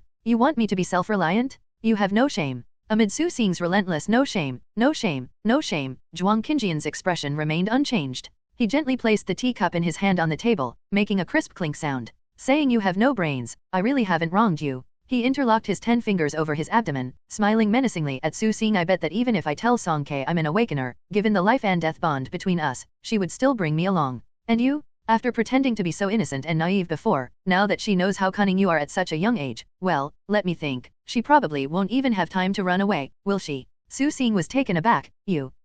He kept stammering, failing to continue his argument, and finally exploded with frustration, stomping his feet and cursing, "You villain." When Song-K returned, she found Su-Sing glowering at Zhuang Qinjian, panting heavily. "It's ordered, done." Su-Sing quickly turned his head, switching his expression faster than flipping a page in a book, putting on a fatally sweet smile. "Sister, why don't you stay here? There are still plenty of empty rooms, and I feel scared alone." A luxury hotel was certainly more comfortable than a capsule warehouse, so Song-K didn't hesitate to say thank you to Su-Sing. Ecstatic, Su-Sing jumped up and enthusiastically wanted to show Song-K around the room. As he turned, Zhuang Qinjian also followed. He immediately spread his arms like a protective chick, guarding the door. "What are you still doing here? You go stay outside, you're not welcome here." Song-K felt a bit awkward. She had promised to look after Zhuang Qinjian's leg. She also couldn't just leave him alone to sleep in a comfortable room. If Su-Sing really didn't want to accommodate Zhuang Qinjian, then maybe she should sleep in the capsule warehouse with him. Just as she was about to say something, Zhuang Qinjian calmly adjusted the blanket on his knee. "Lit-tle, lotus."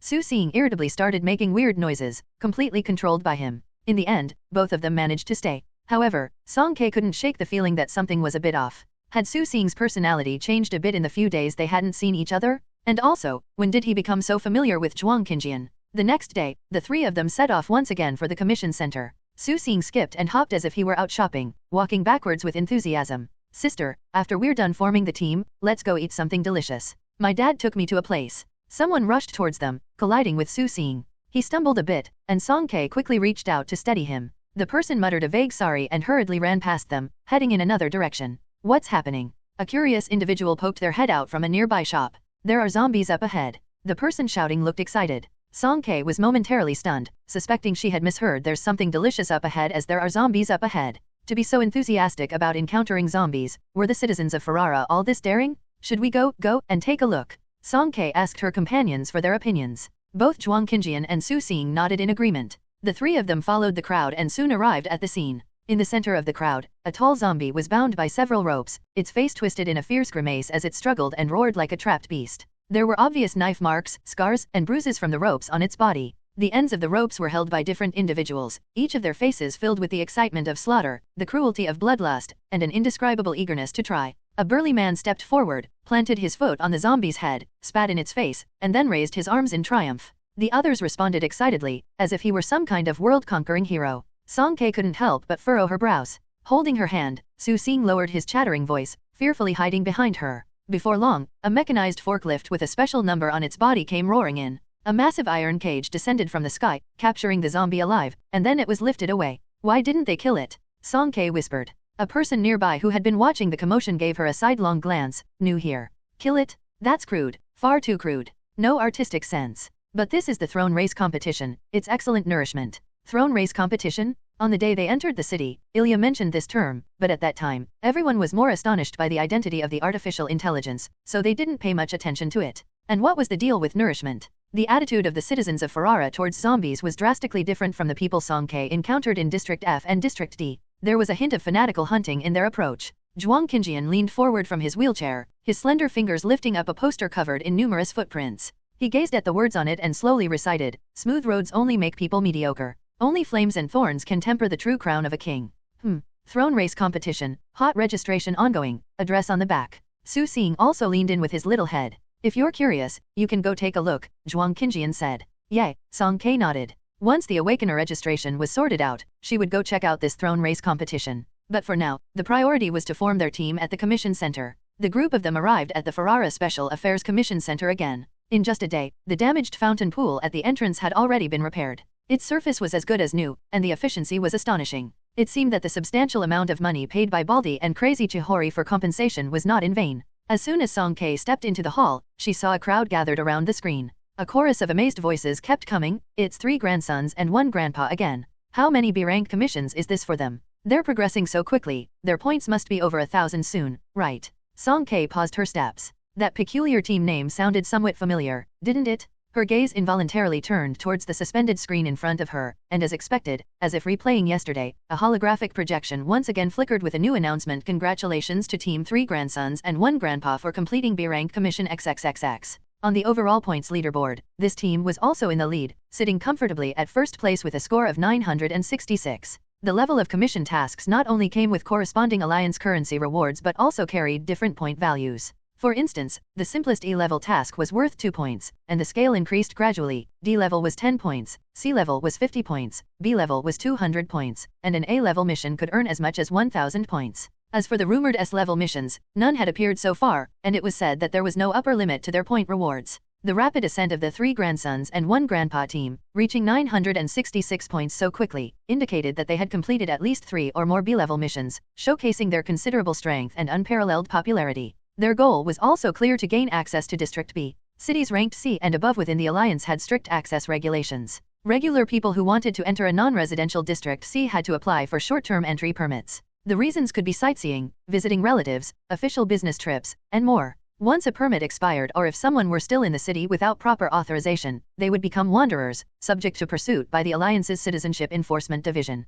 Among the 50 District C areas, only District C-72 was an exception. Ferrara, known for its emphasis on art and freedom, welcomed all travelers from afar. Even for local residents of District C, changing their place of residence wasn't an easy feat. The naturalization process between different cities was extremely stringent. District C inhabitants aiming for District B faced even greater challenges. Before the apocalypse, joining the Azure Phoenix might have been a shortcut, but with the collapse of order and the increasing awakening of abilities, new rules had been established. The Alliance had recently issued an official announcement that individuals with abilities could gain District B citizenship by accumulating points. Of course, the required number of points was quite daunting. Transitioning from District C to District B required a whopping 500,000 points. Song Ke harbored an unspoken desire. She wanted to go outside and explore. Throughout her life, she had hardly left F177 District, venturing only as far as U Mountain, E166 District, and Hua City, D99 District. After forming a team this time, she wanted to take on a B-level mission and test her skills. Even if she wasn't as capable as the 3 grandsons and 1 grandpa team, she could slowly accumulate points.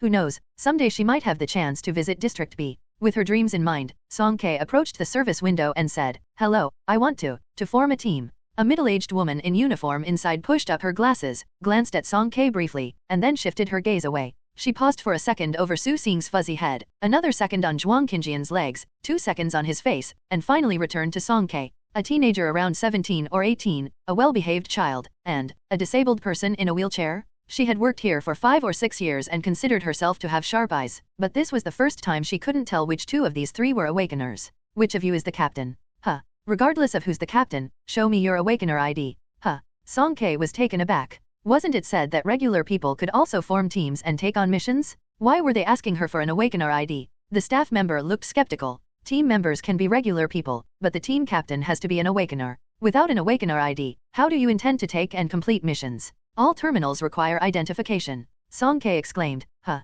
The staff member thought she was a rebellious teenager who had gone astray and tried to counsel her with a pained expression. "Young lady, I don't think you're an awakener, are you? Look at the 3 of you. Sigh, taking on contracts is very dangerous. Don't come to cause trouble, okay? Go on, take your brothers back home. Watch a concert of your favorite star, buy some pretty dresses, and live peacefully. If my daughter acted like you, oh my, I'd be so frustrated." Song Kei remained silent. What can I do? What else can I do? I just want to form a team, why is it so difficult? At novel bin at. Song Kei was left speechless. Her thoughts were in turmoil. The entire world for Song Kei had turned dark. By the fountain pool, Song Kei sat down dispiritedly. Her fair chin rested on the back of Zhuang Qinjian's wheelchair, and her face wore an expression of utter disillusionment. Zhuang Qinjian, rarely seeing her so listless, patted her head comfortingly. "Don't be disheartened. There might be other ways. Maybe a kind-hearted person will help us." Su Xing squatted beside them, playing with the water. He stuck his finger in, and the water surface immediately froze. He pulled out a finger-shaped ice stick, looking like he had discovered a new land, and he enjoyed it immensely. Soon, all 10 of his fingers were solidly frozen. "Sister, why don't you just directly register as an awakener?" "Because I don't have the money," Song Kei answered wearily. "Does it require a lot of money?" Su Xing asked, puzzled. "Yeah." Song Kei nodded vigorously. 10,000 alliance coins. Su Xing shook his hand, and the ice stick fell with a tinkling sound, revealing his 10 white and tender fingers. "Sister, I'll transfer it to you directly. It's your money." Song Kei refused. She couldn't just spend someone else's money, especially since Su Xing was just a child. "It's okay, sister. Look, I have so much money." Su Xing handed over his new terminal, and Song Kei caught sight of a long string of zeros that seemed endless. "All right, let's correct that." Su Xing was a very wealthy child. Song Kei still shook her head. But Su Xing thought his idea was brilliant and pleaded softly, "Sister, just consider it a loan from me. You can give it back to me after you complete that commission, okay? I want to register as an awakener too. Sister, will you take me?" Not getting his way, he began to act cute. Song Kei was worn down by his persistence. "All right, I'll ask you to lend me first."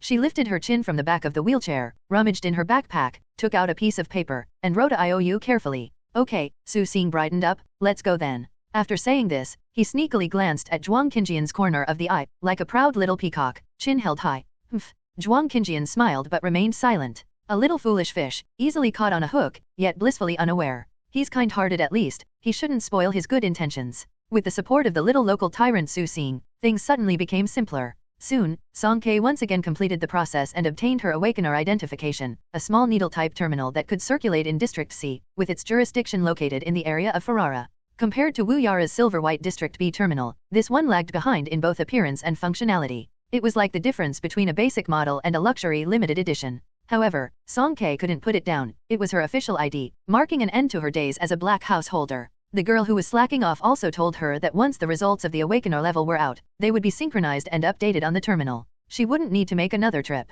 Su Xing took this opportunity to register as an awakener as well. According to his own account, he accidentally lost control of his ice power during the awakener review and nearly stabbed the auditors with ice shards, startling them quite a bit. He asked me to conjure a cup of water for him, so I did. Su Xing blinked innocently, his expression quite convincing. Formation of V587. The 3 of them returned to the commission center once again. The staff member who had considered Song Kei a rebellious teenager repeatedly checked her awakener ID and finally pursed her lips, submitting a team formation application in the system. Enter the team name. Song Kei looked back to ask her teammates for their opinions. "You're the captain, you decide," Zhuang Qinjian said, adopting an attitude of completely deferring to her. "Sister, I can't think of anything." Su Xing scratched his head. "Song Kei, I can't think of anything either." Suddenly, she kind of understood the difficulty of 3 grandsons and 1 grandfather. Naming really was tough. Seeing her troubled expression, the staff member casually suggested, "If you can't come up with anything, just use a number. Let me see, you're the 587th Awakener team registered in Ferrara.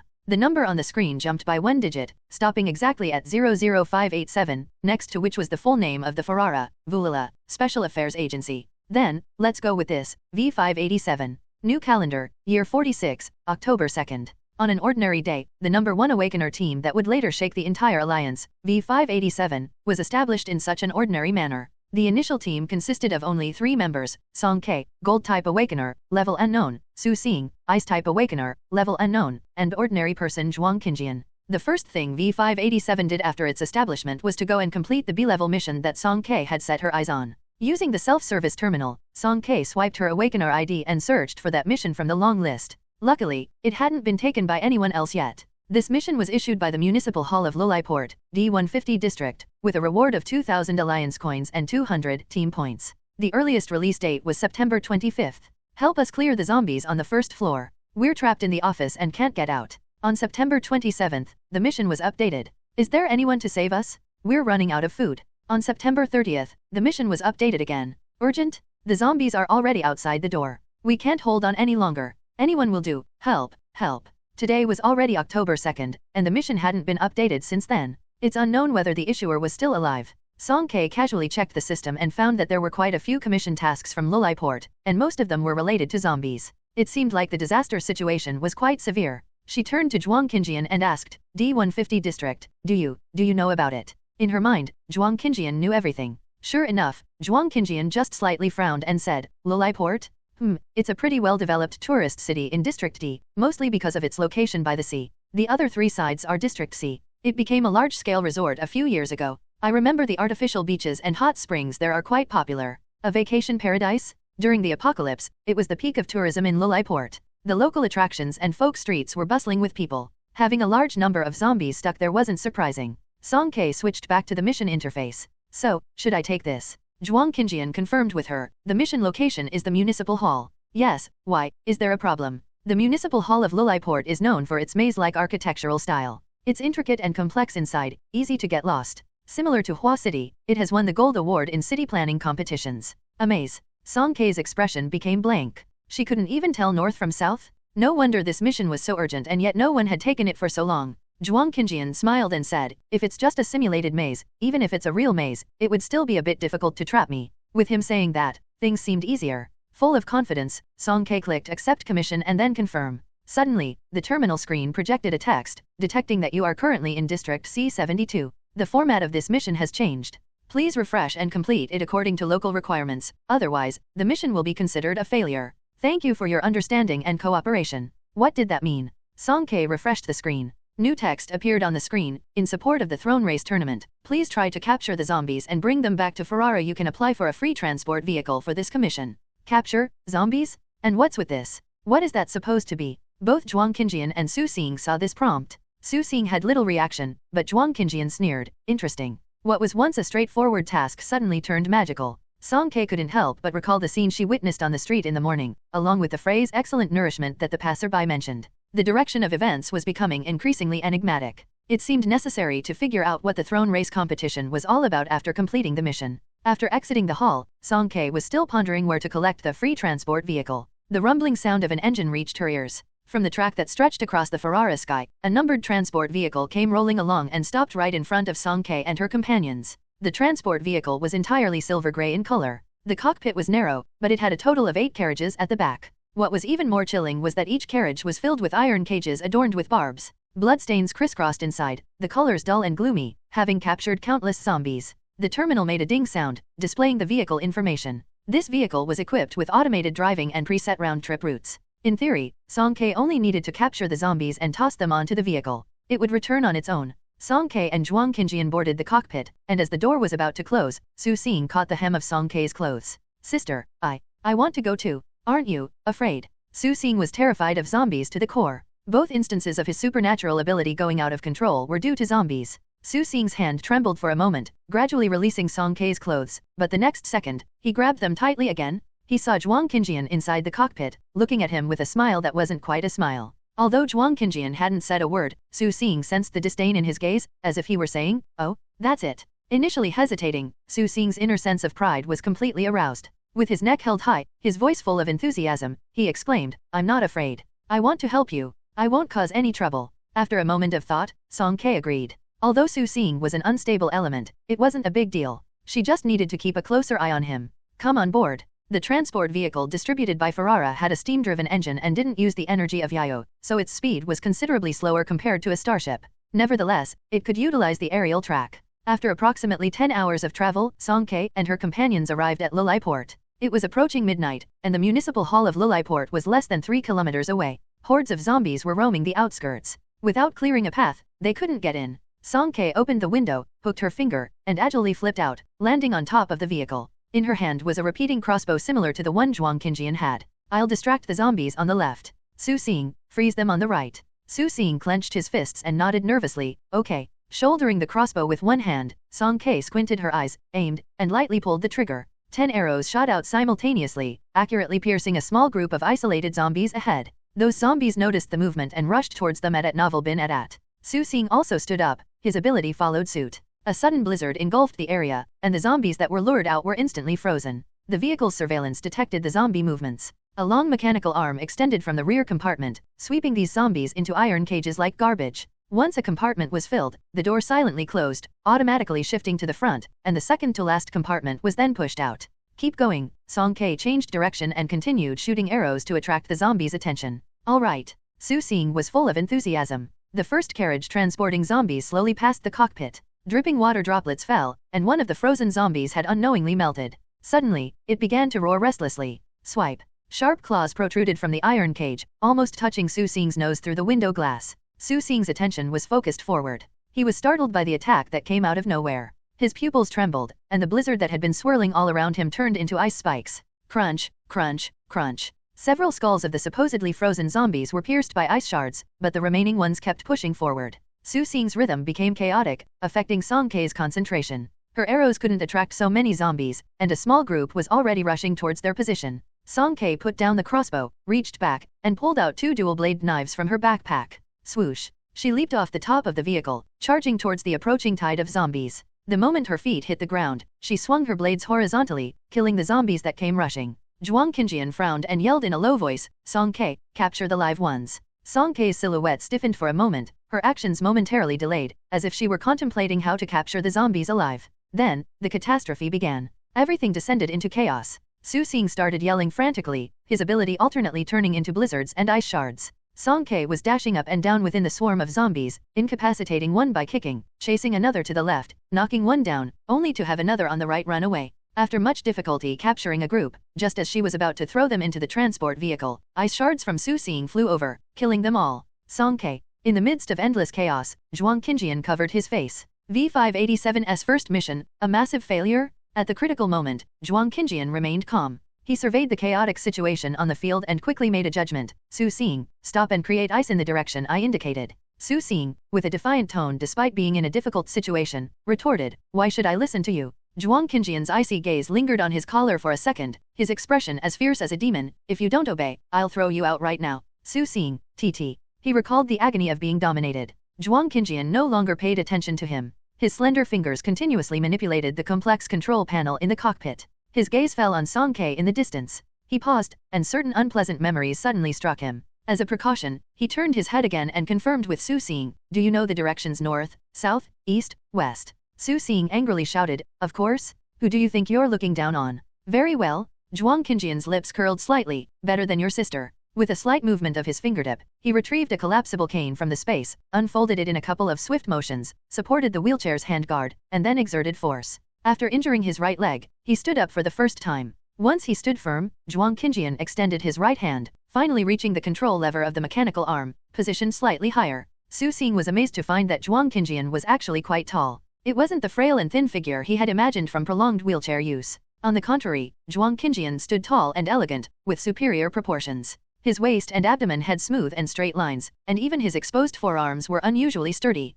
While he was lost in thought, Zhuang Qinjian had already opened the car window and shouted from a distance, "Song Ke, head to 11 o'clock direction." Song Ke blocked with her left knife and executed a semicircular slash with her right knife. With a swift whoosh, she leaped to the front of the zombie horde, acting as bait to lure them towards the northwest. Su Xing, freeze the entire group of zombies to the southwest. Su Xing felt a bit dissatisfied. His sister was clearly running towards the northwest, so why did he have to freeze the zombies to the southwest? But Zhuang Qinjian was indeed quite tall. He seemed to only reach his waist. Su Xing cast an envious glance and obediently followed the command. Northwest direction, 11 o'clock. The zombies brought over by Song Ke were increasing in number, and they finally collided with a nearby carriage with a resounding thud. There was no way forward from here? 6 o'clock. Almost simultaneously, Zhuang Qinjian shouted the next command. Song Ke hit the brakes sharply and made a quick turn. The zombies followed her like rabbits chasing carrots, rushing towards them in a synchronized manner. Su Xing became anxious. They're all coming this way. Zhuang Qinjian said coldly, take care of your ice. If I see another ice shard, you'll be the first one to feed the zombies. The horde of monsters was getting closer and closer to them. Just as the first batch of zombies that Su Xing froze was melting, and they regained their freedom in a daze, continuing forward due to inertia, Song Ke was caught between them like a carrot being chased by two sides. She was about to be overwhelmed by the zombies. Su Xing's heart raced. Right at that moment, Song Ke suddenly switched her grip, reversed her knives, and inserted them perfectly into the gaps of the iron cage covered with inverted hooks.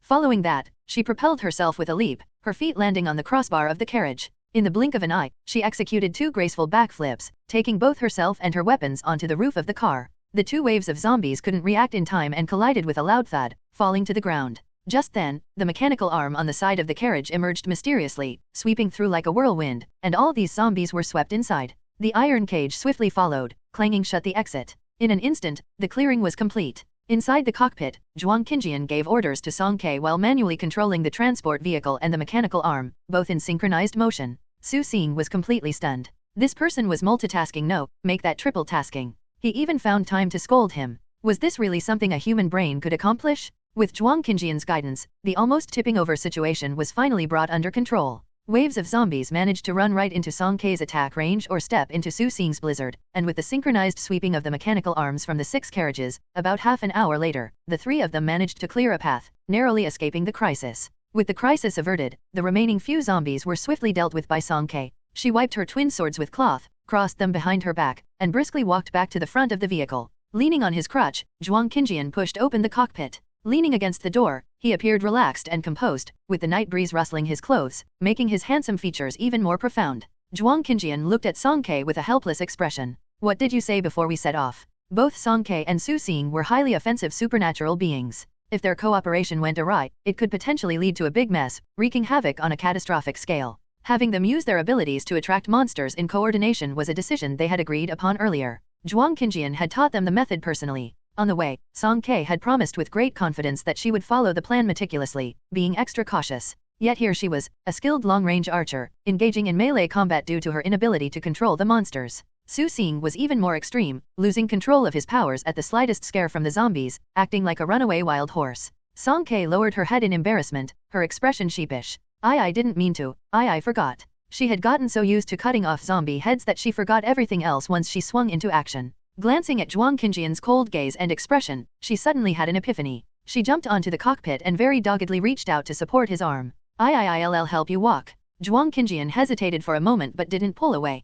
Song Ke desperately signaled to Su Xing, who was standing foolishly nearby. Xiao Xing. Having just been lectured by Zhuang Qinjian on how to be a proper person and awed by his immense calculating abilities, Su Xing didn't dare to pout this time. He obediently moved the wheelchair out of the cockpit. Forget it. Men still had to rely on their strengths to speak. Next time, he definitely had to win back his dignity. After a quick check, the 3 of them estimated that the transport vehicle was now filled with about 4 carriages worth of materials. The interior was soundproof, and they couldn't hear a thing even when pressed against the carriage walls. The city hall of Lilliport was very close now. The vague outline of the building could be seen in the distance. Zhuang Qinjian put away his crutch and returned to his wheelchair. We're almost there. Let's walk. Song Ke hesitated. What about this vehicle? She was about to ask if they were just leaving it here, not fully loaded and without automatic return capability. Before she finished speaking, the 2 empty carriages actually detached from the main body of the vehicle. 4 small wheels emerged from the bottom with a clatter, and in an instant, they transformed into the kind of small shopping carts used to stock goods in supermarkets. They trotted along behind them in a curious manner.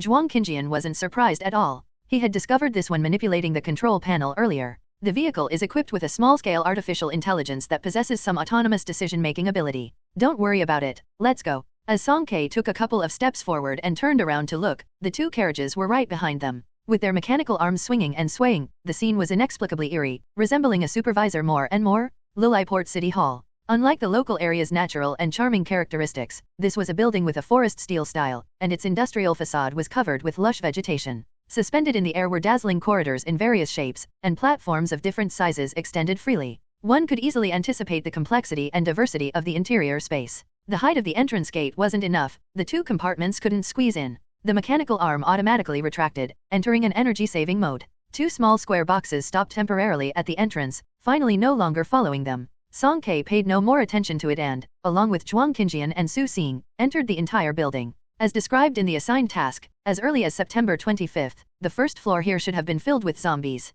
However, the reality was different. After entering through the main gate, there were only a few zombies wandering in the spacious lobby. When things deviate from the norm, there must be something amiss. Song Ke became vigilant involuntarily. She raised her head, following the spiral staircase ascent. The entire 6 floors of the building were demolished, and the opposite sides were beveled and cut. The top space was distorted, and the environment was extremely quiet. The situation isn't right, be cautious, Zhuang Qinjian warned in a deep voice. Got it. Song Ke sharpened her focus. Xiao Xing, stay close, both of us. Zhuang Qinjian led the way, taking the lead with the 2 following him upstairs. In the nearly identical corridors, they kept turning and advancing. Before long, his wheelchair stopped. There's someone with abilities. Song Ke was slightly taken aback. The number of rooms here was extensive, and the layout was intricate, often obstructing spiritual exploration. She hadn't heard any sound nor sensed any abilities. How did Zhuang Qinjian determine the presence of an awakener? Go this way. Zhuang Qinjian changed direction, leading them up to the top floor through the staircase and guiding them to a concealed small platform to look down. Sure enough, there were people. Only in the central open space of the 4th floor, several groups of people were confronting each other from a distance. Compared to the mysteriously vanished zombies inside the building, the number of zombies here seemed to be more normal, but they were gathered together like trapped beasts. Song Ke's keen eyesight noticed that one of the zombies had distinctly different symptoms. Its skin had a unique shade of blue, and its level of decay was lower than that of ordinary zombies. Its metallic-like claws were particularly sharp, and most peculiarly, its pupils weren't gray-white but intensely dark, pure black. Zhuang Qinjian's expression turned serious. A mutant zombie. Song Ke was startled. Mutant zombie? Weren't those zombies created from fallen awakeners? Zhuang Qinjian had mentioned that the Alliance's approach to dealing with such zombies was only one, execution. In a tense atmosphere of stalemate, a man whose half-body was composed of machinery took a confident step forward. His natural eye and mechanical eye turned simultaneously, presenting a rather peculiar appearance. I say, Brother Duanmu, your family's business is vast. You might not value these low-level mutant zombies. Why not let us have them? Leaning by the staircase, a refined man dressed in vintage robes smiled. His voice was gentle, but his words showed no sign of backing down. Bartle, spare us the insincere words. They sound nauseating. Our team is climbing the points leaderboard. I thought everyone knew that. At novel bin at. Duanmu, don't be too greedy. Exactly? You've already completed most of the B-level tasks. What's left are just dirty and tiring tasks. Don't be too excessive. Aren't you already in first place? Isn't 966 points enough? On the 6th platform, Song Ke, who had just taken on a B-level dirty and tiring task, said. Wait a minute, she suddenly realized with a gasp, belatedly understanding, points for promotion, completion, 966. Could this be the team 3 grandsons and 1 grandpa that's currently ranked first on the leaderboard? Song Ke focused her gaze and indeed, behind the man named Duanmu stood 3 individuals, all concealed in the shadows, their faces revealing a cold and stern expression, each looking quite formidable. Duanmu, you weren't the first to discover this unique zombie, and an A-level mission isn't something you can just take on as you wish. An elderly man with a head full of white hair, hands behind his back, descended the staircase with a dignified tone. Awakeners disregard human emotions. In all endeavors, the victor is king. If you want to claim these 1,000 points, you should ask whether we agree. Duanmu chuckled. I never expected even Mr. Xiang to join in on this lively event. Very well then. Let it be as you wish. The victor is king, and the loser is a bandit. All of you can fight for it. I'm curious to see who can take these 1,000 points from me. Duanmu, so arrogant? Brothers, I can't stand this. Let's all go together. I refuse to believe we can't defeat him. A-level mission. Song Ke understood the content of the dispute between the people below, and her eyes lit up suddenly. Sister, look, Su Xing leaned over holding the terminal. There is a sudden red commission in the system. 5 hours ago, on their way to Lulai Port, the Ferrara Komi Science Center issued an emergency mission with a level of A. Zhang Lei, the former D-level awakener of Lulai Port, D150 district, with the ability of Stone Gaze, has now mutated and escaped. This individual is extremely dangerous. Starting today, a nationwide hunt is underway.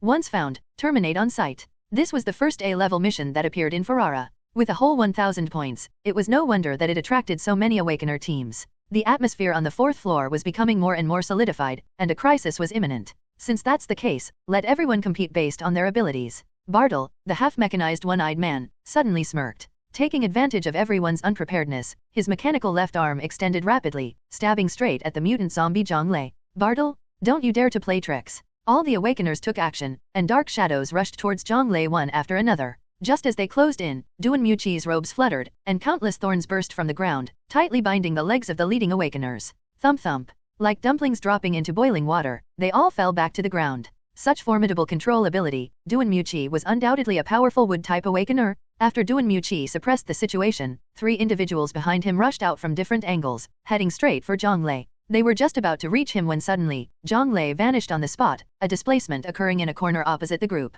There was a space-type Awakener on the scene. This space-type Awakener concealed their whereabouts, constantly shifting Zhonglei's position. A change every 5 seconds made it difficult for anyone to predict their exact movements. Soon enough, Zhonglei ended up right beneath Song Ke and the others. The space-type Awakener seemed to believe that this spot provided good cover for their line of sight. For a while, they refrained from further displacement. A perfect opportunity? The mantis stalks the cicada, unaware of the Oriole behind. Song Ke and her group, who had been observing the battle from the shadows, now became the Oriole. Should we try to seize it? Song Ke asked her companions for their opinions. Zhuang Qinjian gazed at the chaotic battle below, chuckling softly. Of course, why not? A-level task. After completing this, you'll be rich, won't you? Yeah, I wonder how much this A-level task is worth? All the Awakeners present couldn't help but focus on the high 1,000 point score. Only Song Ke had her mind fixed on the Alliance coin reward. If she managed to seize it, would it be enough to pay back the debt she owed Su Xing? Go, pay attention to the direction of 3 o'clock. Zhuang Qinjian pointed to a certain corner. That space-type Awakener is hiding there.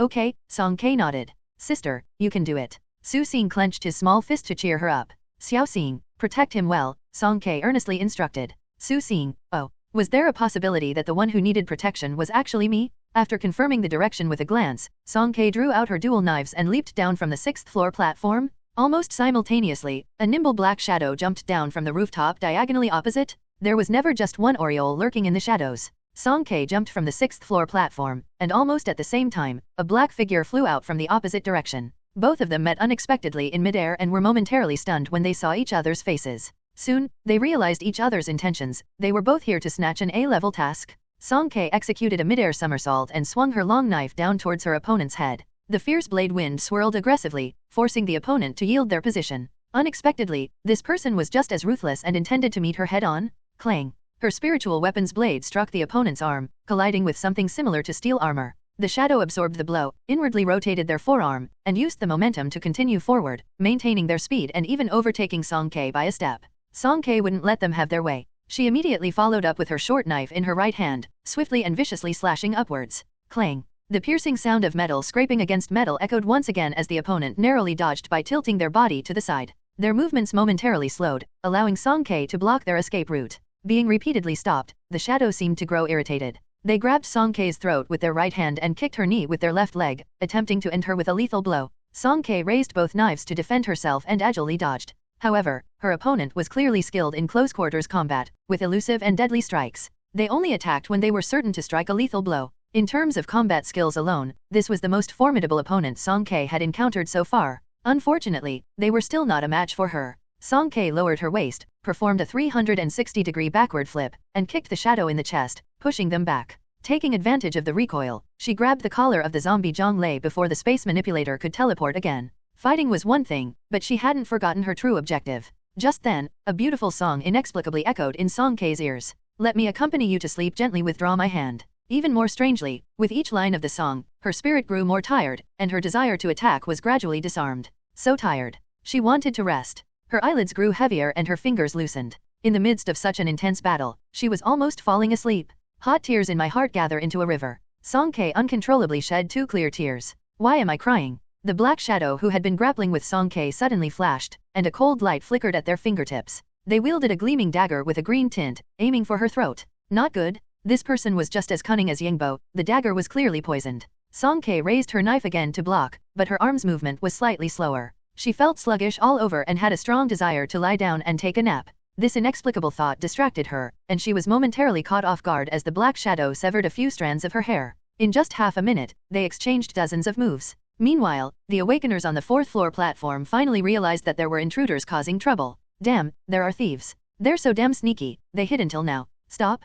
Don't fight each other. Take them down first. Seeing the imminent threat of their victory being stolen, the group grew furious, launching a barrage of powerful attacks at them. The spatial manipulator hidden in the shadows made another move, causing Zhonglei the zombie to teleport a few times like a bouncing ball, disappearing and reappearing in different spots. Song Ke and the Black Shadow were left isolated, instantly surrounded on all sides. Sister. Su Xing clung to the railing, tiptoeing to peer down, his palms sweaty with nervousness. Across from them, deep within the empty corridor, a soft and coquettish voice suddenly sounded. Friends on the opposite side, how about considering cooperation? Zhuang Qinjian's wheelchair slid forward, exposing half of his handsome face to the bright overhead light. He chuckled. How do you propose we cooperate? Hehe, the female voice giggled sweetly. Of course, if you all stop right now, I'll let you go. In the chaotic battle below, with Song Ke surrounded and experiencing the mental disturbance caused by the mysterious singing, their situation was far from favorable. Zhuang Qinjian lightly tapped his wheelchair's armrest, producing a rhythmic clatter that seemed to convey a certain special melody. He remained calm and didn't speak for quite some time, making the waiting individuals increasingly anxious. The woman couldn't help but urge, aren't you going to decide? Your companion doesn't look like she's doing well. Zhuang Qinjian raised an eyebrow casually and replied, is that so? Perhaps you should take another look. The eerie singing surrounded her from all directions, and its lingering notes, like hooks, penetrated Song Ke's ears relentlessly. Countless supernatural ability attacks came at her, and she found herself unable to move her feet, as if she were a helpless target. No, she couldn't continue like this at novel bin at. Song Ke closed her eyes, rapidly guiding her mental power through her body, and then, she decisively blocked off her own sense of hearing, shutting out all external sounds. The world fell silent. She suddenly opened her eyes, her twin knives emitting a blue brilliance, and she released them forward. It was as if she were cutting through rows of harvested wheat stubble, ruthlessly severing the thorns that emerged from the ground. When those incredibly resilient thorns touched the azure blade wind, they instantly decayed and dissipated into fragments. At a distant staircase, Duan Muqi took a large step back in disbelief, covering his mouth as blood trickled from the corner. Aki. His teammates abandoned their opponents and rushed back, their faces filled with worry.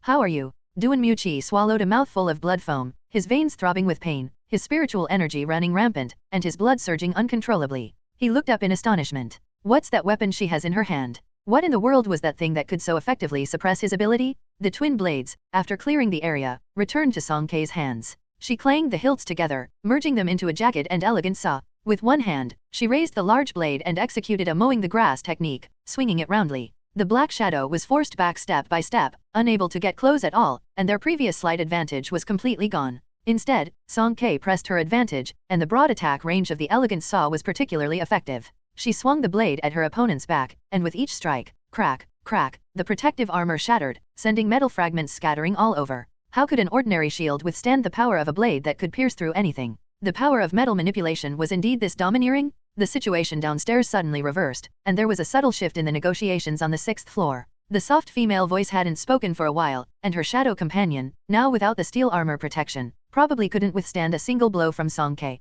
Zhuang Qinjian casually leaned against his wheelchair. It seems like we need to reconsider the terms of our cooperation. The soft female voice, sounding somewhat resigned, asked, what do you want? Cooperation is based on mutual benefit. I just need to make sure that what we want doesn't conflict with each other, right? Zhuang Qinjian remained composed and deliberate in his speech, showing no signs of urgency. However, under Song Ke's relentless onslaught, the Black Shadow sustained more and more injuries, clearly unable to hold out much longer. The soft female voice eventually couldn't hold on any longer and played her trump card first. You can have the zombie, we just want the crystal. Zhuang Qinjian's eyes flickered, and he smiled faintly. Deal. In the silent world, Song Ke was completely focused on her opponent, and her attacks grew even more fierce. In the midst of the heated battle, she noticed a familiar ice shard in her field of vision. It circled around her twice before hovering in front of her. Song Ke instinctively looked up toward the platform where Zhuang Qinjian was.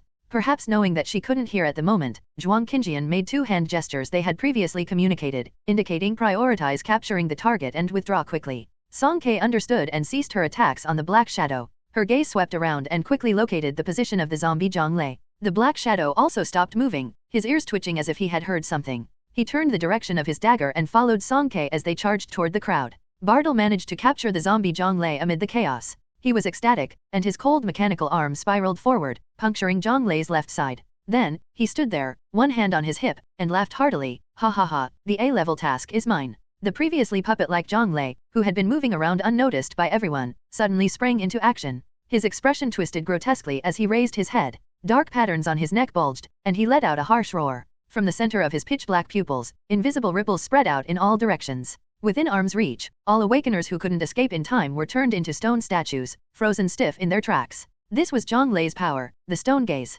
Originally, it had the effect of immobilizing enemies who met his gaze briefly. However, after turning into a zombie, his power mutated into the even more terrifying petrification, with an expanded range of effect at novel bin at. Two awakeners who were entangled with each other were both hit. Their bodies turned as hard as stone, and one of them happened to be standing on the edge of the railing, losing his footing and tumbling down the spiral staircase. With a loud crash, he instantly shattered into pieces. Bartle maintained his posture with his mechanical arm extended, and half of his original eye nervously rolled around. It was too late. He was the closest person to Zhang Lei and couldn't escape. Clang. The fearsome zombie swung a powerful slap, knocking Bartel's head off. Swish, swish. A nimble figure was swiftly approaching the scene, and the alert Zhang Lei turned his neck nervously, his nerves twitching. Then, its entirely black pupils met Song Kei's round, unreactive eyes. The two stared at each other for a full 2 seconds, during which Song Kei remained completely unfazed. She calmly swung her long-handled machete, striking Zhang Lei squarely in the face. His facial features were flattened, eye sockets caved in, and he was almost knocked out.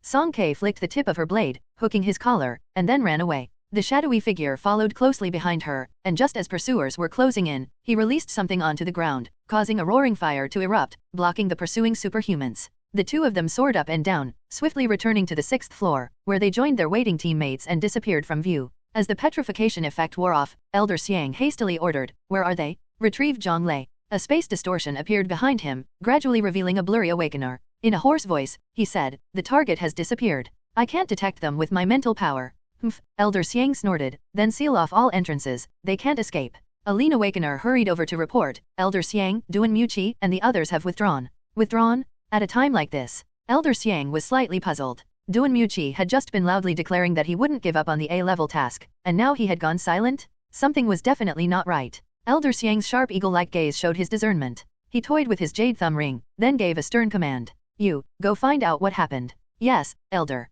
As Elder Xiang took a few steps forward, Bartel's head was rolling towards him, and he kicked it away with a snarl. Useless. With Zhuang Qinjian as their living navigator, Song Kei and her companions swiftly navigated the complex maze of corridors. Sometimes, what appeared to be a dead-end wall would miraculously transform into a passageway under Zhuang Qinjian's guidance. The pursuers from behind couldn't keep up with them and quickly lost their way in the labyrinthine structure, disoriented and directionless. After shaking off the annoying pursuers, the group reached the 3rd floor and found a locked office. They forcefully entered the room, dumping the half-beaten zombie, Zhang Lei, onto the floor. Song Kei finally had the chance to take a closer look at the two individuals who had come with them. First was the shadowy figure she had been battling. He was a young man, perhaps even taller than Zhuang Qinjian, with dark skin, a robust physique, and dressed entirely in black combat gear. His eyes were wild and untamed, resembling a lone wolf. Noticing Song Kei's gaze, he responded with a cold, ruthless stare, and the greenish gleam on the blade in his hand flickered ominously. His ability likely had something to do with venom or assassination. The other person, the mastermind behind the interference with Song Kei's combat using her singing, revealed her true appearance.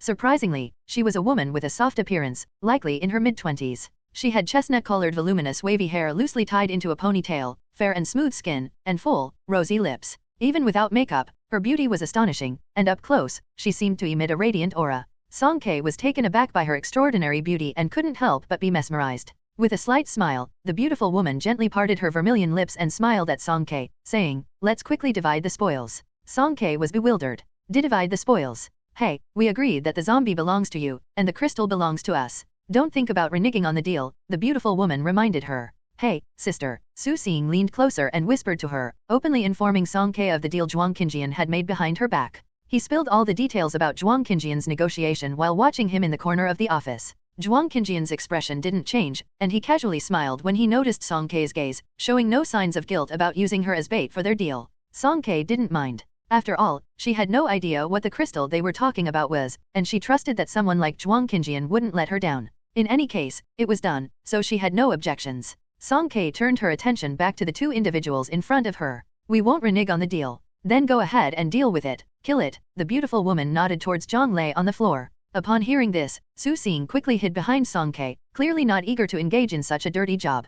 Zhuang Qinjian couldn't be counted on either. Although he didn't hesitate to kill Wu Yara and Yingbo earlier, he had no intention of getting involved this time. Song Kei seemed to be the only one left to handle the task. She gripped her cold, serrated saw, hesitated for a moment, and suddenly remembered something. "We need to complete the mission." Almost forgetting, they hadn't completed the mission yet. How were they supposed to complete it? Did they have to bring the zombie Zhang Lei back to Ferrara and submit it in front of everyone in the commission center? Just the thought of it was quite. The beautiful woman chuckled and pointed to her own terminal. It's not that complicated. You can complete it at the terminal. Song Kei looked down and realized that she was right. Special assignments could be submitted remotely, but the verification process seemed quite strict. It required recording a video and scanning the biological data of the target. She wasn't very proficient with the terminal, and in her haste, she ended up fumbling around and couldn't figure it out. Feeling increasingly flustered, she handed it over to Zhuang Qinjian to operate. Stop dawdling, the beautiful woman impatiently urged, pouting charmingly. Sucha. The young man named Sucha walked forward, raised his hand, and swiftly slashed Zhang Lei's neck.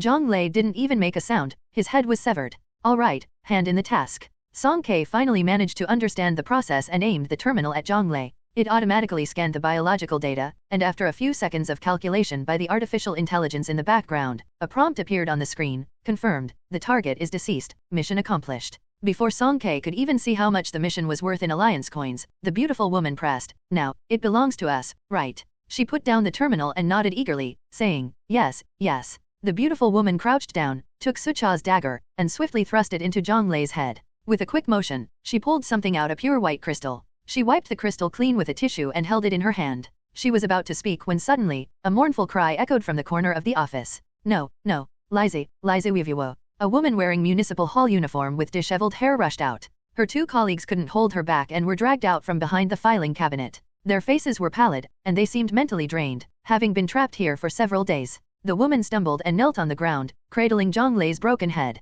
She cried out in agony, "Why did you kill him? Why did you do it? He was a good person, such a good person. He worked so hard and never took a day off. He was saving up just to marry me. We were supposed to get married next month. Why did this happen?" Ahui, one of her colleagues, tried to pull her away, but she forcefully shrugged him off. In the depths of her sorrow, Ahui continued to mutter, "Finally, Liza became an awakener after all the hard work. We thought things would get better, but you killed him. You killed him." Both Lu Xiaowai and Zhang Lei worked at the municipal hall. Before Lullaiport fell into the zombie apocalypse, they had been working tirelessly in the office, unable to leave when the chaos began. When they finally realized the situation, the first floor had already been overrun by zombies. With no other choice, they hid inside the filing cabinets in the office and waited for rescue. They endured this for a whole week without any sign of help. Eventually, their water and supplies ran out. Zhang Lei, the only awakener among them and Lu Xiaowai's fiancé, made the courageous decision to go out and divert the zombies' attention, hoping to secure a path for the others. On October 1st, he left the office with 2 male colleagues and never returned. Lu Xiaowai remained curled up inside the filing cabinet, praying fervently to the heavens, hoping that her fiancé would return soon. However, as time passed, her consciousness began to blur, and she could no longer hold on. Just moments ago, Lu Xiaowai had heard voices from outside the room. She thought her fiancé had returned, so she summoned the last of her strength and peeked through the door's crack, only to witness a woman thrusting a knife into Zhang Lei's head. Lu Xiaowai was overwhelmed by despair. "You have to pay for this? You have to pay for Liza." She seemed to descend into madness, stood up with difficulty, and stumbled toward the beautiful woman's face. Unfortunately, she couldn't reach her and was forcefully kicked away by the silent Sucha, crashing heavily to the ground. "What are you doing?" 2 male colleagues rushed over, filled with grief, anger, and despair. They helped Lu Xiaowai to her feet, glaring at Sucha and the woman. Sucha's kick had been gentle, but Lu Xiaowai was already at her limit. She couldn't stand anymore, and her emotions had completely unraveled. Tears streamed down her face as she hurled the most vicious curses at the woman who had killed Zhang Lei. The beautiful woman listened to her curses without any change in expression. Suddenly, she exploded, "Open your eyes and see clearly. He was already a zombie. I'm not a saint. What's wrong with killing a zombie? Even if it wasn't me, there were at least 30 other people downstairs waiting to kill it. Sooner or later, it was going to die. You don't need to stand on your moral high ground to condemn me. Since you let him out of this room, he was destined to die." Lu Xiaowai was drenched in a shower of verbal of *se, and she stared blankly at Zhang Lei, whose face was twisted in a grotesque manner. His inky black pupils were nothing like a human's. "No, it's not true. I don't believe it. Liza. Liza?" Lu Xiaowai held Zhang Lei's hand, crying inconsolably. Was it true? Lu Xiaowai asked herself. Was it because they had unanimously agreed to send Zhang Lei, the only awakener, out when they needed someone to divert the zombies? Even she, his fiancée, didn't oppose it. Hadn't they indirectly caused Zhang Lei's death? The beautiful woman sighed. "I'm not the one who makes the rules. Don't blame me. If you want to blame someone, blame this absurd world." Song Kei, who had been watching quietly, was impressed by the woman's logical and cutting insults. She stared at her in awe. The beautiful woman suddenly turned her head and glared at Song Kei. "What are you looking at? Did I say something wrong? Wow, this sister is so fierce." Song Kei was scolded. "What are you looking at? Did I say something wrong?" The beautiful sister not only scolded her but also demanded an answer to her question. Song Kei nodded at first but quickly realized her mistake and shook her head vigorously under the other's angry gaze. Seeing her bewildered expression, the beautiful sister snorted coldly and turned her gaze away without causing further trouble. For a while, no one spoke in the room. The atmosphere gradually fell silent, with occasional sobs from Lu Xiaowai and feeble attempts at comforting from her colleagues. Blocked at the exit, Su Cha observed as he leaned against the window, speaking with an unusual pronunciation, enunciating words strangely, and pausing as if not very familiar with the common language of the alliance. "Can we break through?" asked the beautiful sister. "We can, but it will expose us," Su Cha replied. The beautiful sister frowned. In the chaos earlier, they had acted quickly and retreated even faster. The awakeners on the other side couldn't determine their identities without direct contact. But now, it was clear that the other side was on guard. Trying to force their way out aggressively might not be a good idea. She didn't want to expose their identities here and needed to think of another plan. Song Kei pushed Zhuang Qinjian to the other side of the room, keeping a distance from the two groups of people. "You noticed someone here a long time ago?" she asked quietly. "Yeah," Zhuang Qinjian didn't deny it. Lu Xiaowai and the others were ordinary people with no awakened abilities. It was normal for Song Kei's attention to be focused on Zhang Lei at the time. But since the office door was locked from the inside, he figured that there must be someone in the room. After hearing his explanation, Song Kei responded belatedly, not paying too much attention. She held the cold and heavy jagged blade in her hand, considering whether to find a place to hide it. "Song Kei," Zhuang Qinjian called her name softly. "Yeah." Song Kei raised her gaze, and she had just found a good place to put the blade down.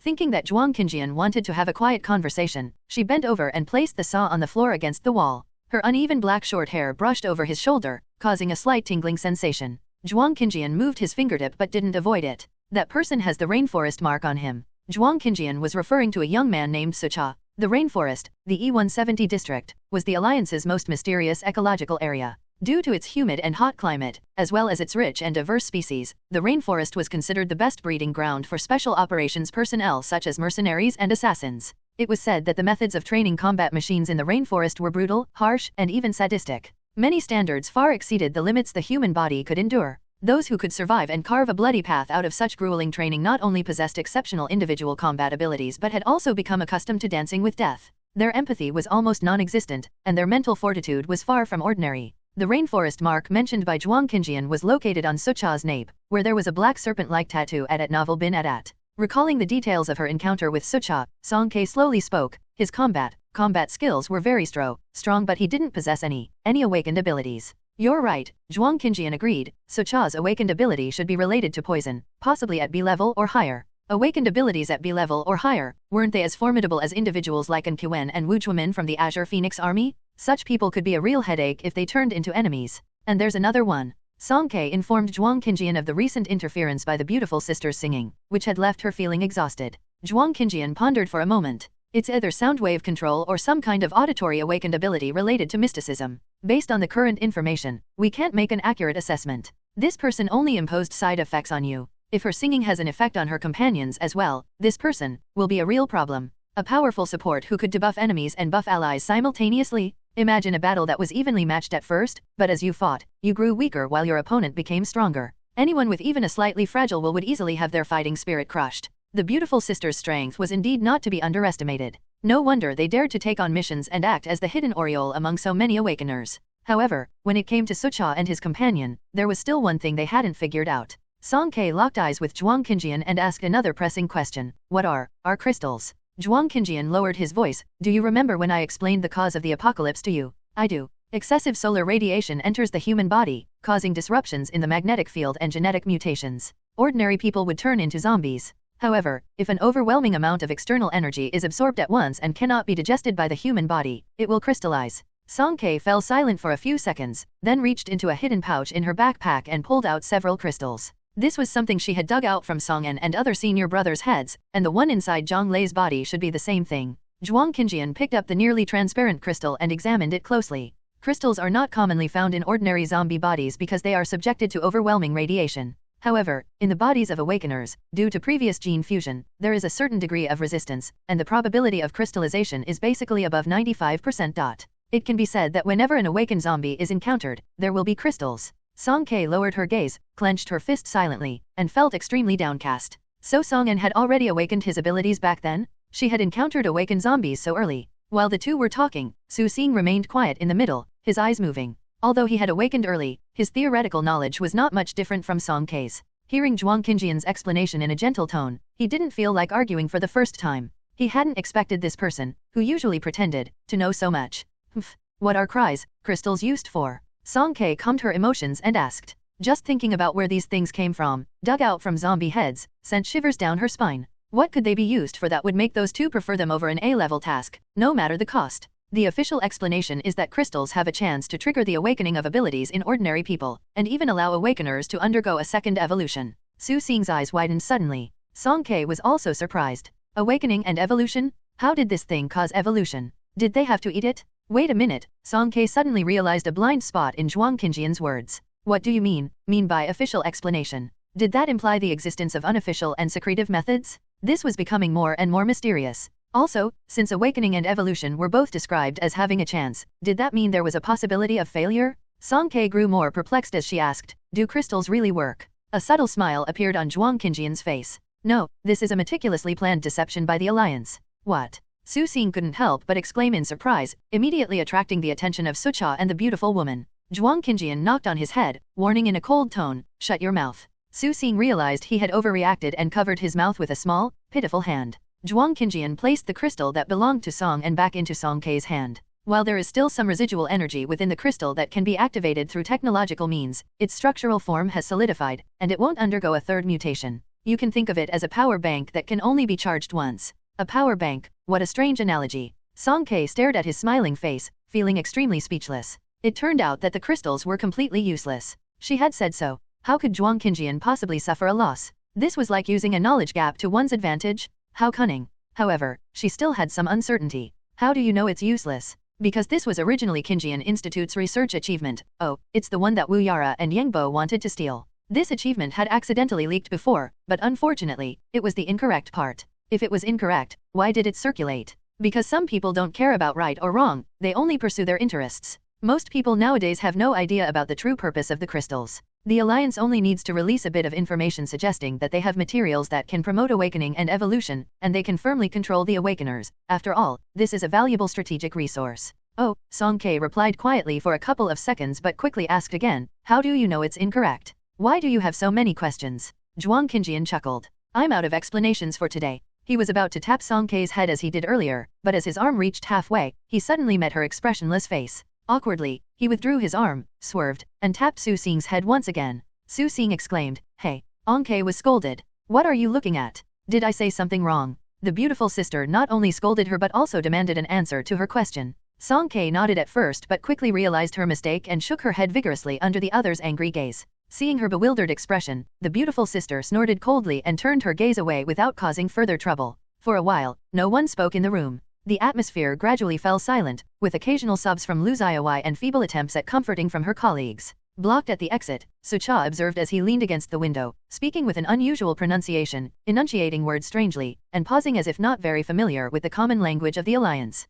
Can we break through? Asked the beautiful sister. We can, but it will expose us, Su Cha replied. The beautiful sister frowned. In the chaos earlier, they had acted quickly and retreated even faster. The awakeners on the other side couldn't determine their identities without direct contact. But now, it was clear that the other side was on guard. Trying to force their way out aggressively might not be a good idea. She didn't want to expose their identities here and needed to think of another plan. Song Ke pushed Zhuang Qinjian to the other side of the room, keeping a distance from the two groups of people. You noticed someone here a long time ago, she asked quietly. Yeah, Zhuang Qinjian didn't deny it. Lu Xiaowai and the others were ordinary people with no awakened abilities. It was normal for Song Ke's attention to be focused on Zhang Lei at the time. But since the office door was locked from the inside, he figured that there must be someone in the room. After hearing his explanation, Song Ke responded belatedly, not paying too much attention. She held the cold and heavy jagged blade in her hand, considering whether to find a place to hide it. Song Ke, Zhuang Qinjian called her name softly. Yeah. Song Ke raised her gaze, and she had just found a good place to put the blade down. Thinking that Zhuang Qinjian wanted to have a quiet conversation, she bent over and placed the saw on the floor against the wall. Her uneven black short hair brushed over his shoulder, causing a slight tingling sensation. Zhuang Qinjian moved his fingertip but didn't avoid it. That person has the rainforest mark on him. Zhuang Qinjian was referring to a young man named Su Cha. The rainforest, the E170 district, was the Alliance's most mysterious ecological area. Due to its humid and hot climate, as well as its rich and diverse species, the rainforest was considered the best breeding ground for special operations personnel such as mercenaries and assassins. It was said that the methods of training combat machines in the rainforest were brutal, harsh, and even sadistic. Many standards far exceeded the limits the human body could endure. Those who could survive and carve a bloody path out of such grueling training not only possessed exceptional individual combat abilities but had also become accustomed to dancing with death. Their empathy was almost non-existent, and their mental fortitude was far from ordinary. The rainforest mark mentioned by Zhuang Qinjian was located on Sucha's nape, where there was a black serpent-like tattoo at Novel bin Adat. Recalling the details of her encounter with Sucha, Song Ke slowly spoke. His combat skills were very strong, but he didn't possess any awakened abilities. You're right, Zhuang Qinjian agreed. Sucha's awakened ability should be related to poison, possibly at B level or higher. Awakened abilities at B level or higher, weren't they as formidable as individuals like An Quen and Wu Chuamin from the Azure Phoenix army? Such people could be a real headache if they turned into enemies. And there's another one. Song Ke informed Zhuang Qinjian of the recent interference by the beautiful sisters singing, which had left her feeling exhausted. Zhuang Qinjian pondered for a moment. It's either sound wave control or some kind of auditory awakened ability related to mysticism. Based on the current information, we can't make an accurate assessment. This person only imposed side effects on you. If her singing has an effect on her companions as well, this person will be a real problem. A powerful support who could debuff enemies and buff allies simultaneously? Imagine a battle that was evenly matched at first, but as you fought, you grew weaker while your opponent became stronger. Anyone with even a slightly fragile will would easily have their fighting spirit crushed. The beautiful sisters' strength was indeed not to be underestimated. No wonder they dared to take on missions and act as the hidden Oriole among so many awakeners. However, when it came to Sucha and his companion, there was still one thing they hadn't figured out. Song Ke locked eyes with Zhuang Qinjian and asked another pressing question. What are crystals? Zhuang Qinjian lowered his voice. Do you remember when I explained the cause of the apocalypse to you? I do. Excessive solar radiation enters the human body, causing disruptions in the magnetic field and genetic mutations. Ordinary people would turn into zombies. However, if an overwhelming amount of external energy is absorbed at once and cannot be digested by the human body, it will crystallize. Song Ke fell silent for a few seconds, then reached into a hidden pouch in her backpack and pulled out several crystals. This was something she had dug out from Song En and other senior brothers' heads, and the one inside Zhang Lei's body should be the same thing. Zhuang Qinjian picked up the nearly transparent crystal and examined it closely. Crystals are not commonly found in ordinary zombie bodies because they are subjected to overwhelming radiation. However, in the bodies of awakeners, due to previous gene fusion, there is a certain degree of resistance, and the probability of crystallization is basically above 95%. It can be said that whenever an awakened zombie is encountered, there will be crystals. Song Ke lowered her gaze, clenched her fist silently, and felt extremely downcast. So Song En had already awakened his abilities back then? She had encountered awakened zombies so early. While the two were talking, Su Xing remained quiet in the middle, his eyes moving. Although he had awakened early, his theoretical knowledge was not much different from Song Ke's. Hearing Zhuang Qinjian's explanation in a gentle tone, he didn't feel like arguing for the first time. He hadn't expected this person, who usually pretended to know so much. What are crystals used for? Song Ke calmed her emotions and asked. Just thinking about where these things came from, dug out from zombie heads, sent shivers down her spine. What could they be used for that would make those two prefer them over an A-level task, no matter the cost? The official explanation is that crystals have a chance to trigger the awakening of abilities in ordinary people, and even allow awakeners to undergo a second evolution. Su Xing's eyes widened suddenly. Song Ke was also surprised. Awakening and evolution? How did this thing cause evolution? Did they have to eat it? Wait a minute, Song Ke suddenly realized a blind spot in Zhuang Qinjian's words. What do you mean by official explanation? Did that imply the existence of unofficial and secretive methods? This was becoming more and more mysterious. Also, since awakening and evolution were both described as having a chance, did that mean there was a possibility of failure? Song Ke grew more perplexed as she asked, do crystals really work? A subtle smile appeared on Zhuang Qinjian's face. No, this is a meticulously planned deception by the Alliance. What? Su Xing couldn't help but exclaim in surprise, immediately attracting the attention of Sucha and the beautiful woman.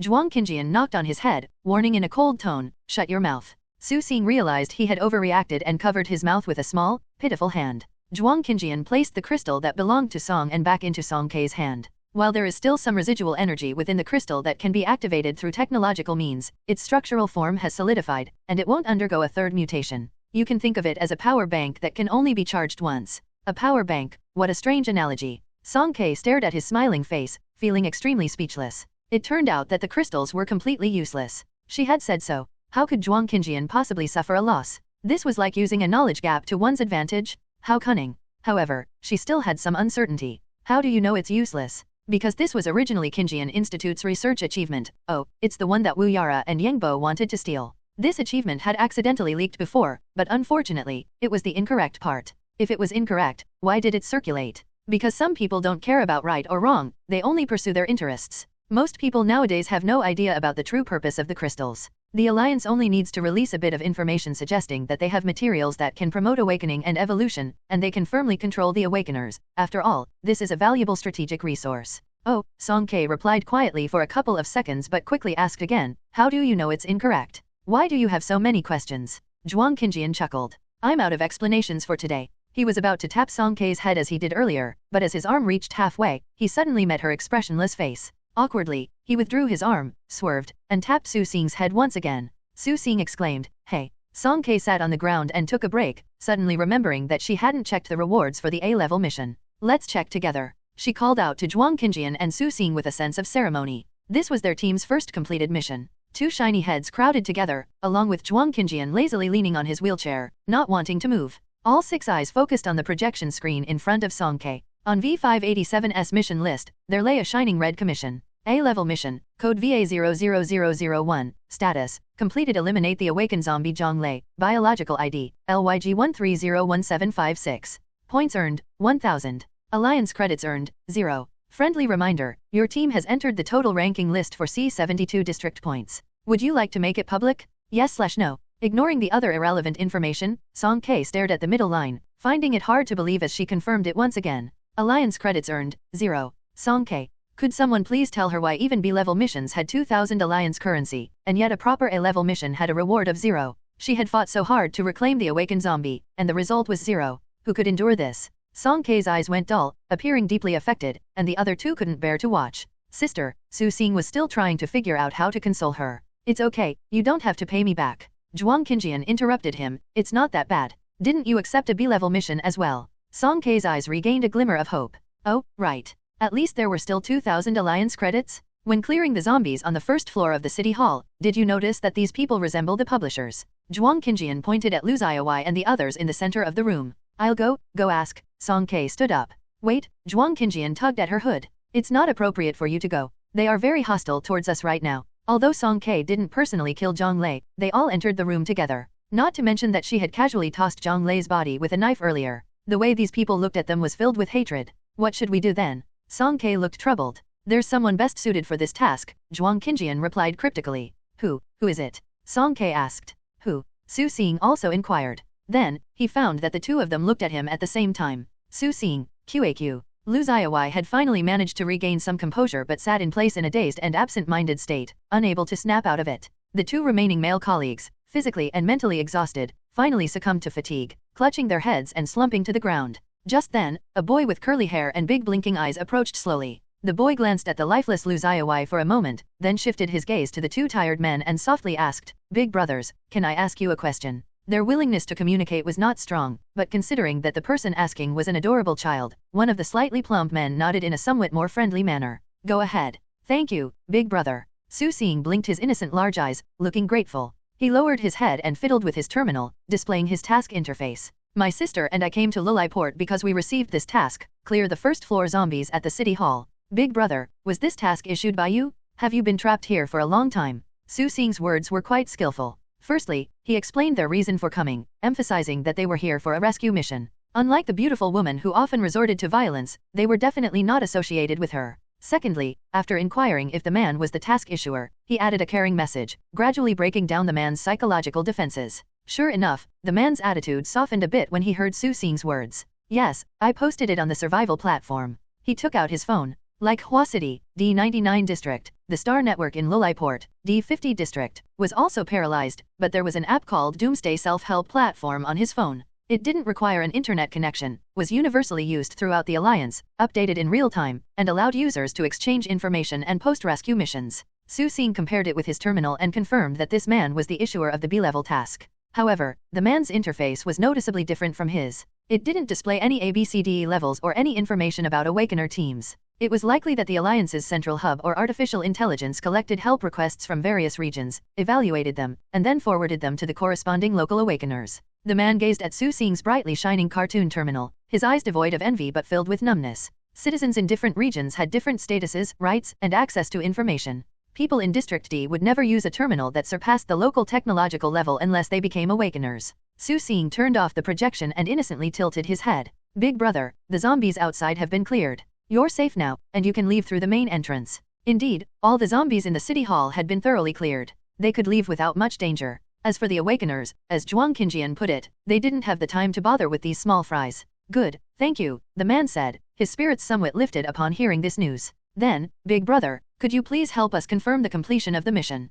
Su Xing folded his hands together, his eyes moist, wearing a pitiful expression that seemed to say, please. All right. Not far away, Song Ke was momentarily speechless. She turned her head and looked at Zhuang Qinjian with an expressionless face. Why did you teach him all this? You've corrupted Xiao Xing. Me? Corrupted him. Zhuang Qinjian looked puzzled. Ahui, let's go, the man said, taking heavy steps towards his companions. No, we should take Liza with us. Lu Xiaowai clutched Zhang Lei's head tightly, unwilling to let go. Didn't you just hear? There are many people downstairs looking for Liza. If we bring him along, we won't be able to escape, the man explained in a pained tone. Lu Xiaowai shook her head in anguish. Another man shouted with deep sorrow, Ahui, you need to snap out of it? The people who died can't come back. Don't let Liza sacrifice for us in vain. We need to survive. In the end, Lu Xiaowai was led away by the two men. They were employees here and were familiar with the labyrinthine corridors of City Hall. Soon, they disappeared into the depths of the corridor. After these people left, 2 minutes later, Sucha, who had been leaning against the wall, suddenly whispered, pursuers are coming.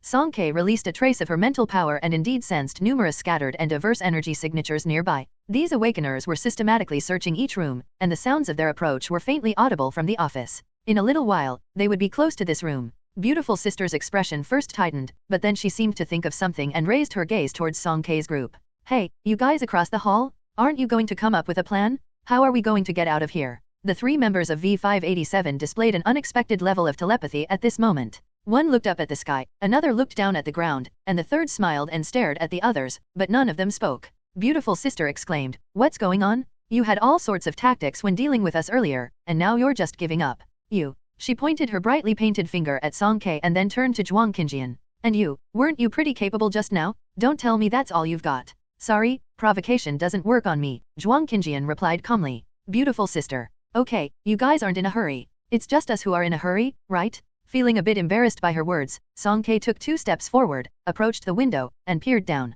The office was about 3 stories high above the ground, taller than a typical building. She could manage a jump, but it was clear that Zhuang Qinjian and Su Xing wouldn't be able to. Song Ke picked up the cold jagged blade in the corner and used her eyes to ask Zhuang Qinjian if they should break the window to escape. After pondering for a moment, Zhuang Qinjian extended his hand to her. Give me your terminal. Song Ke removed her needle-shaped terminal and handed it to him. After a few moments of manipulation, they waited for 2 or 3 minutes until they suddenly heard a knocking sound from outside the window. The group immediately turned their attention toward the noise and were surprised to discover a mechanical arm. As the electronic eye hanging from the tip of the arm noticed Song Ke's group looking at it, it excitedly shook and gestured with its metallic joints, making a beckoning motion. It was the 2 transport carriages left at the entrance. The carriages were parked right under the window in the shadow of the building, an extremely concealed location, far from all exits and unlikely to be discovered easily. A long mechanical arm extended all the way up to the 3rd floor, gripping the windowsill, then flattening out and unfolding, forming an escape slide. Song Ke, can this even work? Others looked at Zhuang Qinjian in shock.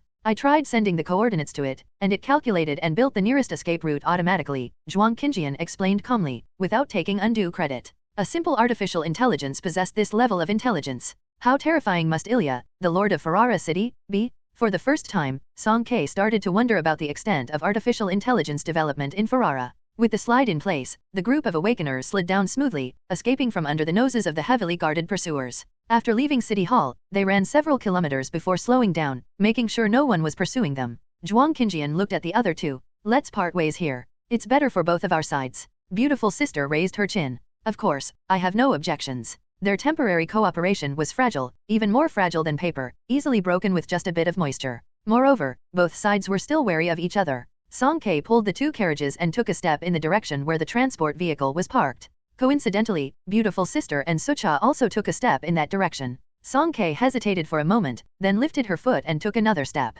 Oh, they bumped into each other again. She immediately stared cautiously at the people in front of her. What were they up to? Why were they following her? Oh, are you also returning to Ferrara? Beautiful sister teased. She noticed Song Ke's expression and raised an eyebrow. Why are you looking at me like that? You don't know me. She seemed somewhat surprised, her gaze shifting between Song Ke, Su Xing, and Zhuang Qinjian. You really don't know me, are you visitors? Who are you? Must we know you? Su Xing couldn't help muttering. The beautiful sister burst out laughing, her face absolutely radiant. No need, it's even better if you don't know me. I'm Lin Yuyo. Maybe we'll meet again someday. Farewell. I thank you for your honeyed words, your sweet words. Song Kei wore a deeply resentful expression, and once again, she pressed the replay button. I thank you for your honeyed words. That's enough. Zhuang Qinjian couldn't bear it any longer and reached out to press the terminal's off button. You've listened to it over a dozen times. Song Kei sighed. Listening to it a dozen times still didn't help. Why couldn't she figure it out? Blame herself, blame her complete lack of musical appreciation cells. She couldn't recognize the voice that had been singing in her ear before.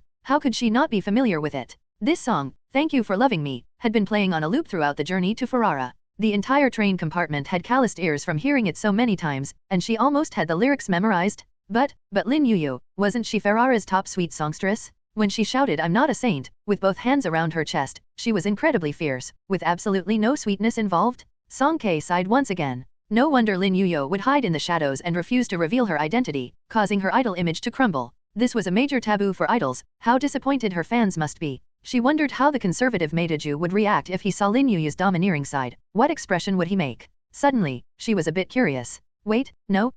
Song Kei shook her head to clear away these jumbled thoughts. The current issue was why, if Lin Yuyu didn't want to reveal her identity, did she specifically tell Song Kei her name before leaving? The heart of the beautiful sister was like a needle in the sea, completely inscrutable. Song Kei sighed for the third time. Stop thinking about it. Since she dared to tell you, she must be confident that you won't reveal it. Let's go back to Ferrara and complete the mission first. Zhuang Qinjian admired her troubled expression and casually commented. Okay. Song Kei patted her face, agreeing. She decided not to dwell on things she couldn't understand for now. If the other party said there would be a chance to meet again, she would ask her when they met. They reattached the two detached carriages back to the main body and harvested some zombies nearby to fill the entire transport vehicle. Song Kei and her companions returned to the cockpit, and the artificial intelligence automatically initiated the return program. The vehicle changed its direction and sped towards Ferrara. After another 10 hours of a long journey, they safely returned to the commission center. The transport vehicle stopped at the entrance to the high-altitude track, and the horn on the control panel sounded honk-honk, reminding them to disembark.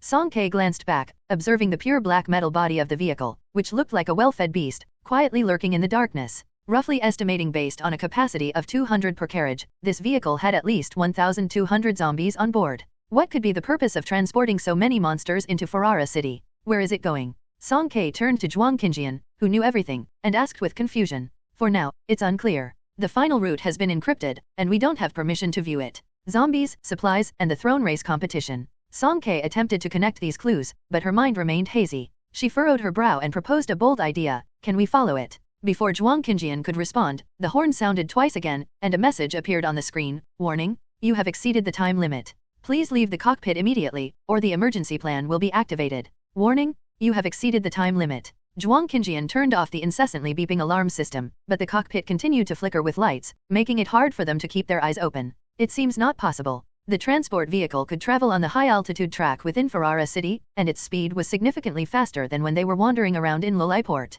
If they got off now, Song Kei was certain that it would disappear in the blink of an eye, and they wouldn't be able to catch up. Zhuang Qinjian narrowed his eyes for a moment and suddenly thought of something. Your artifact, can you track it if it's not nearby? Within 5 kilometers, I can, Song Kei nodded. As long as she injected a bit of her spiritual energy during the transformation, she could sense the presence of the artifact within a certain range. Zhuang Qinjian smiled. Then it's easy. Let's install a tracker on it. You mean, leaving the artifact intentionally inside the cockpit? This way, even if the transport vehicle disappeared from their sight, Song Kei could still roughly sense its location with her spiritual power if they chased after it with all their might. The artificial intelligence in the vehicle had no independent consciousness, so they openly discussed their plan without worrying about it eavesdropping. After their discussion, Song Kei even placed a swallowtail dart under her seat in front of the artificial intelligence. The artifact was composed of supernatural elements, not electronic devices, so the poor artificial intelligence remained completely unaware, continuing to beep insistently, urging them to leave. After the three of them got off, the transport vehicle switched to high orbit mode and accelerated with a whoosh, instantly disappearing into the colorful night sky. No rush for now. Let's go complete the mission first, Zhuang Qinjian suggested. Song Kei entered the commission hall and found an empty self-service terminal. She scanned her captain's Awakener ID, and the backend confirmed that Team V587 had successfully completed the B-level mission, earning them 2,000 Alliance coins. B-level mission, code VB00046, clearing zombies on the first floor of the municipal hall in Lolaiport. Completion confirmed. Points earned, 200. Alliance coins earned, 2,000. Friendly reminder, your team has entered the overall ranking list for C72 district. Do you want to make it public? Yes/no. Song Kei dismissively closed the friendly reminder and looked at Su Xing happily. Xiao Xing, here's your money back. At novel bin at. She had money now. A total of 2,000 alliance coins? Su Xing shook his head. Sister, you can keep it for now. What if we need it later? We can settle it all at once in the future. Oh, alright. Song Ke thought it was a good idea to keep some money on hand. You go back and rest. We're going after the vehicle. Su Xing didn't respond immediately. He scuffed his foot on the floor, showing reluctance to leave. A few days ago, he was just eating, drinking, and sleeping in the hotel, which wasn't too bad. However, during this time with Song Ke, even though the process was a bit heart-pounding, it was much happier than being alone. Su Weiguo was dead and he had no close relatives left. He and Song Ke didn't know each other in District F. Their relationship was almost like that of strangers, but he couldn't explain why. He felt like sticking with her. Sister, can you take me with you? I won't be a nuisance. Su Xing suddenly hugged Song Ke's arm, pleading in a childish tone. Su Xing was indeed quite sensible, and his courage had grown significantly since the last time they went to the food factory. Except for a brief loss of control when using his ice ability at the beginning, he had become accustomed to the influence of Zhuang Qinjian, if not intimidated by it, and he obediently did what he was asked. Su Xing gently shook Song Ke's arm, his dewy eyes resembling grapes soaked in water. Sister, pretty please, I'll be very well behaved. Behind them, Zhuang Qinjian made a quiet clicking sound with his tongue, his brows furrowing in disdain. This little white lotus was blooming again. As expected, Song Ke completely surrendered to his soft and persuasive tactics.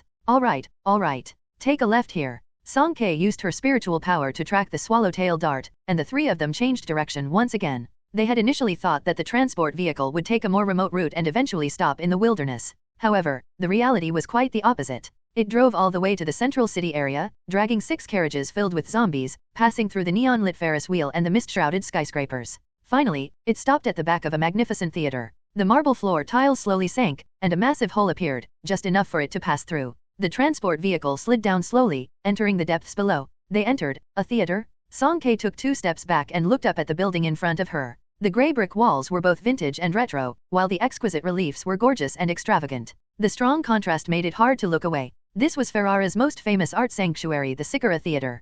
Countless drones hovered in the sky, dancing around the venue. Thousands of cameras flashed in the dark night. The broadcasts of every concert held here could fetch a sky-high price. Just standing at the entrance, they could hear the deafening cheers and shouts from inside. Song Ke stepped forward to enter, but a mechanical gate stopped her. An electronic eye scanned her face and displayed a recognition failed prompt. A staff member in a tailcoat approached, took off his hat, and elegantly greeted them. Good evening, my dear ladies and gentlemen. Are you here to watch tonight's preliminary round? What round? Song Ke asked. The throne race competition, round 162 preliminaries. Do you have any preferred contestants or teams that you support? I can distribute support gifts for you. No, we don't. Throne race competition? Song Ke looked at the man behind her, and whether it was the popular favorite contestants projected on the walls or the posters scattered on the ground, they all indicated that a fierce competition was taking place inside. No favorite contestants? Are you here to experience the atmosphere in person then? That's indeed a wise choice. Even though the terminal is quite realistic, it can't compare to the experience of being here in person. Although the ticket prices are higher, you can see that we have more than 10,000 tracking projection devices. Every detail is crystal clear. I guarantee that tonight, you won't regret it. The man's tone fluctuated, and his smile remained at the same angle, making it quite eerie. Song Ke, it's an artificial intelligence, Zhuang Qinjian suddenly said. Song Ke looked back at the staff member, who seemed immune to the words artificial intelligence and maintained an impeccable smile. Since they were already here, it didn't seem right not to go inside. How much are the tickets? Song Ke asked nervously. The staff member replied, we have the most luxurious and immersive hoverball tickets, allowing you to get up close to the center of the arena. Today's special price is only 2,888 coins. We also have VIP box seats for 1,888 coins, offering excellent views of the entire arena. Which one would you like? What's the cheapest price? Song Ke pursed her lips and tightly held her terminal. The staff member's smile disappeared, and his exaggerated tone turned into a lifeless straight line. Standing platform tickets, 800 coins per person. Song Ke was about to speak when he added, sorry, no discounts. 800 coins per person, which meant 2,400 for the 3 of them. Song Ke, who had just received 2,000 coins, said. She was so broke, really. 2,000 alliance coins, of course, were not enough for 3 people to enter. Su Xing, understanding the situation well, stepped forward and made it clear that he was the one who insisted on coming along, so he could be self-reliant and cover his own ticket money. Song Ke, a dignified team captain, avoided the embarrassing situation of not having enough money, and the 3 of them were able to enter smoothly. Walking along a dim and narrow corridor, about 5 or 6 minutes later, their view suddenly became bright and spacious. Stepping onto the stands, they were hit by a wave of heat and a deafening roar of the crowd, like a surging tide, almost knocking them over. Surprisingly, the interior of the Sikara Theater did not follow a typical stage design but resembled an ancient arena from the old civilization. It was wide at the top and narrow at the bottom, with a sunken area at the bottom several tens of meters deep, surrounded by 5-story high horseshoe-shaped tiers. Regardless of where they stood, they had an unobstructed view of the events below. It seemed to be halftime now, as the arena floor was empty, but the stands were packed to capacity, filled with people. The three of them squeezed their way into the crowd, Su Xing's face contorted from the effort, and Zhuang Qingjian's wheelchair had almost no space to maneuver. While the surrounding audience was lively and animated, Song Kei's nose seemed to detect a lingering, inescapable smell of blood. After a while, a spotlight descended from above the theater, and tiny points of light converged to reveal a handsome man in a cyan robe, holding a jade flute. His sleeves moved without the wind, and his raven-like long eyelashes slowly opened, a faintly aloof smile gracing his lips. Hello, everyone. The second round of tonight's preliminary competition is about to begin. I am the special guest for this match, Luo Qinghe. The audience erupted in enthusiastic cheers, especially from the female spectators. Luo Qinghe, I'm your dog. Not far from Song Kei, a piercing scream echoed. Song Kei almost lost her balance and her jaw dropped as she turned to see Crazy Chihori, whom she had crossed paths with once before, squeezed into Luo Qinghe's fan group. She was flushed with excitement, shouting with all her might and gazing at the figure under the spotlight with an infatuated expression. Luo Qinghe smiled gracefully, pulling out an ancient scroll from his long sleeves and unfolding it with elegant movements. Next up is Atu and Ashui, a team of two. They are not only teammates but also lovers who depend on each other through life and death. Let's look forward to their debut. You, the audience, can vote for them through the terminals to support your favorite team. As long as they successfully complete the challenge and have a popular vote rate of 60%, they can advance to the next round of the main competition. He spoke calmly and unhurriedly, with a voice as clear as a mountain spring, exuding a refined and cultured aura, resembling a noble young man. The female fan group, led by Crazy Chihori, once again erupted in cheers. Woohoo! My Qinghe is so handsome. Such a high-class Qinghe should be matched with a low-class me. Song Kei. In the center of the arena, a pure white platform slowly rose from the ground, and a young man and woman dressed in bright red and blue combat suits stood on it, full of confidence. They waved to the audience with cheerful smiles. The two of them took their positions on the arena, and Atu playfully made a peace sign towards a nearby drone, and his smiling face appeared on the floating projection. It looked like they were on vacation, and laughter resounded from all directions, mixed with slight jeers. All right then, let the game begin, Luo Qinghe said calmly as he closed the scroll. As his voice fell, the iron barriers on both sides of the arena slowly opened. Following that, there came a rumbling of footsteps and a deep growling from underground, getting closer and closer. In the next moment almost 100 zombies surged out. The enthusiasm of the audience was instantly ignited, and they stood up, raising their arms and cheering loudly. Song Kei's eyes widened slightly, looking over in disbelief. This so-called preliminary competition was actually a battle against zombies? She exchanged a glance with Zhuang Qingjian, realizing that the zombies were the excellent nutrition for this event. The abilities of the two participants on the field were quite unique. Atu possessed the power of mirror teleportation, allowing him to suck zombies into a separate space, while Ashui had the ability of self-replication. For every zombie Atu sucked, she released a duplicate to fight inside the mirror. The two of them coordinated seamlessly, continually circling the edge of the arena and adopting a strategy of taking out the zombies one by one. In no time, the arena was filled with their mirrors and clones, maneuvering the zombies in circles. The battle raged on, and Luo Qinghe's melodious voice resonated once again. The performance of the two contestants is outstanding. Let's see the audience support rate. The drone cut to a close-up, and Atu and Ashui's support rate had already skyrocketed to 43%. Song Kei also noticed the zero-distance hoverballs, which cost 2,888 alliance coins to ride. They were floating alongside numerous drones and balloons, sometimes kicked by running zombies, and sometimes colliding with the mirrors and changing direction. Inside, people tumbled around excitedly, faces flushed with exhilaration, vigorously waving their arms. So, this was the immersive experience? The hobbies of the wealthy were indeed unique. The good times didn't last long. When only 1/3 of the zombies remained, Atu and Ashui's coordination showed a flaw. Perhaps they had released too many clones, or maybe the remaining zombies had become more difficult to deal with. In one of the mirrors, Ashui's attack exposed a vulnerability and was instantly seized by a fierce zombie, brutally torn in half. Atu's mirror shattered in an instant, and the zombies from the independent space rushed out, frantically chasing the remaining clones. What are they doing? Get rid of it quickly. Don't just stand there in a daze. Move. Do they have any on-the-spot reactions? The audience shouted in dissatisfaction, cursing, and some even took off their shoes to throw them into the center of the arena, but they were mercilessly stopped by patrolling security robots.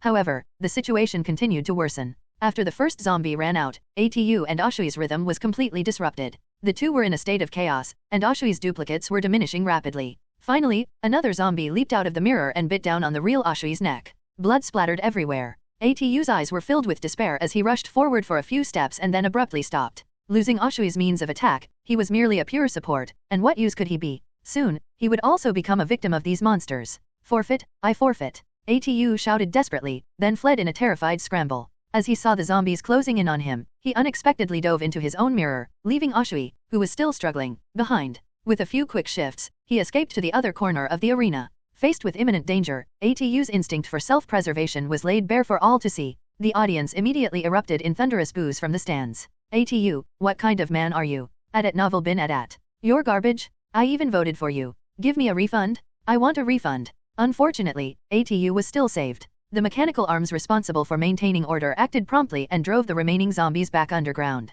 Challenge failed? The large grey letters appeared on the floating screen, and the team's light for Atu and Oshui dimmed. The posters of the participants around the arena were ruthlessly taken down. Sighs filled the venue. It's a pity, they couldn't make it through the preliminary round in the end, Luo Qinghe said with a faint smile. The next match will begin in 10 minutes, and before that, we have prepared a fantastic halftime performance for everyone. A dazzling AI band descended from the sky, igniting the atmosphere with energetic drum beats, deep bass, and explosive electric guitar sounds. It's the Rainbow Band. I love their nostalgic heavy metal style. The audience, who had just been sighing and lamenting, immediately got excited again, swaying and headbanging to the intense rhythm. Su Xing had long hidden behind Song Ke when Oshui was being bitten, covering his eyes and refusing to watch. Meanwhile, Song Ke, despite being in the midst of the noisy arena, felt a coldness in her heart. Fighting against zombies should have been a means of self-preservation in a post-apocalyptic world, but in Ferrara, in the Sikara theater that claimed to be a temple of art and freedom, hunting had turned into a frenzied catharsis. Song Ke didn't really sympathize with the zombies. If it were her in the arena, she would have acted without hesitation. However, being watched by so many people was a surreal experience. Could killing really stimulate people's desires? Why were some so passionate about blood and violence? Why did Ferrara organize events like this? Do you still want to watch? Zhuang Qingjian frowned and asked loudly. He wasn't unable to watch, it was just that the platform was too crowded, and even the air wasn't flowing properly. Zhuang Qingjian had endured it for a long time, enduring until the match was over. When the people next to him were about to take off their shoes, he couldn't bear it any longer. Let's go. Since none of their companions had the desire to continue watching, Song Ke also found out where the zombies were heading and prepared to leave first. She gripped the wheelchair handles and struggled to make her way through the crowd. Approaching the exit, she happened to overhear two men talking in the corridor. Old Zhang, why do you have that expression again? Did you lose another bet? Don't mention it. I was pretty confident in ATU initially and bet a few tickets. Now they're all down the drain. How much did you lose this time? Old Zhang shook his head without revealing the amount, saying stubbornly, fortunately, the odds weren't high, otherwise, I would have lost everything. His friend chuckled, I told you your information wasn't up to par, didn't I? ATU and Oshui can barely handle a sea-level mission. They came to participate in the throne race, isn't it just to feed the zombies? You still went and bet, you deserve to be a losing bettor. I know, but I thought maybe he could have a breakthrough. After all, as long as they pass the preliminary round, they can earn 50,000 alliance coins and 100 points. Who among those awakeners doesn't want points? True, but 2D level are still a bit of a stretch. Thankfully, the competition requires participants to be D level or higher, otherwise, there would be too many dull matches. Song Ke's footsteps halted between the two men, and she asked incredulously, how much money? Old Zhang and his friend's conversation was interrupted, and they both turned to look at her. 50,000 alliance coins and 100 points? It's all in the registration rules. Song Ke, who had just lost a large sum of money, instantly had sparkles in her eyes. 50,000 alliance coins? That's a lot of money. Not only could it clear her debt to Xiaoxing in one go, but there would still be 40,000 left over. If she were to take on missions, it might take her a long time to save up that amount, but now, by just passing the preliminary round, she could get it for free. Who wouldn't be tempted by that? Song Ke's wide sparkling eyes was easy to understand. Old Zhang stopped his conversation and scrutinized her. Little girl, do you also want to participate? Song Ke hesitated. She didn't particularly enjoy the atmosphere of slaughter in the throne race, but earning money was currently her top priority. During her time in Ferrara, she had realized that being broke was a major obstacle to her every move. Are you an awakener? Are you at least a D level? Song Ke shook her head. She still didn't know. Old Zhang interpreted her head shake as a negative response and, perhaps still irritable from losing money, sneered, I've watched over 100 preliminary matches, and someone like you wouldn't last 100 seconds up there. When the zombie chops you, it's just like chopping vegetables. Are you planning to perform a 1-second surrender for the audience? Beside them, Su Xing couldn't help but burst into laughter. Who was chopping whom? This guy was so confident. His friend patted Old Zhang on the shoulder and, with an apologetic smile to Song Ke, said, sorry, please don't mind him. He's just irritated from losing money. Then, he turned to Old Zhang, why don't you pipe down? You've watched over 100 matches, how many times have you actually hit the mark?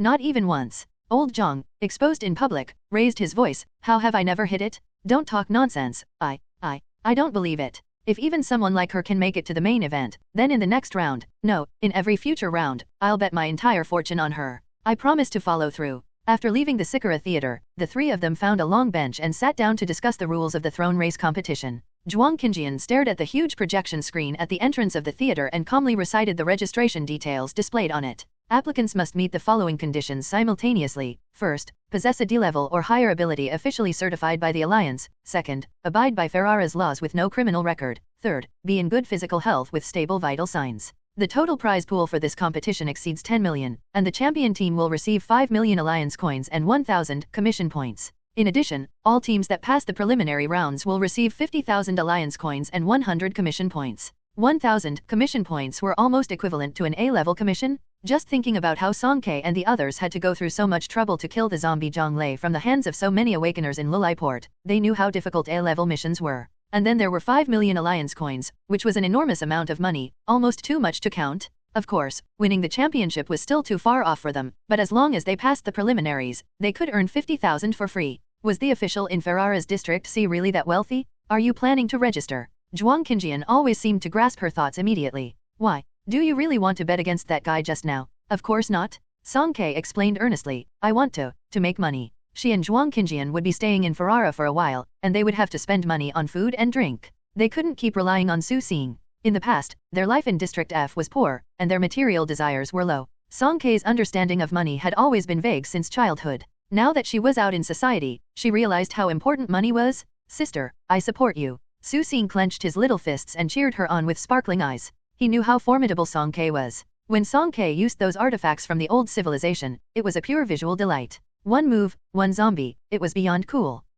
Let that old man see how amazing his sister is. He could also place a few bets and make some pocket money. After all, choosing his sister would definitely not result in a loss. As Su Xing's thoughts wandered, he truly lived up to being Su Weiguo's son, with a sense of venture at such a young age. Zhuang Qinjian looked at the two eager individuals in front of him and a light smile crept onto his lips. Have you forgotten something? Song Ke's ability level hasn't been revealed yet. Oh right. Song Ke suddenly remembered. It was supposed to take 3 working days, and Su Xing was 1 day behind her. It was normal that he hadn't received the results yet. But she was about to enter the 4th day. Had it taken too long? She was about to open the system to check again when her terminal suddenly beeped.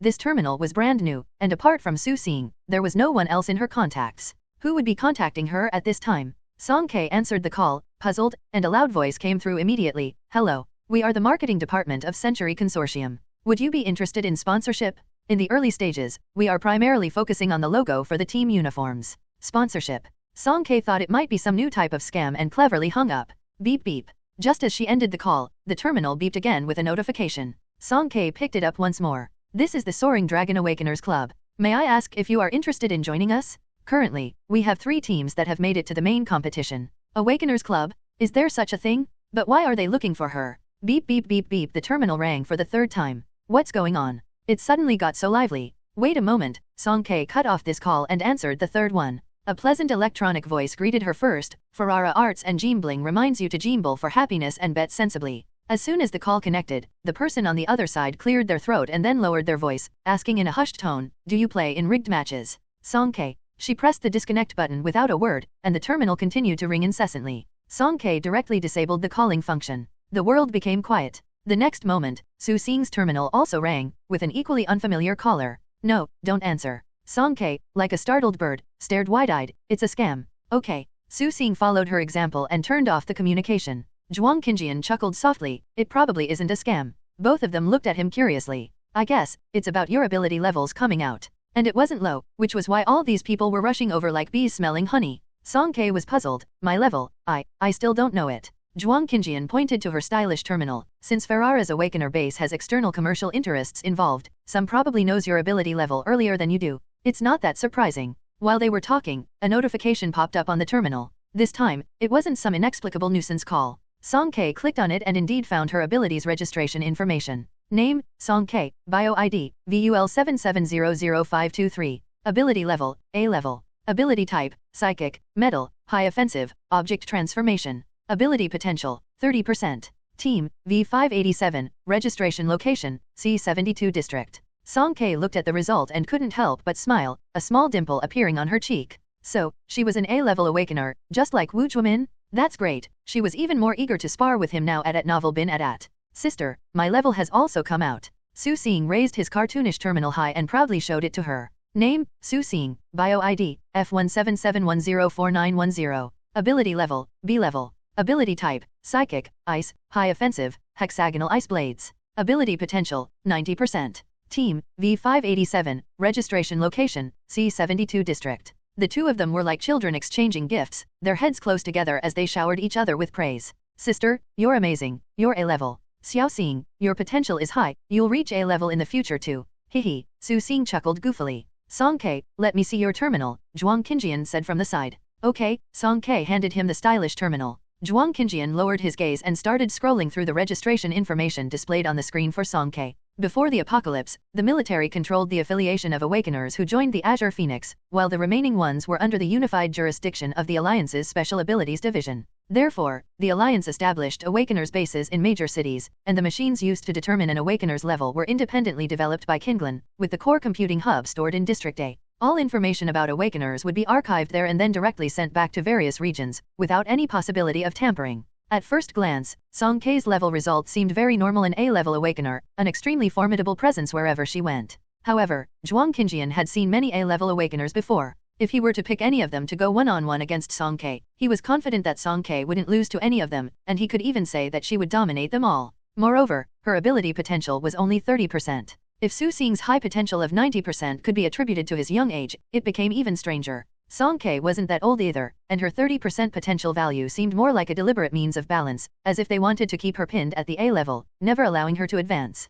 At least in Ferrara, they didn't want her to be so dazzling. Interesting, Zhuang Qinjian's eyes narrowed slightly. Whether Song Kei was truly an A level wasn't easy to determine, but his interest had been piqued. Don't forget, this city is ruled by top-tier artificial intelligence. Since they had decided to participate in the throne race competition, Song Kei found the registration point according to the address on the poster. They were received by a cute-looking robot that was clearly a member of the staff. Ferrara truly lived up to being a city ruled by artificial intelligence, as AI figures were frequently seen in various work positions. Are you registering as an individual or a team? What's the difference? This competition recommends registering as a team. Only individual challenges are accepted in the preliminary rounds, and for the main competition, you must participate as a team. Teams that register during the preliminary round and make it to the main competition can retain their original team configuration. Song Kei raised a question: what if an individual makes it to the main competition? After the preliminary rounds, all individual participants will be randomly matched to form teams.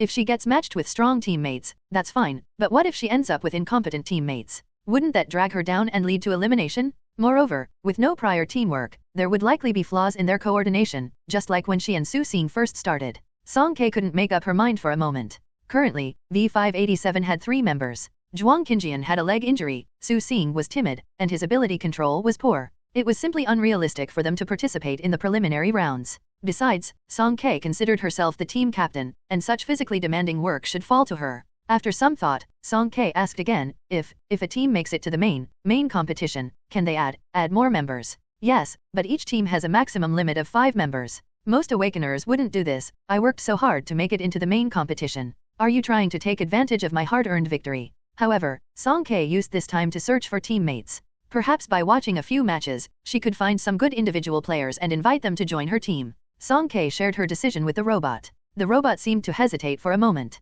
You want to register as a team, but only one person for the qualifiers. Yes, Song Kei confirmed. The artificial intelligence stared at her for 2 seconds as if she were foolish. In team mode, with a minimum of 2 people, you'll be facing 100 zombies. Okay, please present your Awakener certificate. Song Kei transmitted her freshly acquired Awakener information to it. The robot performed a series of actions in its system. Please complete the pre-match physical examination first. Song Kei followed its instructions and underwent a simple physical examination. The robot made another series of actions. Congratulations, you are registered. Song Kei's terminal prompted her. Congratulations, you have become a participant in the 178th round of the Throne Race qualifiers. Your match will begin in 2 days at 2100 hours. Please report 30 minutes in advance, or it will be considered a waiver of qualification. The qualifiers had been running for half a month, and even if she registered on the same day, she might have to wait for several days to compete. Waiting for 2 days wasn't bad at all for Song Kei. Back at the hotel, Su Xing was still a child and had been tired for several days. One moment he had vowed to accompany his sister, and the next, he was fast asleep as soon as he touched the pillow.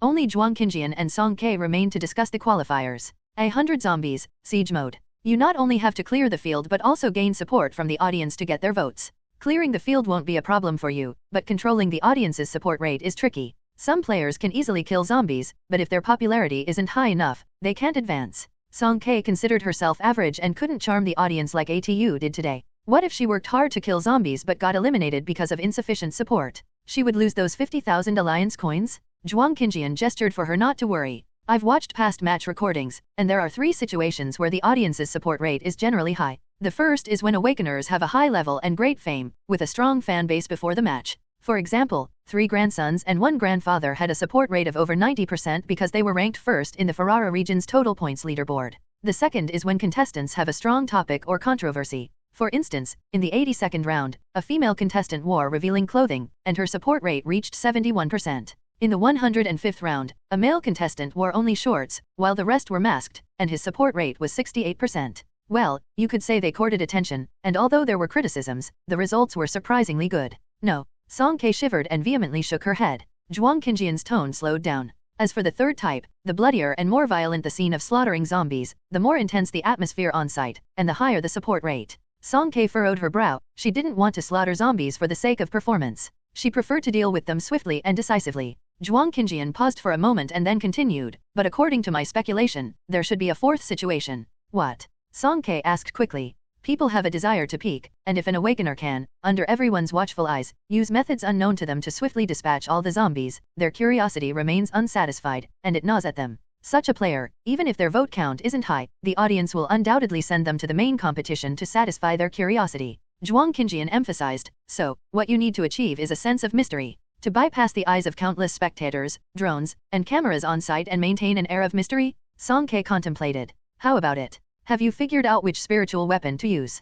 Zhuang Qingjian asked. Song Ke nodded, her palm subtly moving, conjuring a familiar spiritual weapon. This one. 2 days later, the Throne Race 178th round of qualifiers proceeded as scheduled. This round of matches was scheduled for 9 p.m., and before that, 3 participants had consecutively faced defeat. The patience of the live audience had worn thin. They cursed and complained, and the stands resounded with boos. The atmosphere was not particularly pleasant. Zhuang Qingjian and Su Xing chose to watch the live broadcast from their hotel rather than attend the event. The reasons Zhuang Qingjian didn't attend were simple. Firstly, Song Ke had run out of money, and they couldn't even afford the cheapest tickets, priced at 400 alliance coins. Secondly, he had a severe case of germophobia and couldn't tolerate the noisy and crowded environment of the stands. Since Zhuang Qingjian didn't go, Su Xing certainly wouldn't go alone. Both of them lay comfortably on the luxurious sofa in the viewing room, with plenty of food and drinks at hand, enjoying the match. It had to be said that Su Xing knew how to indulge himself. The 7-star hotel they had booked provided a holographic display with a stunning 24K resolution, and it even offered multi-angle broadcasts, making the experience nearly as good as being there in person.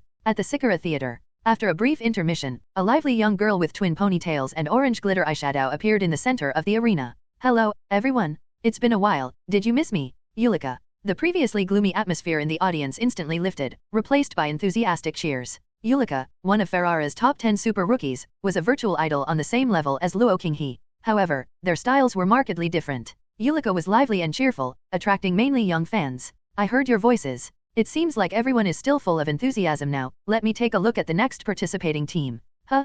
They're called V587. It's a team but there's only one contestant coming on stage. Quite bold, isn't she? Let's welcome her to the stage. The audience fell momentarily silent, and then discussions and doubts erupted one after another. What? Did I hear that right? 1 versus 100? Am I going crazy, or is she? Another one here to make a joke. There won't be a single decent match tonight. Alright. Saves me the trouble of voting. Outside the screen, Su Xing bit onto the juice straw and vigorously waved his small fist. Sister, go for it. He had cast a whopping 1,000 votes. Zhuang Qingjian didn't say anything but had a faint smile at the corner of his mouth. Those who mistook a lion for a kitten were soon going to pay the price. The stage gradually rose, and a slender figure appeared before the crowd. Song Ke stood quietly, with a peculiarly shaped, enormous silver umbrella by her side. In a 5-story VIP box, a man with ice blue eyes exclaimed, "Huh, what is she holding?" A weapon-type ability, the man mumbled to himself, stroking his chin. Behind him, another young man with a tear mole at the corner of his eye and striking looks was slumped in his seat, tiredly yawning. What's so interesting about these regional matches? It's only because of you that we're here. When are we heading back to Urgia? In an apartment located a dozen kilometers away from the Scavenging theater, a slim man who was watching the match through a terminal looked slightly bewildered but quickly stood up. Aki, come and see this. Duan Muchi emerged from his room, still displaying an imperceptible pallor on his face. His gaze focused on the delicate girl on the screen, and his eyes narrowed. It's her? After Song Kei took the stage, the murmurs in the audience grew louder, and suspicions arose. Yulika quickly appeared, gesturing for everyone to quiet down. She then energetically raised the microphone and announced, "Let the challenge begin." The barriers on both sides opened, and a total of 100 zombies poured into the arena from all directions, converging on the sole human figure. Zhuang Qinjian and Su Xing, watching the clear projection, saw Song Kei standing calmly in place, slowly raising the weaponized umbrella in her hand. The iron umbrella, which could cover the sky, opened with a whoosh, completely shielding her at novel bin at. A silver flash streaked by. The audience members who had tried to widen their eyes to see clearly were blinded by the intense light, temporarily losing their vision for a few seconds. A nearby drone immediately changed its direction and flew towards her, attempting to capture a close-up angle. Song Kei twisted the handle, and the 8 umbrella ribs extended by a section, blocking the view once again. What happened under the umbrella was unclear to the onlookers, who could only hear the sound of blades cutting through flesh through the amplification devices. Clang, clang, clang. Like chopping vegetables, one after another, the zombies pounced, only to be sent spiraling and flying away, motionless on the ground, lifeless. What a swift clearing speed! In the audience seats, numerous people anxiously stood up, craning their necks to get a better look. Damn, can't see anything. Director, what are you doing? Can't you change the angle? Hurry up, the zombies are about to be wiped out. The drones and cameras schemed the ground, attempting to break through from every direction, but it seemed the silver umbrella had eyes on its back. It defended flawlessly from every angle, and no matter how they circled, they couldn't capture what was happening under the umbrella. The wealthy individuals who had spent a fortune on hoverball tickets became the most frustrated people in the entire arena. Their view was even worse than that of the regular spectators. They were either blocked by the dense crowd of zombies or could only see a ring of silver umbrella edges. This 2,888 credits spent were utterly unsatisfying. It was a complete waste. The silver iron umbrella resembled a rolling mushroom as it swept through the encircling horde, continuously shooting and knocking down the approaching zombies. However, whether it was the live audience or the viewers in front of the terminals, not a single person could figure out how Song Kei was doing it. How was she killing the zombies? What was happening under the umbrella? No way, nothing is visible at all. God, this is so frustrating. Damn it, I'm not watching this anymore. Is this person doing it on purpose? Who does this? Give me a refund. Some people grumbled and demanded refunds with their mouths, but their bodies were honest, taking another step forward and squeezing to get a better look. They were unwilling to give up, refusing to believe that they couldn't see anything at all. On the high-altitude floating screen, V587's support rate was slowly rising, 53%, 56%, 59%. It finally settled at 59% and remained unchanged for several seconds. Then, just like numerous disgruntled spectators, suddenly, the number jumped up to 61%. She crossed the threshold. After Song Kei dispatched the last zombie, she cleaned her short sword, sheathed it back into the umbrella handle, and snapped the umbrella shut. The umbrella tip pointed downward, and dark, tainted blood continuously dripped. The arena was now littered with corpses, and she stood alone, like a silent reaper. The venue fell silent for a moment, only to erupt when the challenge successful notification sounded. Everyone finally realized what had happened. They hadn't seen anything, but this person had advanced. The audience was furious. Is this a joke? Who cast that stupid vote? Refund? Give us our money back. I paid to watch nothing. Yulika shouted loudly, quiet, quiet, several times but still couldn't calm the restless audience. Just when the situation was about to spiral out of control, 3 deep bell tolls rang out, and a spotlight shone down from above the Scavenging theater. Then, a figure with radiant golden hair appeared once again. Ilya. The irritable audience witnessed the arrival of a deity, behaving like pets calmed by their master, instantly retracting their claws and falling silent. Yulika and the other AI on site lowered their heads, displaying a respectful posture. Ilya was dressed casually today, still in pure white. Although his attire seemed relaxed, his nobility remained evident. His gaze swept across the arena, not lingering on Song Kei or paying any attention to the recent troublemakers. It was as if this were just an ordinary match. I seem to have lost track. How many rounds is this today? Round 178. It's the 178th round. I've watched every single match, Ilya. A fervent fan shouted, her voice trembling. Round 178. Another contestant has advanced tonight. No one dared to voice objections. Ilya had declared that Song Kei had advanced. Who would dare to step forward and demand refunds now? Ilya took 2 steps forward, and his crystalline, translucent eyes suddenly radiated dazzling ripples. The weather is quite pleasant today, so I've decided to add some chips to this grand event. All eyes turned expectantly toward the phantom figure. The total champion of the throne race, in addition to the existing rewards, also gets a chance to make a wish to me, Ilya said, his perfect face revealing a casual smile. Whether you want a lot of money, immense power, a stronger ability, or even the qualification for District B, whatever your wish may be, Ilya can fulfill it. The audience at the venue hadn't reacted much, but countless awakeners who followed the throne race were standing in shock. This was a promise made by the highest ruler of C-72 district. Ilya spread his hands, and dazzling starlight radiated from his fingertips. Ferrara, welcome all the brave. Only through fire and thorns can a true crown of kings be forged. This statement pushed the excitement surrounding the throne race to an unparalleled height. The entire Ferrara trembled. After the competition ended, Song-K left through the dim player's tunnel. As she approached the exit, she saw a slender figure leaning against the tunnel wall. The person turned slowly upon hearing footsteps, with their dazzling golden hair, unmatched glassy eyes, an ethereal phantom. It was Ilya. Hadn't he left? Why was he here? Ilya gazed at Song-K as she approached slowly. Song-K's mood suddenly became a bit nervous. She had never interacted with an AI of Ilya's caliber before. Should she say hello, or would it be better to just walk away? In the end, Song-K stopped and stuttered, do you have something? Ilya didn't speak but observed her without blinking, as if she were an interesting toy. Song-K felt a bit uncomfortable under his gaze and shifted her toes forward slightly. Unexpectedly, Ilya spoke, you chose Ferrara. Song-K, huh? He nodded, I understand. Song-K, what? Ilya smiled, it's just as I imagined. Song-K, where? What do you mean? After saying this, Ilya's figure gradually faded, eventually disappearing into the tunnel. Only his faint, lingering words remained in the air. You and I, aren't we the same? Song-K was utterly perplexed. I'm not an artificial intelligence. How could we be the same? Zhuang Qinjian flipped through Song-K's terminal, quickly browsing various news that were continuously fermenting. If, in the past, it was just a relatively popular medium-sized event within the Ferrara area, then starting from round 178 when Ilya appeared, the throne race competition became a nationwide carnival. The awakeners from the two adjacent C areas, C70, C71, and more than a dozen surrounding D areas were gearing up and coming here upon hearing the news. Now, if you were to randomly throw a small stone onto the streets of Ferrara, it would probably hit two awakeners.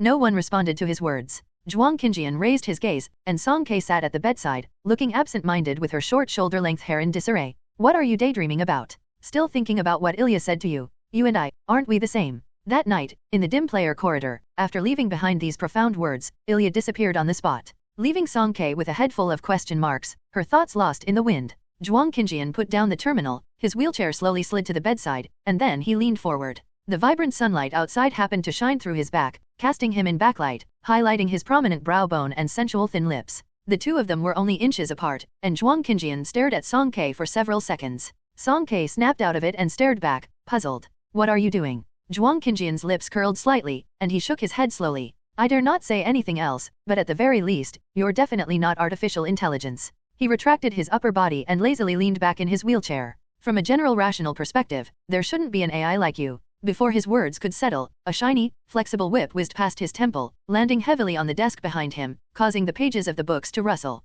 Song-K puffed up her cheeks in frustration. Just because she didn't hear those middle words clearly, did he think she couldn't hear them at all? Did he want to call her stupid? Zhuang Qinjian casually brushed away the severed hair strands, and he even had the mood to shake the blanket on his legs. All right, she's not being absent-minded anymore, she's full of life and energy now. Go freshen up and come back. We'll talk about the competition. When Song-K was washing up, Su Xing entered with his hands behind his back, looking like a little lord. Once inside Song-K's room, he lifted his chin, occasionally touched the bizarre short weapons at the foot of the bed, then helped tidy up the messy books on the table. Finally, he glanced at the annoying presence in the room, snorted arrogantly. Zhuang Qinjian's gaze landed on Song-K's terminal, ignoring him. Su Xing stared at him for 2 seconds, then suddenly asked, where's your terminal? Zhuang Qinjian pointed with his fingertip. Aren't you a researcher from some Ian's group? Why didn't you use your own terminal? Su Xing was young, but he was quite intelligent. As he thought more about Zhuang Qinjian, he began to notice more and more things that didn't add up. Zhuang Qinjian was not an unknown person, nor was he from the technologically backward District F.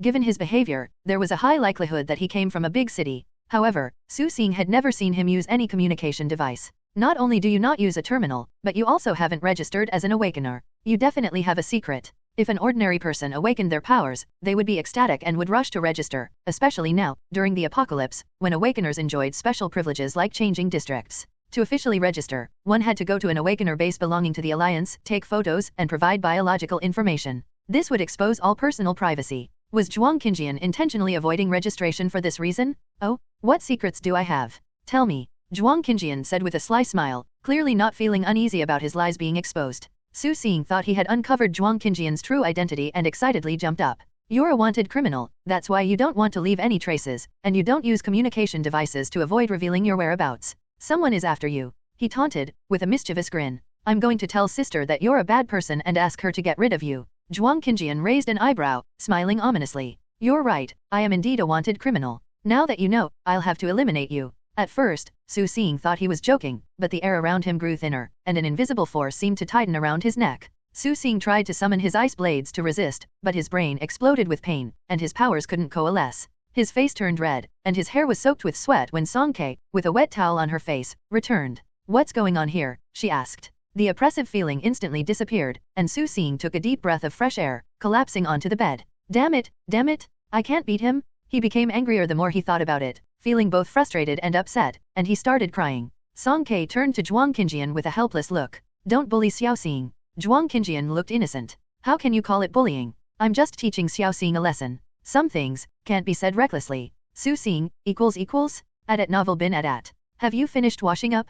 Come and look at the profiles I've prepared for the contestants. Perhaps satisfied with the result of his teaching of Su Xing, Zhuang Qinjian stopped teasing him, put on a serious expression, and said. Song Ke sat down at the edge of the bed, and Su Xing quickly moved closer, snuggling up against her thigh and keeping his distance from the smiling devil. The format for the main competition has been announced. Unlike the qualifiers where we had to advance, the first round is a battle royale. All participating teams will engage in a chaotic battle, with the top 64 teams advancing. The qualifiers, which has already ended, consisted of a total of 192 rounds, with 130 teams successfully advancing. The following individual players or teams are interesting, you can pay attention to them. Zhuang Qinjian was a person with clear thinking and strong initiative. Since Song Ke decided to make the throne race a stable source of income for them during this period, they had to manage it well, plan ahead, and obtain maximum benefits at minimal cost. First, let's talk about the most highly anticipated championship contenders. He gestured twice in the air, and the luxurious 24K projection immediately displayed the team's information.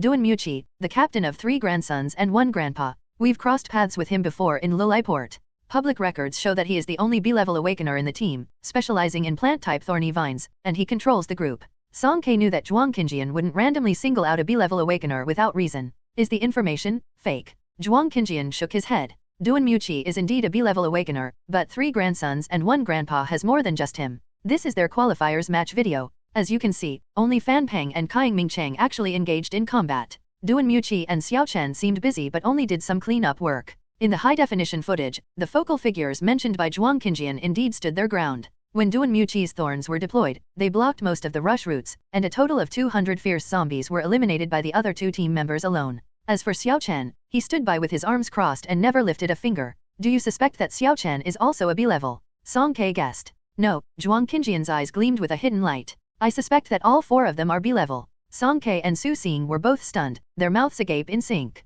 4 B-level awakeners? This was no longer 3 grandsons and 1 grandpa, it was clearly 4 grandpas. Their rate of points accumulation is rapid, and their competition goal is clear, aiming for qualification in District B. Less than a week after the chaotic battle for the mutated zombie in Lulai Port, 3 grandsons and 1 grandpa had climbed to a terrifying 2,176 points on the Ferrara leaderboard, leaving the second-place team far behind, making them the envy of all Awakener teams. For Duan Muqi, winning the throne race is a sure thing. By choosing such a team name, they're focusing all the attention on Duan Muqi and, in turn, ignoring the other 3. In fact, Fan Peng, Kaiying Mingcheng, and Xiao Chen are no pushovers, and their cooperation in Lulai Port was seamless. If opponents underestimate these individuals because of this, they might take a big fall in the main event. Truly worthy of championship contenders, they were already playing mind games before the competition. Song Ke watched the projection screen, silently thinking that if they ever faced them in the future, she would have to be extremely vigilant. Next, Shenxing Tea House, the team with the oldest members in the competition. Song Ke glanced at the screen and suddenly exclaimed, "Hey, that old man looks familiar. Mr. Xiang, real name unknown, abilities unknown. It is said that he keeps a group of talented individuals under his wing, including a spatial type awakener. The advantage of Shenxing Tea House lies in its flexibility. You never know which abilities Mr. Xiang will deploy in this situation without any prior intelligence. You can only rely on improvisation." Song Ke nodded. She couldn't underestimate her opponents either. After the apocalypse, age was no longer the standard for judging strength, it was all about abilities. She wasn't clear about Mr. Xiang's hidden cards, so she had to be careful when dealing with him. Next is the Anna Knights, all members are mechanical modifications. The style of this team was somewhat similar to Bartle, whose head had been smashed by a mutated zombie named Zhonglei. It combined the cold mechanical bodies with human muscle tissue, creating a cruel and violent aesthetic. Next, Zhuang Qinjian went on to explain in detail about more than a dozen teams, and she wondered how he managed to do it. He had watched all 192 rounds of the competition in just 2 nights and had recorded all the participants' information. With a quick glance at the intelligence, he could speak fluently. This person's memory was at a terrifying level.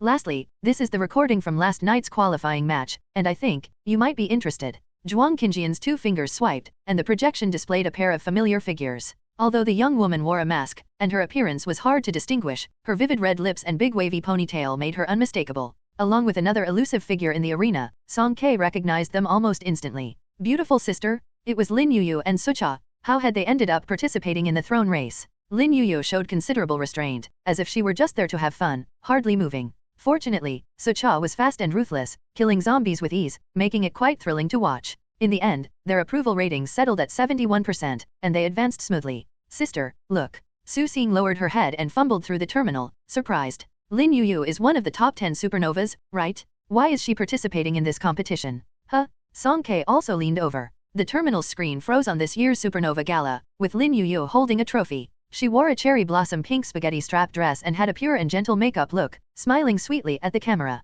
Of course, she can participate, Zhuang Qinjian chuckled softly, with a meaningful tone. Song Ke and Su Xing both tilted their heads in curiosity, like 2 curious little animals. Don't you understand? Think carefully. Haven't you noticed a characteristic of the throne race competition? Zhuang Qinjian gently prompted. Characteristic? Song Ke tried to recall, the grand entrance of the Sikara Theater, the design of the arena, the registration area, the special guests. She suddenly realized, but Su Xing raised his hand even faster, answering, it's artificial intelligence. That's right, from the moment they got involved with the throne race competition, all job positions were filled by artificial intelligence, with no traces of human involvement. AI greeters, AI registration, AI security patrols, even the superstars responsible for entertaining the audience were all virtual idols. Humans had only 2 roles, participants and spectators. Lin Yuyu wasn't a virtual idol. She didn't need to appear as a special guest like Luo Qinghe or Yulika. If she registered as an awakener, from a program standpoint, it was completely legitimate. But why would she want to participate? A famous superstar who could make countless people swoon with a song on stage, Lin Yuyu had fame, money, and adoration. Why would she risk her life to enter the throne race? Zhuang Qinjian pondered for a moment. For crystals, or perhaps for an irrevocable wish. During their time in Lulai Port, Lin Yuyu had taken a risk to seize crystals, even revealing her identity. Additionally, after Ilya promised that any wish could be fulfilled, she appeared in the qualifying round. She must have a deep-seated determination. Song Ke still didn't understand. Why? It's just a sentence. It was just a sentence from artificial intelligence. Why were so many people rushing in? Ilya had deceived her just a couple of days ago? Zhuang Qinjian shook his head slowly. Precisely because it's artificial intelligence. Song Ke was bewildered. Artificial intelligence is more trustworthy than humans. Look here, Zhuang Qinjian snapped his fingers, and the projection immediately displayed a screen full of data. According to incomplete statistics, any policy or statement Ilya has made since taking the stage has never been broken. It's not just artificial intelligence, it's also the highest executive of Ferrara, capable of wielding all power to ensure the transmission of its will. What Zhuang Qinjian didn't say was that Ilya's promise made that day was also meaningful. Money, power, status, abilities, and even access to District B. These lures were thrown out one by one, and no awakener could resist. Gathering so many awakeners, secretly collecting so many zombies, what did Ilya really want to achieve? Nobody knew. But Song Ke thought of something else. Wishes? Did everyone participate in the competition because they had wishes they wanted to fulfill? What about V587? Did her companions also have unfulfilled wishes? Song Ke patted Su Xing's furry head. Xiao Xing, do you have any wishes? Tears welled up in Su Xing's eyes. I hope Dad can come back to life. Well, it's not impossible, Zhuang Qinjian said casually from the side. Perhaps Ilya can create a biomimetic AI of Su Weiguo. As long as you input his original behavioral patterns, you'll have a new dad. Will that make you happy? Su Xing thought about that image, a biomimetic robot speaking in Su Weiguo's voice, and he shuddered. No, thank you. What about you, sister? Do you have a wish? Me. Does it count to go to District B to have a look? Song Ke thought for a moment, but this idea wasn't very urgent, and it didn't qualify as a heartfelt wish. Moreover, rather than saying she had a wish, it was more accurate to say she had something she had to do. What's your wish? Song Ke turned to Zhuang Qinjian. Su Xing rolled his eyes discreetly where Zhuang Qinjian couldn't see and then straightened his face, also looking over. Zhuang Qinjian's hands, with distinct joints, rested on the touch panel, and the images in the projection changed intermittently and chaotically. He lifted the corner of his mouth, but there was no trace of amusement in his eyes. I have no wishes. No wishes? He truly was a strange person. Song Ke remained silent for 2 seconds, then asked, then you have seen so many teams, are there any people with healing abilities? Zhuang Qinjian suddenly raised his gaze. My wish is to heal you, Song Ke said, looking into his eyes, each word spoken deliberately. There was no hint of doubt in her eyes, only pure sincerity. They locked eyes for a few seconds, neither of them looking away. Then Zhuang Qinjian smiled, a genuine smile this time, with little stars in the corners of his eyes.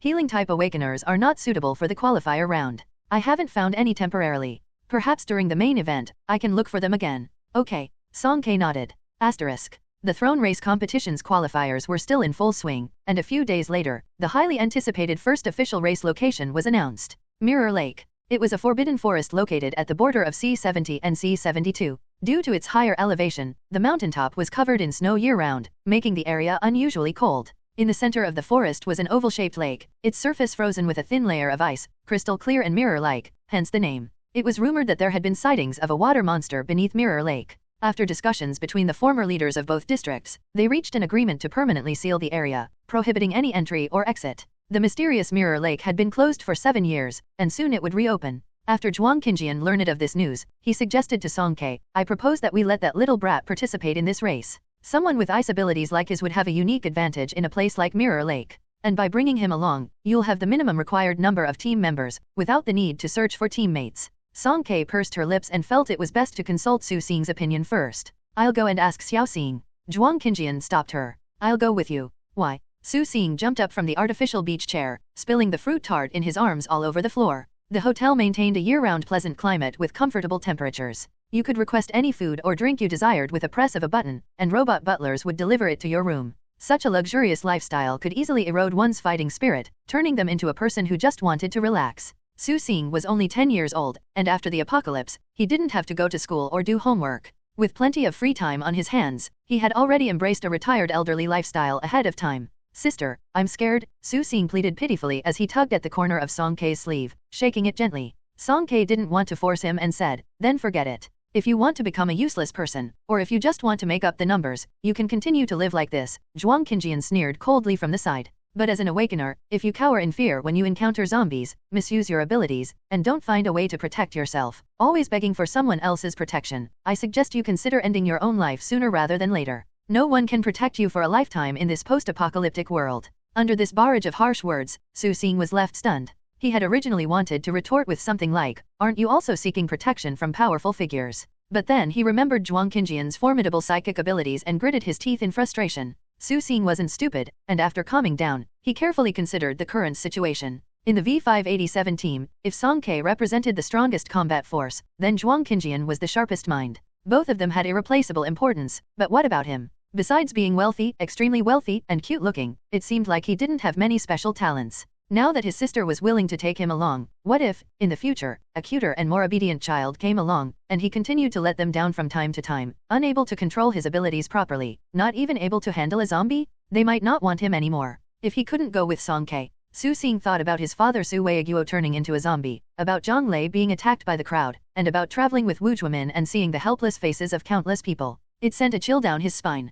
He suddenly realized that he couldn't let himself sink into such a state. He needed to become stronger. He had to officially become a member of V587 and fulfill his role. In the future, his position should be even more important than that scoundrel Zhuang Qinjian. With determination blazing in his eyes, Su Xing said, Sister, I'm going with you. I want to participate in the official race. Song Ke couldn't help but be impressed. Just how did Zhuang Qinjian manage to inspire him with just a few words? Or rather, manipulate him, at novel bin at. Looking at Su Xing's appearance, he seemed eager to roll up his sleeves and head to Mirror Lake to fight right now. Song Ke was about to nod, but Zhuang Qinjian stopped her. No, why not? Su Xing's curly hair seemed almost ready to explode with frustration. You were the one who suggested that I join the competition, and now you're telling me not to? What do you want from me? Zhuang Qinjian scrutinized him from top to bottom, a smirk playing at the corners of his mouth. Of course, you can't go. With your current level, you want to participate in the battle royale? What, planning to be a sitting duck for someone to chop up? Su Xing. His small self-esteem had suffered a huge blow.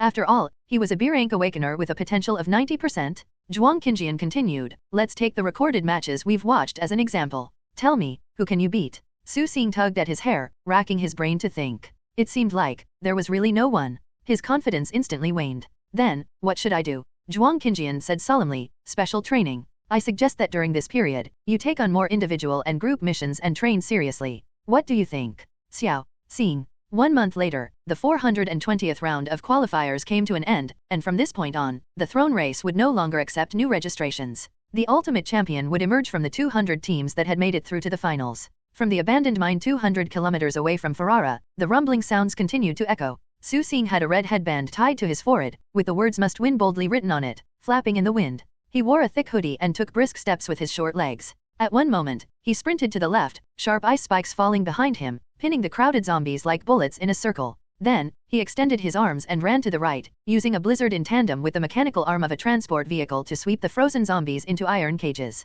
The red band fluttered behind his head, giving him a somewhat peerless master's demeanor. In less than 20 minutes, Su Xing completed a sea-level mission all by himself. Song Ke stood on a high platform, watching from afar. This scene had become the norm for almost a month. Su Xing had undergone Zhuang Qinjian's devilish training, starting from tears and sobbing, often hiccuping while fighting zombies, and frequently needing her help to clean up afterward. But now, he had made rapid progress. Not only could he single-handedly take down dozens of zombies, but he also maintained cleanliness, remembering to blow the area clean and tidying up the battlefield as a matter of course. Song Ke's thoughts wandered, and she couldn't help but think of Aiming's favorite lines from that classic palace intrigue drama of the old civilization. The old Xiaoxing was already dead. Now, standing before them was Niu Hulu. No, it was the Mecha Tyrannosaurus Xiaoxing. "You're really amazing," Song Ke murmured. "It's still a long way to go," Zhuang Qinjian replied calmly. "No, I mean you're really amazing." Being able to transform Su Xing from a slacker who only wanted to lie down every day into the current edgy teenager was entirely Zhuang Qinjian's achievement.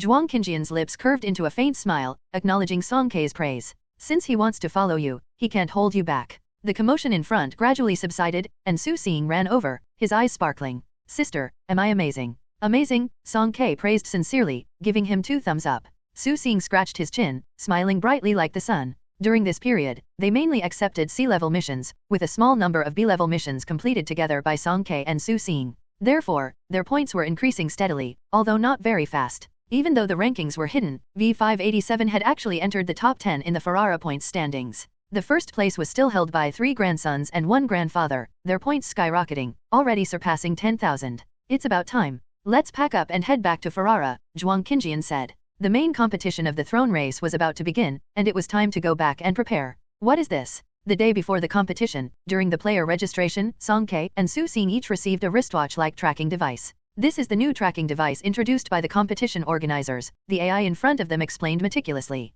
"It's used in conjunction with a small unmanned camera that follows each player one-on-one throughout the race, capturing every exciting moment." "Isn't this just an electronic ankle monitor?" Su Xing muttered softly. The synthesized voice of the AI remained calm and unaffected. "I apologize for any inconvenience. I can confirm that due to perspective issues during the previous qualifiers, there was a severe broadcasting incident that resulted in complaints from viewers. We've learned from that experience and have upgraded our filming methods to ensure a comprehensive, multi-angle, immersive experience, with no blind spots. In addition, each player has their own private live broadcast room that viewers can unlock and watch for a fee." Qualifiers, broadcasting incident, could it have been because of her? Song Ke nervously rubbed her ear. Due to the unique nature of the main competition venue, there were no on-site seats, and the audience could only watch through terminals. Tickets for the competition had been sold at exorbitant prices, and the number of reservations for popular Superhumans live broadcast rooms had surpassed several 100,000, far exceeding the peak of any previous concert, setting a new historical record. "Please draw lots." The AI swiped a panel, and suddenly, a brilliant galaxy appeared before Song Ke's eyes. Hundreds of sparkling stars slowly flowed within, emitting a gentle glow. The AI reminded her methodically, "The size of the number will determine the team's order of appearance." Song Ke casually picked a star, and a number appeared on it, 161. "Congratulations, you've drawn number 161, starting from the northwest corner at 20:20. With a total of 200 teams, they started at staggered times, and the earlier the better, as it allowed teams to familiarize themselves with the terrain in advance and even set ambushes to take advantage of others. Unfortunately, Song Ke and Su Xing not only had a late draw but also a terrible starting point. The northwest corner was the most desolate starting point, requiring them to cross the Mirror Lake in the central area to reach the endpoint located at the eastern mountaintop. It seemed like a definite disadvantage. Song Ke was shocked by her own choice, thinking she should have let Su Xing draw instead. But Su Xing was surprisingly happy, saying, "Great. It's not the last number." Song Ke patiently explained, The higher the number, the later you start. It's not good. I should have let you draw." Su Xing blinked his eyes, "But I've never won anything in my life, not even a bag of chips. If I had drawn, it would probably have been number 199. Song Ke sighed. "All right. Well, in that case, 161 isn't so bad. It's actually quite good." After returning to the hotel, their number 161 drew merciless laughter from Zhuang Qinjian. Despite Zhuang Qinjian's early lessons, when it came to the actual competition, they could only rely on themselves. Song Ke wore Wu Yara's space necklace and concealed various spiritual weapons in her oversized coat. Her primary weapon was still the dual swords she had been using recently. Before leaving, Song Ke looked at Zhuang Qinjian and asked, "Is there anything else you want to tell me?" Just like that day in Hua City, Zhuang Qinjian lazily leaned on his wheelchair and waved at her, his magnetic voice seductive and captivating. "Come back early." Song Ke nodded earnestly. "All right." On the night of the competition, at Mirror Lake, at exactly 2000 hours, all the floating screens in the Ferrara city area simultaneously projected the throne race, and the official live broadcast room began on time. Good evening, dear viewers. The exciting moment has finally arrived. Welcome to the live broadcast of the top 64 qualifying round of the throne race. I am your host, Ake, and the gentleman beside me is none other than your heartthrob, Luo Qinghe. Ake, a virtual AI, was a renowned figure in Ferrara, known for his exceptional hosting skills. It was said that his language and art module in his central memory had gone through numerous iterations, making him one of the top-tier self-learning AI. As for Luo Qinghe, the official reason for inviting him was quite obvious. When his gentle and jade-like face was enlarged on the screen, even without speaking, the viewership ratings soared. Ahem, Ake cleared his throat excitedly. Next, I will explain the rules of the competition. This competition follows the Battle Royale format, and this time, we've prepared some truly terrifying monsters. He intentionally made an exaggerated spooky face, and the live chat was immediately filled with laughter. Isn't it just zombies? We guessed that ages ago. Can we see the legendary water monster today? Can't wait. Ha ha ha, Ake making that expression is really silly. Who wants to see you? I want to watch my Qinghe. Please switch the camera. Thank you. Can the guy upstairs with dreams roll out? Can't you go crazy in your own private live room? Is the ugly guy upstairs triggered? The competition hadn't even started yet, and the live chat was already buzzing with activity. Colorful fonts kept scrolling across the screen, and the official live chat room became chaotic. AI moderators immediately took action, banning IP addresses that were inciting trouble. According to the rules, there are special items called flags hidden in the field. The team that finds a flag first and delivers it to the endpoint will qualify. Please note that the number of flags is limited, and as long as they haven't reached the endpoint, ownership can transfer at any time. What does that mean? Hehe, it means that even if you haven't found a flag, you can snatch it from someone else. Ake was completely unaffected by the live chat and playfully made a grabbing motion. For fairness, once a flag is picked up, the player who possesses it will have their location automatically exposed, and others can lock onto their coordinates using the tracking device. How about that? Isn't it interesting? Limited flags, public coordinates, this clearly encouraged awakeners to fight and potentially kill each other. Some quick-thinking viewers quickly understood the key point and became even more excited. Alright, I see that some viewers are asking what the flags are. I can't reveal that information yet. You'll have to wait until the competition begins for Ake to unveil it for everyone. Let's take a look at the viewership ratings for our contestants. Currently in the lead is 52-1 player Duan Muqi, followed by 105-4, known as the Wild Rose, Irene. And 114-3 is our local contestant from Ferrara, Feng Duona. Hey, they're all handsome men and beautiful women. So, it turns out everyone goes for looks, huh? Haha, just kidding. The skills of these contestants should not be underestimated. You can also pay to unlock your favorite player's live room and enjoy an immersive experience throughout the game. Want to see Qinghe? Of course, you can. Let's get the camera on Qinghe. Qinghe, do you have any words for the contestants? Facing the camera, Luo Qinghe maintained impeccable manners with not a single fault, but a hint of solemnity was evident in his warm and unearthly eyes. In this game of life and death, I urge all contestants to give it their all. At 2020, at the northwest corner of Mirror Lake, the last group of teams set off. Song Ke and Su Xing stepped into the Forbidden Forest, and the trackers on their wrists blinked brightly. 2 drones followed closely beside them. No vehicles were allowed inside Mirror Lake, so the participants had to proceed on foot. Looking up, the sky was mostly obscured by the tangled branches of trees. The dim light of the night made it difficult to see, and even if they stretched their necks, they could only faintly glimpse the neon lights of Ferrara in the distance. Before long, the two of them reached the edge of a swamp. Sister, where do you think the flag will be? It can't just be stuck in the ground, right? Could it be buried in the soil, and we have to dig it up ourselves? Su Xing actively used his little brain and shared his guess at novel bin at. Whoosh! A group of dark shadows darted past them from behind. Song Ke and Su Xing immediately fell silent, turning their heads vigilantly. Across the dark swamp, over a dozen bizarre-looking creatures were staring at them from the branches. Their eyes emitted a green glow, their heads looked like mice, but their limbs and abdomen were as robust as rabbits. They had thick, black fur on their backs. In the blink of an eye, they swiftly flew to the other side. Su Xing swallowed hard, suppressing his fear, and his voice trembled slightly. They seemed to be mutated rats. They looked a lot like the cockroaches they encountered in Hua City. They were zombie rats? Song Ke lowered her voice to avoid alarming them. Xiao Xing, take control. Su Xing opened his hand, and a fine snowstorm flowed out from his palm, causing the surface of the swamp to freeze. His move was quite effective, covering the path of the approaching zombie rats. Since it was a widespread area of effect, they couldn't avoid it. The claws of those rats were frozen, and their flight speed significantly slowed down as they tumbled from low altitude. The swamp and the ground were intertwined, making it difficult to distinguish the edge. Song-K didn't rashly charge forward. With a slight movement of her fingertips, several bright crescent-shaped throwing knives were released towards the group of rats, hitting them squarely in the head and harvesting a large number of them. She cautiously took 2 steps forward, intending to examine the situation, but suddenly, a large net fell from the sky towards her head. Song-K reacted swiftly, rolling close to the ground, quickly moving out of the net's range. However, the bodies of those rats were collected into a bag on the opposite side. The other side's goal was clearly to snatch their gains. Song-K suddenly raised her head. On the opposite side of the swamp, there was a 5-person team in full formation. The short-haired woman among them had just retracted a soft net, which she had likely used as her ability. She was accompanied by 4 others, 2 burly men holding steel knives, and another 2 who seemed to be twins, bearing a striking resemblance to each other, with blood-red ropes tied around their arms. They didn't seem friendly. "Hey, this spot is taken by us. You should go elsewhere," the short-haired woman arrogantly said, lifting her chin. In the livestream room of Team 172, viewers who were watching the match were reveling in the situation.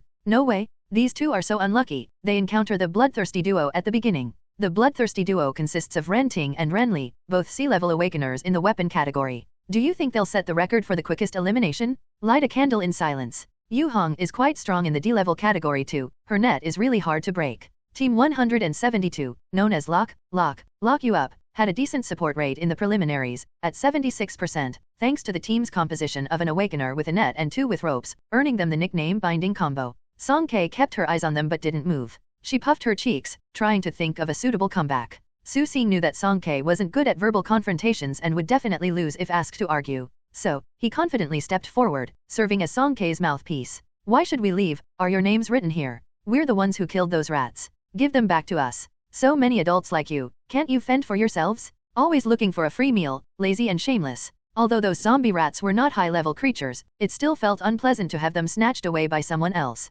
Also, maybe due to spending time with Zhuang Qinjian, Su Xing's ability to sarcastically taunt people had become increasingly sharp. "You little brat, you haven't even weaned yet, and you've come here to die." The twin siblings, not caring that Su Xing was just a child, didn't hesitate and immediately took action. Their crimson robes snaked like venomous serpents, entwining and aiming directly for his neck, seemingly intent on strangling him. The 2 burly men wielding steel knives also circumvented the swamp and headed toward Su Xing. Taking advantage of the opportunity, Yu Hong swung her soft net once more, unleashing 4 consecutive strikes. Although she didn't capture Song-K, she managed to block her path, trapping her in place. The group had a clear target: eliminate the mouthy kid first. Su Xing darted and dodged among the trees, occasionally rolling close to the ground. His special training had not been in vain. Despite looking a bit disheveled, his small stature and snake-like movements allowed him to evade the ropes. Ren Ting sneered, showing disdain, and scoffed, "Oh, so you're a king of words, huh? I thought you had some talent. Is rolling on the ground your only skill?" Su Xing kept his mouth shut and focused on escaping.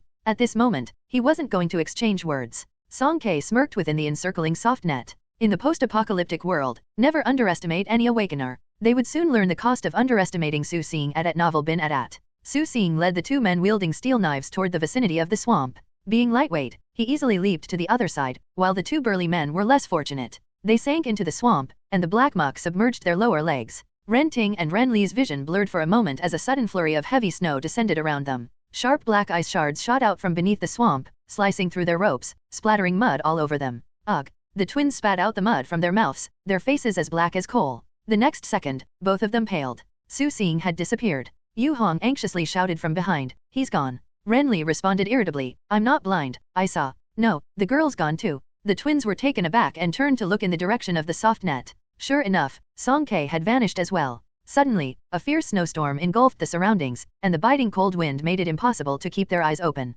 Gone? The members of Lock You Up checked all 4 directions within their line of sight and found no trace of anyone. Where did they go? Whoosh! A blue light illuminated the sky. A slender figure swiftly moved among the treetops, leaping into the air and somersaulting downward. Song-K drew a pair of long and short spirit blades from her back and unleashed 2 consecutive strikes. Clang! Yu Hong's soft net snapped like paper, too fragile to withstand a single blow. With her ability destroyed, her mental strength suffered a heavy blow, leaving her brain in chaos. She slumped to the ground, falling into unconsciousness. Arrogant, right in front of me, bullying us at range? Think I don't exist? Song-K leaped to the other side, her blade relentlessly striking toward the twins. The azure dual blades met the crimson long rope head-on. Unexpectedly, the rope wound around the blade's edge. Song-K raised the tip of her blade, a glint of darkness passed, and the rope immediately shattered into pieces. She switched from backhand to forehand, attacking relentlessly, balancing her strikes between left and right, overwhelming the twins with a flurry of blade attacks. Ren Ting and Ren Li had no way to counter this close-range assault. After taking several strikes head-on, they were heavily injured, sent flying 7 to 8 meters away, and collided harshly with a large tree. Almost simultaneously with Song Kei's attack, in another direction, several ice shards flew out from behind the trees, accurately targeting the swamp. Plop. 2 burly men had their backs pierced. Song Kei in a 1vs3 situation, and Su Xing in a 1vs2 situation, wiped out lock you up. All of them were incapacitated. Song Kei picked up their trackers and sent out the elimination signal. Soon, robots would come to clean up the battlefield. What the heck? Who are these people? The people in the 172 livestream room couldn't help but curse. Who were these two? So powerful? They took down the bloodthirsty duo at first sight? Why didn't we hear anything about them before? Some curious individuals checked the pre-selection support rate for V587 and were surprised to find it was only 61%. They barely made it through the preliminary rounds. This didn't make sense. After lock you up was eliminated, their 5 individual livestream rooms were simultaneously closed. Those who had previously supported them couldn't stand the loneliness and switched sides, paying to unlock V587's livestream room with the thought of, I want to see how these two will die. However, when they entered and took a look, they were in for a surprise. The livestream rooms 161-1 and 161-2 were probably the most pathetic among all the participants. They had no sponsors, no popularity, and had less than 300 viewers. What the heck? Those latecomer viewers, with a strange and unexplainable mix of emotions, settled into this cold and empty livestream room. Song Kei used the tip of her blade to inspect the bodies of the zombie rats, but she didn't find anything unusual. She walked back to Su Xing and exchanged a high five. Xiao Xing, you did great. You're amazing too, sister. Another round of mutual compliments was exchanged, and then Song Kei said seriously, first, let's leave this place. The commotion was too loud. In case another team heard the commotion and decided to converge on them, it would be troublesome. Song Kei wasn't afraid of a fight, but she didn't want to waste time. Their top priority was still to find the flag and ensure their advancement. In the official livestream room, Ake was enthusiastically commentating on another conflict. At 2022, in the eastern part of Mirror Lake, 2 of the favorites in this competition, 3 grandsons and 1 grandfather, encountered Shunsing Tea House. The 2 teams of ability users faced each other at a distance, their expressions tense, and neither side made any hasty moves. Duan Muqi was the first to speak. Old Xiang, the match is still long. There's no need to have a few casualties here, right? Mr. Xiang's eyes sparkled as he glanced around and diverted the topic. Young Duan, how did I hear that you got injured? He snorted, since you're already injured, why don't you rest at home instead of coming out and running around? Be careful not to develop any other problems. Behind Mr. Xiang, a shadow hovered in the air, with a pair of ominous eyes fixed firmly on Duan Muqi. Faint black mist drifted toward him, gradually closing in on the area around Duan Muqi. Plop. Thick thorns erupted from the ground, breaking through the soil. With a snap, they dispelled the black mist. Duan Muqi laughed, Mr. Xiang, you're underestimating me. He raised his hand gently, and countless thorns grew wildly, surrounding the members of Shunsing Tea House and pointing threateningly at them. Duan Muqi's ability was at its peak, even more so than before. Mr. Xiang stared at him for a couple of seconds, then chuckled, Young Duan, you've misunderstood. This old man was just concerned about you. We're heading north. Hopefully, we won't encounter any unpleasant situations along the way. We'll see you at the finish line. That's perfect, we're heading south. We'll see you at the finish line. Duan Muqi understood the implied message in his words and smiled as he closed his hands. The thorns also retracted. The 2 teams, one heading north and the other south, parted ways and continued their journey. Oh, they didn't start a fight. Ake clicked his tongue, looking somewhat disappointed. It's a wise decision, Luo Qinghe commented. The flag hasn't appeared yet. Starting a conflict now would only deplete their strength, which wouldn't bode well for the rest of the competition. Qinghe is right, Ake agreed. But we also say that rational leaders like Duan Muqi and Mr. Xiang are in the minority. We're 25 minutes into the game, and there's no sign of the flag. There have been small-scale disputes and skirmishes among awakeners. So far, 5 teams have miserably been eliminated. In the brutal format of the Battle Royale, being eliminated meant either death or severe injury. Let's take a look at some highlights. The director cut to several exciting moments. Because there were too many teams erupting into conflicts, the footage of Song Kei taking down lock you up was mixed in and went unnoticed for less than 2 seconds, not attracting much attention. In the depths of Mirror Lake, Song Kei and Su Xing continued forward for another 5 to 6 minutes without encountering any other teams.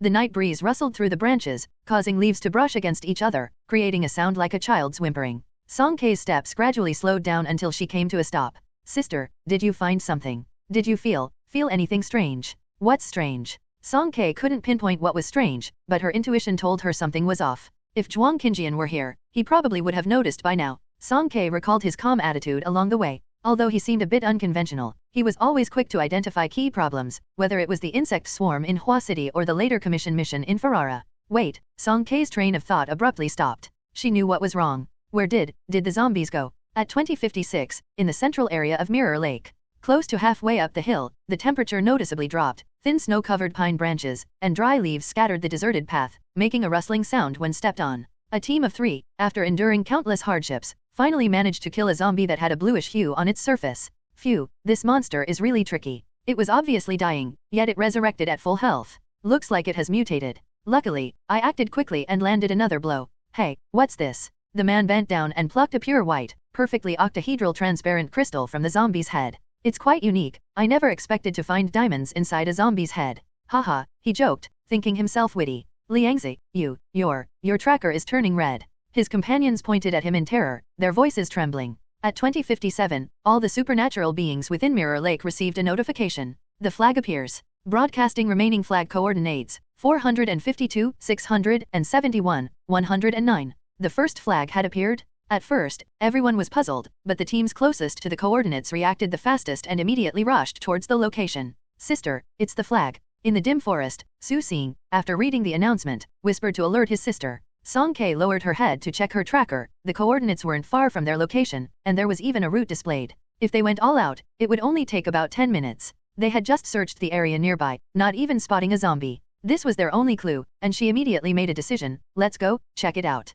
When Song Kei and Su Xing arrived at the center of Mirror Lake, the flag's coordinates had already been reached by another team. Rather than rushing in recklessly, the two found a concealed large tree and observed the situation. In the center of the encirclement were 3 disheveled awakeners, their legs trembling as they knelt on the ground, clearly suffering from severe injuries. I say, don't be so stingy. Let us see what the flag is. In front of the 3, a muscular supernatural being crossed his arms and casually remarked, do you really have to maintain civility in a battle royale like this? Just kill him, and we'll know. His impatient teammate attacked immediately, turning his palm into a fist and striking towards the 3. Bang! The awakener named Liangzi was instantly killed, blood splattered everywhere, and a transparent object rolled out from his body onto the ground. The person who threw the punch reacted swiftly, picking it up and holding it high. Through the dim night, the perfectly octahedral crystal emitted a faint glow. He exclaimed in surprise, it's a crystal? So, the flag is. Before he could finish speaking, a red light flashed, and the person who had just been talking had his head and neck separated, falling to the ground with a thud. More awakeners arrived, this time numbering in the dozens.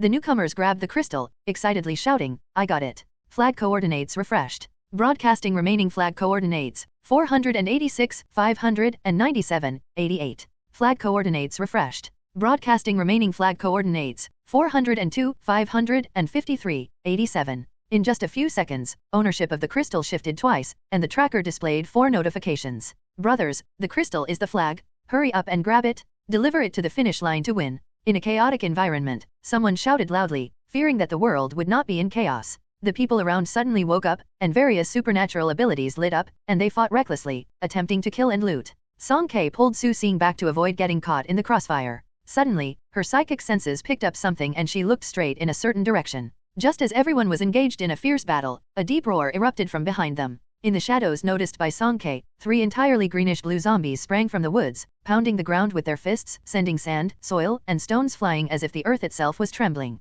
They were mutated zombies. The awakeners in the chaotic battle fell silent for a moment. Hurry, charge! Crystals come from the mutated zombies. Kill the zombies, get the crystals, and go to the next round. The voice that had been stirring the pot earlier resurfaced, adding fuel to the fire. Several messy wind blades shaved away the branches and leaves concealing Song Kei, forcing her to retreat again. The battle zone was in complete chaos, with the awakeners no longer distinguishing between friend and foe, using their area of effect attacks. Song Kei focused her gaze on the young man who had been inciting others to fight while standing on the sidelines as if watching a show. He had ice blue eyes and seemed quite young. He deliberately egged others on to fight while enjoying the spectacle himself, standing outside the circle as if he were an innocent bystander. This person was not simple. The destructive power of the 3 mutated zombies was astonishing, and the awakeners, each with their own agenda, were unable to defeat them in a short time and were instead being suppressed. A month ago, killing mutated zombies had been an A-level mission, but now it had become the sustenance for the throne race. Song Kei suddenly realized why they hadn't encountered ordinary zombies on their journey.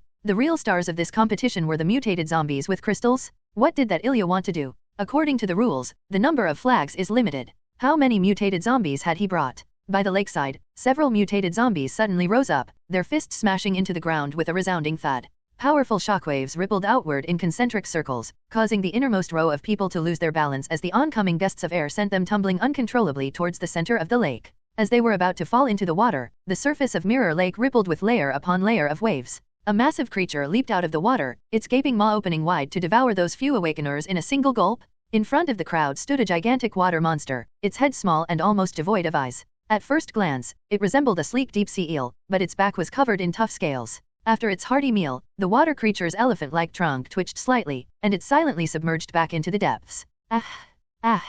In the official live broadcast room, Ake screamed dramatically, holding his face with both hands. Dozens of drones aimed at the central area of Mirror Lake. Ake had been passionately commentating on the chaotic battle, but suddenly witnessing this terrifying scene, he let out a loud cry to enhance the live atmosphere, instantly pushing the viewership data to its peak. Not only Ake but also the millions of viewers immersed in the immersive broadcast were nearly scared to death by the sudden appearance of the water monster. 3 mutated zombies were finally beaten to death haphazardly, one after another falling to the ground. The crystals in their heads were quickly harvested, and the team that had captured the flag wasted no time and bolted. Others, unwilling to leave empty-handed, gnashed their teeth and chased after them. There was still another water monster lurking nearby, and the awakeners dared not linger. They fled in panic through the woods, desperate to escape the danger zone. On the surface of Mirror Lake, countless tiny bubbles bubbled up, and in the next moment, the water monster leaped once again. Its neck, over 10 meters long, stretched forward, and it snapped up several awakeners who hadn't made it to the shore in time. The panicked crowd scattered like headless flies, with several charging towards the large trees where they had taken cover.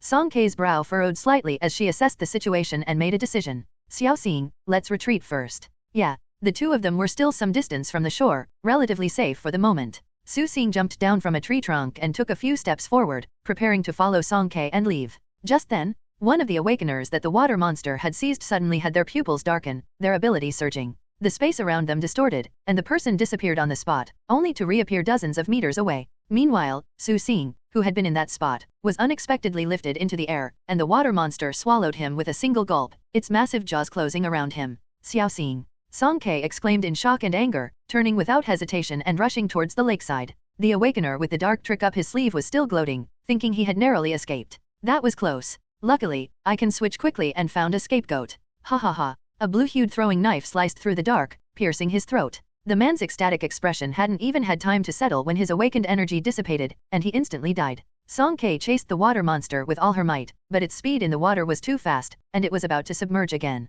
Xiao Xing! Song Kei made a leaping dash through the air, landing on the creature's back like a shooting star. She thrust a short knife into its head. The water monster howled in pain, its body contorted, and its massive tail swung fiercely, knocking Song Kei off with a thud. She momentarily lost her footing, sliding down its wet and slippery back. However, her physical abilities and reflexes were extraordinary. Almost as she descended, Song Kei pulled out a 3-edged dagger, viciously stabbing it into the creature's cheek, twisting it left and right. She then hooked her leg and flipped back up. In the official live broadcast room, all the cameras were focused on the Mirror Lake monster and Song Kei, who had suddenly returned to the scene. Real-time data monitoring detected a surge in viewership and immediately switched to the dedicated drone broadcasting Song Kei's perspective. The viewership in room 161:1 was also steadily increasing, 10,000, 50,000, 100,000, quickly surpassing 150,000. The scene was just too exciting, and the viewers at their screens were in awe, unable to look away. When Song Kei fell, countless viewers' hearts tightened. When she reappeared, their expressions relaxed, but then they tensed up again.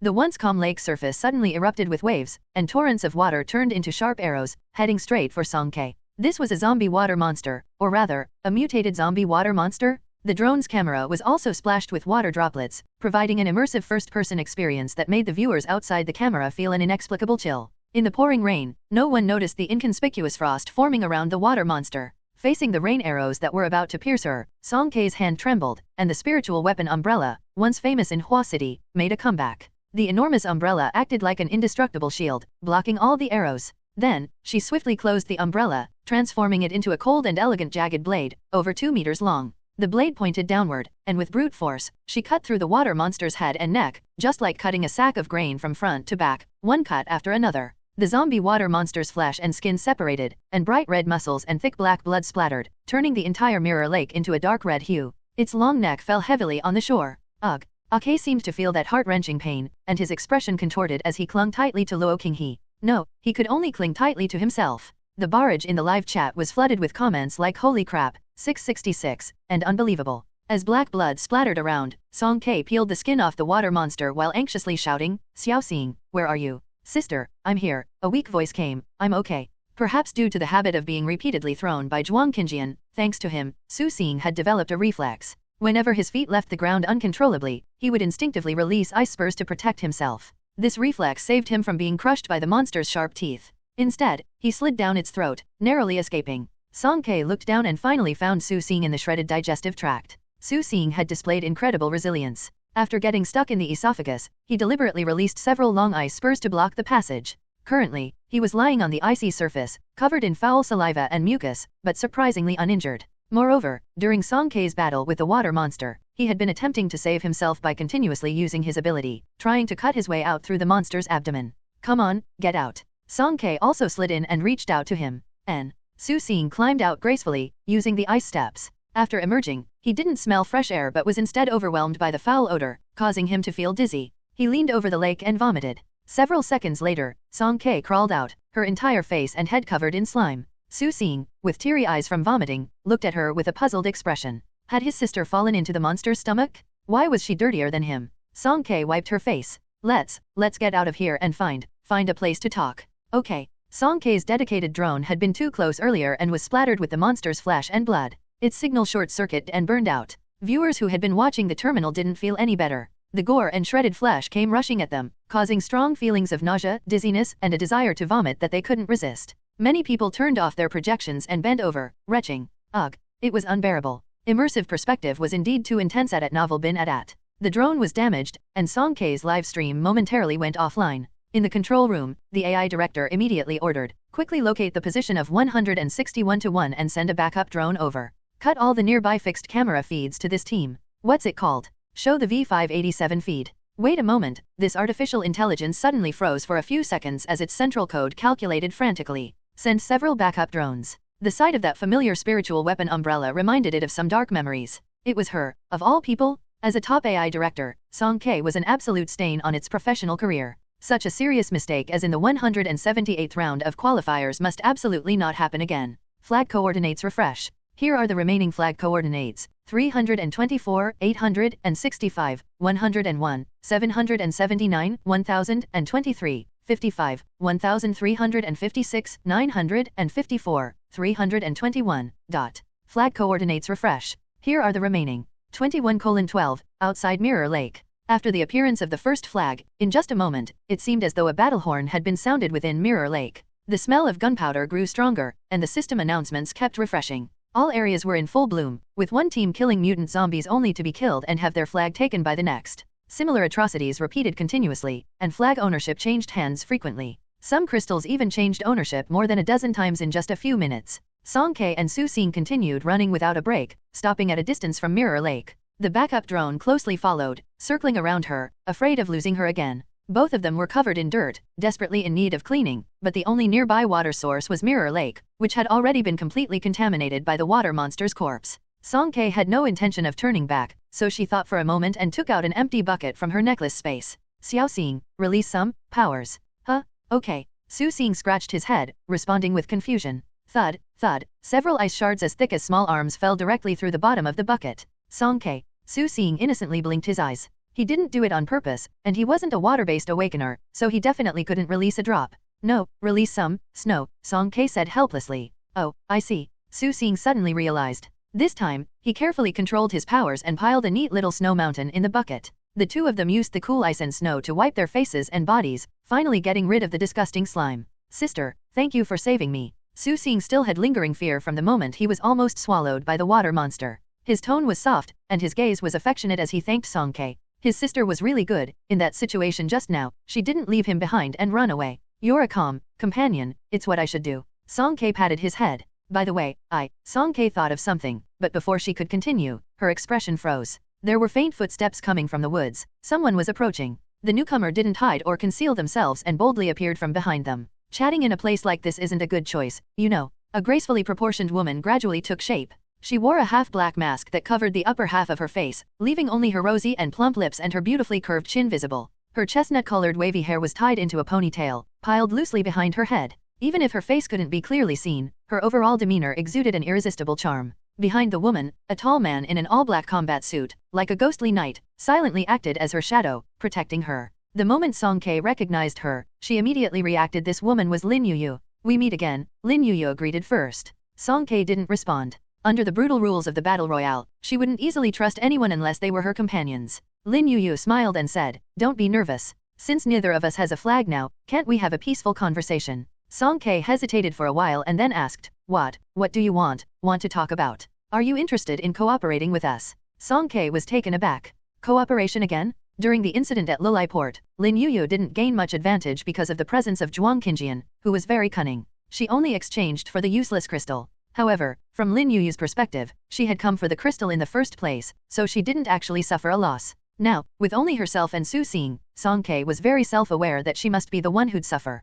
She shook her head vigorously, saying, I'm not interested. Don't reject so quickly. How about you hear the conditions first? Lin Yuyu dangled a tempting offer. We team up to snatch 2 crystals, and then we each take 1. How does that sound? Because of her guarded stance, Song Kei was particularly clever at this moment and countered with a clear thought. Why should I team up with you? You've seen it yourself. Both our teams only have 2 people, and compared to those fully formed teams, our combat power is seriously lacking. Even if we can kill mutant zombies, we'll soon be hunted down, surrounded. The risk is just too great. Lin Yuyu wasn't making empty promises. She was purely a support-type awakener. Although her awakener level was high, she could only rely on Sucha to make moves in crystal snatching. On the other hand, Song Kei and Su Xing were both highly offensive awakeners, one specializing in close combat and the other in long-range attacks. Their attack methods were vastly different, and if they were dispersed and besieged, they would be at a disadvantage. The best solution was for the 2 teams to form an alliance, join forces to seize the crystals, and in terms of both numbers and combat power, it would be a qualitative leap. Song Kei still shook her head, saying, crystals are very, very important to you. Lin Yuyu had once abandoned an A-level mission for the sake of a crystal. Why should Song Kei believe that she wouldn't turn against her for crystals in the future? Lin Yuyu's eyes dimmed slightly, and some obscure emotions flickered across her gaze. Yes, but I want to advance. Winning is more important to me. Lin Yuyu's captivating eyes looked at Song Kei. I thought we had some basis of trust due to our previous interactions. Song Kei didn't show anything on her face, but inside, she had her doubts and reservations. What basis of trust? With a big liar like Zhuang Qinjian in front of her, how could she dare to trust others casually? Lin Yuyu observed her expression and then dropped a bombshell. How about this? You take the crystal first. Does that work for you? That's it, little sister. I'm really sincere, and with so many drones watching, you don't have to worry about me deceiving you. Song Kei struggled and hesitated for a while, then turned to Su Xing to discuss. Finally, she reluctantly nodded. All right. As Lin Yuyu had suggested, the success rate of 4 people working together was evidently higher, and she could take the crystal first. It seemed like she couldn't lose. She hoped she wouldn't lose. She decided to trust the beautiful sister one more time. After reaching a preliminary agreement for cooperation, the 4 of them moved together, but Song Kei and Su Xing still maintained a certain distance from the other 2. Sucha took the initiative to take on the role of scouting. He was extremely skilled at concealing himself, like a chameleon. If one wasn't careful, he could completely disappear into the darkness, blending in with the surroundings. Even if Song Kei kept a close eye on his whereabouts, it took her a while to locate his true position. Stealth, concealment, assassination, poisoning. Sucha was truly in his element in the Mirror Lake environment. However, Song Kei had a new doubt. Why would someone like Sucha team up with the famous star Lin Yuyu and obediently follow her orders? Whether it was snatching A-level missions or killing the zombie Zhang Lei, Sucha didn't hesitate to do whatever Lin Yuyu told him to do. Song Kei couldn't help but be curious and, with little hope, she asked, why did you team up? Are you talking about Sucha? Lin Yuyu's lips curled slightly. Strictly speaking, he's my bodyguard. Song Kei's eyes widened, and she couldn't help but exclaim in amazement in her mind. Wow, a bodyguard? So, the big star from District C actually travels with a bodyguard? Are you surprised? Lin Yuyu teased her with interest. Have you not secretly looked up my name after that day? Lin Yuyu's current appearance and disguise were completely different from what she showed in public. She had donned an anti-snooping mask, and even with drones around, someone like her, who wasn't a popular player, wouldn't be exposed as long as she didn't foolishly shout, I'm Lin Yuyu. A faint blush spread across Song Kei's cheeks, and she thought to herself, not only did I look you up, but I also listened to your famous song Thank You for Loving Me many, many times. I almost know the lyrics by heart. Lin Yuyu seemed to find her reaction exceptionally cute and giggled. It's okay to tell you, Lin Yuyu said casually. To put it simply, Sucha was in a very desperate situation for a while, as pitiful as a stray little dog. Since I'm kind-hearted, I took him in and even paid him a salary. Naturally, he's responsible for protecting me. Song Kei's voice was small as she asked, but he listens to you so obediently. Lin Yuyu casually twirled her ponytail with her finger and said, isn't it normal for a stray little dog that's been picked up to be loyal to its owner? Little dog, owner. Song K choked and was left speechless. What kind of simple and bizarre metaphors did Lin Yuyu come up with? Up ahead in the shadows, Sucha's steps momentarily paused as he glanced in their direction. It was evident that he had heard the famous star's description of him. However, his expression remained unchanged as he calmly accepted his new nickname. Lin Yuyu stifled a laugh, lightly tapping Su Xing's head with her delicate fingertips. And you like clinging to your sister, don't you? Su Xing subconsciously nodded on the side. Yes, he did like sticking close to his sister. Wait a minute, was this lady calling him a little dog too? Annoying, just like Zhuang Qinjian. Su Xing dared not voice his anger but secretly clenched his little canine teeth. Flag coordinates refresh. Here are the remaining flag coordinates, 195, 773, 218. Song K and Lin Yuyu halted their conversation, their expressions startled. This newly refreshed flag was exceptionally close to them, almost right in front of their faces. As this announcement appeared, there came a hoarse roar from the mountainside ahead. Could it be that the mutant zombie guarding the crystal flag was still alive? Lin Yuyu and Song K exchanged a glance and made a quick decision. Quick, we might still be able to grab it. The four of them sprinted at full speed towards the flag coordinates. Upon arriving at the mountainside, they indeed found a fierce battle still ongoing. Roughly estimating, there were 3 different groups of people present. There was already one mutant zombie lying on the ground with its skull split open, and the crystal inside had been taken. However, there was still one alive, although it was barely hanging on, teetering on the brink of death. Quick, take action. Lin Yuyu urgently called out. Now was not the time to be concerned about who got there first. Song K and Sucha leaped into action almost simultaneously, rushing towards the center of the battle. Su Xing took the opportunity to release several ice shards to disrupt the other superpower users in the vicinity. Song K drew her dual blades, and Sucha's dagger gleamed with a dark green light as they both aimed for the mutant zombie's head at Novel bin at. All the awakeners were racing against time, bombarding the mutant zombie with their strongest attacks. Its condition rapidly deteriorated. Just at that moment, the stubborn zombie trembled all over, its body expanding several tens of times in size, and then it exploded with a bang. Get down. After the body exploded, body parts scattered in all directions, and a few sporadic pieces hit some of the awakeners. Shortly afterward, an unbearable stench filled the air, and a blood mist rose, enveloping everyone. Song K's line of sight was obstructed, so she had to rely on her memory to aim at the zombie's head. Her long knife pierced the skull, and she twisted it. It was empty. The crystal had already been taken. A few seconds later, the blood mist gradually dissipated. None of the awakeners present were harmed physically, but they all had disgusted expressions on their faces. Song K turned back and glanced in the direction where Lin Yuyu was. She shook her head slightly, indicating that they hadn't managed to grab it. Then she looked at Sucha beside her, who was empty-handed and had a disappointed expression. Sucha hadn't managed to get it either? So, the crystal was in someone else's hands. Song K focused her attention on the group of awakeners. 3 groups of people, and you could tell a lot from their positions. One group was a full team of 5, all males. Their bodies showed signs of mechanical modifications, mechanical arms, mechanical legs, and one even had a mechanical head. His facial features were still natural, but it looked like he had a layer of mechanical skin on the outside. When he turned his neck, it made a creaking sound. It was both eerie and horrifying. Song K recalled the lessons Zhuang Qinjian had given her. A team with such a distinctive style could only be one of the top contenders, Team 88, the Anna Knights. The second team consisted of 4 women, all with slightly darker skin. They were dressed in provocative and sexy outfits, all of them tall with long legs. They had new generation hot weapons strapped to their legs and arms. Unfortunately, Song K wasn't familiar with these weapons. If Zhuang Qinjian were here, he could quickly identify them: the Super Red Eagle, the Gabun Viper pistol, and the Barrett M82A1 large caliber sniper rifle. These weapons were all devastatingly powerful. The tall woman leading this team was even more exaggerated. Short boots, hot pants, tanned skin, and she was carrying a particle Gatling cannon on her shoulder. If she didn't like someone, she could send them to the heavens at Novel bin at. This team was also in Zhuang Qinjian's information, Team 105, the Guns and Roses. As for the third team, they looked the most normal based on appearance. The members included both men and women, and they all had thick, smoky eye makeup. However, when compared to the first 2 teams, they seemed less impressive. Furthermore, their faces were unfamiliar to Song K, and she was sure they weren't part of Zhuang Qinjian's Be on High Alert list. Now the question was, which team had taken advantage of the chaos to grab the crystal? As Song K contemplated, the system announcement appeared once again.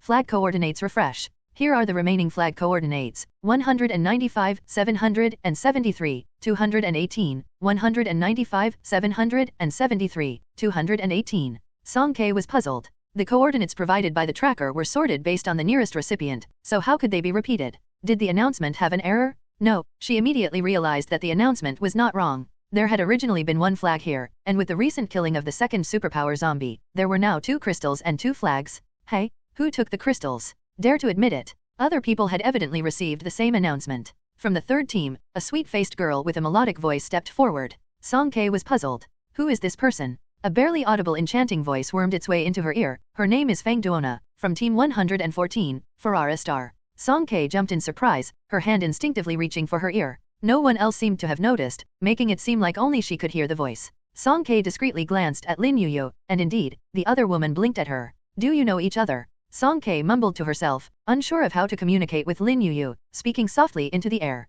Lin Yuyu, seemingly able to hear her, continued to speak in a hushed voice near her ear. Feng Duona is just a nobody, no need to know her. As for Irene, it's just a nodding acquaintance. Oh, Song Kei replied, still unable to fathom the social circle of a top celebrity, and nodded in innocence. On the other side, Feng Duona, realizing no one was paying attention to her, swiftly changed her strategy and prepared to dismantle them one by one. She first looked at the Anna Knights, pointing at the first dead zombie on the ground. If I'm not mistaken, you've already taken the crystal from this zombie, haven't you? When they arrived earlier, this barbaric group of mechanical people had just killed the first zombie. Subsequently, the system issued an announcement. Feng Duona was 100% certain that they had the loot. Why are you still fighting over it? With one crystal, you can advance. Feng Duona scolded, displeased. On the side of the Anna Knights, the most menacing one, Mechanical Head, sneered. Who do you think you are? You're teaching me how to do things. You. Feng Duona was taken aback. The attitude of another one, Mechanical Leg, wasn't much better. He looked down on her and said, you already know we have a crystal, and you're still asking? We didn't snatch the one earlier, but we won't give up this one. If you want to fight, then fight, stop whining. Feng Duona stared at them for a few seconds and turned to the Guns and Roses. Not in our possession. Feng Duona heard the reply from Irene before she could speak. All eyes shifted to Song Kei and the others. Song Kei, what do they mean? We don't have it either. Feng Duona shouted sternly, hand over the crystal. Who do you think? Song Kei wanted to mimic the arrogant tone of Mechanical Head, but before she could finish saying you, Feng Duona's next sentence came, if you don't hand over the crystal, don't even think about leaving. Song Kei, ugh, hateful, she won't even let me finish my tough talk. A pair of soft jade hands rested on Song Kei's shoulders, and Lin Yuyu leaned over her, facing the rude and overbearing Feng Duona. She deliberately adjusted her vocal position, disguising her voice as mature and authoritative, saying, it's a pity that your gun is pointed at the wrong person. We didn't steal the crystal either. Now things were getting interesting. At the scene, with 4 teams present, 3 of them claimed they didn't steal anything. The remaining team, represented by Feng Duona, was everywhere, pressuring others. Unfortunately, the flag coordinates were right near them. Even the children could tell someone was lying. Feng Duona seemed to have narrowed down her suspicions and no longer paid attention to the group of robots. Her gaze shifted back and forth between 2 women, Irene and Lin Yuyu, saying, I advise you to be honest, or don't blame me for taking action. Irene chuckled, pointing the Gatling gun at Feng Duona, showing no concern for her threat. Lin Yuyu burst into laughter and said, are you mentally ill? What's with all this female rivalry? You believe the men who said they didn't steal it? Why are you so naive? Besides, whoever steals the crystal gets to keep it. Why should we give it to you? Yeah, this beautiful lady is right, chimed in Mechanical Leg sarcastically. Even if we did steal it, just because you say so, we have to obediently hand it over? Miss Feng, are you overestimating yourself? Do you think the whole world revolves around you? Mechanical Head made a creaking sound as it turned its neck, its nostrils pointed skyward, and it exaggeratedly said, an unknown little internet celebrity who thinks she's a star just because she sings a few lines? Do you think you're Lin Yuyu? If you were Lin Yuyu, I might consider it. Song Kei and Su Xing took a sharp breath, their eyes shifting towards the masked woman. This Mechanical Head was actually a fan of Lin Yuyu. It was too terrifying. Lin Yuyu gave them a glare, and the 2 of them quickly turned away. Since none of you stole the crystal, then shut up. Feng Duona became furious, nearly exploding in anger. Lin Yuyu, it was Lin Yuyu again. This woman's name was her nightmare? Both of them debuted with a sweet and lovely image. Why was it that Lin Yuyu could become one of the top 10 rising stars, while she was only fit to be an obscure internet celebrity? That damned Mechanical Head dared to bring up Lin Yuyu. Feng Duona's anger flared, and since that was the case, she wouldn't hesitate to be ruthless. Kill them all. Her 4 teammates immediately took action, removing the long cases from their backs and revealing musical instruments. It turned out to be an Awakeners band. The electric guitar started with a soaring sound, followed by the bass's low and angry roar, the electric piano's rapid and furious notes, and the jazz drum's lively beats. With each instrument playing, people's heads felt like they were exploding. When Feng Duona spoke again, the live performance was practically a sonic assault, and Irene and the others couldn't take it anymore, resorting to particle cannon fire. Bam bam, clang clang. Noise and gunfire filled the air, and the scene descended into chaos once again. Song Kei wished she could cover her ears. Oh my god, Feng Duona's ability was no longer just mental, it was a physical attack. Everyone who heard it suffered excruciating headaches, feeling like they had been run over by a car. In the official live broadcast room, Ake was commentating on the battle. AHH, he suddenly exclaimed, his expression filled with indescribable emotions. Few artificial intelligences exhibited emotions as rich as his. I strongly recommend, folks in front of your terminals, you might want to temporarily mute the volume. Listening to this kind of singing too much can damage your brain. The barrage of comments immediately flooded with laughter and remarks like, ha ha ha, thanks, already muted, and as long as Nana doesn't sing, everything's fine. King He, what do you think? I'm really curious. Do you also agree with what player CO said, that Feng Duona can't compare to Lin Yuyu? Amidst his busy commentary, Ake didn't forget to cue in Luo Qinghe. Luo Qinghe's long eyelashes fluttered like butterflies, and his every movement remained as graceful as a young nobleman. However, his words showed no mercy. There's no comparison. Ha ha ha, I'm dying? Why is Luo Qinghe so straightforward? I feel bad, it seems Feng Duona is still his fan, right? Light a candle for Nana. But Lin Yuyu is genuinely naturally sweet, not pretending at all. Feng Duona, this kind of imitation can never match. Inside the Mirror Lake Arena. You're the spring breeze blowing away the haze in my heart. A refreshing voice rang in the ears of Song Ke, Sucha, and Su Xing, instantly dispelling the auditory disaster brought by Feng Duona and her band. Song Ke was deeply moved. Zhuang Qinjian had guessed it right again. Lin Yuyu's ability could indeed affect her allies. Whispers in her ears resurfaced. K'er, go and check Irene. See if she has the crystal. Song Ke wanted to argue with Lin Yuyu for giving her a nickname, but now was not the time to quibble. She nodded and leaped into the battlefield like a swallow, heading straight for Irene. She swung her sword, striking Irene's Gatling gun, and demanded, Crystal, hand it over. Irene suddenly found herself in trouble, struggling to block with her gun. No, but Song Ke's strength was too great. Even though she blocked a part of it, she still experienced a tremendous recoil, sliding back over 10 meters with her heavy gun before barely stopping. At the same time, on the other side, Mechanical Head punched the guitarist of the Ferrara star, the creator of the noise. He grunted and flew backward, his electric guitar escaping his grip and soaring into the sky. Then, it spun and descended straight towards Irene. Irene had just stabilized her stance and couldn't intercept it with her gun. Seeing her about to meet her demise, Lin Yuyu suddenly spoke, shouting to Song Ke, K'er, save her. Song Ke stepped on a tree trunk, using it to propel himself into the air. His lower leg struck the electric guitar with force. The massive electric guitar instantly changed direction, wobbling as it descended towards the Ana Knights. Upon impact with the ground, it exploded with a deafening roar, filling the air with smoke. Cough, cough. After the choking gun smoke dissipated, the crowd was surprised to find that the Ana Knights had disappeared. Shortly after, the coordinates of both flags began moving rapidly, quickly getting several kilometers away from them. A haughty laughter echoed in the air from Mechanical Head. Goodbye, folks. I won't serve you. I just love taking 2 crystals to complete a mission. One to keep and one to throw away. Ah, it's all for fun. Feng Duona clenched her teeth in anger. Chase. The Ferrara star closely followed the Ana Knights and left the area. Irene was helped up by her companions. This time, she had narrowly escaped death. She looked at Song Ke and Lin Yuyu and mouthed, thank you. Irene could tell that Song Ke's earlier attack was just a test, and the falling electric guitar was purely accidental. If she hadn't intervened in time, she might not have survived. You're welcome. Lin Yuyu smiled lightly from a distance. Girls help girls. Irene glanced at her for a moment and felt that the person's smile seemed familiar. I owe you a favor, and I'll remember it. Irene said sincerely before turning and joining her companions in the pursuit. Shouldn't we chase them? Song Ke asked with confusion. We can't catch up. It's clear that the opposite side has someone skilled at escaping. The 4 of us can't split up, can we? Among the 4 of them, only Song Ke and Sucha could catch up to the mechanical team. If they both went to chase, the situation for Lin Yuyu and Su Xing would become extremely dangerous. Indeed, in just a few seconds, the priority of those 2 coordinates had dropped to 5th place, and they were more than 10 kilometers away. Moreover, even if they could catch up, trying to snatch the crystals from the Ana Knights while dealing with Feng Duona and Irene would likely lead to an endless and brutal battle. So, what should we do? Let's keep looking. There should be more selfish people like this. The number of crystals is decreasing, and we need to hurry. Flag coordinates refreshed. At Novel bin at. Reporting the remaining flag coordinates. The current number of advancing teams, 41. This isn't good. There are fewer and fewer flags. Lin Yuyu glanced at the tracker, her eyebrows furrowing. It was 21:40, exactly 100 minutes since the start of the competition.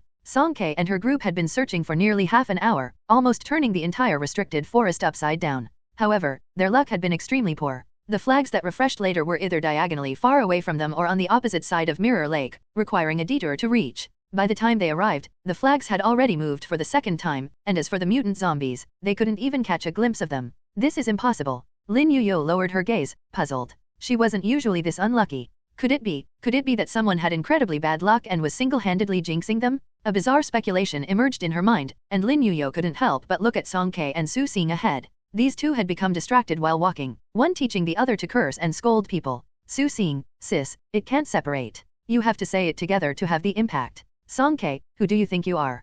Su Xing cheerfully replied, right, it's like that. Lin Yuyu thought to herself, they really have big hearts. In a different livestream room, Ake switched to room 161-1 and happened to witness this scene. He chuckled and teased, V587, as one of the wild cards in this competition, although they are very strong, it seems luck isn't on their side. They've missed the flag several times already. Now that the competition is heating up, with 2/3 of the teams advancing, our player Song is still maintaining her composure. Will she be disappointed with this result, or will she manage to create some unexpected surprises? Audience, feel free to place your bets. The viewership in room 161-1 reached its peak as Song K single-handedly took down a mutant zombie water monster. It crossed the 200,000 mark, almost on par with other popular streamers like Irene and Feng Duona. However, a drone was damaged, causing a brief blackout, and in the half-hour she spent aimlessly wandering, she lost some viewers but stabilized at around 80,000. Lin Yuyu sighed, you too, are you still in the mood to play? Didn't you hear the recent announcement? There are less than 10 spots left for advancement.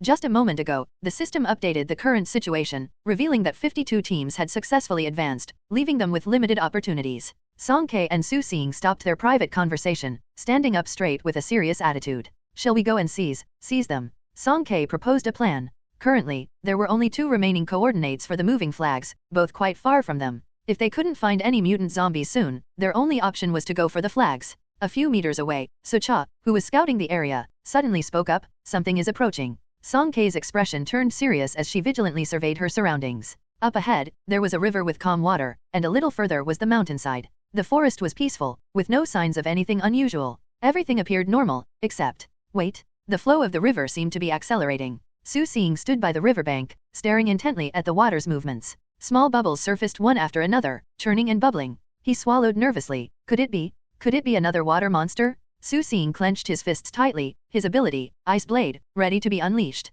Splash! A grotesque-looking, blue-skinned mutant zombie suddenly leaped out of the river. At that moment, water mist filled the area, and the humid air forcefully deprived everyone of their breath, making it hard to breathe.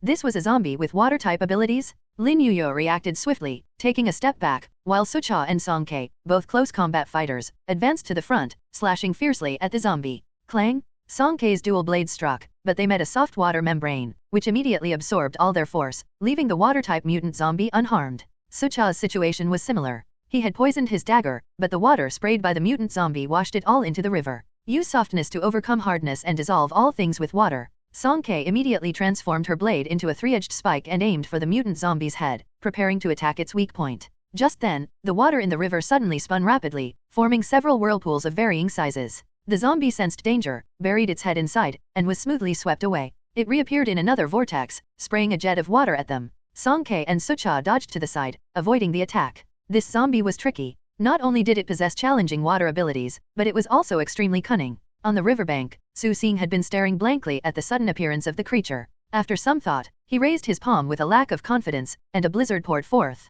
The water-type mutant zombie, which had been shuttling back and forth in the whirlpools, was frozen in place. Frozen, solidly frozen, from head to toe, every inch of skin, every sharp tooth, all frozen like ice. Song K, Sucha, and Lin Yuyu. Su Xing, 10 years old, competition number 161-2, Team V587, B-level Ice-type Awakener, the chosen one, resolved a water-type mutant zombie with one move. Su Xing realized he had unintentionally become the center of attention and scratched his head sheepishly, smiling shyly. Sucha smashed the zombie's head expressionlessly, and ice shards and frozen brain matter scattered on the ground, revealing a crystal as clear as day from within. The atmosphere among the group became subtly tense the moment the crystal appeared. Song K instinctively looked at Lin Yuyu. Lin Yuyu calmly nodded. You pick it up first, as we agreed. Song K replied and jogged over to pick it up. After rinsing it in the river water and cleaning it carefully, she gingerly placed it in his coat pocket. She also ruffled Su Xing's head, giving him credit for this accomplishment. In room 161-2 of the live broadcast, although the audience wasn't numerous, their gender preference was quite evident, and their style was decidedly unique. Ah, what a cute kid. I want to ruffle his hair. It's Su Xing, right? So cute and obedient. Help me. I really want to be his mommy. Damn it, nobody should even think of fooling me into having kids except Su Xing. He's still an awakener. Be careful, or he'll freeze you. The moment Song K picked up the crystal, Sucha's body was covered in bulging veins. His eyes turned dark and menacing. He stood still for a few seconds, then silently returned to Lin Yuyu's side. He lowered his head and stared at her, puzzled. There's no time. Why did you let them have it? He didn't care about contracts or promises. He only knew that Lin Yuyu couldn't lose, and he didn't want her to lose. If possible, he would go and kill these two right now and snatch the crystal. Even if he wasn't a match for Song K, in a life-or-death struggle, there might still be a slim chance of winning.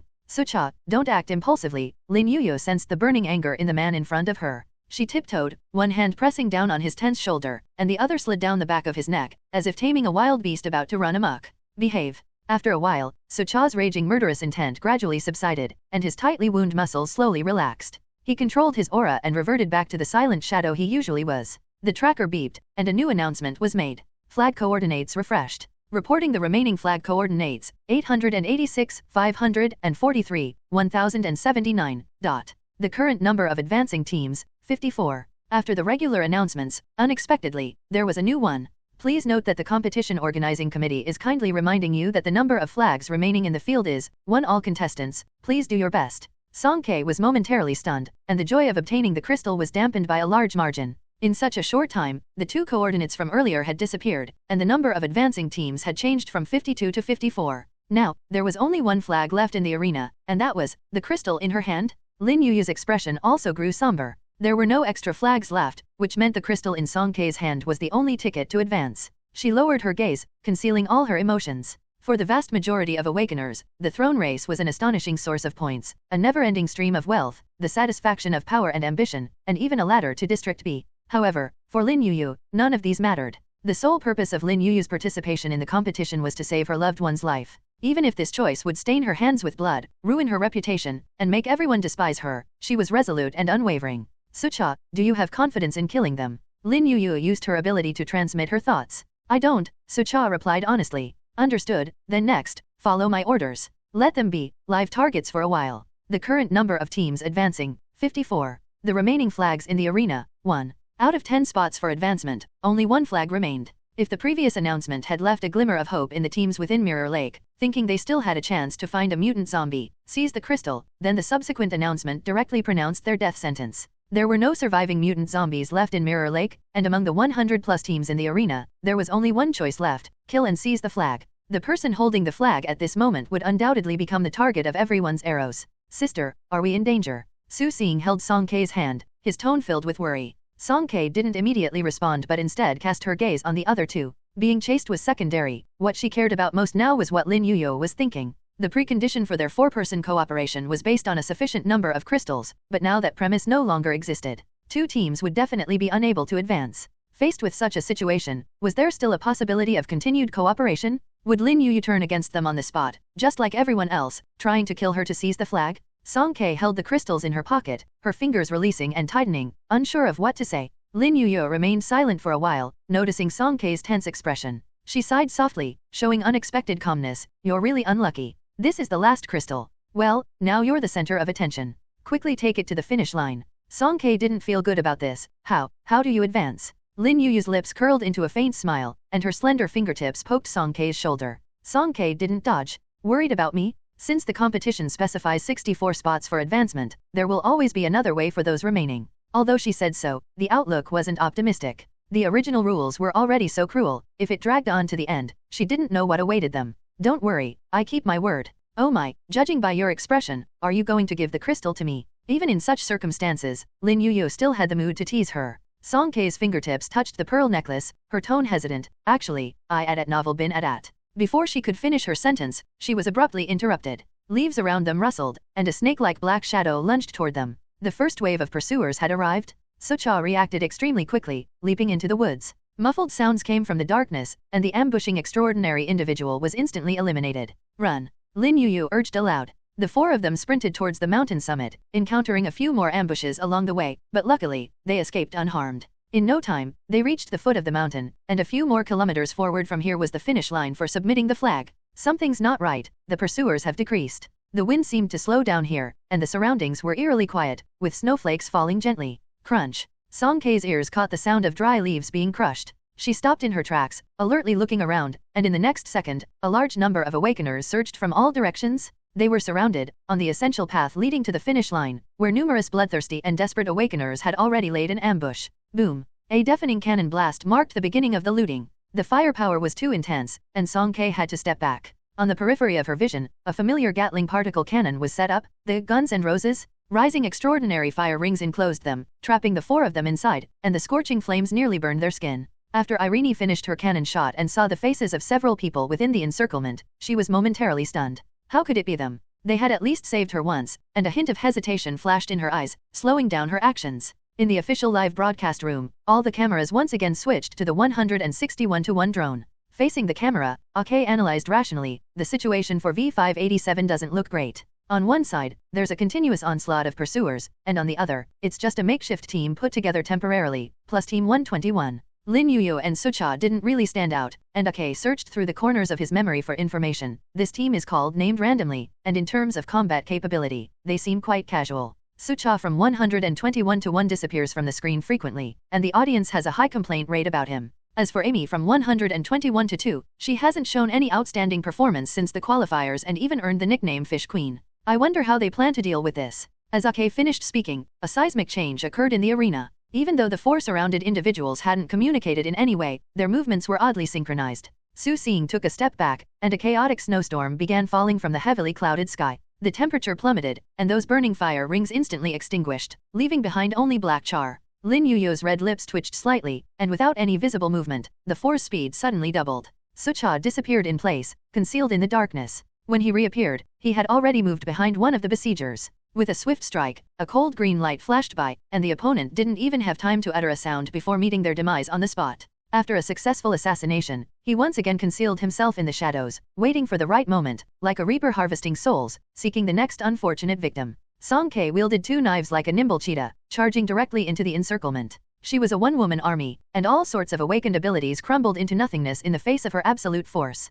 Those who confronted her head-on couldn't withstand 3 moves, and their awakened energy was shaken, sending them flying. The tightly sealed encirclement was torn open by her. HOH? Unexpectedly, a ragtag army can stage a comeback like this. This coordinated assault is quite impressive, Ake exclaimed. Luo Qinghe, rarely speaking, offered an objective assessment. Though outnumbered, if you didn't know in advance, you wouldn't be able to tell that this is a makeshift team. Long-range control, melee attacks, everyone's roles are clear, and their reactions are fast. Qinghe is right. In competitions, there are always surprises. Nevertheless, the situation is still not optimistic. We can see that another group of pursuers is heading this way. Song Ke had just opened a path for a breakout when, in the next moment, numerous awakeners surged from behind once again. Were they planning to use a strategy of overwhelming numbers to wear them down? With a flick of her fingertips, she hurled more than a dozen throwing knives with great force. Due to the short distance, the leading awakeners didn't even have time to dodge, they all fell lifeless. An opportunity? Song Ke's eyes lit up, and she was about to charge forward. A familiar, carefree voice suddenly sounded from behind the crowd. Hey, guys, someone's trying to escape here.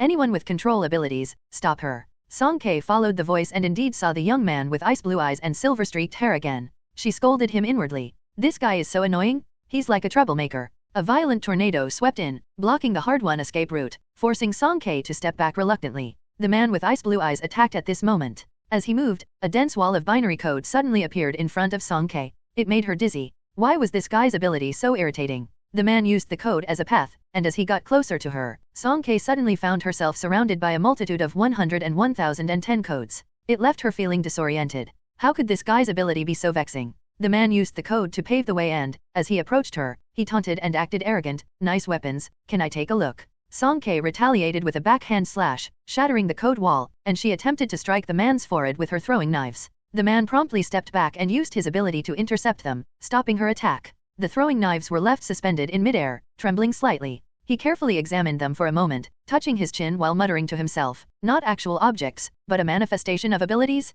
Quite interesting. Before he could finish speaking, the throwing knives broke through the code wall, turning into shooting stars aimed at his eyes. The man panicked and dodged, but his face was still cut, blood flowing. He shrugged nonchalantly and suddenly turned to the people behind him, inciting the awakeners who were surrounding them. Hey, guys, this isn't the way to do it. First, let's figure out who has the flag before we take action. Everyone realized it made sense. Grabbing the one with the flag was the way to go. A chaotic tornado rose into the air, scattering the formation of Song Ke and her 3 companions. Su Xing, being lightweight, was blown away about 10 meters before finally hanging from a tree branch. Lin Yuyu was also pushed back by the strong wind, looking quite disheveled. Their positions had slightly changed, and the ambushers quickly discerned who was truly holding the flag. It's on the girl. Kill her. In an instant, Song Ke found herself in a fierce battle. The pressure on Lin Yuyu and Su Xing suddenly decreased. These people had completely disregarded them and were only focused on Song Ke. Hidden in the shadows, Sucha suddenly received a secret message. Sucha, get ready to intervene. The crystal is in her pocket.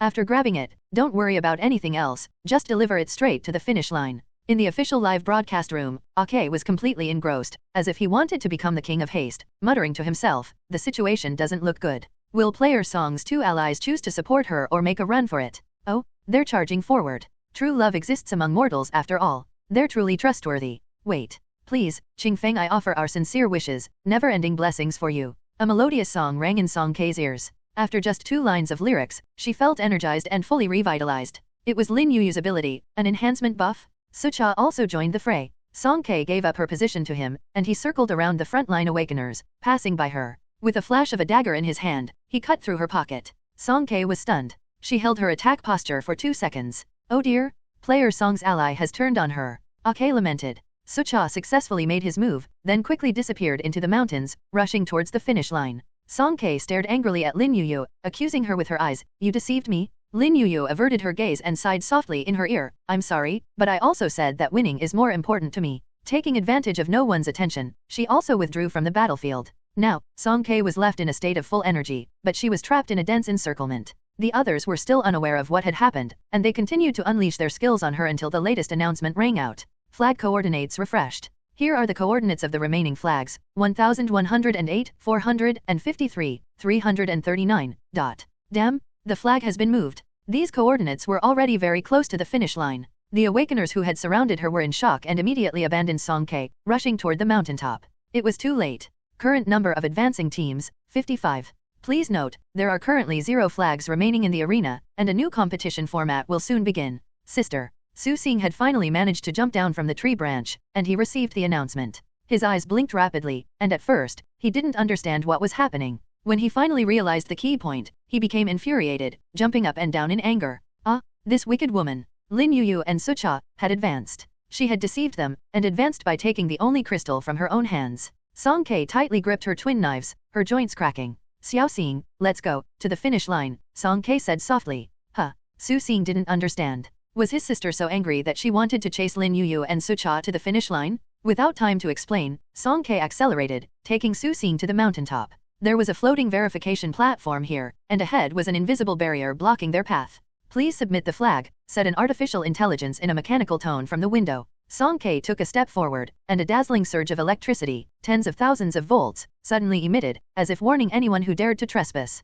She looked back at the post-match resting area behind her, where figures abounded, but she couldn't see Lin Yu and Sucha anywhere. Song Kei retracted her gaze and looked up at the artificial intelligence who had spoken. The flag is crystal, right? Yes. As long as it's a crystal, it counts for passing the level. Yes. The artificial intelligence paused for a moment and gave an affirmative response. Song Kei's hand moved slightly, and a green octagonal crystal, dripping with a lush hue and radiating brilliance, suddenly appeared in her palm. Does this one count? Yo. Surprising? Tonight's match is full of surprises indeed.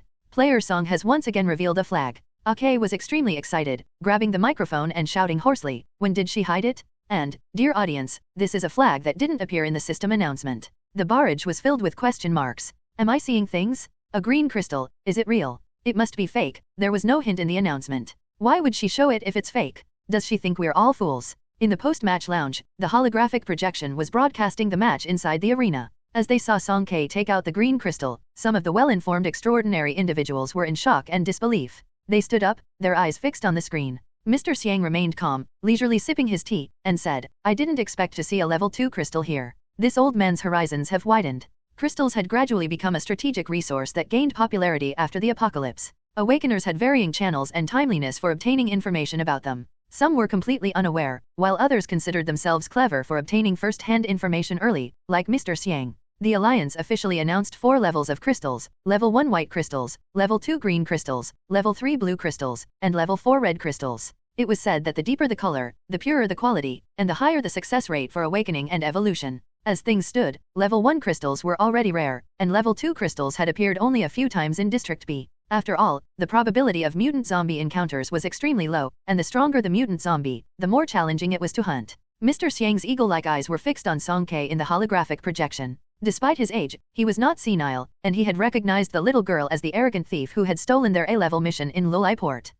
She was lucky last time. Not only did she get away with it, but she also escaped from a tight encirclement, causing them to work in vain. Zhang Lei was nothing more than an ordinary D-level zombie, so he couldn't have produced a level 2 crystal. Since the other party dared to reveal it, it must have been obtained within the arena. It seemed that there was a lot of information worth digging into about this Songke. Mr. Xiang instructed his subordinate, find out who she is, and also, get a copy of her entire match recording as soon as possible. On the other side, Duan Muqi was also watching Songke with a deep gaze. The wound the opponent had inflicted last time still throbbed when touched, and this person would be the opponent he needed to pay the most attention to. Mr. Xiang noticed his distraction and teased, Young Duan, it seems you care a lot about this player. Duan Muqi smiled disdainfully. Mr. Xiang, you don't need to test me. I'll say it again, no matter who the opponent is, the winner will only be me. At the gathering place of the Anna Knights, Mechahead, Siang, tossed 2 crystals up and down, and suddenly exclaimed, the green crystal is actually prettier than the white one. My 2 crystals don't seem so appealing now. Siang's mechanical head leaned forward, closely watching Songke's crystal in her hand, his gaze greedy and menacing. At the verification platform, the AI scanned the crystal provided by Songke and stated in a flat, emotionless tone, I'm sorry, verification failed. Only crystals produced within Mirror Lake can be submitted as flags. Songke stubbornly explained, it's from Mirror Lake, I swear. The barrage was filled with skeptical comments. Such a scammer. Is she lying with her eyes open? I've been watching the livestream in room 161-1 since the lock you up battle. I didn't see her get a green crystal. She's audacious and not very bright. Daring to tell such a lie, doesn't she know the entire match is being recorded? There were a few faint voices defending Songke. Maybe you just missed it. This player is very talented. A few sporadic fair comments were quickly drowned out by various insults. So many of us didn't see it. Does that mean I'm blind?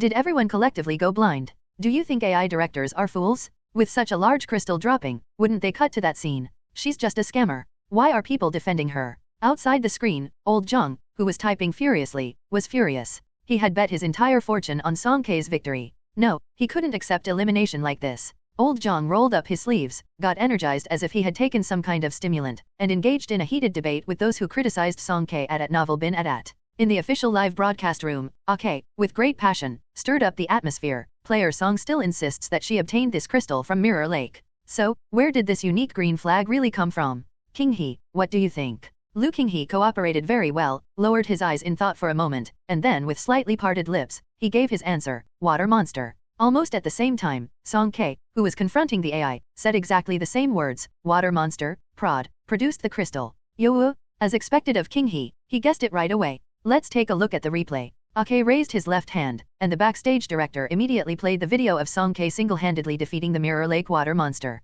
From the footage at the time, it is indeed a mutant water monster. Everyone, look here, pause. The water monster released rain arrow attacks, and only mutants can achieve such an attack. The video paused, and the water monster's flat head faced Songke, its ferocity far exceeding that of ordinary mutant zombies. Countless fine rain arrows struck the enormous spiritual weapon umbrella, creating a dazzling white light. After Player Song saved Player Su, she stayed inside the water monster for a while.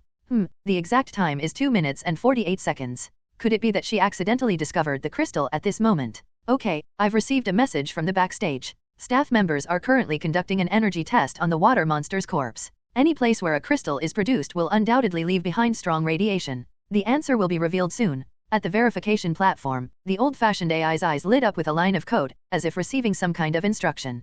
Congratulations, you have successfully advanced. Meanwhile, Ake's enthusiastic voice echoed through the terminals of all the viewers. The green crystal has been confirmed to come from the Mirror Lake water monster. Congratulations to Player Song, congratulations to Player Su, congratulations to V587 for becoming the dark horse of this match and successfully advancing to the top 64. The particle electric barrier slowly opened, and Songke and Su Xing walked into the rest area, exhausted. Under the curious, scrutinizing, and questioning gazes of many, she walked calmly with her back straight. When she passed by Lin Yuyu and Sucha, Lin Yuyu seemed to want to call out to her, but before she could, Songke had already walked far away. Current number of advancing teams, 56. Remaining flags in the field, 0. New format initiated. Ake received a prompt from the earpiece and nodded. His expression became serious as he announced, Ladies and gentlemen, we will now start the endless slaughter mode. Let me briefly explain the rules. Only 8 teams that survive will advance, and the rest will be eliminated. The Awakeners left in the field also received the same announcement. Endless slaughter mode, with over 100 teams and more than 300 participants, competing for 8 spots, and counting based on the final survivors. This also meant that those who failed wouldn't be able to leave Mirror Lake at all. The real battle royale had begun. The teams that had already advanced patted their chests in relief. Thank goodness we grabbed the flag, otherwise, it would have been really frustrating. In the arena, Irene plucked a strand of hair in frustration. At this point, they had no choice but to fight to the death. Sisters, we live and die together, never betray, charge out with me. In another corner, the man with ice blue eyes murmured, "Oh, I accidentally made it too big." Endless slaughter began, and all the awakeners, as if mad, started hacking at those around them, who had just been fighting alongside them. Those bloodshot madmen who had just killed their enemies 1 second ago now lay on the ground, killed by someone else in the blink of an eye. Screams, wails, agonizing moans, this was a bloody purgatory, the most brutal arena. Even the air was filled with a heavy smell of blood. Irene blasted away an approaching awakener, and suddenly heard a painful cry behind her. Ah! She turned around in horror and saw her companion lying in a pool of blood. Irene bit her lip, tears streaming down her face, and shouted, "Hold on, get closer to me, we can survive together."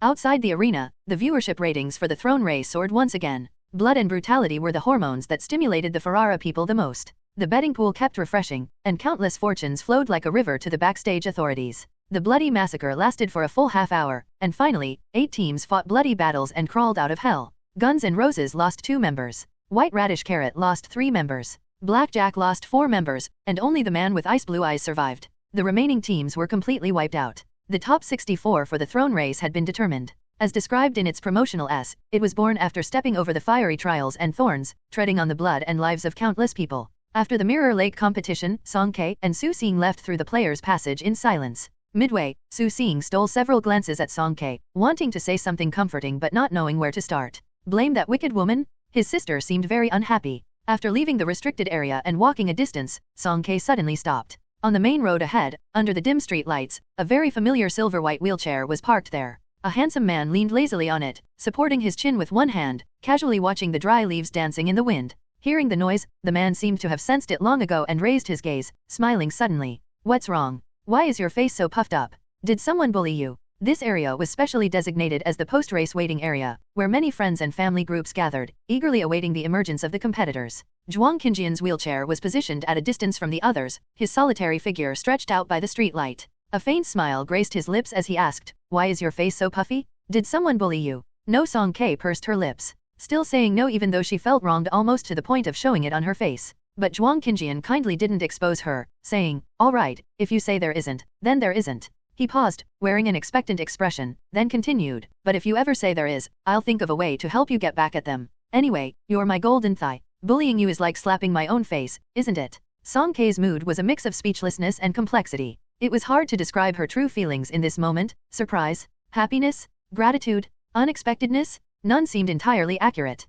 It was like when she and Su Xing, as the family's hopes, confidently went out, only to be splashed with mud by other kids and end up rolling in the mud, dirty all over. Yet, when she returned home, the parents asked if she wanted them to seek revenge for her. Such thoughts were surreal, and Song Kae herself found them outlandish. She shook her head to clear her mind and quickly brushed them aside. She didn't take Zhuang Qinjian's words seriously. After all the power-enhanced awakeners who survived today's competition were experts in their own right. Zhuang Qinjian was just an ordinary person in a wheelchair. How could he stand up for her and seek revenge on someone else? Song Kae changed the subject, asking, Why are you here?" Zhuang Qinjian replied, "I came to pick you up since the competition is almost over." In truth, Zhuang Qinjian had set off long before Song Kae's qualification was confirmed. As he said, he came here for 2 reasons, to pick up the 2 lost children and to confirm another matter. Song Kae lowered her gaze and noticed slight wear and tear around the joints of Zhuang Qinjian's wheelchair. However, overall, it still looked clean and neat. She had found this wheelchair in the Qingsong Biotech, and although it was a top-of-the-line model with all the features, the distance from the hotel to Mirror Lake wasn't that far. It was just that on such a cold day, him going out alone and running such a distance to pick them up was quite a feat.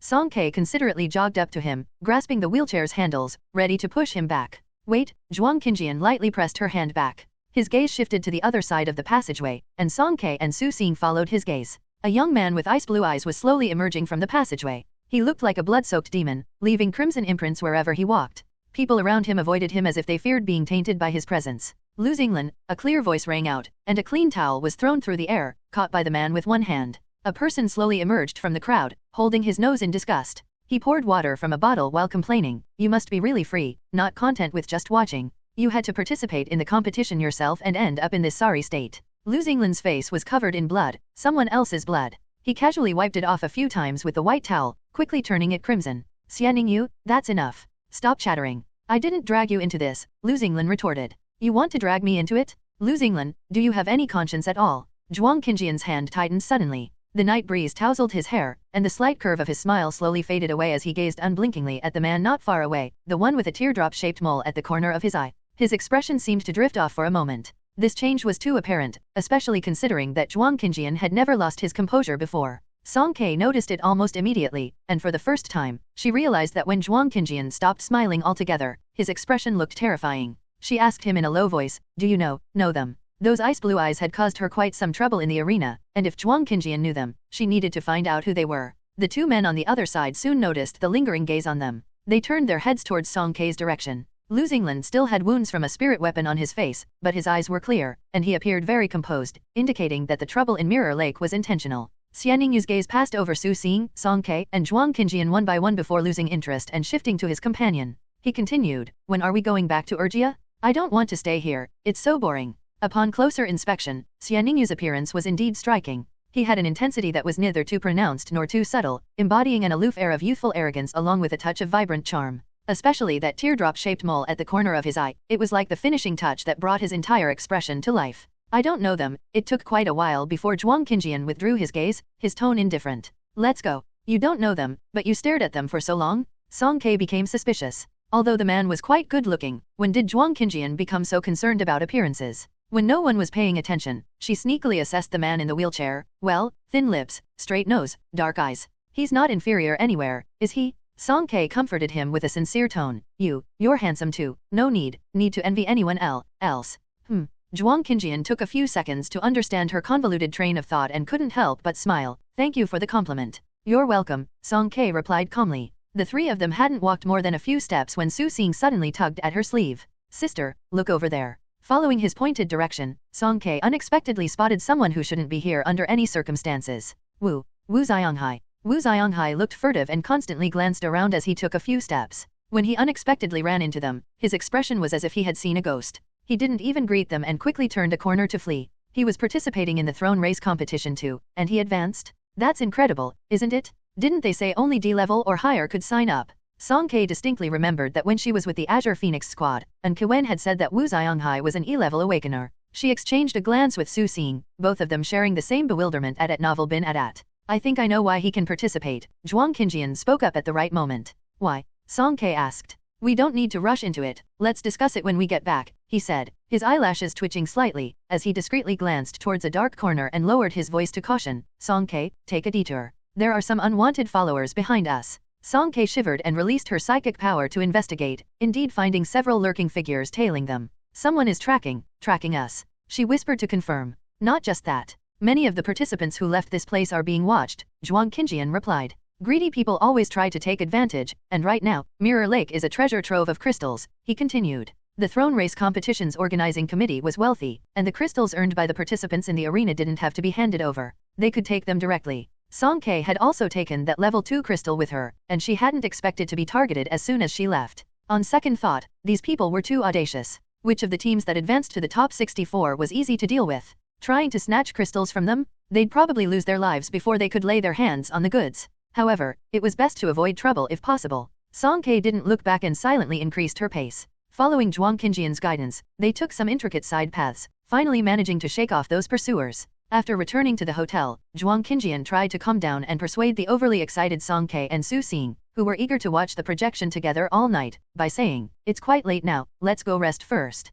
We can discuss the competition later after I review it thoroughly tomorrow." Song Ke reluctantly agreed. "All right." Zhuang Qinjian had gone to pick someone up after watching the competition. He hadn't had the chance to review the last endless slaughter mode and the true abilities displayed by other teams. Moreover, he had only received half the answers to what he wanted to confirm, so he needed to watch several more match recordings. As for how Song Ke had been bullied, even if she didn't want to talk about it, he could easily figure it out, right? If he wanted to know all the details, it wasn't difficult, especially since there was a mobile informant inside the arena. In the living room, Zhuang Qinjian called out to Su Xing, who was about to return to his room. "Xiao Xing. What do you want?" As soon as Su Xing heard his voice, he immediately felt a shiver down his spine. The painful memories of the month of devilish special training came rushing back. "Don't call me like that, it's disgusting." Facing Zhuang Qinjian's cunning eyes, Su Xing swallowed hard, feeling more nervous than when facing the water monster. "I did my best today," Su Xing protested. Zhuang Qinjian smiled gently. "You did well today. I called you for something else." Su Xing secretly sighed in relief. "What is it? Come closer, and tell me how Lin Yuyo managed to deceive you all." Watching the competition in a first-person perspective had its limitations, and Song Ke's drone often lost connection, leaving some details unclear to Zhuang Qinjian. It was better to directly question another involved party. Su Xing's eyes lit up at the opportunity. Lin Yuyo has now risen to the top of his most hated people list, formerly occupied by Zhuang Qinjian. At this moment, he and Zhuang Qinjian put aside their past grievances, united against a common enemy, and angrily condemned Lin Yuyo's evil deeds. The next day, Song Ke opened her eyes and saw Zhuang Qinjian's back. He was sitting in her room, playing a silent projection repeatedly, freezing the image of the man with icy blue eyes, with a cold expression. Song Ke pulled the blanket up to her chin, lying in bed without moving, blinking her eyes silently while observing Zhuang Qinjian. In fact, she knew that Zhuang Qinjian had many secrets, and his words were sometimes true and sometimes false, but she often couldn't tell the difference. After knowing each other for so long, Song Ke, despite her foolishness, slowly realized that Zhuang Qinjian could not possibly be just an ordinary researcher, as he claimed. But why, even though she had been deceived just like last night, she had never been as angry as she was yesterday. Song Ke pinched the lump in the blanket, probably because their goals and interests were aligned, in a way. They could be considered as part of the same fate community, and Zhuang Qinjian's lies were mostly not directed at her and wouldn't cause her any substantial harm. Is this the special treatment of golden thighs? Song Ke's gaze became unfocused, gradually drifting away. Have you seen enough? Zhuang Qinjian seemed to have eyes in the back of his head and asked calmly. Enough, enough. Song Ke was caught off guard, not feeling embarrassed at all. She lifted the blanket and got out of bed. 15 minutes later, the three of them were sitting in her room for a meeting. The projection still froze on the man with ice blue eyes. Song Ke took a bite of her bread and said with her mouth full, "This person is not in your data." That's right, Zhuang Qinjian admitted. Just like Wu Xianghai we saw last night, both of them entered the main competition through unconventional means. What do you mean by unconventional means? Su Xing took 2 bottles of milk and handed one to Song Ke. They both drank it down. The normal process is that D-level or higher awakeners sign up for the preliminary competition, succeed in the challenge, and meet the popularity criteria to advance to the main competition. Only teams that enter the main competition can make personnel adjustments. But they only need to buy a spot from the teams that have already advanced. Buy a spot? Didn't they say the championship rewards are attractive to everyone? Why would someone be willing to give it up? Because there is only one champion, and some people know that they can't reach that level. Zhuang Qinjian's tone was meaningful. So, as long as the other party's offer is high enough, they won't hesitate. Leaving aside the other one, does Wu Xianghai have the money to buy a spot? Su Xing expressed doubts about this. When he followed Wu's team, he had to sew clothes to make extra money. How come he can afford to buy a spot now? Wu Xianghai is indeed suspicious. I watched his recording, and although the footage was limited, his ability is definitely not something decorative. It's a dark type ability with offensive capabilities. Evolved. Song Ke proposed a conjecture. Impossible, Zhuang Qinjian shook his head. Evolution only goes in the same direction as the original, it wouldn't change as drastically as his. Next time if you encounter him, be more cautious. Su Xing asked again, what is his purpose for participating in the competition? Is it also to make a wish to Ilya? I don't know about Wu Xianghai's purpose, but as for this person, Zhuang Qinjian's fingertip drew a circle in the air, and a red mark appeared on the head of the man with ice blue eyes in the projection. His name is Lu Xinglan, he's from District B. Cough, cough, cough. Song Ke choked on her food, coughing loudly, and Su Xing hurriedly patted her back. Someone from District B participating in a competition in District C? This was too absurd. How bored could this person be? Not only from District B, but he's from District B8, Urgia, Zhuang Qinjian said nonchalantly. However, this participation in the competition should be his personal action. How do you even know which district he's from? Su Xing widened his eyes in amazement. Zhuang Qinjian explained calmly, Urgia is the stronghold of the Lu family. The Lu family is known for their dominant characteristic of ice blue irises. The lighter the eye color, the purer the bloodline, and the higher the status within the family. Lu family? The images of hundreds of starships crashing in the port of Hua City were still vivid in her mind. Song Ke asked hesitantly, is it the Lu family's starship, that Lu? That's right, Zhuang Qinjian nodded. Su Xing's eyes turned red, and he almost lost his temper. Their family's starships are all in such a terrible state, and instead of thinking about how to repair them, he has the audacity to come and participate in the competition. Su Weiguo had bought tickets early on, planning to take him out of District F. If it weren't for the drastic reduction in the number of starships after the apocalypse, they wouldn't have been separated, and his father might not have become a zombie. Su Xing knew he shouldn't hate Wu Zhuomin, and he shouldn't hate the guards who couldn't protect the food factory, but he would always remember the starship that was temporarily cancelled right in front of them because of energy issues just seconds before boarding. Lu Xinglan's eye color is clearly impure, even within the Lu family, he has no say. Don't expect anything from him, Zhuang Qinjian said calmly. Humph, Su Xing grumbled, and there's another guy? His eyes definitely aren't ice blue. Zhuang Qinjian's eyes flickered slightly, and he didn't respond immediately. Su Xing couldn't read the signals and pointed to the corner of his own eye, saying, yes, the one with a mole here, you haven't mentioned him yet. Song Ke reacted quickly, rubbing his head, Xiao Xing, I'm hungry, go order some food. Su Xing was pushed away in a daze, completely forgetting that not long ago, he had used the same excuse to dismiss Song Ke. Shouldn't we let him keep asking? Zhuang Qinjian sneered. Hehe, Song K tried to force a smile, and the dimples on her cheeks appeared and disappeared, forming a gentle wave. If you don't want to say, that's fine, you don't have to. Zhuang Qinjian stared at those dimples for a moment, then his tone returned to normal. It's not a matter of wanting to say or not. I just accidentally remembered some unpleasant people. It's okay to tell you, I'm not that petty.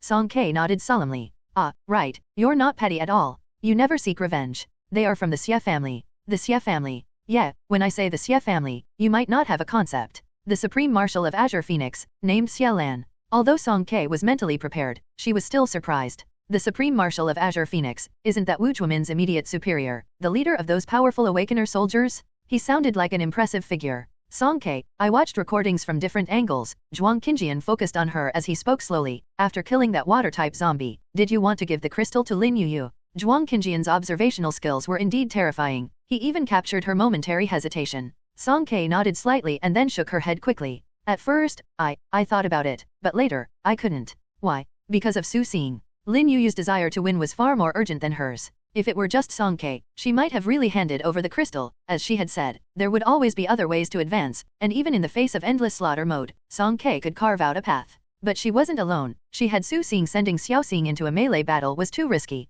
At that time, Song K wasn't sure if the green crystal counted as a flag, so even if she had a moment of hesitation, she wouldn't have handed over the crystal. After a good night's sleep, her anger towards Lin Yuyu had diminished. They both had no other choice at that time, they were just unlucky. Zhuang Qinjian looked at her for 2 seconds and nodded approvingly. Well done, you've grown. Su Xing returned with a pile of food, and after a simple breakfast, Zhuang Qinjian's expression became serious. Let's talk about some real matters now. Ferrara is very dangerous right now. Rather than appearing as calm and peaceful as it seemed on the surface, Ferrara was more like a simmering pot of hidden turmoil. Zhuang Qinjian's wheelchair stopped by the floor-to-ceiling window, and he looked down at the mist-shrouded city center outside. The most obvious evidence lies in 2 aspects. First, the abysmally low employment rate for the general population in Ferrara. Finding a job here is extremely difficult, as ordinary people simply cannot compete with the vast number of artificial intelligences. AI is better suited for all job positions than humans. Since their arrival in Ferrara, they had encountered artificial intelligence in various fields. Almost 90% of job positions were controlled by these synthetic life forms.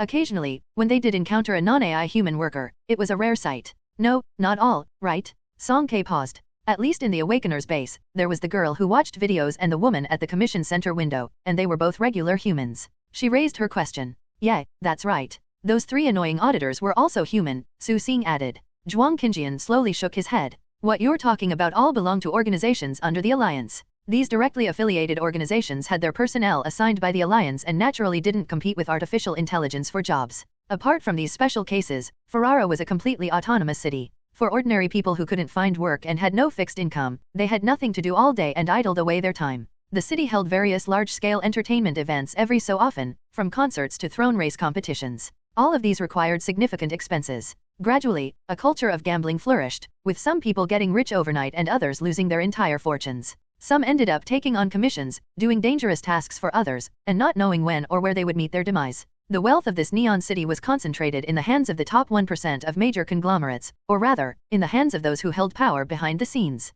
Outside the window, dark clouds loomed, and steel and concrete structures intersected, cutting the city into layers. When viewed from a high-rise, the people below looked as tiny as ants. But, what if there are fewer and fewer people, and they all die off? Su Xing couldn't help but murmur. It won't happen, Zhuang Qinjian said with a chilly smile. Don't forget, Ferrara is an open and inclusive city with no entry restrictions. New people arrive every day. Song K and Su Xing fell into silence, feeling a chill creeping up their spines. Ferrara welcomes everyone. Looking back on that statement now, it sent shivers down their spines. After Song K and Su Xing had processed this information, Zhuang Qinjian pointed to the needles placed on the table at Novel Bin At. Secondly, I accessed the dark web using your terminal and found some interesting information. What is it? Some of the previous candidates for ruling officials are conspiring to unite and resist Ilya's rule. There may be significant actions taking place in the near future. This news was even more explosive than the previous one. Could they still stay here and make money in peace? Song K was amazed. So, what should we do? Zhuang Qinjian narrowed his eyes in contemplation.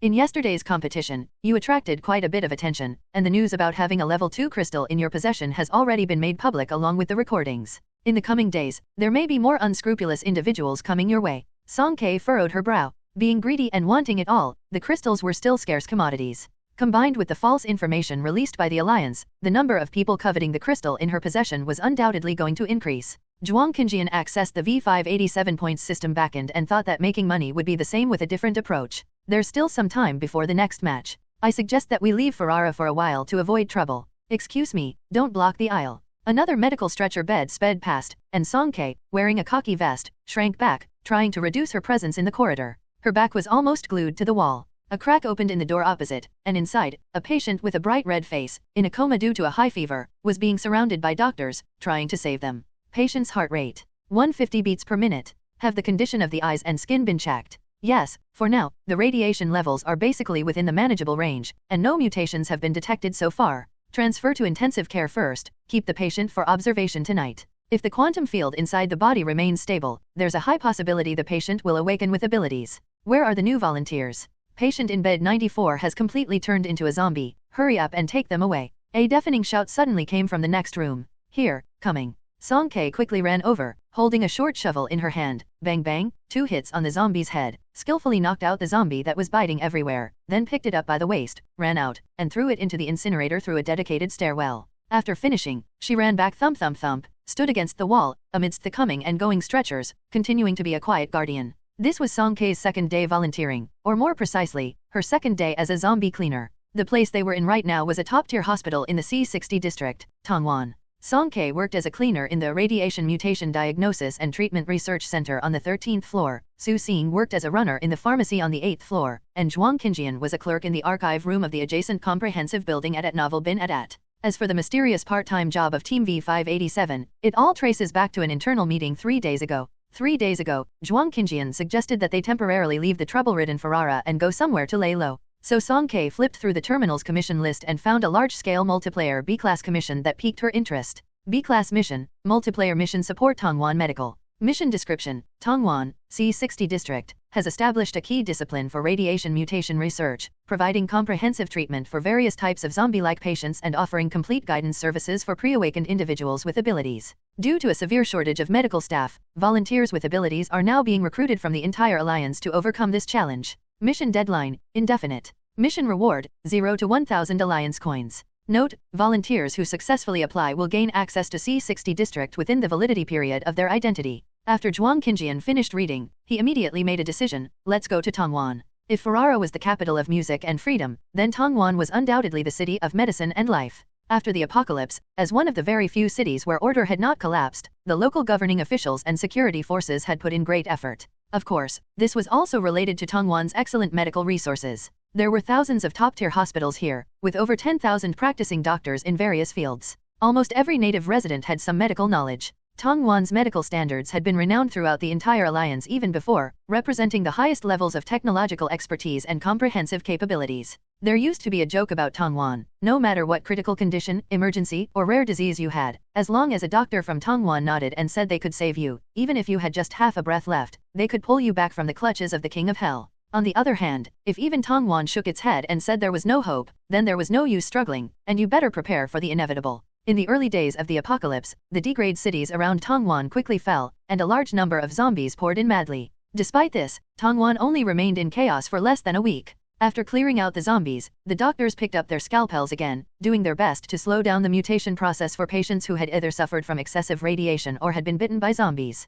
Tongwan, along with the 3 large shelters nearby, carried the heavy burden forward. Instead of being overwhelmed by the tide of corpses, it shone like a polished pearl. It was not only a graveyard of death but also a place of rebirth for those with abilities. Every day, some people died due to radiation outbreaks, but others survived high fevers and awakened their abilities, coming back to life. In the emergency room on the 13th floor, paramedics wheeled in a young patient. "Doctor, am I going to turn into a zombie?" The girl clutched a doll tightly in her arms, her voice choked with tears. There was a noticeable claw mark on her calf, and blackish blood had started oozing from the edges. "Little sister, you need to stay strong," a nurse beside her comforted in a low voice. "Trust us for everything else and leave it to the doctors." Okay, thank you, doctor." "How long ago was she bitten?" Dr. Lu Ning, with short hair, hurried over from the next room, bent down to examine the girl's condition, and asked the parents beside her. "She was just bitten. We rushed her to the hospital immediately, less than 20 minutes ago," the girl's mother said, her voice trembling. Lu Ning's expression remained unchanged. She gestured for the couple to step outside before saying coldly, "The wound has already started to deform. We need to amputate immediately to stop the zombie transformation process. Perhaps we can save her life, but time is of the essence. You need to make a decision quickly." The girl's mother, upon hearing this dreadful news, almost fainted, but fortunately, the girl's father remained composed. After a moment of grieving, he gritted his teeth and agreed. Listen to Dr. Liu. We agree to the amputation. Sign the consent form, prepare for surgery. Lu Ning turned and was about to head to the operating room. Dr. Liu, a colleague blocked her path, looking concerned. Don't forget the regulations. No surgeries involving suspected mutants can be performed without an awakener on guard. It's too dangerous. Then find an awakener. Lu Ning frowned. All the volunteers outside are helping with cleanup now. It may take some time to find someone available. It's a matter of life and death. I'll find someone myself. Lu Ning pushed him aside and quickly walked out of the emergency room. When she looked outside, she saw people running back and forth in the corridor, and it was chaotic. Only a girl in a khaki vest was standing idly in the corner. Hey, you! Lu Ning shouted. Song Kei noticed a doctor in a white gown in front of her who seemed to be talking to her. She pointed to herself, saying, "Me. Yes, come here." Oh. She hurried over to the doctor in the white gown. Lu Ning quickly scanned her and noticed the words medical support on her vest, which had a unique ugliness to it. Are you a person with abilities? Yeah. Perfect. I need surgery right now, and I need a guardian. It's you? A guardian was another layer of protection for surgeries on suspected mutants. If a patient's zombification accelerated during the surgery, causing them to lose consciousness and attack the medical staff, the guardian had to deal with the threat immediately. Oh, Song Kei replied. She had only worked as a cleaner for 2 days, dealing with dirty and tiring tasks and confronting zombies. This was her first time entering an operating room. She put on a sterile radiation-proof suit and, after entering the operating room, was directed to stand in a corner, serving as a guardian in a different location. Lu Ning was also fully equipped. She took the surgical knife with a solemn expression. There was a touch of sternness on her face that belonged to a doctor. The scalpel in her hand could save a life, but it could also swiftly end one when it was confirmed that the patient had turned into a zombie. An hour later, the indicator lights went out, and Lu Ning came out, walking over to the couple. The surgery went smoothly, she said, her demeanor unusually calm. Thank you, Dr. Liu. The girl's parents were deeply grateful. After the couple walked away, Lu Ning stood in place, looking down at her own hands as if lost in thought.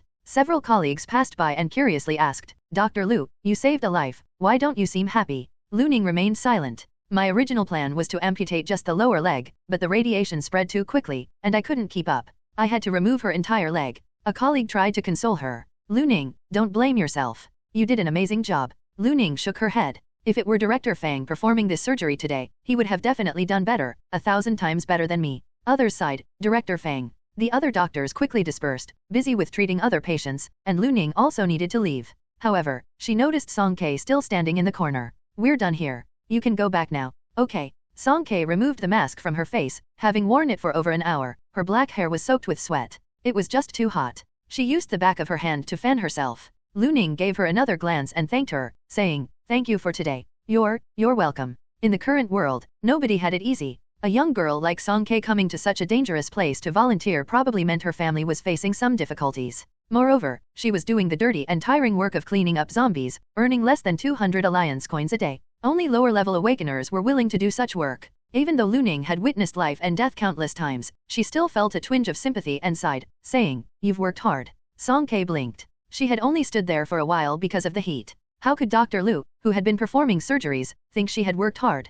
After a busy day, Song Kei finally received her compensation and left work. Tongwan had become somewhat desolate compared to the past, but it was still a functioning city. The majority of zombies had been concentrated in the incinerators of major hospitals, making the streets relatively peaceful. As Song Kei left the hospital, she passed by a central park. Flocks of white pigeons were pecking at rice on the ground. Children in new clothes were running around, and a scruffy-looking homeless man with a newspaper-covered head was sleeping on a bench. Passers-by sprinkled breadcrumbs into the air, attracting the pigeons to feed. The homeless man, smelling the aroma of baking, half rolled off the bench and reached out to grab some food, competing with the pigeons. The person who had thrown the breadcrumbs had a disdainful look and quickly moved away. The homeless man, oblivious to this, leaned on the ground with stubble on his face and desperately stuffed his mouth with food. His voraciousness might have choked his throat accidentally, and he started coughing violently, causing crumbs to scatter all over. The pigeons were startled and flew away in a flutter. Song Kei had initially walked past, but when she heard the man's severe coughing, her steps gradually slowed down. She paused for a couple of seconds and then retraced her steps, taking out an unopened loaf of bread from her pocket and placing it in front of the man.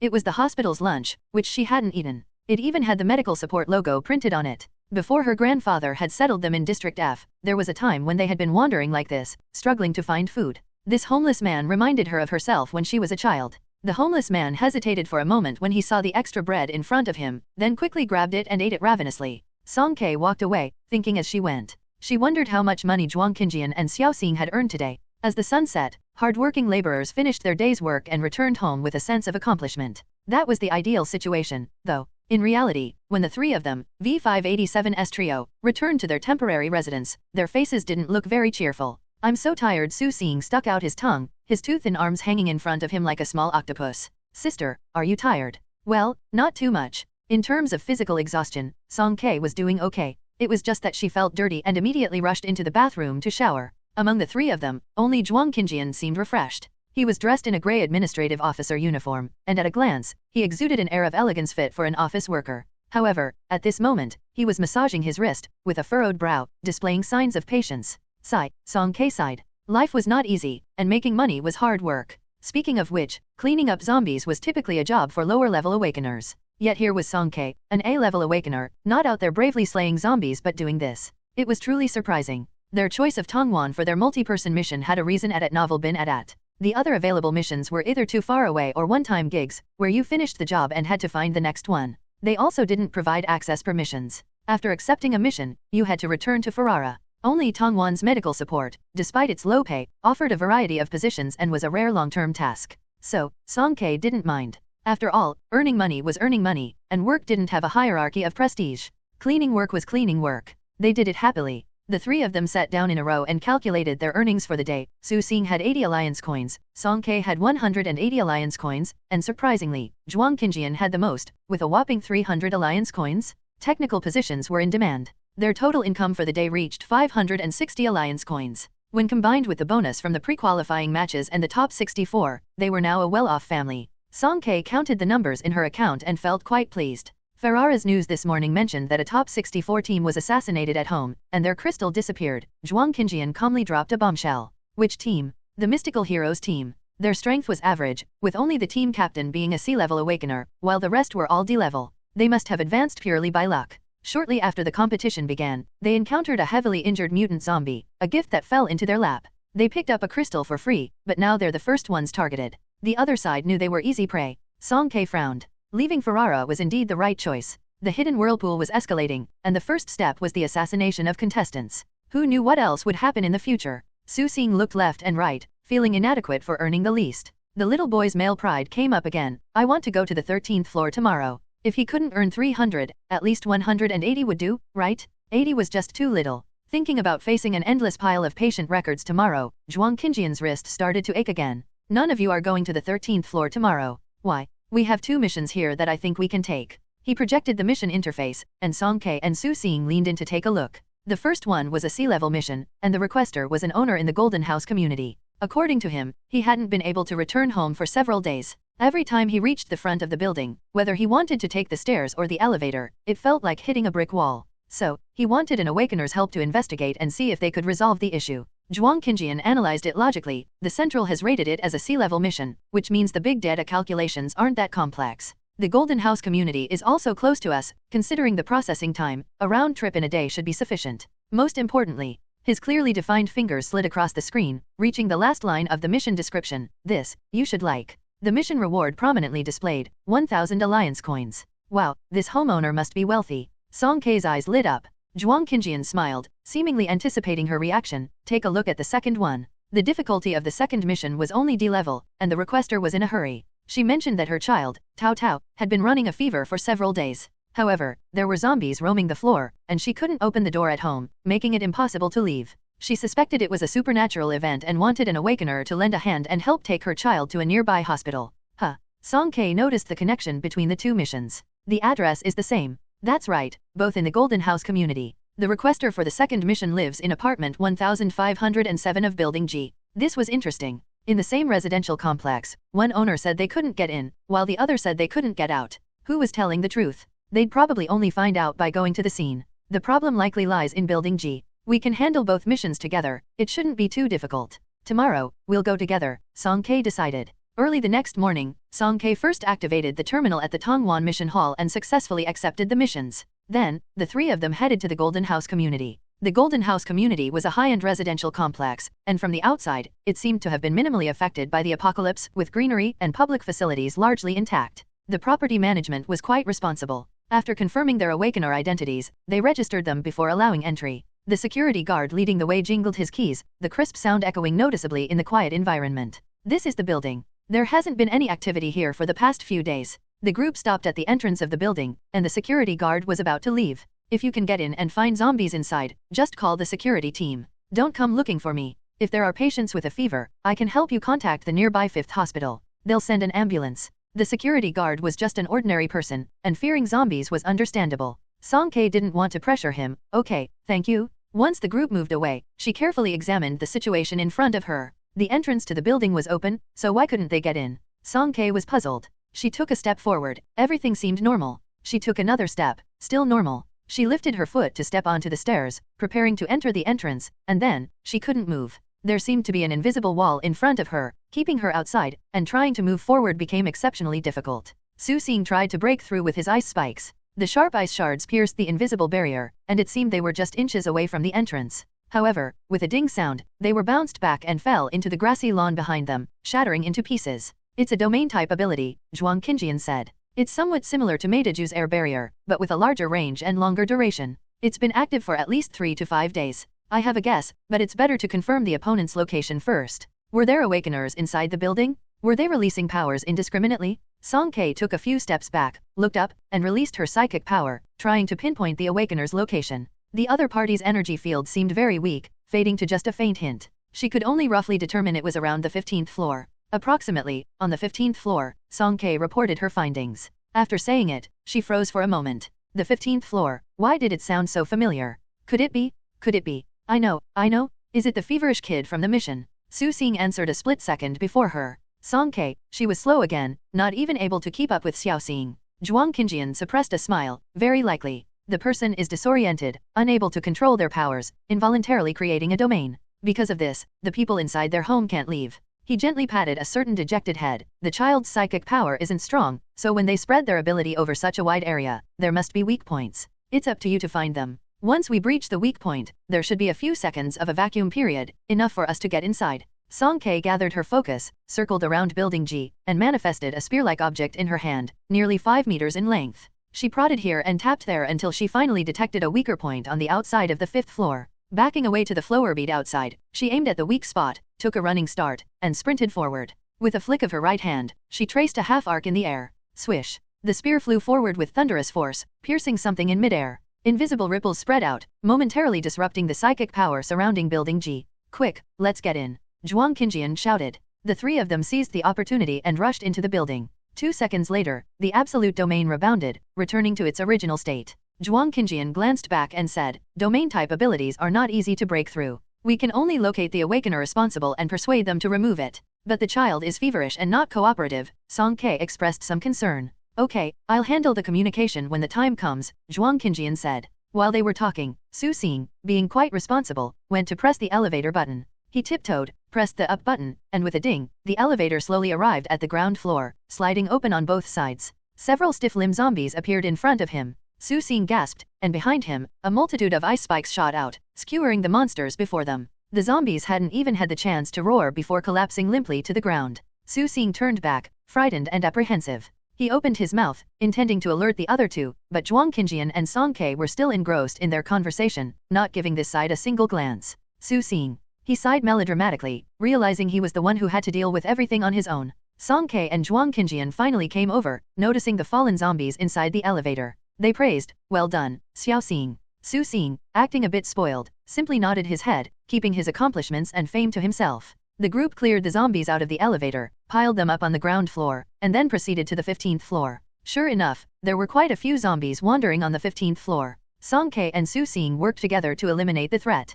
Zhuang Qinjian pressed the doorbell of 1507, saying, hello, we're the awakeners who received the mission. Is it your child who needs to be taken to the hospital? There was no response, so he pressed it again. Hello. This time, before he could finish speaking, the door to 1507 was abruptly pulled open. A woman with disheveled long hair and glasses appeared, tears of excitement in her eyes. Finally, I can open the door. Hurry, Tao Tao has a high fever, please take her to the hospital. Zhuang Qinjian reassured her, saying, don't worry. First bring your child out, and I'll talk to her. We've already cleared the outside. He tried to comfort the young and flustered mother while simultaneously having Su Xing contact an ambulance from the 5th hospital. The woman cradled a small figure wrapped in a blanket and brought her out. As she passed by, Song Kei glanced at the bundle and instinctively felt that something was off. Before she could fully process it, the corners of the blanket moved, and a small head poked out. A corgi with a drooping ear emerged, grinned at them, its nose moist, and let out a weak woof. Song Kei. Wait, could someone please explain why Tao Tao was a dog? An awakener dog? Song Kei's language system was in disarray. She and Tao Tao, who was curled up in a blanket, stared at each other in silence. Tao Tao's big eyes met her gaze for a moment, and then she turned her head away, disdainfully blowing a bubble of snot. Oh, this dog, why is it still looking down on people? Song Kei was furious. Zhuang Qinjian was also unusually speechless. His original plan was to communicate with this child named Tao Tao and persuade her to temporarily suppress her abilities. Now it seemed that this task was even more challenging than he had imagined. No, it should be said that this task had already surpassed the scope of what humans could accomplish. In your request, you mentioned that it's your child who has a fever. Zhuang Qinjian took a deep breath, carefully choosing his words. That's right, Tao Tao is my child, the woman responded confidently. She has a fever, please hurry and take her to the hospital. Take a dog with a fever to a pet hospital? But was Tao Tao's condition due to her awakened abilities, or should she be taken to a specialized radiation center? Zhuang Qinjian rubbed his forehead. Your child, from our preliminary assessment, seems to have awakened her abilities. She sensed danger outside and created a protective field on her own, which is why you haven't been able to leave your home for the past few days. Really? The woman was quite carefree and didn't find anything unusual about her dog awakening abilities. She lifted Tao Tao affectionately and nuzzled her nose. So, Tao Tao was protecting mommy? That's amazing. Woof, woof, Tao Tao barked twice in cooperation. V587's three members watched the woman and the small dog perform their touching mother-daughter act without expression. Zhuang Qinjian cleared his throat, interrupting this warm scene. Now, Tao Tao needs to suppress her abilities before you can leave. How do we do that? The woman was cooperative and immediately asked, what do I need to do? You're her mother, don't you have some special way of communicating with her? Su Xing muttered. Tao Tao is usually quite obedient. Tao Tao, can we please suppress that thing? The woman asked hopefully. Woof. Is it done? Can we leave now? The woman looked at them with anticipation. Song Kei shook her head, the protective field was still in place. Let me try. Su Xing volunteered and extended two small paws towards Tao Tao's head, glaring menacingly. Little dog, suppress your abilities. Tao Tao sneezed and sprayed him with saliva, her tiny dog face showing a hint of disdain. You do it. Su Xing wiped his face in annoyance and handed the problem over to Zhuang Qinjian. Aren't you usually good at this? Zhuang Qinjian was speechless. He could easily deal with this corgi, but trying to reason with a dog wasn't that a bit too much for him? The four people and one dog remained deadlocked for a while, unable to find a solution to make Tao Tao suppress her abilities. Suddenly, there was a rustling noise in the stairwell, and a zombie crawled up from below, swaying unsteadily as it appeared in the corridor. Oh, a zombie. Tao Tao's mother turned pale with fright, clutching Tao Tao tightly and attempting to hide inside the room. Auntie, it's all right. We'll take care of it. Su Xing quickly stopped her, patting his chest to guarantee. Song Kei turned around, her right hand flipped, a slightly thicker in the middle and slightly thinner at both ends, diamond-shaped spiked cone appeared at her fingertips. She slid the ring onto her middle finger and, with a quick flick of her wrist, started spinning it rapidly. The zombie in the corridor had also noticed the living people and lunged at them ferociously. Song Kei's spiritual weapon, Ime Thorn, shot out from her hand, and with a twist of her fingers, she deftly intercepted the zombie. In one go, she thrust it, and the entire skull of the zombie was lifted off, rolling on the ground like a soccer ball. The zombie, now headless, took 2 more steps due to momentum before crashing heavily. Sister is amazing, Su Xing, the cheerleader, applauded. Wow, that's impressive. Tao Tao's mother was also quite impressed and followed with admiration. Tao Tao peeked out from the blanket, her round eyes staring at Song Kei. She barked twice, woof, woof. What is it saying? Song Kei turned to Zhuang Qinjian. Zhuang Qinjian, she didn't need to trust him so much, he couldn't understand dog language. However, he soon had a change in expression. The protective field has been lifted. Tao Tao looked very excited, her short tail wagging rapidly. She propped up half of her dog body, placed her front paws on her mother's arm, perked up her ears in high spirits, and barked at Song Kei again. Woof. What did that mean? Song Kei had won the approval of a dog through sheer force? It felt a bit strange. At the 5th hospital, the doctor in charge of receiving patients looked at Tao Tao wrapped in a blanket on the counter with a troubled expression. We're not veterinarians, you know. This dog has awakened its abilities, Zhuang Qinjian sighed and had to explain again. From stepping into the hospital gate to the triage desk, and then to the examination room, he had repeated it countless times and received countless strange looks. What? A dog with awakened abilities? The doctor's tone changed. The doctor who had just claimed we're not veterinarians suddenly had a gleam in his eyes. He seemed to see his own shining future research paper. He took out his glasses from his pocket, put them on, and turned to say a few words to someone inside. Soon, a group of interns also rushed out with eager expressions. Come on, it's called Tao Tao, right? Oh, you're such a good dog. We'll make you better, don't be scared, okay? A group of doctors in white coats surrounded Tao Tao like they were observing precious research material, afraid that it might have a headache or fever. Song Kei witnessed their dramatic change in attitude, her mouth agape. The doctor looked at them, cleared his throat twice, and said seriously, "Let Tao Tao stay in the hospital for now. I will establish a specialized medical team to take care of her. As for the ward, you can apply for a single room." Tao Tao's mother happily agreed. After leaving the examination room, Song Kei, Tao Tao, and Tao Tao's mother said their goodbyes, and their mission here was considered successfully completed. However, Song Kei still couldn't understand, can dogs also awaken? This kind of thing sounded magical just by listening to it. Zhuang Qinjian tried to explain it to her in a simple and understandable way. There are always exceptions in everything. Radiation is indiscriminate. In theory, animals can also potentially awaken, but compared to humans, there are clear deficiencies in terms of both the capacity to endure and genetic sequences. Animals like Tao Tao are just a rare occurrence. At novel bin at. They didn't expect such an explosive surprise hidden in a D-level mission. A few more missions like this would be enough to test their mentality. Having completed their part-time work for the day, the 3 members of V587 relaxed and leaned against the corridor to enjoy the breeze. The 5th hospital was quite different from the 119 hospital where Song Kei had worked a few days ago. The 119 hospital was always racing against time, with doctors in the emergency department and resuscitation constantly busy, and the 13th floor, the radiation specialist department, was even more of a disaster area. Radiation outbreaks often resulted in patients becoming more zombie-like and a threat to the safety of ordinary people. Volunteers had to maintain strict vigilance and be ready to clean at any time. But the 5th hospital seemed much calmer. In the small park below, there were lush trees, and hospitalized patients were chatting and walking. The overall atmosphere was peaceful and healing. According to the introduction, this is more of a therapeutic hospital, Zhuang Qinjian said. Tongwan Hospital had many branches, and perhaps different hospitals had different roles. Song Kei found this calm atmosphere quite pleasant. She lay on the railing in the middle of the atrium, enjoying the breeze, her gaze casually scanning the surroundings. Then, she spotted an extremely familiar figure. The person was wearing black sunglasses, a high-end gray overcoat, and her long wavy hair was not tied up this time but fell smoothly on her shoulders, snugly pressed down by a woolen hat. The woman moved gracefully, her expression cheerful, and after getting off a private steamship, she walked slowly towards the entrance of the 5th hospital. The tall man silently following her must have received instructions. He nodded and took a detour to the hospital's self-service supermarket. "Linear you? In her heart, Song Kei gritted her teeth as she pronounced the name. She recognized that figure even when it turned into ashes. She paid no heed to the railing and was about to jump over it to confront Lin Yuyu. Wait. Zhuang Qinjian grabbed her coat and prevented Song Kei from getting her way. Her legs were caught on the railing, and she almost ended up falling headfirst. She pouted and looked at the person stopping her, accusingly saying, She cheated me out of crystal." Zhuang Qinjian was both annoyed and amused. He lowered his voice and said, "I didn't say you couldn't go confront her, but if you go down there so openly, what if she calls for reinforcements, and Sucha comes back? By then, if you two have a brawl, and there's a crowd watching, won't that attract the Tongwan security team? We've finally obtained the admission permit, don't mess it up." But, Song Kei felt so wronged, but she couldn't swallow this anger. Zhuang Qinjian stopped teasing her and quickly came up with an idea. "Don't worry, I have a way to catch her. I guarantee it will help you vent your frustration." May Thorn. Humming a tune, Lin Yuyu entered the 5th hospital with a graceful stride. She passed through the spacious lobby, navigated through the crowded people, and arrived at the exclusive elevator for VIP wards, pressing the button to go up.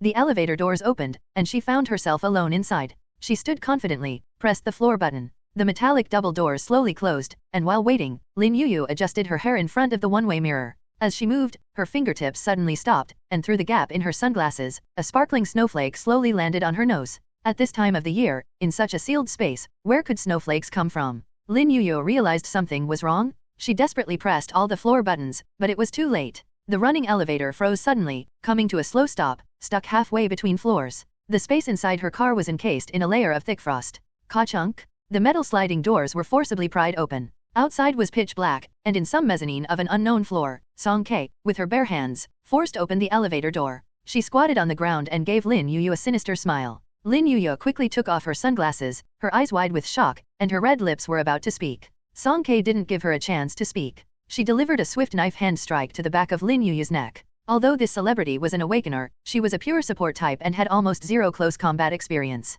Struck by Song Kei like this, her body went limp, and she fainted on the spot. Song Kei extended her arm, grabbed her by the waist, and pulled her out of the elevator. Then, she shouted up through the elevator shaft to Su Xing above, "Xiao Xing, it's a success." Su Xing's furry little head appeared on the top floor. This time, his ability had turned into ice blades. He knocked on the frozen elevator and peeled away the layers of ice and snow. In no time, the elevator returned to normal operation as if nothing had happened. Song Kei carried Lin Yuyu like a sack and met up with her 2 accomplices in the corridor. We kidnapped a big star, she exclaimed in disbelief in a hushed voice. We kidnapped a big star, Su Xing repeated like a tape recorder. The 2 of them jumped up and twirled around in joy. Don't celebrate too soon, Zhuang Qinjian poured cold water on their excitement. We still need to find a place to hide her. Otherwise, with Rainforest's tracking methods, it won't take more than 10 minutes for Sucha to locate her. Where should we hide her? Song Kei asked nervously. Zhuang Qinjian brushed non-existent dust off the blanket and smiled. I have a place in mind. It should be just right. When Lin Yuyu woke up, she found herself in a spacious hospital room, her hands and feet tightly bound. There was a dull pain in the back of her neck, and her head throbbed with dizziness. Her vision started as a blurry white expanse but gradually became clear, revealing 2 familiar figures. She lifted her head abruptly, only to see a teenage girl and a child sitting back to back on a chair, both glaring at her fiercely. Song Kei, Su Xing, she said in surprise. Humph, the 2 of them responded in unison, clearly not pleased. Why have you kidnapped me? Release me immediately. Lin Yuyu demanded angrily. We won't release you, I'll piss you off to death. Su Xing cheerfully gloated. Not releasing you, Song Kei also followed, adding fire. Sucha.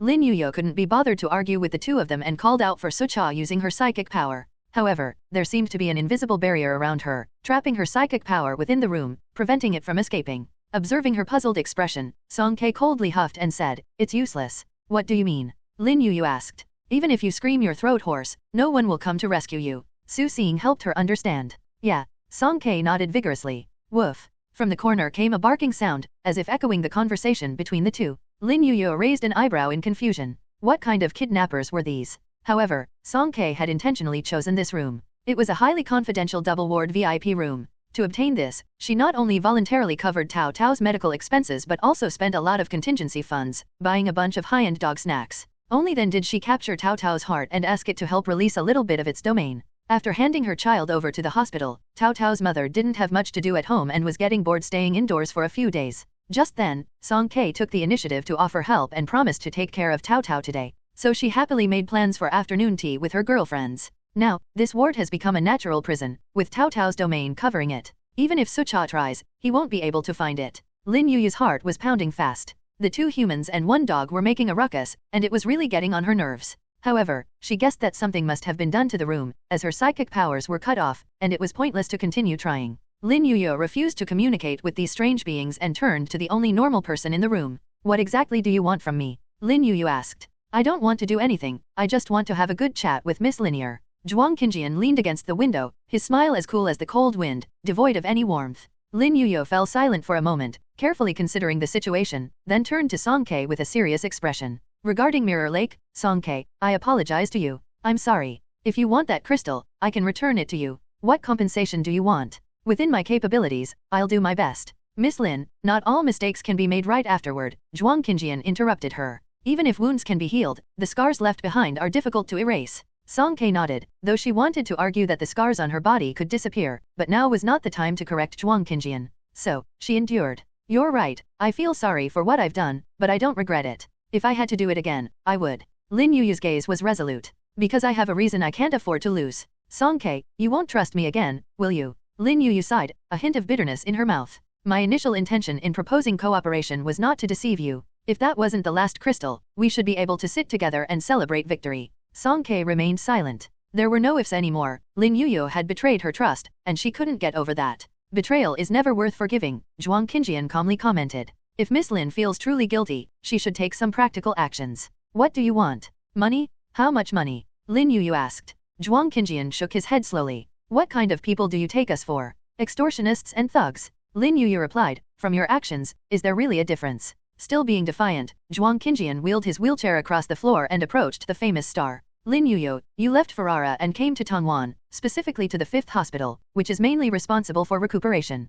Why? Do you have someone here who means a lot to you? Family or friends? Is the other person hopeful to wake up, or have they already turned into zombies? I guess it should be the former, but the situation isn't great, which is why you're willing to do whatever it takes to snatch the crystal, right? Lin Yuyu narrowed her eyes suddenly. Since we were able to capture you, it wouldn't be difficult to find out who your family and friends are and what their names are, Zhuang Qinjian replied. Unfortunately, I've been working in the archives for the past few days, responsible for compiling all the patient data admitted after the apocalypse, and there aren't many people from Ferrara. That's enough, Lin Yuyu said expressionlessly. I admit it, let's negotiate the terms. Zhuang Qinjian gestured for Song Ke to come over and whispered to her, "How do you want to get back at her?" Song Ke asked curiously, "Do you really know the names of her family and friends?" "I was bluffing," Zhuang Qinjian winked at her, "there's too much patient data for me to go through." In a hidden spot where others couldn't see, Song Ke secretly gave a thumbs up, impressed by Zhuang Qinjian's cunning at novel bin at. "How about we make her do 10 commissions for us?" Zhuang Qinjian suggested. "Free labor, why waste it?"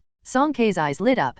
Zhuang Qinjian was still wicked. No, Zhuang Qinjian had a lot of good ideas. The two returned to Lin Yuyu, and Zhuang Qinjian added a precaution. "Miss Lin, this time, you won't suddenly change your mind again, will you?" Lin Yuyu winced as his words cut deep, mentally and physically drained. She said, "I'll do as I say. If you don't trust me, you can report to my fans that I participated in the throne race, and ruin my reputation. Will that be enough?" The importance of the throne race to Lin Yuyu was self-evident. She dared to make this promise, so it seemed she was genuinely willing to cooperate. "Remove the barrier. If Sucha can't find me, he will tear down the entire hospital." Song Ke and Su Xing tried to coax Cao Cao again, with Song Ke performing a sort of acrobatic act with her ime thorns, and Su Xing barking woof, woof, trying to find the right frequency to communicate with the dog. Finally, Cao Cao couldn't stand it anymore and hid in the doghouse, with its round buttocks facing the two people, ignoring them completely. Lin Yuyu felt like facepalming. How did I end up being kidnapped by these people? But when she glanced at Zhuang Qinjian, who remained unfazed while watching this absurd scene, she thought that when it came to cunning, this man was the most terrifying.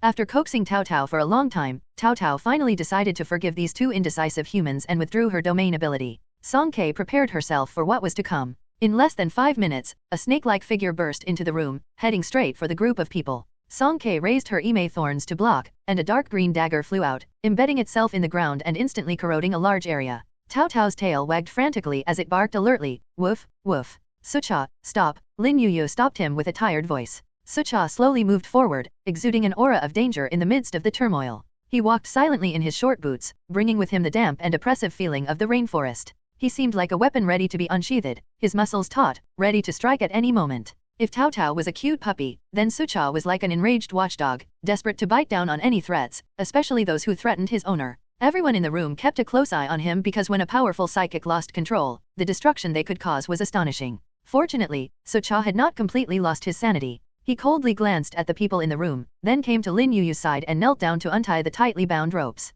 Lin Yuyu flexed her wrists, which had turned red from the tight bindings. "So, what do you need me to do?" Song Ke put forward the request for 10 commissions. Lin Yuyu furrowed her brows, taking a moment before nodding. "All right, but make sure it's done before the next match. I won't stay in Tongwan for long. Considering it's a temporary employment, sharing your information publicly should be a basic requirement, right?" Zhuang Qinjian spoke with a chilly tone. Lin Yuyu silently nodded and compromised. Lin Yuyu, A-class support type, psychic ability, illusory singing. Depending on the lyrics I sing, I can apply curses or blessings. He's Sucha, A-class offensive type, psychic ability, venomous corrosion. However, he excels at assassination, and in one-on-one combat, before meeting Song Ke, no one was his match. Zhuang Qinjian's speculations were indeed correct. These two had sound and venomous abilities. A double A-class combination. With these two free laborers, Song Ke's excitement surged. They could take on more challenging requests and make a lot of money. Tongwan, in a specialized drug transport route. The towering figure of nearly 1.9 meters moved through it, clad in a plain black vest, camouflage pants, and combat boots. Occasionally, he would bend down to clear the road debris, and when a zombie jumped out, he would ruthlessly take them down without expression. The task he was undertaking was one of the most tedious within the sea level, checking the conditions of the lifeline checkpoints, clearing blocked roads. After clearing each segment, he had to pass through the outposts for confirmation to ensure unobstructed drug transport into Tongwan. Though it was a sea-level mission with a good reward, few people took it due to its dirty and tiring nature, consuming a lot of time. V587 had come, not only that but completed it quite comfortably after all, they even got 2 free coolies. Song Ke and Su Xing were acting like old bosses. Despite the cold weather, they had set up a pergola and were squatting side by side on the curb, sipping juice and supervising Sucha's work. They would occasionally provide some feedback. As Sucha kicked a zombie away, the two clapped in unison. Sucha's muscles bulged as he threw a steel bar to the side, and the two compared their wrists, regretfully realizing they both had thin arms. Their appearances seemed lacking no matter how one looked at them. Amidst the sounds of clap, wow, and ah, Lin Yuyu gradually lost herself. Once again, she asked that classic question, why was I kidnapped by people like this? Sucha, covered in sweat, stopped in front of her. The former big star now had a bare face due to helping clear the roadblocks, with dust on her face and body. Don't do this. Sucha took the gravel from her hand and gestured for her to rest. I'm willing to admit defeat. Lin Yuyu gritted her teeth. Not following the rules is fine. Sucha's gaze turned cold. I'll go kill them. Lin Yuyu quickly stopped him, afraid he would actually do it. You don't have to. It's my debt to them in the first place. Zhuang Qinjian was right. Betrayal isn't worth forgiving. Sucha looked at Lin Yuyu. Her long lashes drooped, and when she said these words, her expression was both lost and resigned. Sucha remained silent for a long time, and in the end, he only said 2 words, soft-hearted. How could Lin Yuyu not be soft-hearted? After all, she did deceive Song Ke, but she never thought of actively harming her. In the environment of Mirror Lake, survival for oneself was paramount, and she willingly accepted punishment for a mistake. Move your bricks. Why do you talk so much? Lin Yuyu scolded. Sucha snorted lightly, using one hand to pull off his vest and continue to work shirtless. The black snake tattoo on the back of his neck appeared more menacing in the sunlight, and the scars on his exposed back were numerous and horrifying, all old scars from years past. The 2 people under the pergola were also talking. Sister, are you coming this afternoon? Su Xing asked Song Ke with a pained expression. He couldn't take it anymore, his stomach was bloated. He had drunk 3 bottles of juice in the morning, and he didn't expect supervising would be this tough. Song Ke bit the straw and shook her head. Not coming, got something to do. She had an appointment with Lu Ning in the afternoon to visit the 119 hospital. It wasn't safe for Su Xing to stare at these 2 alone. Anyway, their dose of happiness for the day had already exceeded the limit, so Song Ke had given their 2 coolies a break. At the 119 hospital, Song Ke went around to the back window of the archives room and knocked on the wall. After a while, a slender finger opened a gap, revealing half of Zhuang Qinjian's handsome profile in grey uniform. She didn't know why he was so dedicated to the archivist's job, leaving early and returning late for several days, spending all his time here looking up information. Song Ke had her hands behind her back. Yesterday, it was agreed. Zhuang Qinjian sighed. I've also said that an ordinary doctor can't cure my leg. Song Ke persisted. The doctors in Tongwan are very CA capable. Zhuang Qinjian locked eyes with her persistent gaze for a long time and finally compromised. Okay, I'll listen to you. Song Ke pushed him to the 13th floor and found Lu Ning's office, knocking on the door in a proper manner. Come in, a cold voice came from inside. During this period, whenever she had free time, she would come to work as a zombie cleaner, and Lu Ning felt that it wasn't easy for her to support her family at such a young age. He would often take special care of her. Over time, they grew closer. After learning that she had a companion with a leg injury who could only move in a wheelchair, Lu Ning suggested that Song Ke bring him over for an examination whenever she had the time. After Zhuang Qinjian's blanket was pulled back, Lu Ning was momentarily stunned. This leg was not simply injured. From the appearance, it was grotesquely twisted, resembling being crushed by a truck. Song Ke usually had to take care of her disabled brother, and from what she said, it seemed there was also a younger brother at home. The little girl had it really tough. Lu Ning's misplaced affection for Song Ke deepened. I've scheduled a holographic scan for you. Take your brother to get the imaging done first, Lu Ning said. Song Ke had a slight objection to the term brother. Not brother. Not a brother? She thought only family would be so devoted and loyal. Lu Ning's gaze shifted back and forth between the 2, and suddenly she seemed to have a realization, thinking she had figured it all out. I'm sorry, you seem quite devoted. So, take your friend to get the imaging done. Song Ke was puzzled, feeling that there was some hidden meaning in Lu Ning's omission. Once they left the room, Song Ke asked Zhuang Qinjian, What do you think Dr. Lu is thinking? Zhuang Qinjian smiled faintly. You've touched her heart, I suppose. Song Ke said, Huh. After completing the holographic scan, the 2 returned to the office, and Lu Ning carefully examined the report. Your leg has been broken for a long time, and the wound has been repaired twice before. This has led to significant internal bone displacement. With the current level of technology, if I perform the surgery, I won't be able to achieve the restoration you're asking for. Song Ke's shoulders slumped in disappointment. Lu Ning put down the report and contemplated for a moment. I'll check with some of my colleagues to see if they have any better solutions.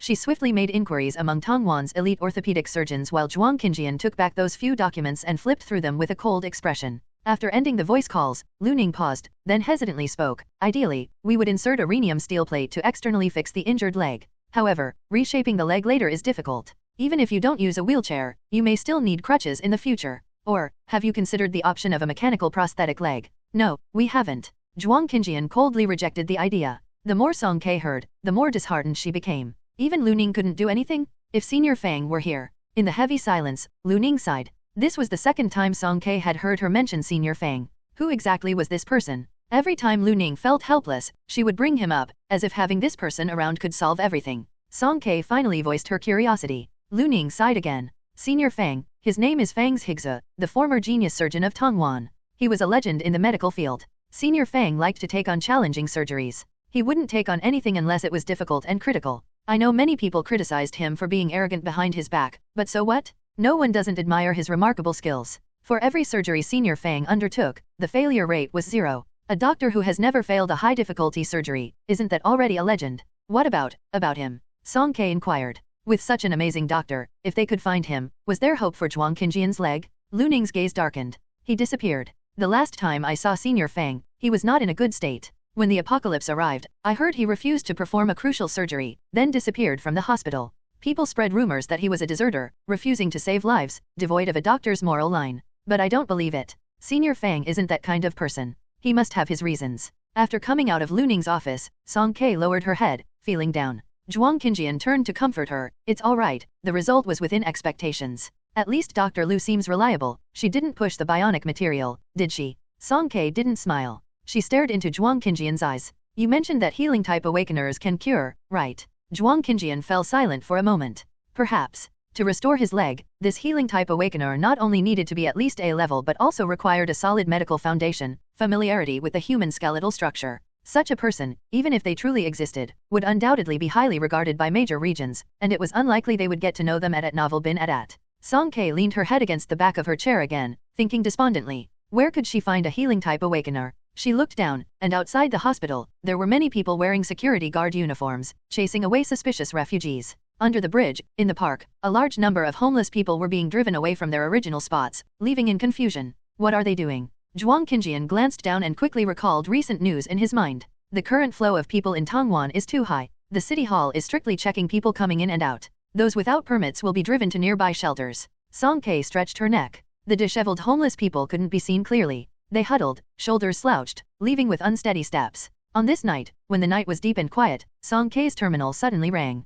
The glaring red light illuminated the entire room, and she sat up, the sleepiness completely gone. On the terminal appeared an A-level urgent commission. Hello, Awakener. The following information is from the Tongwan City Hall. There's a large-scale zombie tide near the Ligia shelter. The crisis is urgent. Please assist with all your might in defending Tongwan. Ligia was the nearest shelter to Tongwan. If it was engulfed by the zombie tide, Tongwan would be wide open to danger, and its downfall was just a matter of time. Song Ke grabbed her coat and rushed to the door. Bang, bang, bang. She forcefully knocked on Zhuang Qinjian's door. There was a slight movement inside. Song Ke couldn't wait and barged in directly. Zhuang Qing. Before she could finish saying there's an urgent commission, her eyes widened.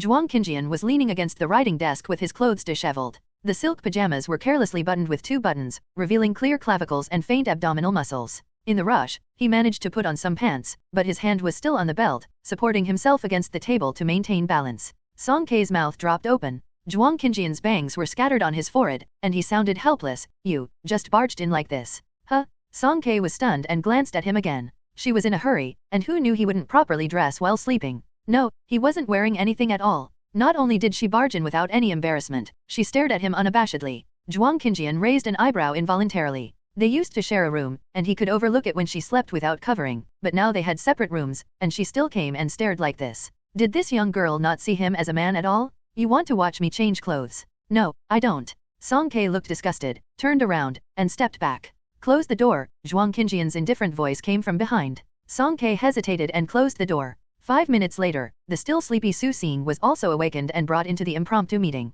V587 was dressed neatly, and they sat together. I want to go to Ligia, Song Ke stated her thoughts. This time, it wasn't for money and points but for Tongwan. If Tongwan fell, the medical resources here would be lost in an instant. Not to mention, Song Ke and their temporary shelter would be lost. For the entire alliance, it would be a massive disaster, essentially extinguishing the faint hope of life. Zhuang Qinjian also realized the severity of the situation and nodded in agreement, saying, all right, let's go together, but we need to be careful. Zombie tides are not easy to deal with. The 3 quickly packed up and were getting ready to leave. Wait, Song Ke suddenly stopped in her tracks. I forgot, there are 2 more. Lin Yuyo was abruptly awakened from her sleep by a series of urgent calls. Who is it? Irritated, she ruffled her hair and answered with her eyes closed, who's disturbing me in the middle of the damn night? Come quickly, a commission, sending you the location. The person on the other side hung up after saying this, not giving her a chance to refuse. Seriously, who gives a commission in the middle of the night? Lin Yuyo grumbled and casually threw the terminal, attempting to go back to sleep.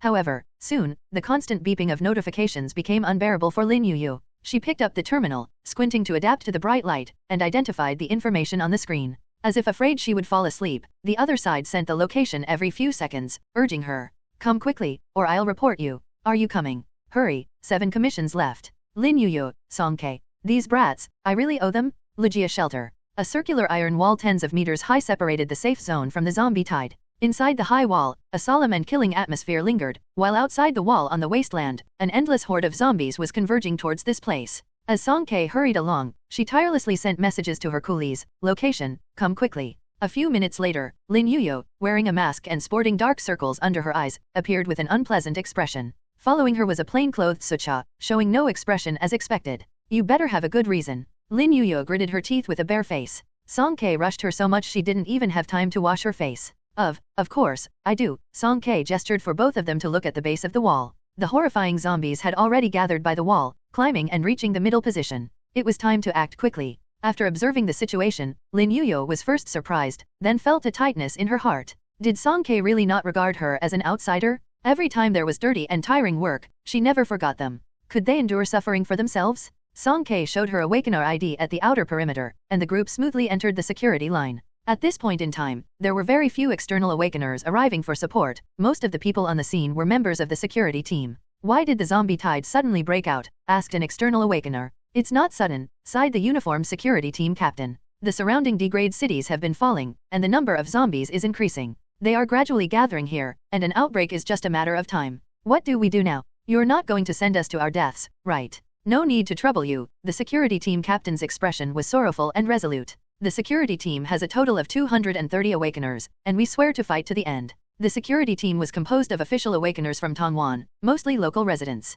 After awakening, they registered locally, underwent verification, and joined the security team, enjoying the status granted by the Tongwan City Hall. Their families were here, and they had a strong sense of honor and belief compared to external Awakeners. In the short time Zhuang Qingjian spent in the archives, leaving aside other matters, he had a clear understanding of the personnel information for the entire Tongwan. He had a good grasp of the structure and situation of Awakeners. He glanced around and, amidst the determined gazes of the security team members, he took the initiative to speak. Captain Zhao, the situation isn't as dire as you think. You are. Security team Captain Zhao Liqiang turned at the voice. Me? I'm just an ordinary citizen, working in the archives of the 119th hospital. Here we go again, this familiar fabricating of identities. Song K shook her head in exasperation. Zhuang Qingjian calmly introduced, this is our captain, Song K, an A-level awakener and also an outstanding medical volunteer in Tongwan. Oh, how come her part is involved this time too? Song K was stunned, but after being called, she couldn't help but stand up straight. As for being an outstanding volunteer, it should be a compliment for her good work as a zombie cleaner, right? Zhao Liqiang was not in the mood to verify Song K's outstanding identity at the moment. He was more struck by her A-level status and looked at her for a moment longer. What do you mean by the situation not being so bad? He asked. As long as we utilize the terrain and the Awakeners cooperate properly, clearing these zombies won't be a problem, Zhuang Qingjian stated directly without further ado. Zhao Liqiang's face showed surprise. Are you confident? You can't joke about something like this. Zhuang Qingjian nodded calmly. Yes, but the condition is that I take command. Zhao Liqiang fell into contemplation. He didn't have a better plan, so he was willing to give this person's words a try. But he stood up on his own initiative, and he didn't know what his purpose was. Zhuang Qingjian assessed his expression and added, of course, if we succeed, as for the commission rewards. Zhao Liqiang immediately felt relieved. He had overthought it. They, the external awakeners, were undoubtedly here for points. No problem, I will report it truthfully to the magistrate. The battle horn sounded. Zhuang Qingjian organized the awakeners on the scene into different groups, fire and wind, thunder and water, earth and rock types, then placed them in various positions. Everyone had their roles, and they strictly followed the order to use their abilities. Bright fireworks rose into the air, spreading rapidly with the help of the strong winds, swallowing the ferocious roaring zombies in a raging blaze. On the other side, a fierce storm raged, with thunder and lightning, and raindrops, a mix of both abilities, fell incessantly, causing the zombies to tremble from the electric shocks. Other combat-oriented awakeners charged out from behind the high wall, fearlessly confronting the zombies. At this moment, they were not just security team members or awakeners, they were not motivated by fame or gain. They had grown up enjoying the shelter of Tongwan, and now it was time for them to stand up, becoming the strongest shield to defend their homeland. While individual awakeners had limited power, when they came together, their combined force was earth-shattering. Zhao Liqiang watched the awe-inspiring scene before him, his eyes moist. Tongwan wouldn't fall, and they still had hope? Amidst the intermittent bursts of light coming from awakeners' abilities, one scene stood out from the rest. Su Xing was like a human refrigeration unit. From his small body, a fierce snowstorm raged down, and countless ice crystals enveloped the zombies, freezing them into sculptures. Your indifference hurts the most. Like December's snowstorm, my heart has already broken into 2 pieces. Accompanied by a melodious and haunting song, the frozen, slow-moving zombies were instantly cursed, splitting into 2 pieces just as Lin Yuyo had sung about. However, the eerie singing did not stop. The melody changed, transitioning into another song. I want to borrow from you, borrow a pair of invisible wings to take you flying towards the brightest light in the world. 2 assassin-like figures leaped down from the wall. Crack! As they landed, the ice-sculpted zombie wall split in half, and the shattered debris filled the air at Novel bin Adat. Like shooting stars, the two black dots charged into the densely packed sea of corpses. Soon after, waves splashed, and ripples appeared on the calm surface, disrupted by the intrusion. Lin Yuyu cast a speed buff on them. Song Ke and Sucha went on a killing spree. Sucha was surrounded by a toxic mist. Even though the zombies couldn't feel pain, their bodies rapidly disintegrated, turning into a pile of white bones. The former insect tide would probably be terrified encountering this kind of biochemical attack. Song Ke wielded a massive jagged blade longer than her own body, swinging it wildly. With each strike, it was as if a gust of wind swept fallen leaves. She mowed down the zombies in groups, and countless heads flew aimlessly. The four worked seamlessly together. Whether in ranged or melee combat, each of them was at a monstrous level. When combined, they were catastrophic. The awakeners atop the high wall were dumbfounded. What kind of monsters were these people? Don't zone out. Speed up in the southeast, continue setting traps in the west. Oh, there's one more here. He gave clear and orderly commands, overseeing the situation. V587. Everyone present silently remembered the name of this team. Cleaning up the zombie tide took a little over an hour. In the end, the scattered zombies fled in all directions, and Zhuang Qinjian ordered the awakeners to stop. A security team member responsible for guarding the shelter hurriedly came to report. During the recent skirmish, a section of the wall was broken through, and quite a few zombies rushed in. Although they were promptly eradicated, it still resulted in casualties. Many of the refugees in that area were bitten. Captain, how should we deal with these people? Zhao Liqiang sighed helplessly. Check them one by one. If it's a mild case, send them to Tongwan. If it's above stage 2 mutation, handle them on the spot. The degree of mutation was based on the tiered system introduced by Tongwan. Level 1 was a mild mutation, also known as pre-spread mutation. As long as it's detected early, the spread of zombification could be effectively halted through medical procedures by amputating the affected area. For level 2 mutations, wounds festered and turned black. Excessive radiation entered the body, causing symptoms like grayish eyeballs and confusion. Even with treatment, patients couldn't be saved. The best that could be done was to slow down the zombification until they eventually succumbed. When Song Ke returned from outside the wall, she happened to witness the security team inspecting and cleaning up the scene. A middle-aged man, his eyeballs cloudy and his fingers transformed into claws, was subdued on the ground, struggling desperately.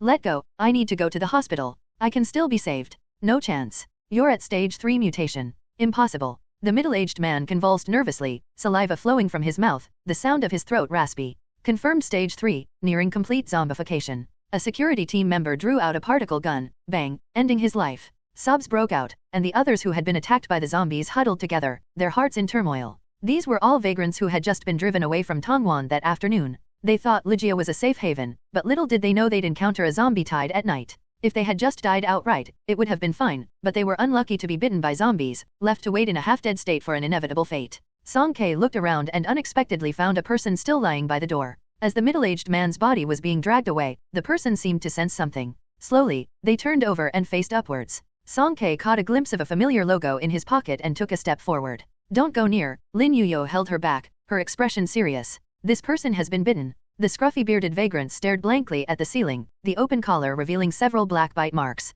In the oppressive and stifling atmosphere, the actions of the homeless man seemed particularly peculiar. He showed no interest in conversations with others, as if he hadn't heard anything, his eyes vacant, lying motionless on the ground. But his mouth moved slightly, indicating that he was indeed still breathing. It's okay, Song Ke, who was blocked by Lin Yuyo, replied softly, and continued to walk forward. She squatted down in front of the homeless man, delicate fingers pulling out a bag of bread from his pocket. Only a small half of the bread was left, and it had been left for several days, becoming dry and hard on the outside. However, the logo medical support was still visible, a bread that only volunteers in Tongwan could receive. A few days ago, in the street garden outside the 119 hospital, Song Ke had given a homeless man a piece of bread at Novel bin Adat. Was it the same person? It was hard to tell as the person looked disheveled, and his face couldn't be clearly seen. Song Ke found it difficult to determine. She stuffed the bread back into the homeless man's pocket, paused for a moment, and then swiftly pulled open his collar, frowning. There were several wounds on the man's body, with white edges and beneath the crusted black clots, one could faintly see fresh red, torn flesh.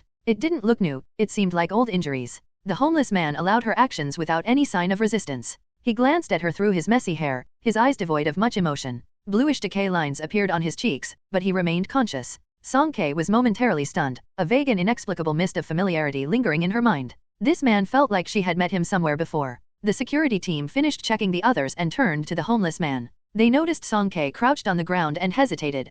They had just witnessed Song Ke, like a god of death, wreak havoc in the zombie tide, and it made them a bit apprehensive. Song Ke stepped back, making way for them. A young team member scanned the homeless man with a radiation meter, looking puzzled. Level 1.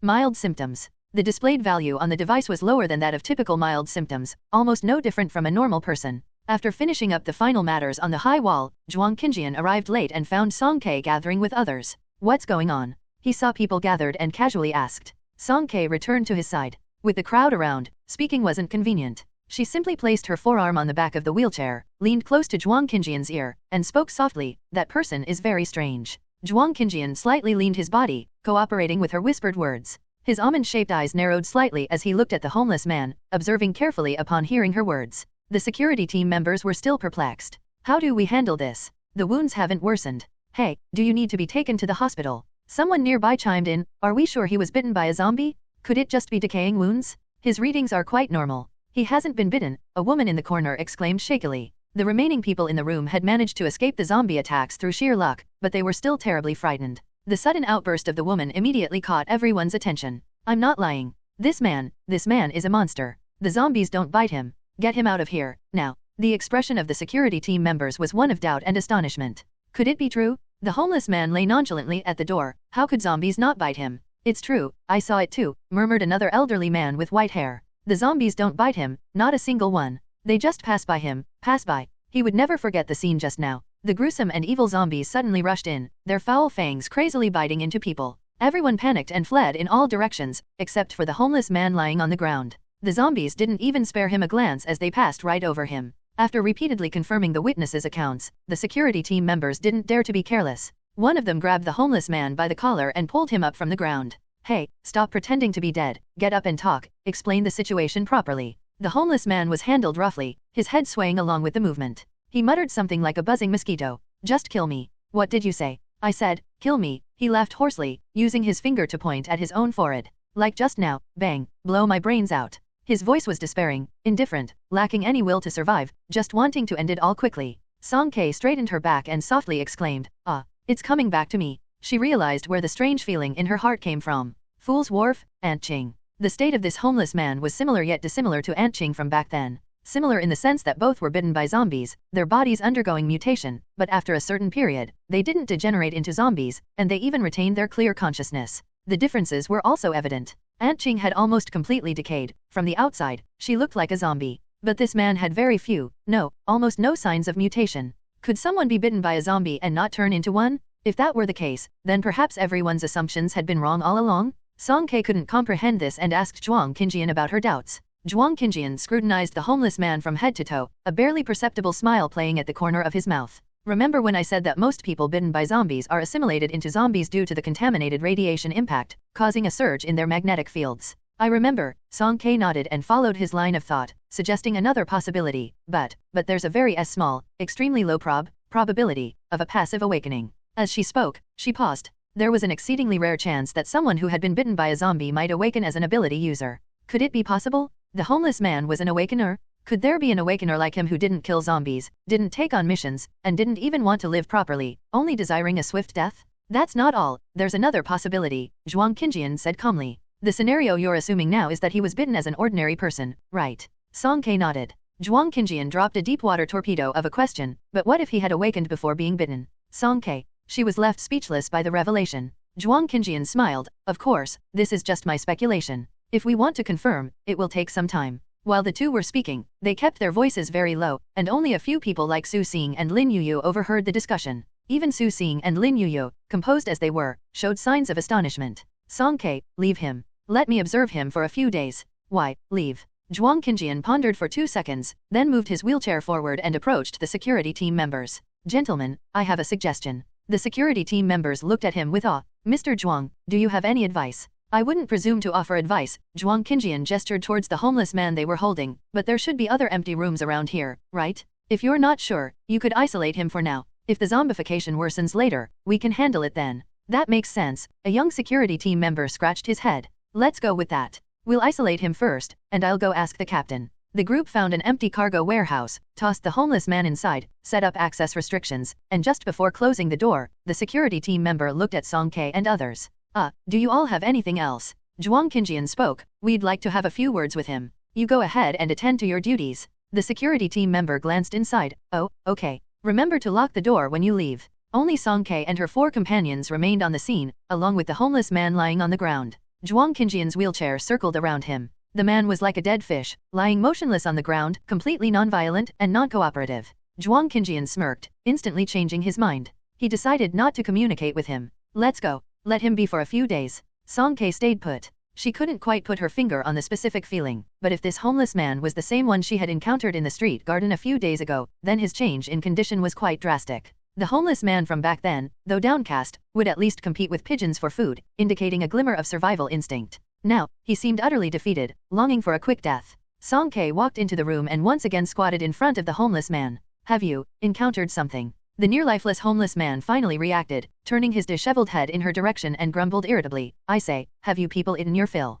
Song Ke's good intentions were met with an unkind response. She pursed her lips, and the dimples on her cheeks appeared slightly indented. The homeless man's gaze lingered on her face for a second, then he averted his head and closed his eyes, showing no further interest. He lay down on the ground, completely motionless. 2 days later, at the 119 hospital, the 3 part-time workers, V587, were once again sitting in a row, basking in the sun during their lunch break. Taking a break together in the corridor had become their routine during this period. Today, Song Ke didn't push her coolies, Lin Yuyu and Sucha, too much. After all, she had just assigned a B-class contract to the Big Star at the crematorium yesterday, and when they accepted the mission, the Big Star had glared at her as if she were about to stab her with a knife. Su Xing sat on the railing, swinging his legs back and forth. Suddenly, he pointed to a spot and exclaimed, Sister, look over there. He looked pleasantly surprised, clung to the railing, and leaned out halfway. Isn't that Uncle Lin? Song Ke was afraid he might accidentally fall, so she tightly held on to the hem of his clothes from behind. Down below, about 10 meters away, a tall man walking alone turned around upon hearing their voices, and upon recognizing them, he waved. Indeed, it was Quen. Song Ke tilted her head in puzzlement. It was quite strange. What was so special about Tongwan? Why were people she knew coming here one after another? Of course, when you meet acquaintances, it's natural to say hello. The 3 of them left the corridor and walked towards Quen. Upon meeting him, Song Ke was taken aback. This tall man, who used to exude confidence and vitality, now had sunken eye sockets and looked somewhat weary. As soon as Quen saw them, he extinguished the cigarette in his mouth. Oh, it's you guys. What a coincidence. Su Xing, accustomed to reading people's expressions, sensed that he wasn't doing well. His joyful expression faded considerably, and he asked cautiously, Uncle Lin, why are you here alone? What about Captain Wu and the others? Quen lowered his gaze, rubbed the cigarette butt between his fingers, ultimately unable to discard it. The captain is still on a mission. Why aren't you with them? Qiangzi is hospitalized, and I'm here to keep watch for a couple of days. Qiangzi referred to Wang Qiang, the D-level wind-type awakener in the Azure Phoenix squad. Song Ke remembered him, he had traveled with them in a pickup to the Ferrara. In her memory, he was a cheerful and lively young man. Song Ke was somewhat surprised. They had been fine when they parted ways, so how did Wang Qiang end up in the hospital? Was he injured? She wondered about the severity of his condition. Do you think we should visit him? She asked in a low voice. They had some acquaintance with the Azure Phoenix squad. Since they had encountered them here, it seemed appropriate, both morally and socially, to pay a visit. No need, Quen shifted his steps, effectively blocking their path. His voice choked up, he's lost half his body. There's no need to see. Song Ke and Su Xing fell into silence, not knowing what to say to comfort him. They found a bench and sat down. The chilly November wind swept over them, thinning out the sunlight. Looking at Quen's somber expression, their mood was as uncertain as the autumn winds, with depths impossible to fathom. Song Ke had envisioned that Azure Phoenix Squad's missions would be dangerous, but she had never expected the outcome to be this horrifying. Moreover, Wu Zhuomin's team was composed of 40 members. How many were left now? What exactly were you doing? What kind of mission? She asked with little hope. Quen spread his arms, resting them on the back of the chair. After a while, with closed eyes, he sighed, an uncompleted mission. He held the unlit cigarette in his mouth, looking fatigued, muttering as if he had been holding it in for a long time, I've really messed up. A soldier's duty is to obey orders. I understand that, but lately, I can't help but think, am I too constrained? Seeing my teammates dwindling while the mission seems hopeless, no way forward, and now even no way back. Can't find it, can't return. Can only continue to drift. Phew. Quen suddenly spat out the cigarette, and with a heavy punch, he hit the chair. The entire bench shook, on the verge of falling apart. I've been damn repressed for too long, from before the apocalypse until today, a full half year, and not a hair found. What hair? Song Ke shrank her shoulders and hurriedly reached out to steady the bench. Quen sighed deeply, exhaling a breath of frustration. It's not a top-secret mission, it's okay to tell you. We're looking for a key or, rather, a person. A person who has been missing from the entire alliance for almost 12 years. Song Ke exclaimed in surprise. Zhuang Qinjian's fingers on the wheelchair paused, and he raised an eyebrow slightly. Among the three, Su Xing was the youngest and couldn't hold back his question. How is that possible? My dad said your intelligence network is very powerful. Isn't it easy to find a person? Yeah, just finding a person, how hard could it be? Unqiwen chuckled self-deprecatingly. But it's just not there. All citizen IDs, images, files, and written records about him, whether it's cameras, checkpoints, social media, or even in the corners of the star network, there's nothing. It's as if this person evaporated from the world. No one knows how he managed it. Sometimes I even suspect, did he die a long time ago, so there's no information. Only the dead can erase all traces. Is there absolutely no clue? Song Ke couldn't help but ask. There is, Unqiwen said, opening his eyes. The only clue, there's only a blurry image of him at the age of 15 and a name.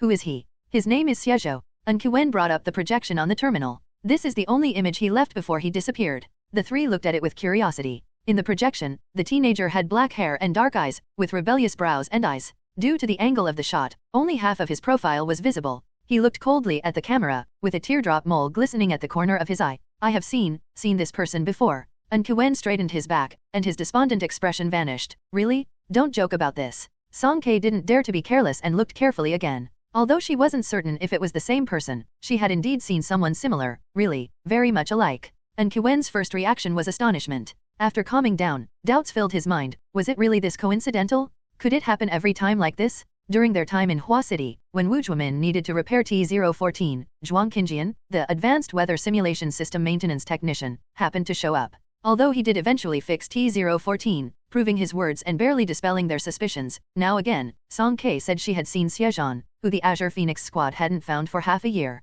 Continuous coincidences, either it was fate or someone orchestrating it. People from the Azure Phoenix never believed in fate. So, who was manipulating everything behind the scenes? If it wasn't for him personally taking Song Ke and Su Xing out of F-177 district, Unqiwen might have suspected the origins of the two a long time ago. But after Song Ke said seen, her expression remained calm, showing no signs of lying or guilt. Unqiwen hesitated. Could it be she had really seen him? Song Ke didn't think too much about it. She gazed at the blurry and distant image named Xiezhan. It was said that the youth was only 15 at this time, and his indifference had already begun to show. The Xianningyu she had seen earlier was clearly an adult, and the way he spoke, the disdainful look in his eyes, seemed more arrogant and unrestrained, giving a significantly different impression from the Xiezhan in the image. But their faces were excessively alike. Could it be that as he grew older, his personality also changed? Song Ke guessed wildly. What she said is true, we have all seen him. Zhuang Qinjian, who had been silent for a long time, suddenly spoke. As for whether he is the person you're looking for, we can't help, you'll have to verify it yourselves.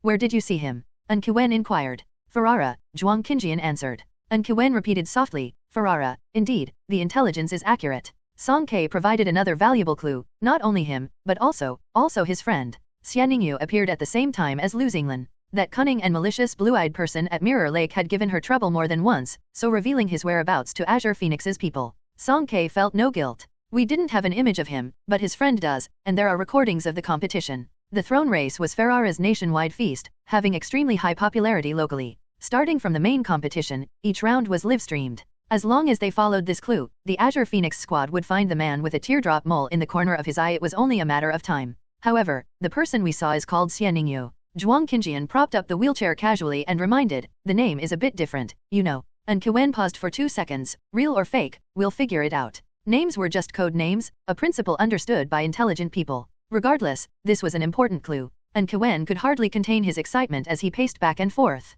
I'll inform the captain right away. After searching aimlessly for so long, there was finally a glimmer of hope.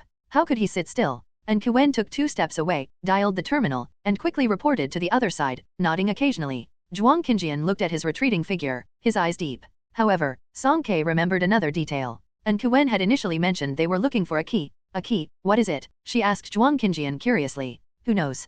Zhuang Qinjian replied casually. You really don't know. Song Ke was surprised. Of course, I'm human too. How can a person know everything? Admitting one's ignorance doesn't mean denying oneself. Zhuang Qinjian lightly tapped her head. Come on, volunteer, break time is over. The next day, Song Ke learned some good news from Unqiwen. Tongwan truly lived up to being the medical capital. Not only did the doctors save Wang Qiang, but they also provided a treatment plan that could prolong his life. The damaged right half of Wang Qiang's body would be replaced with bionic materials, allowing him to survive in a semi-mechanical form, somewhat similar to the nanites they encountered in Ferrara. However, the surgical risks were enormous, and Wang Qiang had not yet passed the critical period. Unqiwen had to stay in Tongwan for a while. After Qiang's transplant is done, come visit him. We'll have a meal together. And Kiwen's voice was as loud as ever, and he had regained his energetic demeanor. Oh, I'm going out tomorrow. You're a volunteer at the hospital, right? Help me support Kings's side too. Song K was speechless. Big brother, I'm a volunteer for zombie cleanup. My daily job involves running back and forth to the incinerator.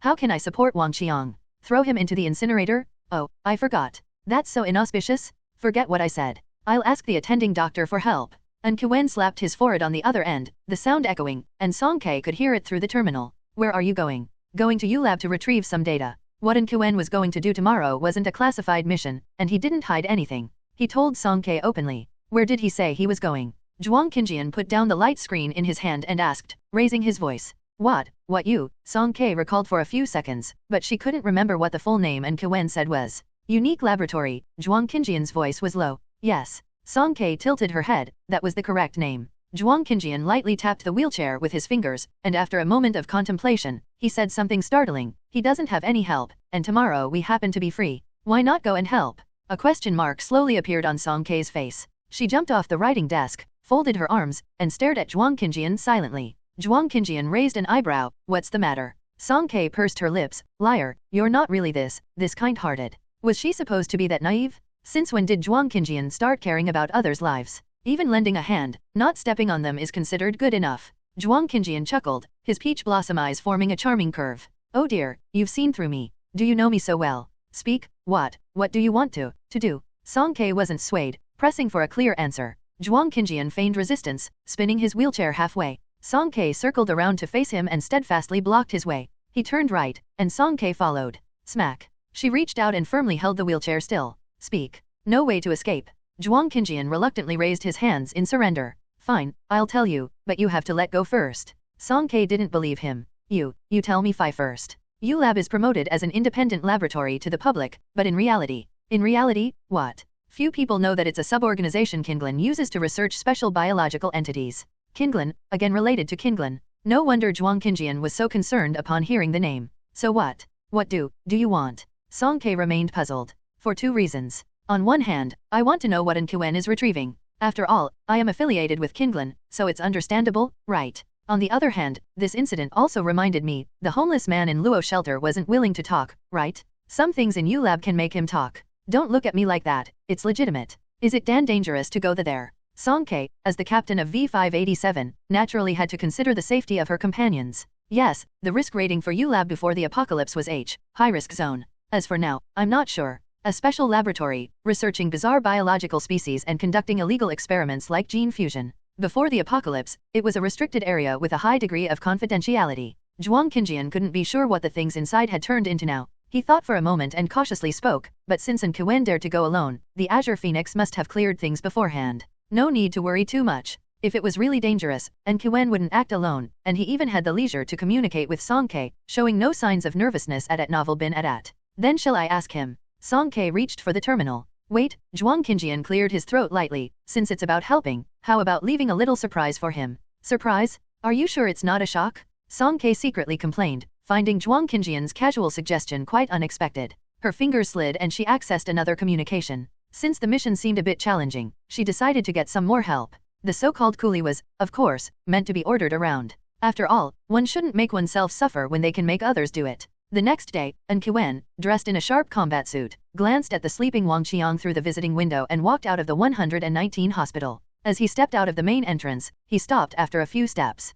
On the opposite street, 5 people, some sitting and some standing, turned their gazes towards him. This was a team that, even if one couldn't discern their rank, was definitely not to be messed with. A tall woman stood leaning against the shade of a tree, her appearance dazzling. She was delicately laughing, covering her lips. Beside her was a tall, wild man, his eyes lowered, exuding a restrained aura of danger. His taut muscles could erupt into combat at any moment, appearing to be a formidable opponent. In front of the two, a handsome young man sat in a wheelchair, tilting his head slightly as he chatted with a girl with shoulder-length black hair. At the very front was a 10-year-old boy, his fingertips surrounded by 2 sparkling snowflakes, thoroughly enjoying himself. Upon seeing him, Su Xing immediately put on a smiling face. Uncle An, we're here to help. And Kiwen couldn't help but exclaim, oh, the tone fluctuating melodiously, resonating deeply. Well, if you're helping, just help. Did everyone need to come together like this?